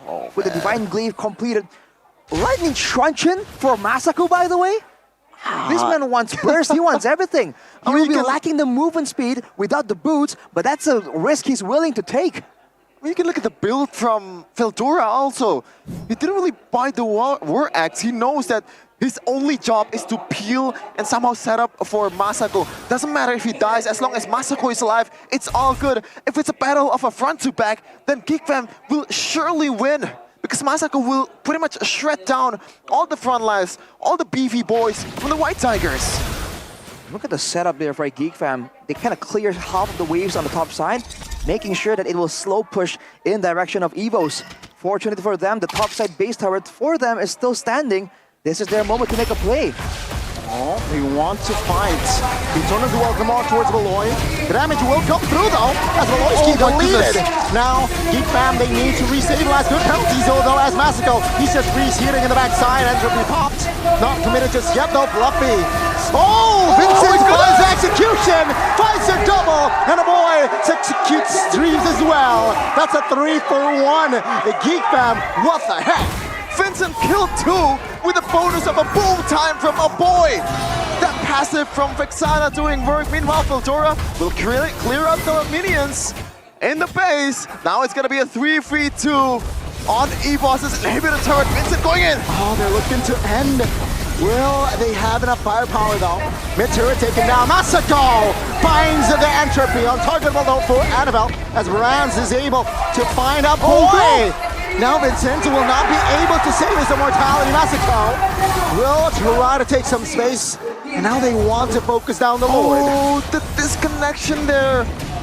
A boy was focusing towards Brands because he thought that he was the biggest threat out of all of them. Meanwhile, now Masako will try to blitz this one. Can EVOS catch up this time? Oh, he got knocked up. It's gonna be close, it's gonna be close. Annabelle jumps in with the spear of Alpha! Annabelle finds a retribution and takes down Eldora. Geek Fam running for the hills, but now momentum is all for the White Tigers. Game of inches. That single Lord knockup cost Geek Fam the Lord. And right now, they're gonna have to pay the price. It's a 3-3-4 in the base. Do they want to wait for the Lord? And it looks like they will. But there is still hope for Geek Fam in Masako once again. It is a late game Natan. Objective is to defend this guy and try to make a play out of it. What just happened, man? Geek Fam just threw the game from their clutches. They got greedy for the end. They were unable to sneak the Lord even there. Didn't go for a fight. Now with the Lord coming in, EVOS can look for a chance to just end the game outright without even going for a fight. Can Geek Fam force them into one? Masako needs to stay alive. Dreams with a progressive play. Penalty zone though. Will it be enough? Fluffy goes down first as Masako is just free hitting on towards the Lord. Valoyski loses immortality. Veldora will pay the price. Dreams falls. Rams finds Valoyski. And Geek Fam, they have done it. They have cleared the Lord and the wave. Oh, take a breather, MPL Arena. Take a breather, viewers out there. Because we still have a game in our hands, 22 minutes and counting. Masako is still alive, which means Geek Fam is still alive also. What an intense game, back and forth. 2 base turrets on the bottom side though. Now EVOS most definitely have the push advantage. Geek Fam are the ones who have to be a bit more crafty with how they want to set up for the Lord. Let's take a look at the replay here by our official tournament smartphone, the Samsung Galaxy Z Fold 6, Z Flip 6. That's a big penalty zone by Veldora, and you see Masako immediately melting down Fluffy, and there's nothing else to try and stop him. He just keeps hitting, and for a bit ignores the Lord in favor of just getting some more teamfight presence. But that's the issue here. With the Purify available for a boy and Masako in the previous fight, Dreams is the only one that can try and do something to stop the output of damage. No one else can do so. Man, gotta be honest with you, at this point, this is Game of Throws, man. The team that made the least mistakes wins, because so far, EVOS had the advantage, they threw it away. Geek Fam had the momentum to their favor and somehow threw it away. EVOS had a chance to end the game and somehow threw it away also. So it is a game, like, whoever play the safest, I guess, is gonna be able to win the game. But EVOS, I don't think they have the authority or like the privilege to play it safe, because they have to somehow get Masako, and so far, nothing is working, Arashi. Now the foot is on the other shoe. EVOS usually are the ones in the situation, able to defend almost indefinitely due to the insane backline presence. But now Geek Fam are the ones who have that liberty. And looking at the items, Masako went and swapped out that Lightning Truncheon that we were a bit confused about for a Demon Hunter sword. So these beefy members from the side of EVOS are gonna be melting a lot faster. The wave on the bottom side has collided. So now Geek Fam are on the clock. They have to try and get something before it becomes too difficult, too forced. Look at Veldora though, he is trying to pull away the Lord from the control of EVOS. Fluffy is definitely waiting for some kind of moment, but the damage from a boy can't be shrugged off as easily. Oh man, this is intense, man. Poloski pulls the trigger first. Do they want to go for it? Wingman conceal. This one as well. Can with the flicker as well. Finding one. Veldora soaking damage. Oh, Masako in the backside. Was targeted, but now he's safe. Oh, Poloski falls first. Veldora quite low in the backside. Vincent looking for an assassination, but fails to do so. It's a 5v4. Vincent again. Oh, Vincent! Does it go to Winner's Richard? Will it be enough immortality to save Annabelle's life? What a switcheroo! My goodness, Annabelle with the switcher, and now he's on a Rose Gold Meteor. It's a 4v5 for EVOS. Vincent is as slow as ever. This is looking really bad for Geek Fam. They have the quantity. Will they be able to execute the Lord though? Veldora quite low penalty zone. Now it's gonna be the Lord Steel who takes it. It's gonna be Annabelle again. Now Geek Fam, they are in big trouble. What's the game plan there, Rashi? Vincent was on the other side of the map while Geek Fam tried to go all in on that Lord Pit. It just wasn't the wisest of ideas. They had no purifiers available. They were one man down, but they gambled for it. Now Veldora won't be available. Only one frontliner, an even stronger Lord. Can Masako and a boy do it again without the Purify? Let's see, Masako. Oh my goodness. A boy against the world. Veloski joining in time. The damage will not be there, but the base is quite vulnerable. A boy falls. Now Veloski and Masako defending the base. Vincent falls as well. Now Masako looking to find the shutdown does, but the base isn't too much for him. Ladies and gentlemen, we got a game 3. Oh my goodness gracious! It is messy. We don't even know who's in control. But at the end of the day, EVOS equalizes. But my, oh my, Annabelle, even though he's on a cold pack or hot patch, I don't know what it is, but he was able to get those Lord Steals, those outplays, and prolong the life of EVOS. What a turnaround. It's not just one. It goes both ways over the course of like almost 30 minutes. And that is gonna be a heartbreaker once again for Geek Fam. Oh man. EVOS looking confident in the situation, but man, that game had ups and downs. More ups and downs than hills in our great country of Indonesia. What was that game, man? Everyone was playing their hearts out, and the moments of turnarounds, it's almost like a movie, a very long movie at that. But EVOS has got it done. The fan base having a moment to relax, but they were just on their feet the whole time, man. All of these team fights could go so easily in favor of one of these teams, but none of them were able to get the decisive type of end. Like a whole team wipeout to really get a decisive end to the game. With that Lord, with the man advantage, with no frontliners available to give Masako the space, he gets zoned out. The rest of the team gets wiped, and EVOS finally puts an end to Geek Fam's struggles. I mean, wow. I am still, you know what it feels like? Playoffs MPL ID Season 13. Geek Fam against Geek EVOS. It feels like a playoffs game, man. The only difference though, that was game 7, so it hurts much more for all the Geek Fam fans out there. But it is going to be game 3 for this day, the first time after 2-0s in 2 matches in Royal Derby RQ winning out against Onyx. And now we gotta watch game 3 of EVOS versus Geek Fam. Can they actually play a more strategic and also safe gameplay, man? Because that was like, I'm sorry to say this, but that was all over the place. Not just for Geek Fam, but also for EVOS. They just kept going at it, bro. It's just fights after fights after fights. Whoever wins the fights gets something. Sometimes, even if you win the fight, you lose on the objectives. There's just no winning. It's just pure chaos. Yep. It's almost like this is more appropriate to be called the Chaos Derby, even though we had it earlier on as match 1. Very much so. I mean, again, what was the total kill? At least 15. A lot. At least 15. No, Beloski, no. Pulling out of Natalia. By all means, man, for both these teams, there were moments of blunders and a lack of synergy, which just makes it very difficult to try and predict the outcome of game number 3 potentially. This moment though, like you mentioned, Shevin, Masako gets knocked up, delays the Lord take just long enough for Annabelle to make it in there. And he is cool under the pressure.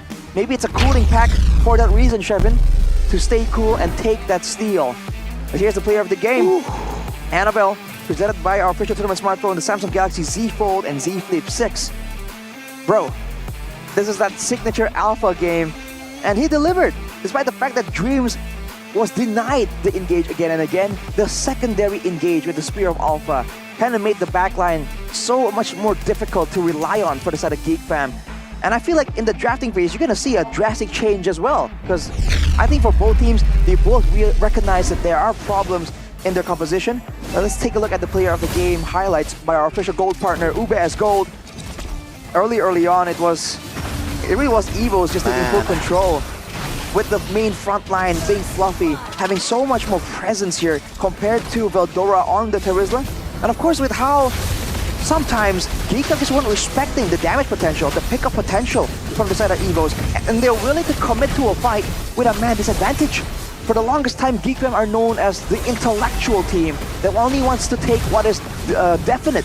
But this game is a completely different story. And man, it's just a brawl, right? It's like the Geeks have resorted to their basic instincts to try and fight the wild beast. Yeah, man. I was gonna say, even in MPL Season 13 playoffs, I saw Geek Fam's glimpse of greatness. In a way that I saw that Filipino discipline from Geek Fam. But in this case, in Season 14 overall, I feel like they just threw away that identity. They just brawl and somehow hope for a win, I guess. And in this part, in the late game, they were carried by Masako. They knew what the game plan was, but somehow just dropped the ball really hard. It really feels like, on occasion, both teams are trying to mind game each other. Like, Geekman were going to go for that risky Lord, not because they knew they can burst it down, because they were expecting Evos to be too worried about the engage tools, engage potential. But Evos, they were just resorting to instinct, right? They weren't really thinking too far ahead to try and predict Geek Fam's movements. It's almost like the worst matchup possible for Geek Fam. Yeah, that is it. Game number 2 has lapsed, and that is it. The man of the hour, Annabelle. Is that a Kono, huh? It is Kono.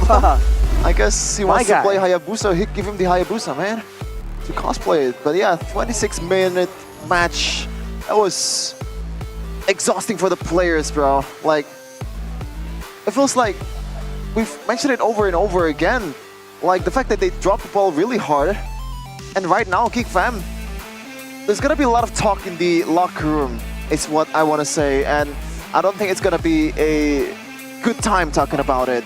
But Arashi, the emblems and the statistics, what can you see here? What can you see? Looking at the items, there have been so many swaps you can't really remember every single one. I mean, I remember Masako going with the Lightning Truncheon and thinking it was kind of curious, but I guess he was trying to burst down the squishier targets, right? Playing a bit more burst heavy-like, but that's just not the way to go against this kind of composition. He just needs that shred, so he went for that Demon Hunter Sword. That's about the only major change I caught in the middle of that chaotic game. Looking at the damage dealt, Geek Fam did an insane amount, but look at the damage taken, 740,000, dude. This was a long game with a lot of fights. Yeah, the fact that 4 Lords, you can see there in Annabelle's graphic at the bottom, 4 Lords taken, and not all of them are uncontested. Even like, in fact, he was able to stole it right from Vincent's hand. When Vincent's like 2 inches away from the Lord, well, like Annabelle, he was struggling to get there. It's pretty much a conceal, a lot of things that he has to, I guess, invest to get to there. But we're gonna see what's happening with our host Budi Clarabongstar in a second. Dari 2 pro player yang hadir pula di sini di tengah-tengah kita, Psycho dan juga fans. Halo. Halo. Ini rame-rame dari EVOS Icon dan juga EVOS Holy hadir ke sini untuk mendukung EVOS kah atau ada yang lain? Ngedukung. Pastinya mendukung. Masih mendukung. Ini janjian kalian berdua? Ya. Semuanya janjian. Ada siapa aja emang, Psychots? Kan ada Holy, ada Icon. Ala komplit. Dukung kakak soalnya. Dukung kakak di sini. Namun semua orang juga pasti penasaran nih ya. What happened Hayanaon? EVOS ini lagi kenapa nih? Kok kayaknya struggling banget di early season 14? Mau lu dulu apa gua? Lu dulu. Gua. Mungkin kayaknya kalau week 1 ya, dari playernya kayak kelihatan emang lagi nggak fit dari kondisi badannya. Terus semoga aja lah week ini bisa kasih yang lebih baik lah. Betul, Bude juga dengar kalau Dreams juga sakit sampai pakai pads, Bude lihat. Dan katanya dia jarang sakit, sekalinya sakit lama. Bener, dia kayak gitu, dari dulu. Aduh, semoga baik-baik saja semua player dari EVOS. Tapi kalau kira-kira hari ini atau minggu ini udah pada fit belum nih? Harusnya udah sih, tapi Nea tadi pakai baby vapor kayaknya lagi nggak enak juga kayaknya. Kayaknya. Kita doakan yang terbaik ya, semoga lekas sembuh. Tapi kalau dari Psychots ya, keadaan yang tidak mendukung berarti ya.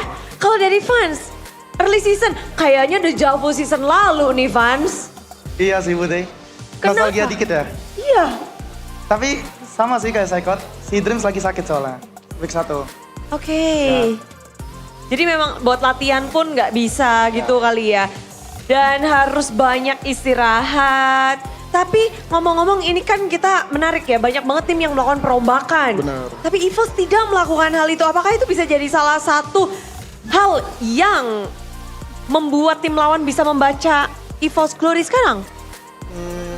Kalau misal dari segi strategi sih mungkin EVOS punya mungkin ya. Tapi kayak kan kebanyakan tim kayak rombak dan dari strategi pun berubah, dari draft mungkin, dari power hero. Mungkin kalau dari EVOS bisa punya strategi inilah yang tersembunyi mungkin. Ada yang belum dikeluarin pastinya, walaupun player sama tapi gameplay dan strategi berbeda. Ya benar. Apalagi season 14 ini gimana sih? Kalau fans ngeliat season 14 ini dari mungkin metanya, apakah ini agak memberatkan EVOS atau bagaimana? Kalau menurut aku sih meta EVOS banget sih Bude. Meta EVOS soalnya meta assassin kan, Annabelle jago banget assassinnya. Annabelle jago banget.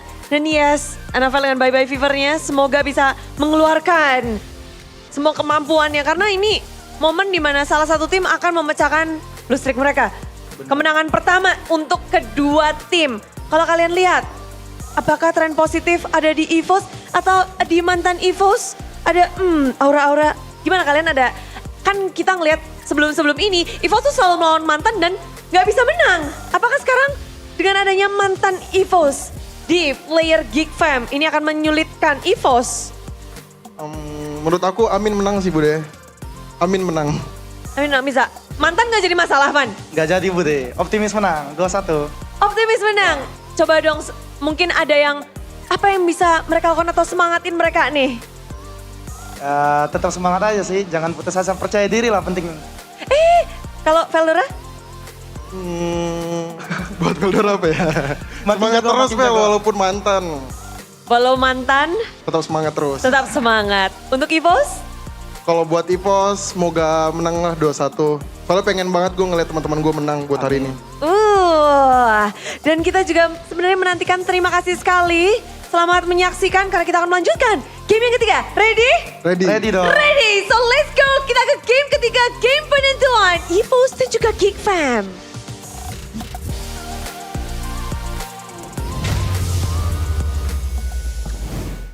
It is gonna go down to the wire, the battle for the first W in the season for both of these teams. It is EVOS Glory and Geek Fam once again.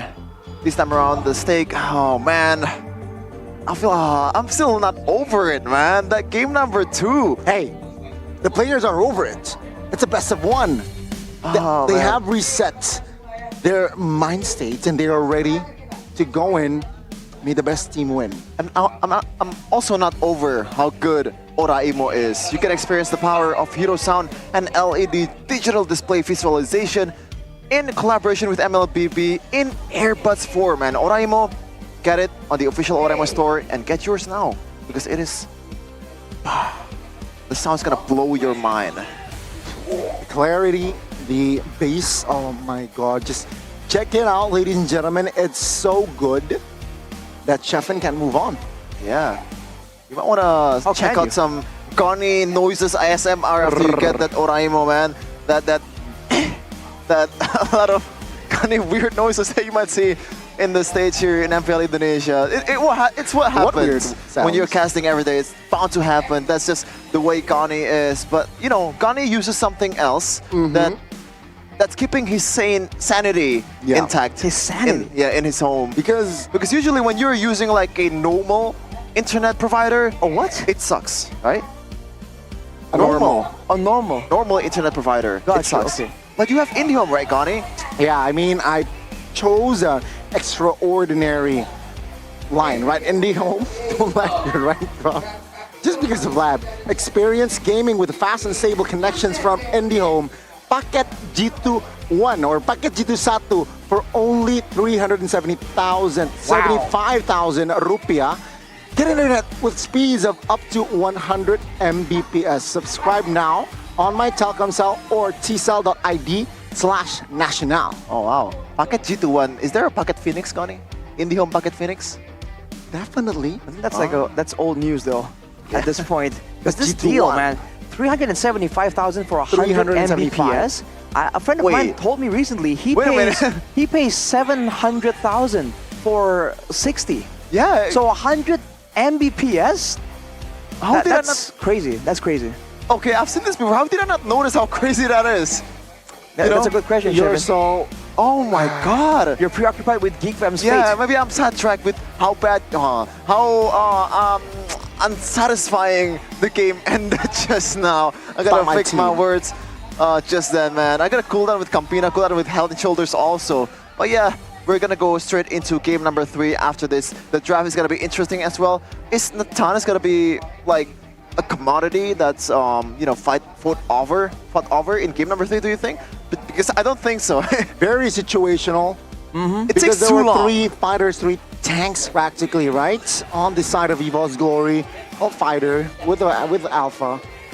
But with that, it just supplements you to go for the DPS type of marksman. Natan was the answer.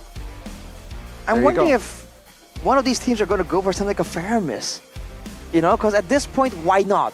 Yeah. Right? If this is how the games are going to go, these are the kind of fights we're expecting. There wasn't a lot of big macro plays and split pushing and all that. It was just collisions, right?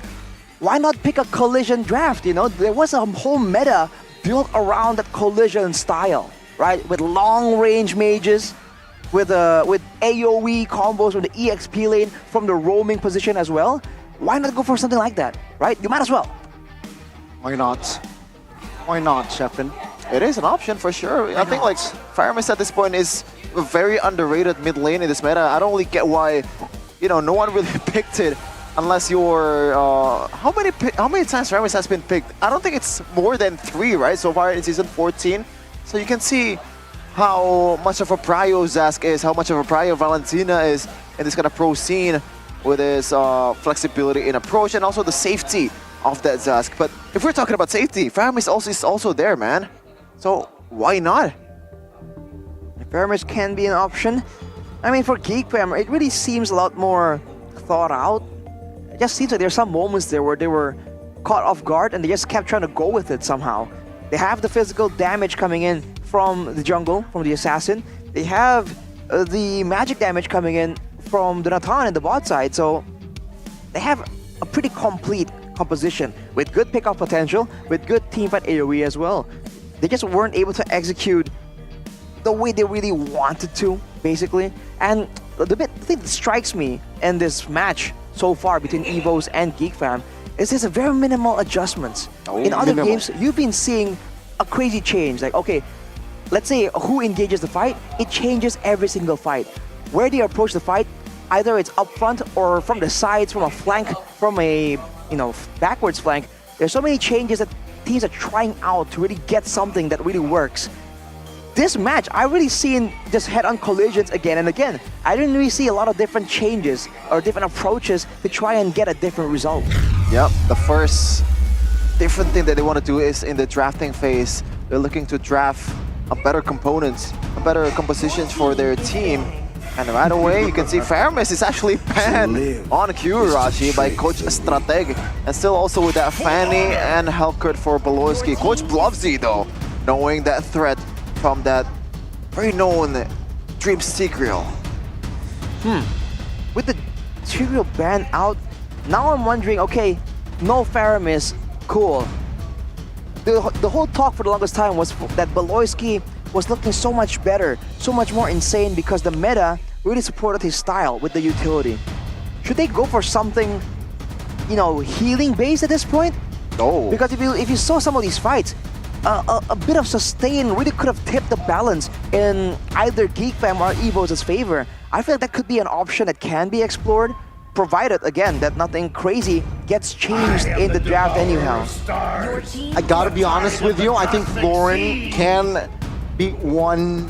Florin and Rafaela, I think, can be an answer here for GeekFam, especially Beloyski. Knowing Beloyski, man, he likes the healers. Interesting that you pick Florin and Rafaela over Matilda, pretty much a Swiss Army knife in that healing department. But I just realized something, Arashi. Don't you think, like, in the previous game, if Vincent were to play a utility jungler like a Fredrin, for example, wouldn't it be better for them at that point? Because the gameplay is pretty much to keep Masako alive. If you're thinking of the front-to-back situation, yes. But at the same time, the concern is the lack of physical damage. That's why the Natalis or the Harith is always paired with a physical damage fighter or assassin in the jungle. It's always been the case so far. Now for GeekFam, they get their hands on the Hylas and the Harith. See, it's a bit of a front-to-back type of deal, but now they're using the Harith. And I mean, earlier we saw that Masako was able to use his Harith to great effect. So maybe this will be the winning solution. The Moskov, though, is left open, and considering the lack of macro playmaking from both teams earlier, that could be something that EVOs can use to try and match the pressure, the presence of GeekFam. Bit harsh for all of us today, to be honest, after that game number 2. But let's see, though, if it's going to be picked up by Coach Strateg. Do they want to emphasize on that goal lane first? Picking up here. Oh my goodness, it's going to be a Franco. Wow. And also a carry. This is, I gotta say, this is very, very risky. I can see the idea, though. Classic if you dreams, wanna, though. Yeah, if you just wanna ulti, like Iron Hook the horse, you can actually burst it with a carry. So it kind of solves the problem in a way, but when you're on a full frontal team fight, I don't think it's gonna be a good thing, man. If it's a full front to back, that depends, right? Now for EVOs, it's a pick-off type of deal. If they get their hands on something like an Edith, on something like a Minotaur, now it's gonna be difficult. Oh wait, no Minotaur for sure, actually. Something with AoE in the XP lane, maybe a Terizla, then they can make sure that whoever gets pulled can't be saved by the rest of his team. And I think GeekFam will acknowledge that that is a concern. But I think they require something a bit more long range. But no, they go for the Ruby at this point. Still flexible, but I feel like long range magic damage can be the solution to deal with the carry. It's a counter towards the Franco, right? When you commit the Iron Hook and the Bloody Hunt, you can cancel it out with the skills that Ruby has. Oh, wow. Yeah, now with the Zuxian ban out and as well as the Alpha, GeekFam, I think their approach, you like their long-range mages.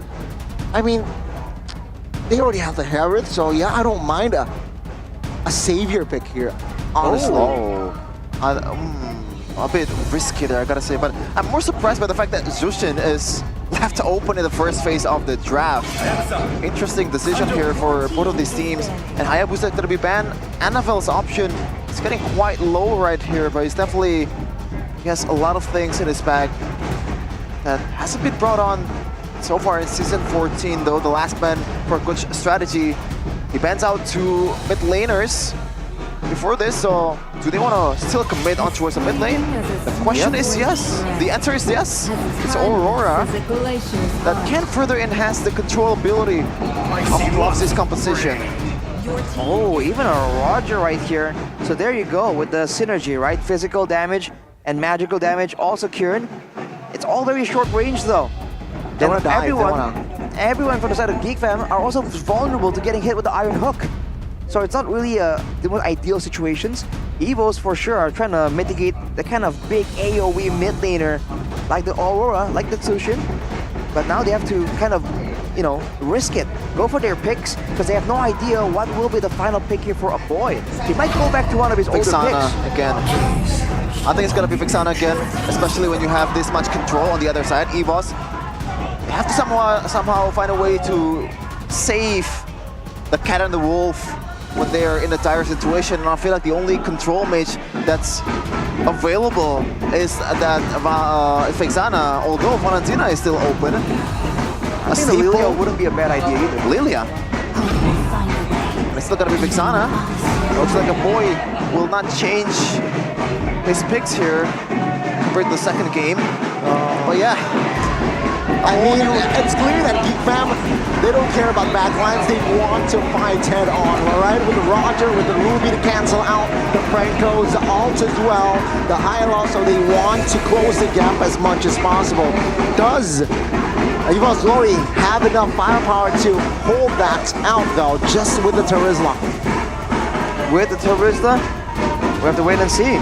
The combo is available. The scouting from the Zask, the slowing of the Zask is also something that Geek Fam have to kind of keep in mind when they're moving forward. Looking at some of the stats here and the battle spells, Purifies only for the gold laners. Vildora with the revitalized Hylas. Let's see how that plays out. A loose streak is something that you don't experience in this stage, in the highest stage of Indonesian Mobile Legends esport. Loose streak is gonna go on for much longer in season 14. Is it going to be EVOS Glory or Geek Fam? Well, ladies and gentlemen, let's see the conclusion of this series. Who will take the first match win of season 14? Both of the junglers just clearing really, really fast. As you can see, Annabelle getting a bit more of an edge. Dreams tries the age-old tactic to delay, but Vincent tanks the hook. So there'll be a bit of a reset to that buff, unfortunately for him. This means that EVOS most likely will be able to get that litho, but both of them are just prioritizing the pathing, the clear immediately, making their way to the top side. Dreams make the first move. Yep, Entre is below here. Annabelle's not level 4, so no fracture there to really punish Beloyski. Though, he has to recall, so that's already a rotation stop or delay rotation there for Beloy. Emblem here by Indicom shows that there's the Inspire and the Bargain Hunter for Masako, so he's trying to snowball out, whereas for Brands, the conservative approach as always, tenacity with the firmness. And for both roamers, they're desperate to make the plays happen. That's where the pull yourself together comes in, but with the focusing mark for Dreams, with the support emblem, he's going to be a lot more active when it comes to movement around the map, whereas later on, Beloyski will be a lot tankier, and he'll be having a lot more ways to kind of impact these fights in a bit more direct way. Audience prediction actually shifted towards EVOS' favor after that game too. Looks like Beloyski smells something is happening. Oh, with Iron Hook now, Beloyski will be able still to get out of the way though. He has to recall, so that's a man down here for the side of Geek Fam. EVOS Glory will not rush the turtle just yet though. But they have all the tools available to kind of take this one. Vincent though actually goes away from the vicinity. Valdora level 4. Now let's see, Glorious Pathway not yet invested. Vincent though caught to the backside, Annabelle secures the turtle. Oh, good stun! And that will be Vincent taken down. Geek Fam failed on the objective and they have failed on the fight. It's unfortunate for them. They sent Vildora to the front to really try and deny Annabelle, but at the same time they left their backliners vulnerable. With Beloyski not level 4 just yet. Later on though, with a bit more items, the Hylas can actually zone out Annabelle, because I don't think any assassin would want to try and deal with the horse. Yeah, for sure. And also, the horse gonna come in handy when, even in the late game, if Dreams lands a hook towards one of the member of Geek Fam, the first thing is they have a lot of cancels on their arsenal. And also, that Glorious Pathway is pretty much the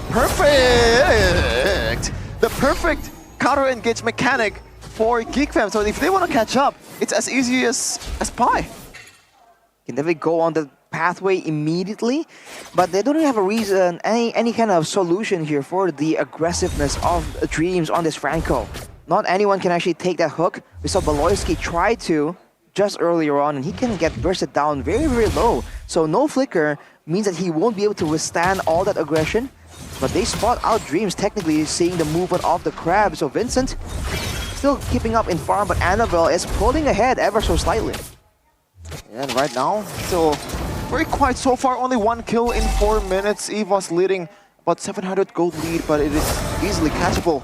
And the reason why it's so quiet is the fact that Poloski right now is, you know, is more prone to getting hooked. He knows that Dreams knows how to play Franco also.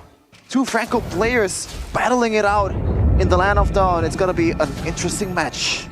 Here's the issue when you have a main front line being the EXP lane. The roamer, before the 5-man grouping actually happens, will struggle quite a bit by being picked off. And in fact, I think Beloyski will be picked off several more times before the late game rolls around. Geekfam has the pressure here in the turtle side, but Dreams, he threw the hook already. This is the turtle gonna go to Geekfam. A 3-1 as well. And yeah, no compensation here for side of EVOS Glory though. Top lane is actually the gold shield turret that will be, wow, munched down 100%, even the turrets. I don't think they're gonna be able to finish the job though, so Vildora a bit late, but never too late to secure a tower there as he's gonna recoil back. And Masako, the Iron Hook to press Beloyski. The damage will come through. Shaman Force will not have enough range to do damage, but the top lane will be sacrificed there by Masako. Very good read, and the first structure will be taken out top lane. Side for Geekfam, they send the Hylas top only to recall and go back bot. Very inefficient use of time if you think of the usual Geekfam, but now look at a boy trying to clear, but there's a play from the side of EVOS. Oh man, Annabelle now needs to be careful. Oh, the flanks here with the glorious pathway. A boy falls though, but Brand's now caught and will be the trade. Now it's a 4v4, Dream still there. Will not go for an engage, but that is Geek responding. A marksman for a mid. Yeah, you saw that coming, and also you saw that coming, Arasi. Beloyski getting picked off. He said that he's gonna go down quite a few times before the late game comes. And also said that glorious pathway, man, that is an instant counter engage mechanic as Vincent taking a bit of a heat here, but at the end of the day, Geek is able to secure a turret for themselves. Oh. So, ooh, almost. All right, a trade of spells there in the top side. Geekfam though were able to brute force that turret take, but they're still losing out compared to EVOS. The pressure of the early game Franco is definitely getting into the heads of Geekfam, which means during these big 5v5, big team fights where the Hylas can be the main front line, that can tank that Iron Hook, Geekfam should have an advantage. See now with the turtle. Hoped by Fluffy. Oh, Iron Hook connects on towards one member, and Vildora deleted. Fluffy with the penalty zone. Big! Beloyski caught in the backside. Now Vincent repositions, finds one. Now Annabelle, as well as their members, will go back, but Bronze finds a shutdown on towards Vincent. It was honestly going a bit better than I thought for Geekfam. I thought they're toast after the initial penalty zone towards a 3, but still though, EVOS, a big W on their hand, about 2k gold lead at this point, entering the 8th minute. Definitely a tough spot to be in. Asako though getting bursted down. Oh, the fracture wasn't enough to take him down, and Shaman Force there helped him survive. I guess the game plan is still the same, man. Masako is that guy on Harith, is that guy on that magic damage gold laner. So the game plan is just to take him to glory. Once again though, if you look at Geekfam, the fact that Vincent and the rest of the team weren't able to help Vildora out when he got jumped on, what were they expecting, right? I think they were really thinking that EVOS are setting up a trap, but when they sent Vildora forwards, you just mentioned that they have a lot of catch, a lot of cancels as well to try and stop the suppression, the bloody hunt from Dreams, but none of that were seen. And I feel like if they want to win, they gotta try and deal with the Iron Hook threat a bit better, right? At least follow up on their members getting jumped on a bit better. Because even though there's a penalty zone, nothing's stopping them from going forward and landing a very simple Eternal Guard from long distance. Yeah, and there's nothing stopping Dreams from owning the bushes, man. I feel like every time Geek is just trying to somehow read where Dreams is going, and every time you're playing reactively, responsively to this kind of pick-off roamer, it's not a good thing. Meanwhile though, Vildora using that movement speed boost to kind of scout out the vicinity, but he doesn't know if Dreams is there to catch him. Oh, he missed.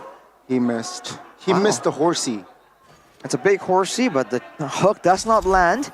The wave on the bottom side, though, is still pushing for Geek, and they were able to get a turret off the back of just macro wave control. Well, though we got game fact here by Gopei Aboy. In Season 13, he used Vexana 13 times and racked up about 77% win rate, so not too shabby himself. He's looking to further enhance the win rate, even though so far in this game it's still 0%, or in this match after that game number 2. Now with the Lord spawning, it's a whole different situation. Vincent spotted on the top side. Evos, we're gonna try and blitz this. Yep, let's see Lord's pathway committed now. And Annabelle secures the Lord with composure. Now it's going to be Evo's Glory looking to disengage, but Goldora says no. 3 members taken down, and Evo's Glory, they got the Lord, but they will lose on fight and structures. I mean, quite literally ran through everybody there, the glorious pathway, and everyone in unison trying to take down what they can after losing out on the Lord. Well, right now though, Annabelle is not spotted out. Ooh. Still gets away. Yeah. Great play for the side of Geek Fam there.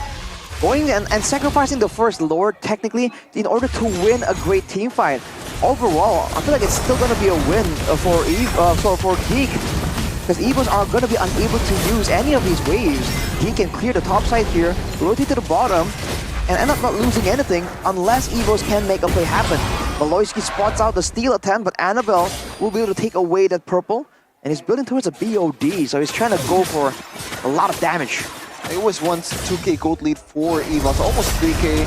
And right now it's only 1k, so it is for sure a winning trade for Geek Fam.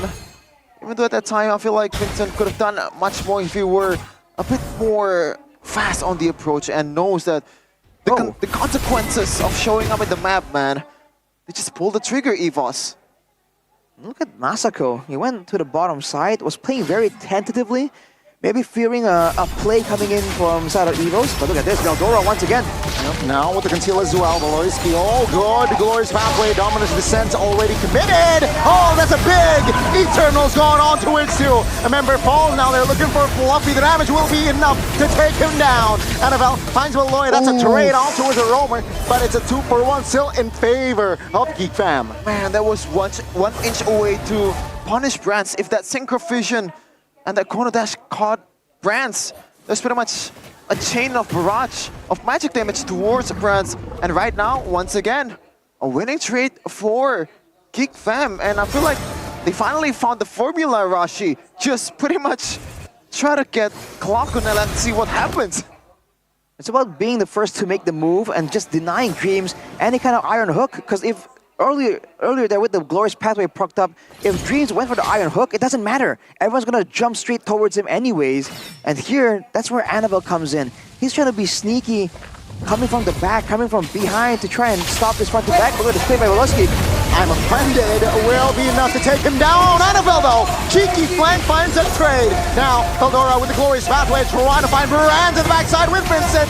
Finds the person, Masako, deletes him. It's a 2-for-2. Annabelle, he is trying to assassinate a member, but wasn't able to find and close the gap. The taunt from Masako, he knows Annabelle is there. That was a equal trade, but Geek Fam slowly but surely taking control of the game. And now what's gonna be the response for Evo's Glory? Do they want to bank on, Dreams scouting out the area, the bushes for them, and getting a miraculous hook? Is that what it takes to beat this composition? Ideally, Fluffy would walk in the front and tank some damage. Geek Fam, though, decisive with this Lord take. Are they committing too hard, though? Because they have a pushing wave in the top side. They finally let it reset. Now Evos are the ones with the urgency. Dreams with the fleeting time will be trying to go for even more pickups. But at this point, anyone gets hooked, Glorious Pathway will be immediately opened up for the full force of Geek Fam to rain down on Evos. The retro battle so far, man, it's not looking good for Vincent. If we take a look at the 50-50s that these two junglers are taking, but Beloski though could still play. Yeah, for anything. And Geek Fam don't have to do anything. Look at that. The wave on the top side is massive. If it's left alone, it might even clear out the base turret Of course, the passive will be cracked open first, but Evos, they're willing to let it go. Oh no. See here, Annabelle waiting for the potential fight. Fluffy finds a penalty zone. Annabelle looking for the right side. Roy's pathway here. Annabelle, what the heck? He did that in game 1, game 2, and now game 3. Now it's going to be an all-out war. Dreams first one to fall as well. And that will be Fluffy and Dreams taken out. Well, yeah, the same story. Vincent losing out on the retribution, but this time around though, the conversion. Even though Evos got the Lord, I feel like Geek Fam, they're still gonna win this one. Yep. Base turret taken down. Now let's see here, Clock and Brands and NFL, they have enough wave clear, of course. Let's see though, Evos Glory, what will they do to somehow make this Lord relevant? I'm gonna try and maybe escort it a bit. Because for Geek Fam, there's a lot of damage available. Annabelle though, trying to get out. Going in on the Veldora. It's a lot of damage. We're seeing the Athena on the hands of Veldora, so he has good defense against Magical. But will that be enough? That's counting though, Rashi. So that's a good sign, right? Poloski though, conceal play, might want to go for Dreams. Onward Dreams damage will be enough to burst him down. And Masako, he is still deathless in this game. He didn't even take a half a second there to burst down a tank. A roamer for Evos Legends. That's supposed to be a bit tankier, but either way, the potential for Geek Fam is already showing, and also the fix, Arashi. That's counting before you go into the push. We didn't see that in game number 2. And finally, a boy, Masako, even Veldora is a bit more careful and with their approach. I mean, if you have the horse in your team, it's a no-brainer. Send him in, let him tank up. The reason why Dreams is looking so squishy is if you look at his items, he's going for a fleeting time into a Winter Crown with the Rapid Boots. He is all in utility, and he's not planning on taking any damage in the front line. All he's trying to do is just go for these big hooks. But at this point, especially with Fluffy slowly but surely getting outlasted, getting squishier by the minute due to the item difference, Veldora goes on him. Oh, no follow-up though. Suppression comes through. Veldora taken down. Fluffy should fall as well. Vincent finds the kill. OBS healing her taken out. Poloski jumping in again. Now that's huge. Annabelle finding one, finding two. Goodness. Now with the Demon Descent, Vincent and a boy running for the hills. The White Tigers, they smell blood, but it seems like a boy and Vincent, they will have enough mobility to get out. They clump up and they paid the price. The fractures pretty much hits on everyone from Geek Fam. And now Annabelle and crew 4-2 numbers advantage, 2 of them. They will take the mid lane, but do they want to go for more? A boy and Vincent looking to clear the wave. Oh, Evos Glory, and they will just go back and secure the Lord, satisfied in taking down the base turret. Fortunately for Geek Fam, they took the base turret on the top side. So now they have a push advantage.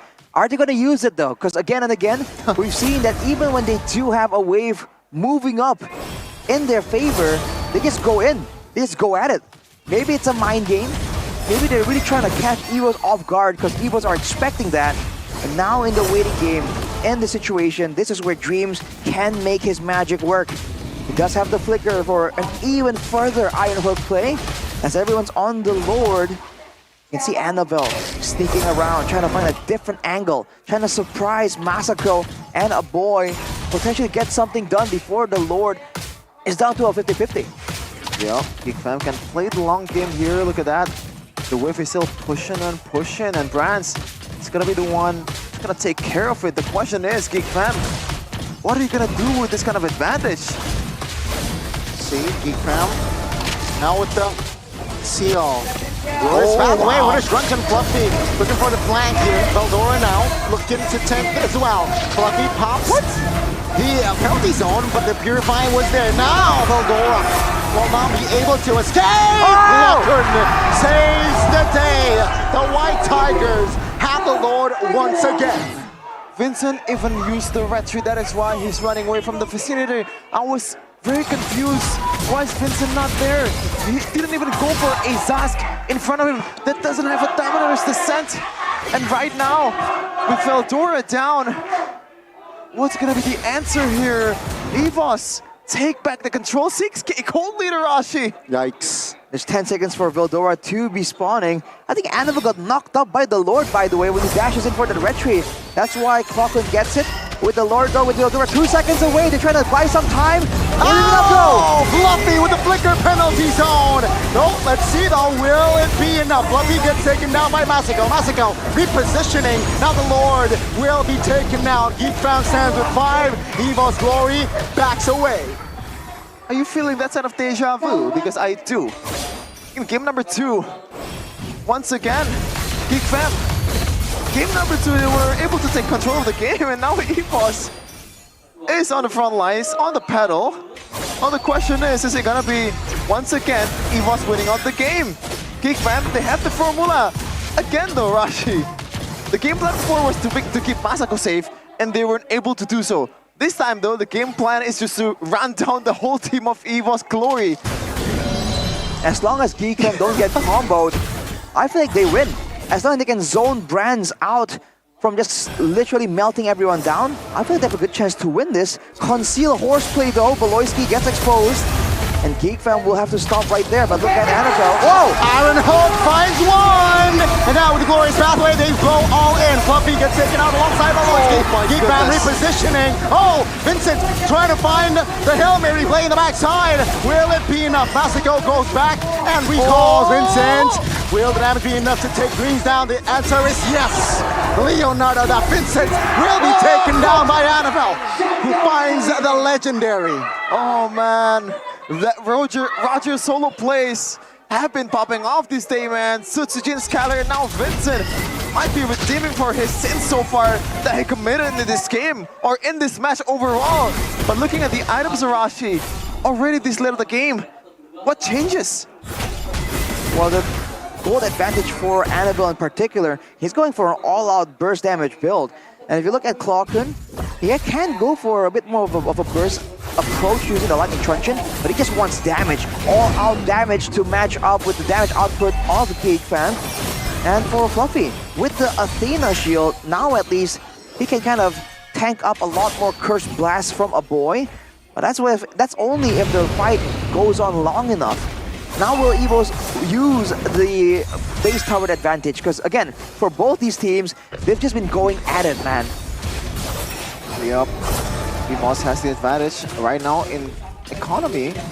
Yeah, as you said, Arashi, if the game plan is executed well, then Geek Fam, the chance to lose is definitely very scarce or very low. Wow. Now, NFL so far, he's been doing a great job, by the way. 8-0-6 for this Nolan, a contrast of what Vincent did in game number 2.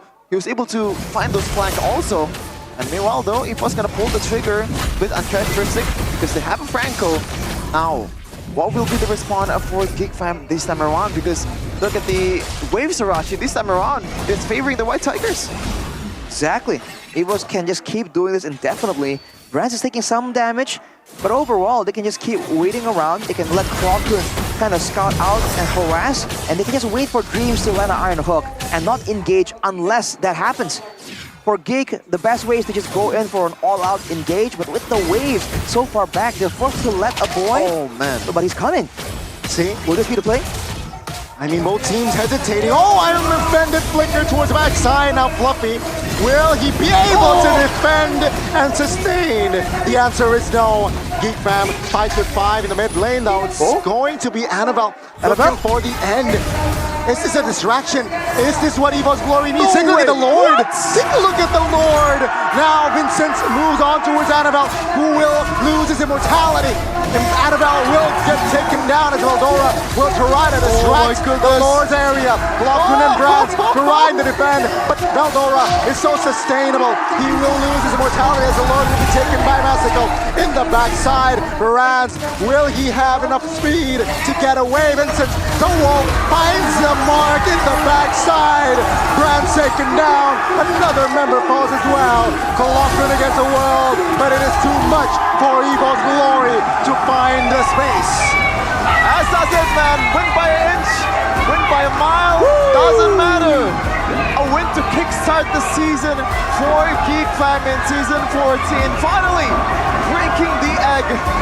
The family stands strong before the Tigers. But on the other side, for losing streak for EVOS Glory, it's not looking so good for them. It's a tough situation all round when you have a slugfest, a brawl in the lower side of the standings, but EVOS and Geek make it work. Unfortunately for them, only one shot prevailed today, and that is Geek, as the White Tigers sink even further down into absolution. That was a weird call for Geek Fam at the end of the game. The jungler goes away from the Lord. He was trying to capitalize on it, and Annabelle, interesting approach there, trying to somehow end the game. A boy read that. And Veldora, being the saving grace, I guess, for Geek Fam. He was able to delay the Lord take from this 2 DPS for EVOS Glory. And that's going to be the defining moment of that game. Geek Fam prevails. Revenge over that playoff series in Season 13, and this is the ending moment of the game. A valiant effort by Annabelle. So far, he was the standout for EVOS Glory. He only died a single time in that moment, and to be honest, that was a good play. It was a good read though. It was a better read from the side of Geek Fam. And Vincent, what? He's so fast? Yeah, but let's see though what they have to say after that hard-fought win, a slugfest of a win with Geek Fam. Woody Clara, take it away. What the fuck did I just say? Buat memperingati, inilah dia kemenangan pertama untuk Geek Fam. Waduh, udah dapat foto keren dan ini momen yang dinantikan oleh Geek Fam Unity pastinya. Baloy, minggu kedua rupanya ini adalah waktu kalian kah? Apa-apa deh selesai. Akhirnya bisa ngedapetin kemenangan saat ini. Alhamdulillah. Alhamdulillah. Prosesnya lumayan panjang ya. Nah iya karena kan banyak yang baru kan. Kali ini kan kita 3 yang baru, Veldora, Vincent, dan Masako. Jadi kayak emang kita lagi on proses aja. On proses, tapi on track dong pastinya. Iya betul ya. Progresnya tentu hari ini kita bisa rasakan dengan kemenangan kalian. Masih panjang sih karena kan aku dari Arab kan, terus latihannya agak kurang sih kak. Jadi kayak proses kita lebih telat. Jadi kita masih lama sih di 100%. Masih lama Ya. dari 100%. Berapa persen sekarang kalau boleh tahu Baloy? 40% deh. Buset baru 40 ini guys. Jadi jangan panik Geek Fam Unity. Namun merombak terus, meracik terus-terusan. Mendatangkan Veldora untuk melawan EVOS. Apakah itu kuncinya? Mendatangkan mantan dari EVOS. Digendong Dempsey sama Vincent. Tapi ya Veldora, tapi kamu kan pastinya ada dong sesuatu. Kamu punya banyak sekali pengalaman juga bersama dengan EVOS. Bagaimana kamu menghadapi EVOS hari ini? Disemangatin Baloy. Disemangatin Baloy. Itu yang nge-push kamu. Bohong bude bohong. Emang beneran, kuat beneran. mental dia. Mentalnya kuat. Kryptonite juga mantankah sepertinya ini jawaban Baloy? Sengaja? Karena kita kalah kan sama 2 mantan kan, jadi kali ini Veldora yang kita kasih lah menang lawan mantan. Kalau lawan mantan, kasih mantan juga. Wah, ini yang baru. Tapi Vincent juga baru hadir. Bude akhirnya bisa ngobrol. Gimana Vincent? Sekarang di tim baru dan prosesnya dari Vincent sendiri. Ya puji Tuhan yang terpenting nyaman lah. Ya terus kita cuman butuh proses aja sih, butuh waktu buat adaptasi. Proses dan adaptasi yang dibutuhkan. Ya betul. Untuk mengejar tadi kan agak sedikit tertinggal berarti ya proses dari tim Geek Fam. Apa yang kalian lakukan untuk mengejar tim-tim yang sudah mungkin berproses lebih cepat daripada kalian? Lebih ke arah fokus sama tim sendiri aja sih, biar kita ya lebih cepat lah progresnya gitu. Lebih cepat berprogres dengan membawa juara MDL kah? Tentu saja. Tentu saja Masako. Buset. Ini Entah kenapa ya, kita melihat banyak sekali dari player-player MPL yang naik ke MPL bersinar. Termaksud kamu, panggung pertama MPL-mu kayaknya santai aja ya? Iya sih, santai aja. Disemangatin boleh juga. Jadi baloy kuncinya? Nyemangatinnya gimana sih? Disemangatin pede aja dulu, nggak usah takut lawan, Cok. Tapi benar, kamu nggak ada takut, nggak ada khawatir? Nggak ada khawatir sih, soalnya paling susah tuh buat naklukin diri sendiri sih, bukan musuh. Terus dia bilang dari Manado soalnya. Dari Manado? Ya, darahnya dari Manado. Manado Pride nih? Manado Pride. Manado Pride. Ya, Manado Pride. Tapi menarik tentunya lawanmu adalah salah satu player veteran, ada Brans. Bagaimana kamu menghadapi player veteran dan kamu termasuk player rookie di sini? Kayak mandang biasa aja sih, soalnya kalau mandang dia monster, gue yang takut. Gue mandang dia biasa aja sih. Respect aja. Respect aja. Dan tentu saja atas kemenangan hari ini, Apoy, ada yang ingin kamu sampaikan gak sih? Kemenangan yang dinantikan oleh Geek Fam Unity. Ada yang ingin kamu sampaikan untuk kemenangan hari ini? Buat Geek Community, makasih udah datang, udah dukung kita. Kita masih progres lah, semoga kita bisa lebih baik nextnya. Dan tentu saja kita doakan yang terbaik untuk Geek Fam yang baru saja mendapatkan kemenangan pertamanya. Geek Fam Unity, beri tepuk tangan untuk Geek Fam. Caster, apa yang terjadi? Game yang begitu gelo, monggo.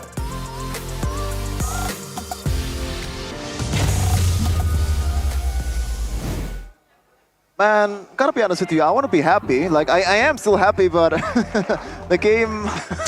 yeah, there's still a lot of questions that needs to be answered. Not just for Geek Fam, but also for EVOS Gloria, because they haven't won a game yet, or a match yet in this season. Hey, it's still week 2. It's so early. Out of 9, right? A lot of, you know. And to be honest, let's take a look at the last season, right? Geek Fam was once the 8th placer. Exactly. And somehow ended the season quite strongly.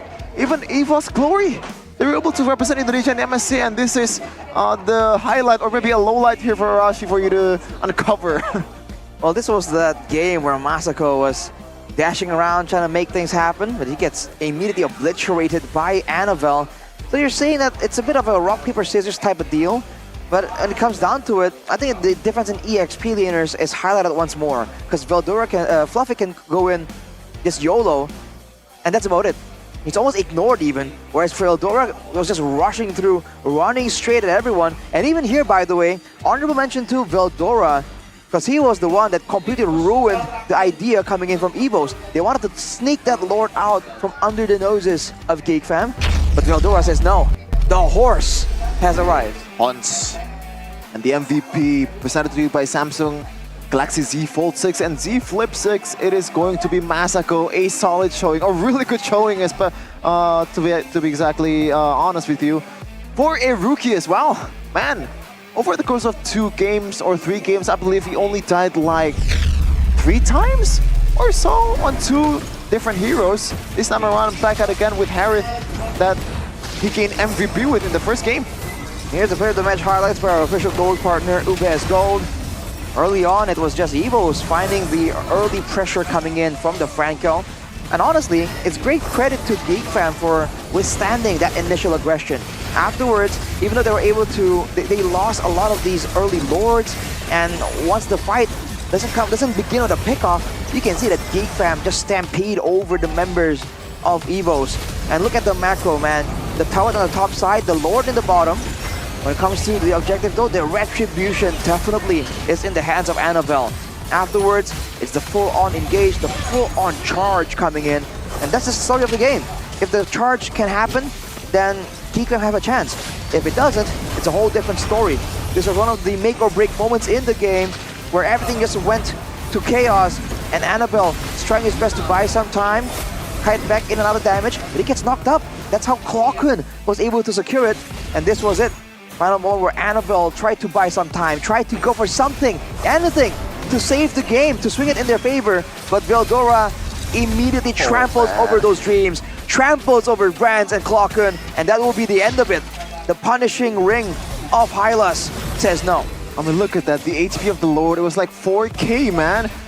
They was this close, EVOS was this close to actually take over in this moment with kind of a losing draft as well. So shout out to them, and also shout out to NFL, the fact that he's on a hot patch and playing like this. But let's see though, the losers interview with EVOS's, oh no, it's actually golden moment, the comms with EVOS Glory. Oh, kenapa lu yang ke MVP? Padahal lu gendong sini. Gak apa-apa, itu cuma titel doang, cowok. Main kan berlima. Gila. Gak pancing tipis doang. Iya, pancing doang. Kalem, boy. Gua balik guys, Ya gua lagi balik guys. tapi apa nih ya? Gua balik enggak? Gua balik. Aman. Lihat Vincent.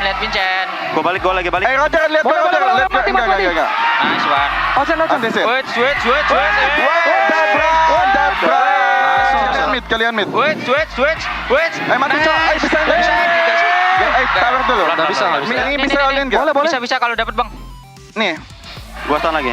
Ayo. Lihat Nolan. Sasnya, jangan cuekin. Franco. Ini gua Bisa nabrak ke Singis. Mati Kari. Kari, mati. Nabrak gak ada ulti Sas. Di belakang Nolan. Di belakang Nolan. Dua. Franco udah di merah sih. Depanin. Terus. Boleh mati. Gua alien aja. Ratain dong. Gak apa-apa. Kejar. Lagi. Kajar. Gua stun. Bosan lagi. Masih bisa gak kalian? Lo. Wow. Pretty mixed communications there from the side of Geek Fam. I'm surprised to see Masako being a lot more active in the decision-making process. I was thinking it's gonna be silent, and it's Beloyski, and maybe Vincent, someone that's gonna be around the map. They'll be making the calls, but Masako was very active there, even saying preemptive callouts in the fights, like, okay, I got this, I got this item, I can duel him, stuff like that. So that's quite interesting to see, right? A new addition immediately having that much quote-unquote authority in the middle of a intense game of Mobile Legends. Very composed, very direct as well. But yeah, I mean, even though Annabelle got the gold per minute and even the carry falls to the hands of EVOS Glory on Glocken, it wasn't enough. The family were more like Masako, man. He was just finding the positions, just free hitting left and right. He was cooking.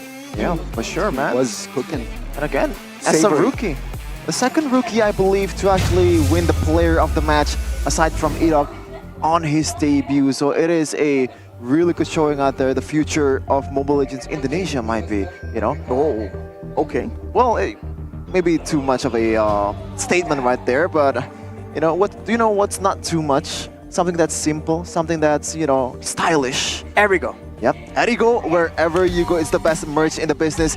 A collab with MPL Indonesia Season 14, you can see that. Man, I really like the shirt on the left, man. It's just an MPL logo on the right. I really like on the plain black shirt. And also, look at on the right, like, what's that print, man? I like that. It looks really cool. It's the folktale creatures that we see on the stage as well. Oh, it's a dragon. Maybe. Some kind of dragon, some form of dragon. You have Balinese. Exactly, you have to go in deeper into Indonesia lore to find out what it is. But maybe that's the point, right? Yep. You'll wear the shirt and people are gonna be like, is that a dragon? Is that a lion? What is that? Is that a bird? Is that a plane? No, it is Saturday's perfect icing on the cake after you wear your Erigo. Yeah. So yeah, okay. Just your Saturdays. Right? For your complete. glasses. We don't really have that here yet because we still have to wait. If you're interested though, you can check it out at Saturdays.lifestyle on Instagram and TikTok. And also, Saturdays.com and all Saturdays store, man. It is so cool. Even in Season 13, exactly. It was also so cool. I was about to say, Season 13, Saturdays, you guys rock, all right? And now hopefully you bring out some new bangers for 14, man. And also, what day is it? What day is this? It's a Saturday. It's a perfect day to buy it. Whoa. Okay. Mind blown. Interesting. Wow. Why are you mind blown? Wow, that's crazy. It's meant to be. It is meant to be. As crazy as these skins coming in from the 10th anniversary of Mobile Legends, the anniversary of Moonton Games, man. Just log in now and unlock multiple epic skin for free. They just keep on giving us this skin, man. Even Natalia collector skin. How crazy is that, man? A collector skin for the low price of 0 rupiah, $0. Wow. 0 quid, man. Nada. Gratis. On top of that, by the way, free trials for all heroes and 125 skins will also be available, including 25 exclusive epic skins. So time to check on them now, man. It's such a value event. You don't have to do anything, and you can try out all these skins, all these heroes. Don't miss out, man. Yeah, you dripped out on real life, now get dripped out on the game with the skins as well. And also, you can show off your collection of skins right now, right? Because we have the new collector system. I gotta be honest with you, every time I play with Omwawa, with KB, those guys already has all the skins, man. After I flex my mega collector animation, they just flex again with bigger muscles, with world collector, that reddish hue on that, you know, on the screen. That's so cool. That's how you know you're a baller, man. When you have that amount of skins, it is unreal. But what is real is the possibility for Mobile Legends and Moonton to win the Esports Awards right now. So don't miss out. Make sure that you vote us for Esports Game of the Year, Mobile Esports Game of the Year, and Esports Publisher of the Year. All possible right now. It's going to happen in Riyadh on the 24th of August, 2024. So make sure you get it done quick because, you know, we got games to beat, man. Yep, if you're a baller, you're gonna vote, man. You're gonna help us out here because if we got voted as the best, then we got more recognition, we got more views, and we got more better players in MPL. Or maybe in the long term, in the long run, we're gonna import European players and NA players. Kid Baba is gonna come here. Mobazine is gonna come here. I don't know, man. Whoa. I like it's it. a possibility. It's a possibility. It is a possibility. Whoa. That's a far reach, man. Maybe we're there already. If ever you're Zane, you know. What? Kid Bomba, Mobazane. Shevin's got your number. Zane, if you're here. Shevin's in the building. Shevin's in the building. That's all I can say. I don't know if that's the right attraction, but we got here Kyria play of the day with obviously, very obviously. Oh man, it's Sutsujin with the Savage. And look at how this plays out. Initially, it just looks so bad for our queue. You can see that Fnatic Onyx were able to get the better of them due to that mobility. But afterwards, they left the most dangerous person for last. And look at that damage coming in. Everyone tries to scramble, try and save each other. But that was a mistake, man. Sutsujin is on the hunt. And also shout out to Paape as well, when he actually watched the stream live and he was like, oh man, I can't believe this is happening. He cannot believe that Sutsujin got the Savage against the Sky Kings. And also he can't believe that Onyx lose out against RRQ in 2-0 in that kind of fashion, man.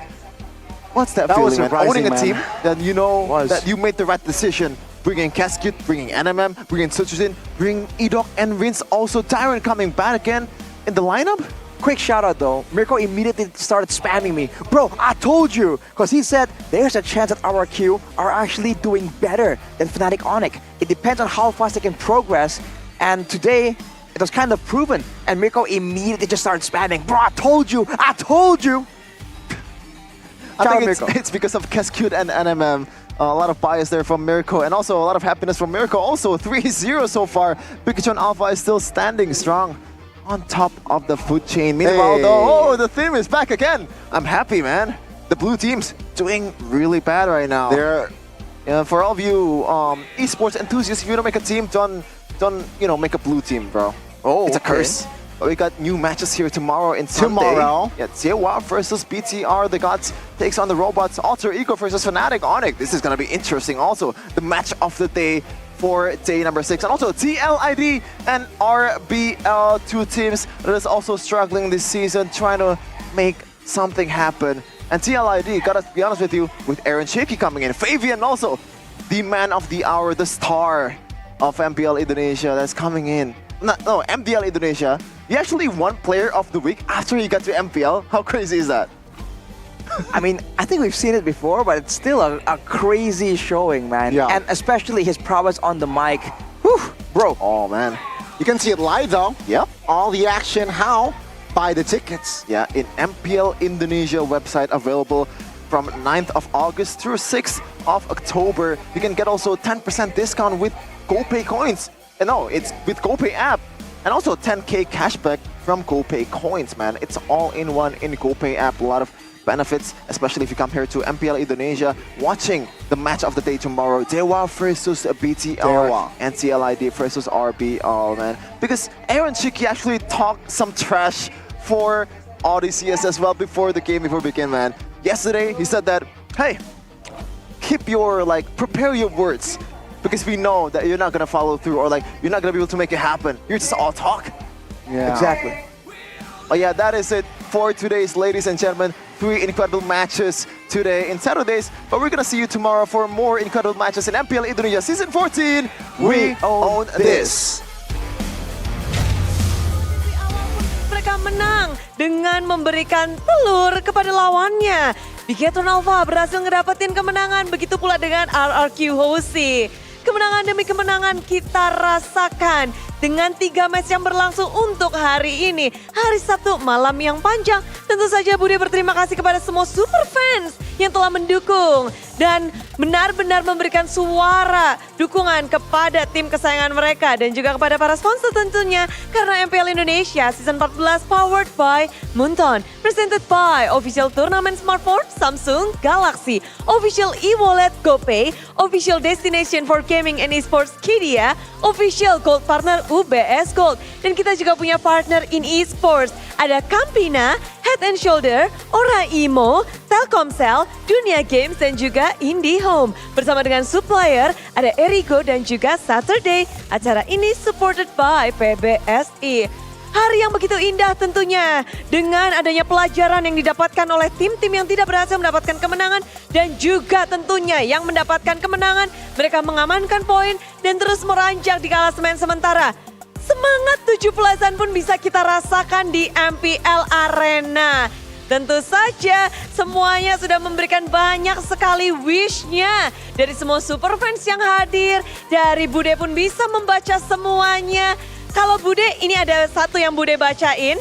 Dan para talent semua juga sudah membawa salah satu favorit mereka dari super fans. Bude akan bacain ini dari, Raya. Naik motor kehujanan, nyari jas hujan tak ditemukan. Selamat Hari Kemerdekaan. Marilah saling bergandeng tangan. Thank you Raya. Dan dari para talent sudah ngedapetin satu-satu favorit mereka. Boleh dari English talent dulu, Goni.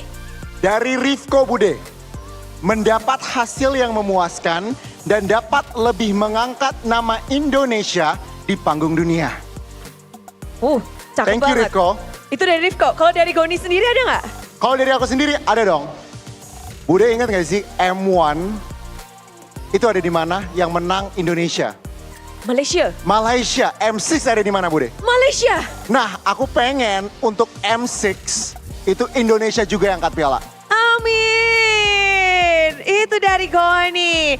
Gimana kalau dari Nevin? Ada yang sudah kamu ambil tentunya? Udah, aku bacain dulu ya Bude. Ini dari Steven Reps. Pesanku untuk para pejuang yang mengharumkan nama Indonesia, semoga pokoknya semangat untuk para juara untuk mengharumkan Indonesia.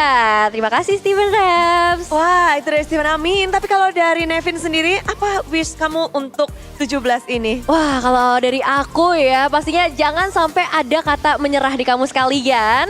Terus berkembang dan titip nama Indonesia di kancah internasional. Terima kasih juga pastinya buat MPL yang selalu menjadi wadah kita. Yes, terus berjuang. Thank you banget Nevin. Namun selanjutnya ada Shevin. Siapa yang kamu ambil, dari siapa tuh? Ya, dari Kia ini ya. Langsung baca aja ya. Makin adil, maju kembali menerapkan Pancasila. Semoga esports Indonesia terus go internasional. Wuhuu. Itu dari Kia. Kalau dari Shevin? Di season 14 ini banyak banget tim yang mencoba untuk rebuild, revamp, mengganti player, dan mencoba hal-hal baru lagi, dan percaya lagi ke talent Indonesia yang di MPL. Jadi semoga rebuildnya berhasil, semoga makin kompetitif juga, dan bisa somehow membuat scene Indonesia itu lebih kompetitif di internasional. Oke, amin sekali tentunya. Semua bisa memberikan yang terbaik. Itu dari Shevin. Thank you Shevin. Lalu dari Pak Pulung. Ngambil punya siapa Pak Pulung? Ini tadi ngambil punya siapa ya? Nggak ada namanya, serius. Jadi buat teman-teman semua Ini dia main layang-layang di pinggir kali, lihat katak lompat ke papan. Sambut hari merdeka dengan suka hati, sambut aku ke hatimu kapan. Iya. Aduh, ternyata ini cocok banget sih Pak Pulung sengaja ngambilnya ya. Iya. Ya. Dengan semangat kemerdekaan nih pokoknya ya, teman-teman. Pokoknya sambut hati aku lah. Itu wishnya Pak Pulung. Wish Pak Pulung untuk 17-an ini apa nih? Enggak, wish aku pastilah mudah-mudahan buat dari MPL sendiri kita semakin besar lagi, kita go internasional lagi, kita ambil lagi semua trofi-trofi tersebut yang mungkin beberapa waktu kebelakang semuanya tidak bisa kita ambil. Dan juga buat teman-teman komunitas di luar sana, yuk sama-sama kita bangun ini dengan satu pondasi yang begitu sehat, no toxic. Kita juga harus fair terhadap siapapun, kita akuin siapapun, siapa yang menang, siapa yang kalah, kita juga harus berani mengakuin. Oke, kalau dari Pulung seperti itu, Bude. Oke, itulah dia komunitas. Yap. Juga tentu saja kita berharap mereka bersatu pula dan menjadi semakin solid. Betul. Itu dari Pak Pulung. Kalau di ujung sana ada Arashi. Ngambil punya siapa tuh Arashi? Dari kayaknya DA terus 06. Dan 06, oke. Semoga Indonesia MPL-nya bisa juara dunia, amin. Senyum. Singkat padat Smiley. jelas. Tapi kita amin paling Amin. keras. Itu kalau dari Da, kalau dari Arashi. Akhir-akhir ini kan banyak tim yang udah mulai ngomong ya, taunting.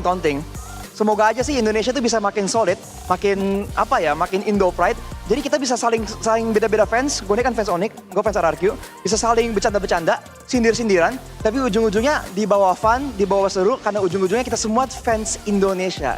Gitu Fans kan. Indonesia. Harus solid ngelawan fans MLBB juga. Makanya berkisah bareng-bareng dan solid terus lah. Biarpun bisa saling sindir-sindiran. Chefin gak diajak? Kevin juga. Chefin juga. Oke, tentu dong. Kan contoh. Semua diajak ya sama Arasi. Ini Om Wawa diajak gak nih? Thank you Arasi, tapi kalau dari Om Wawa apa nih Om Wawa? Ada nih dari Vior. Bang Bior? Bukan, Oh. namanya sama kali ya. Beneran jadi negara yang punya generasi emas deh, tanda senyum. Oh. Wih, dan bisa dapat medali emas, amin. Oke, Luar biasa. Om itu kalau dari Vior, kalau dari Om Wawa sendiri? Mungkin melanjutkan aja kali ya. Kayak ya kita memang butuh buat generasi emas juga. Dan semoga ada regenerasi buat dari MDL yang bisa naik ke MPL juga seperti yang kita lihat di season 14 ini. Dan bahkan ya kita agak perlu takut juga mungkin untuk membuat sesuatu yang baru. Mungkin entah dari draftnya, dari strateginya. Sehingga bisa mendapatkan kembali piala ke Indonesia.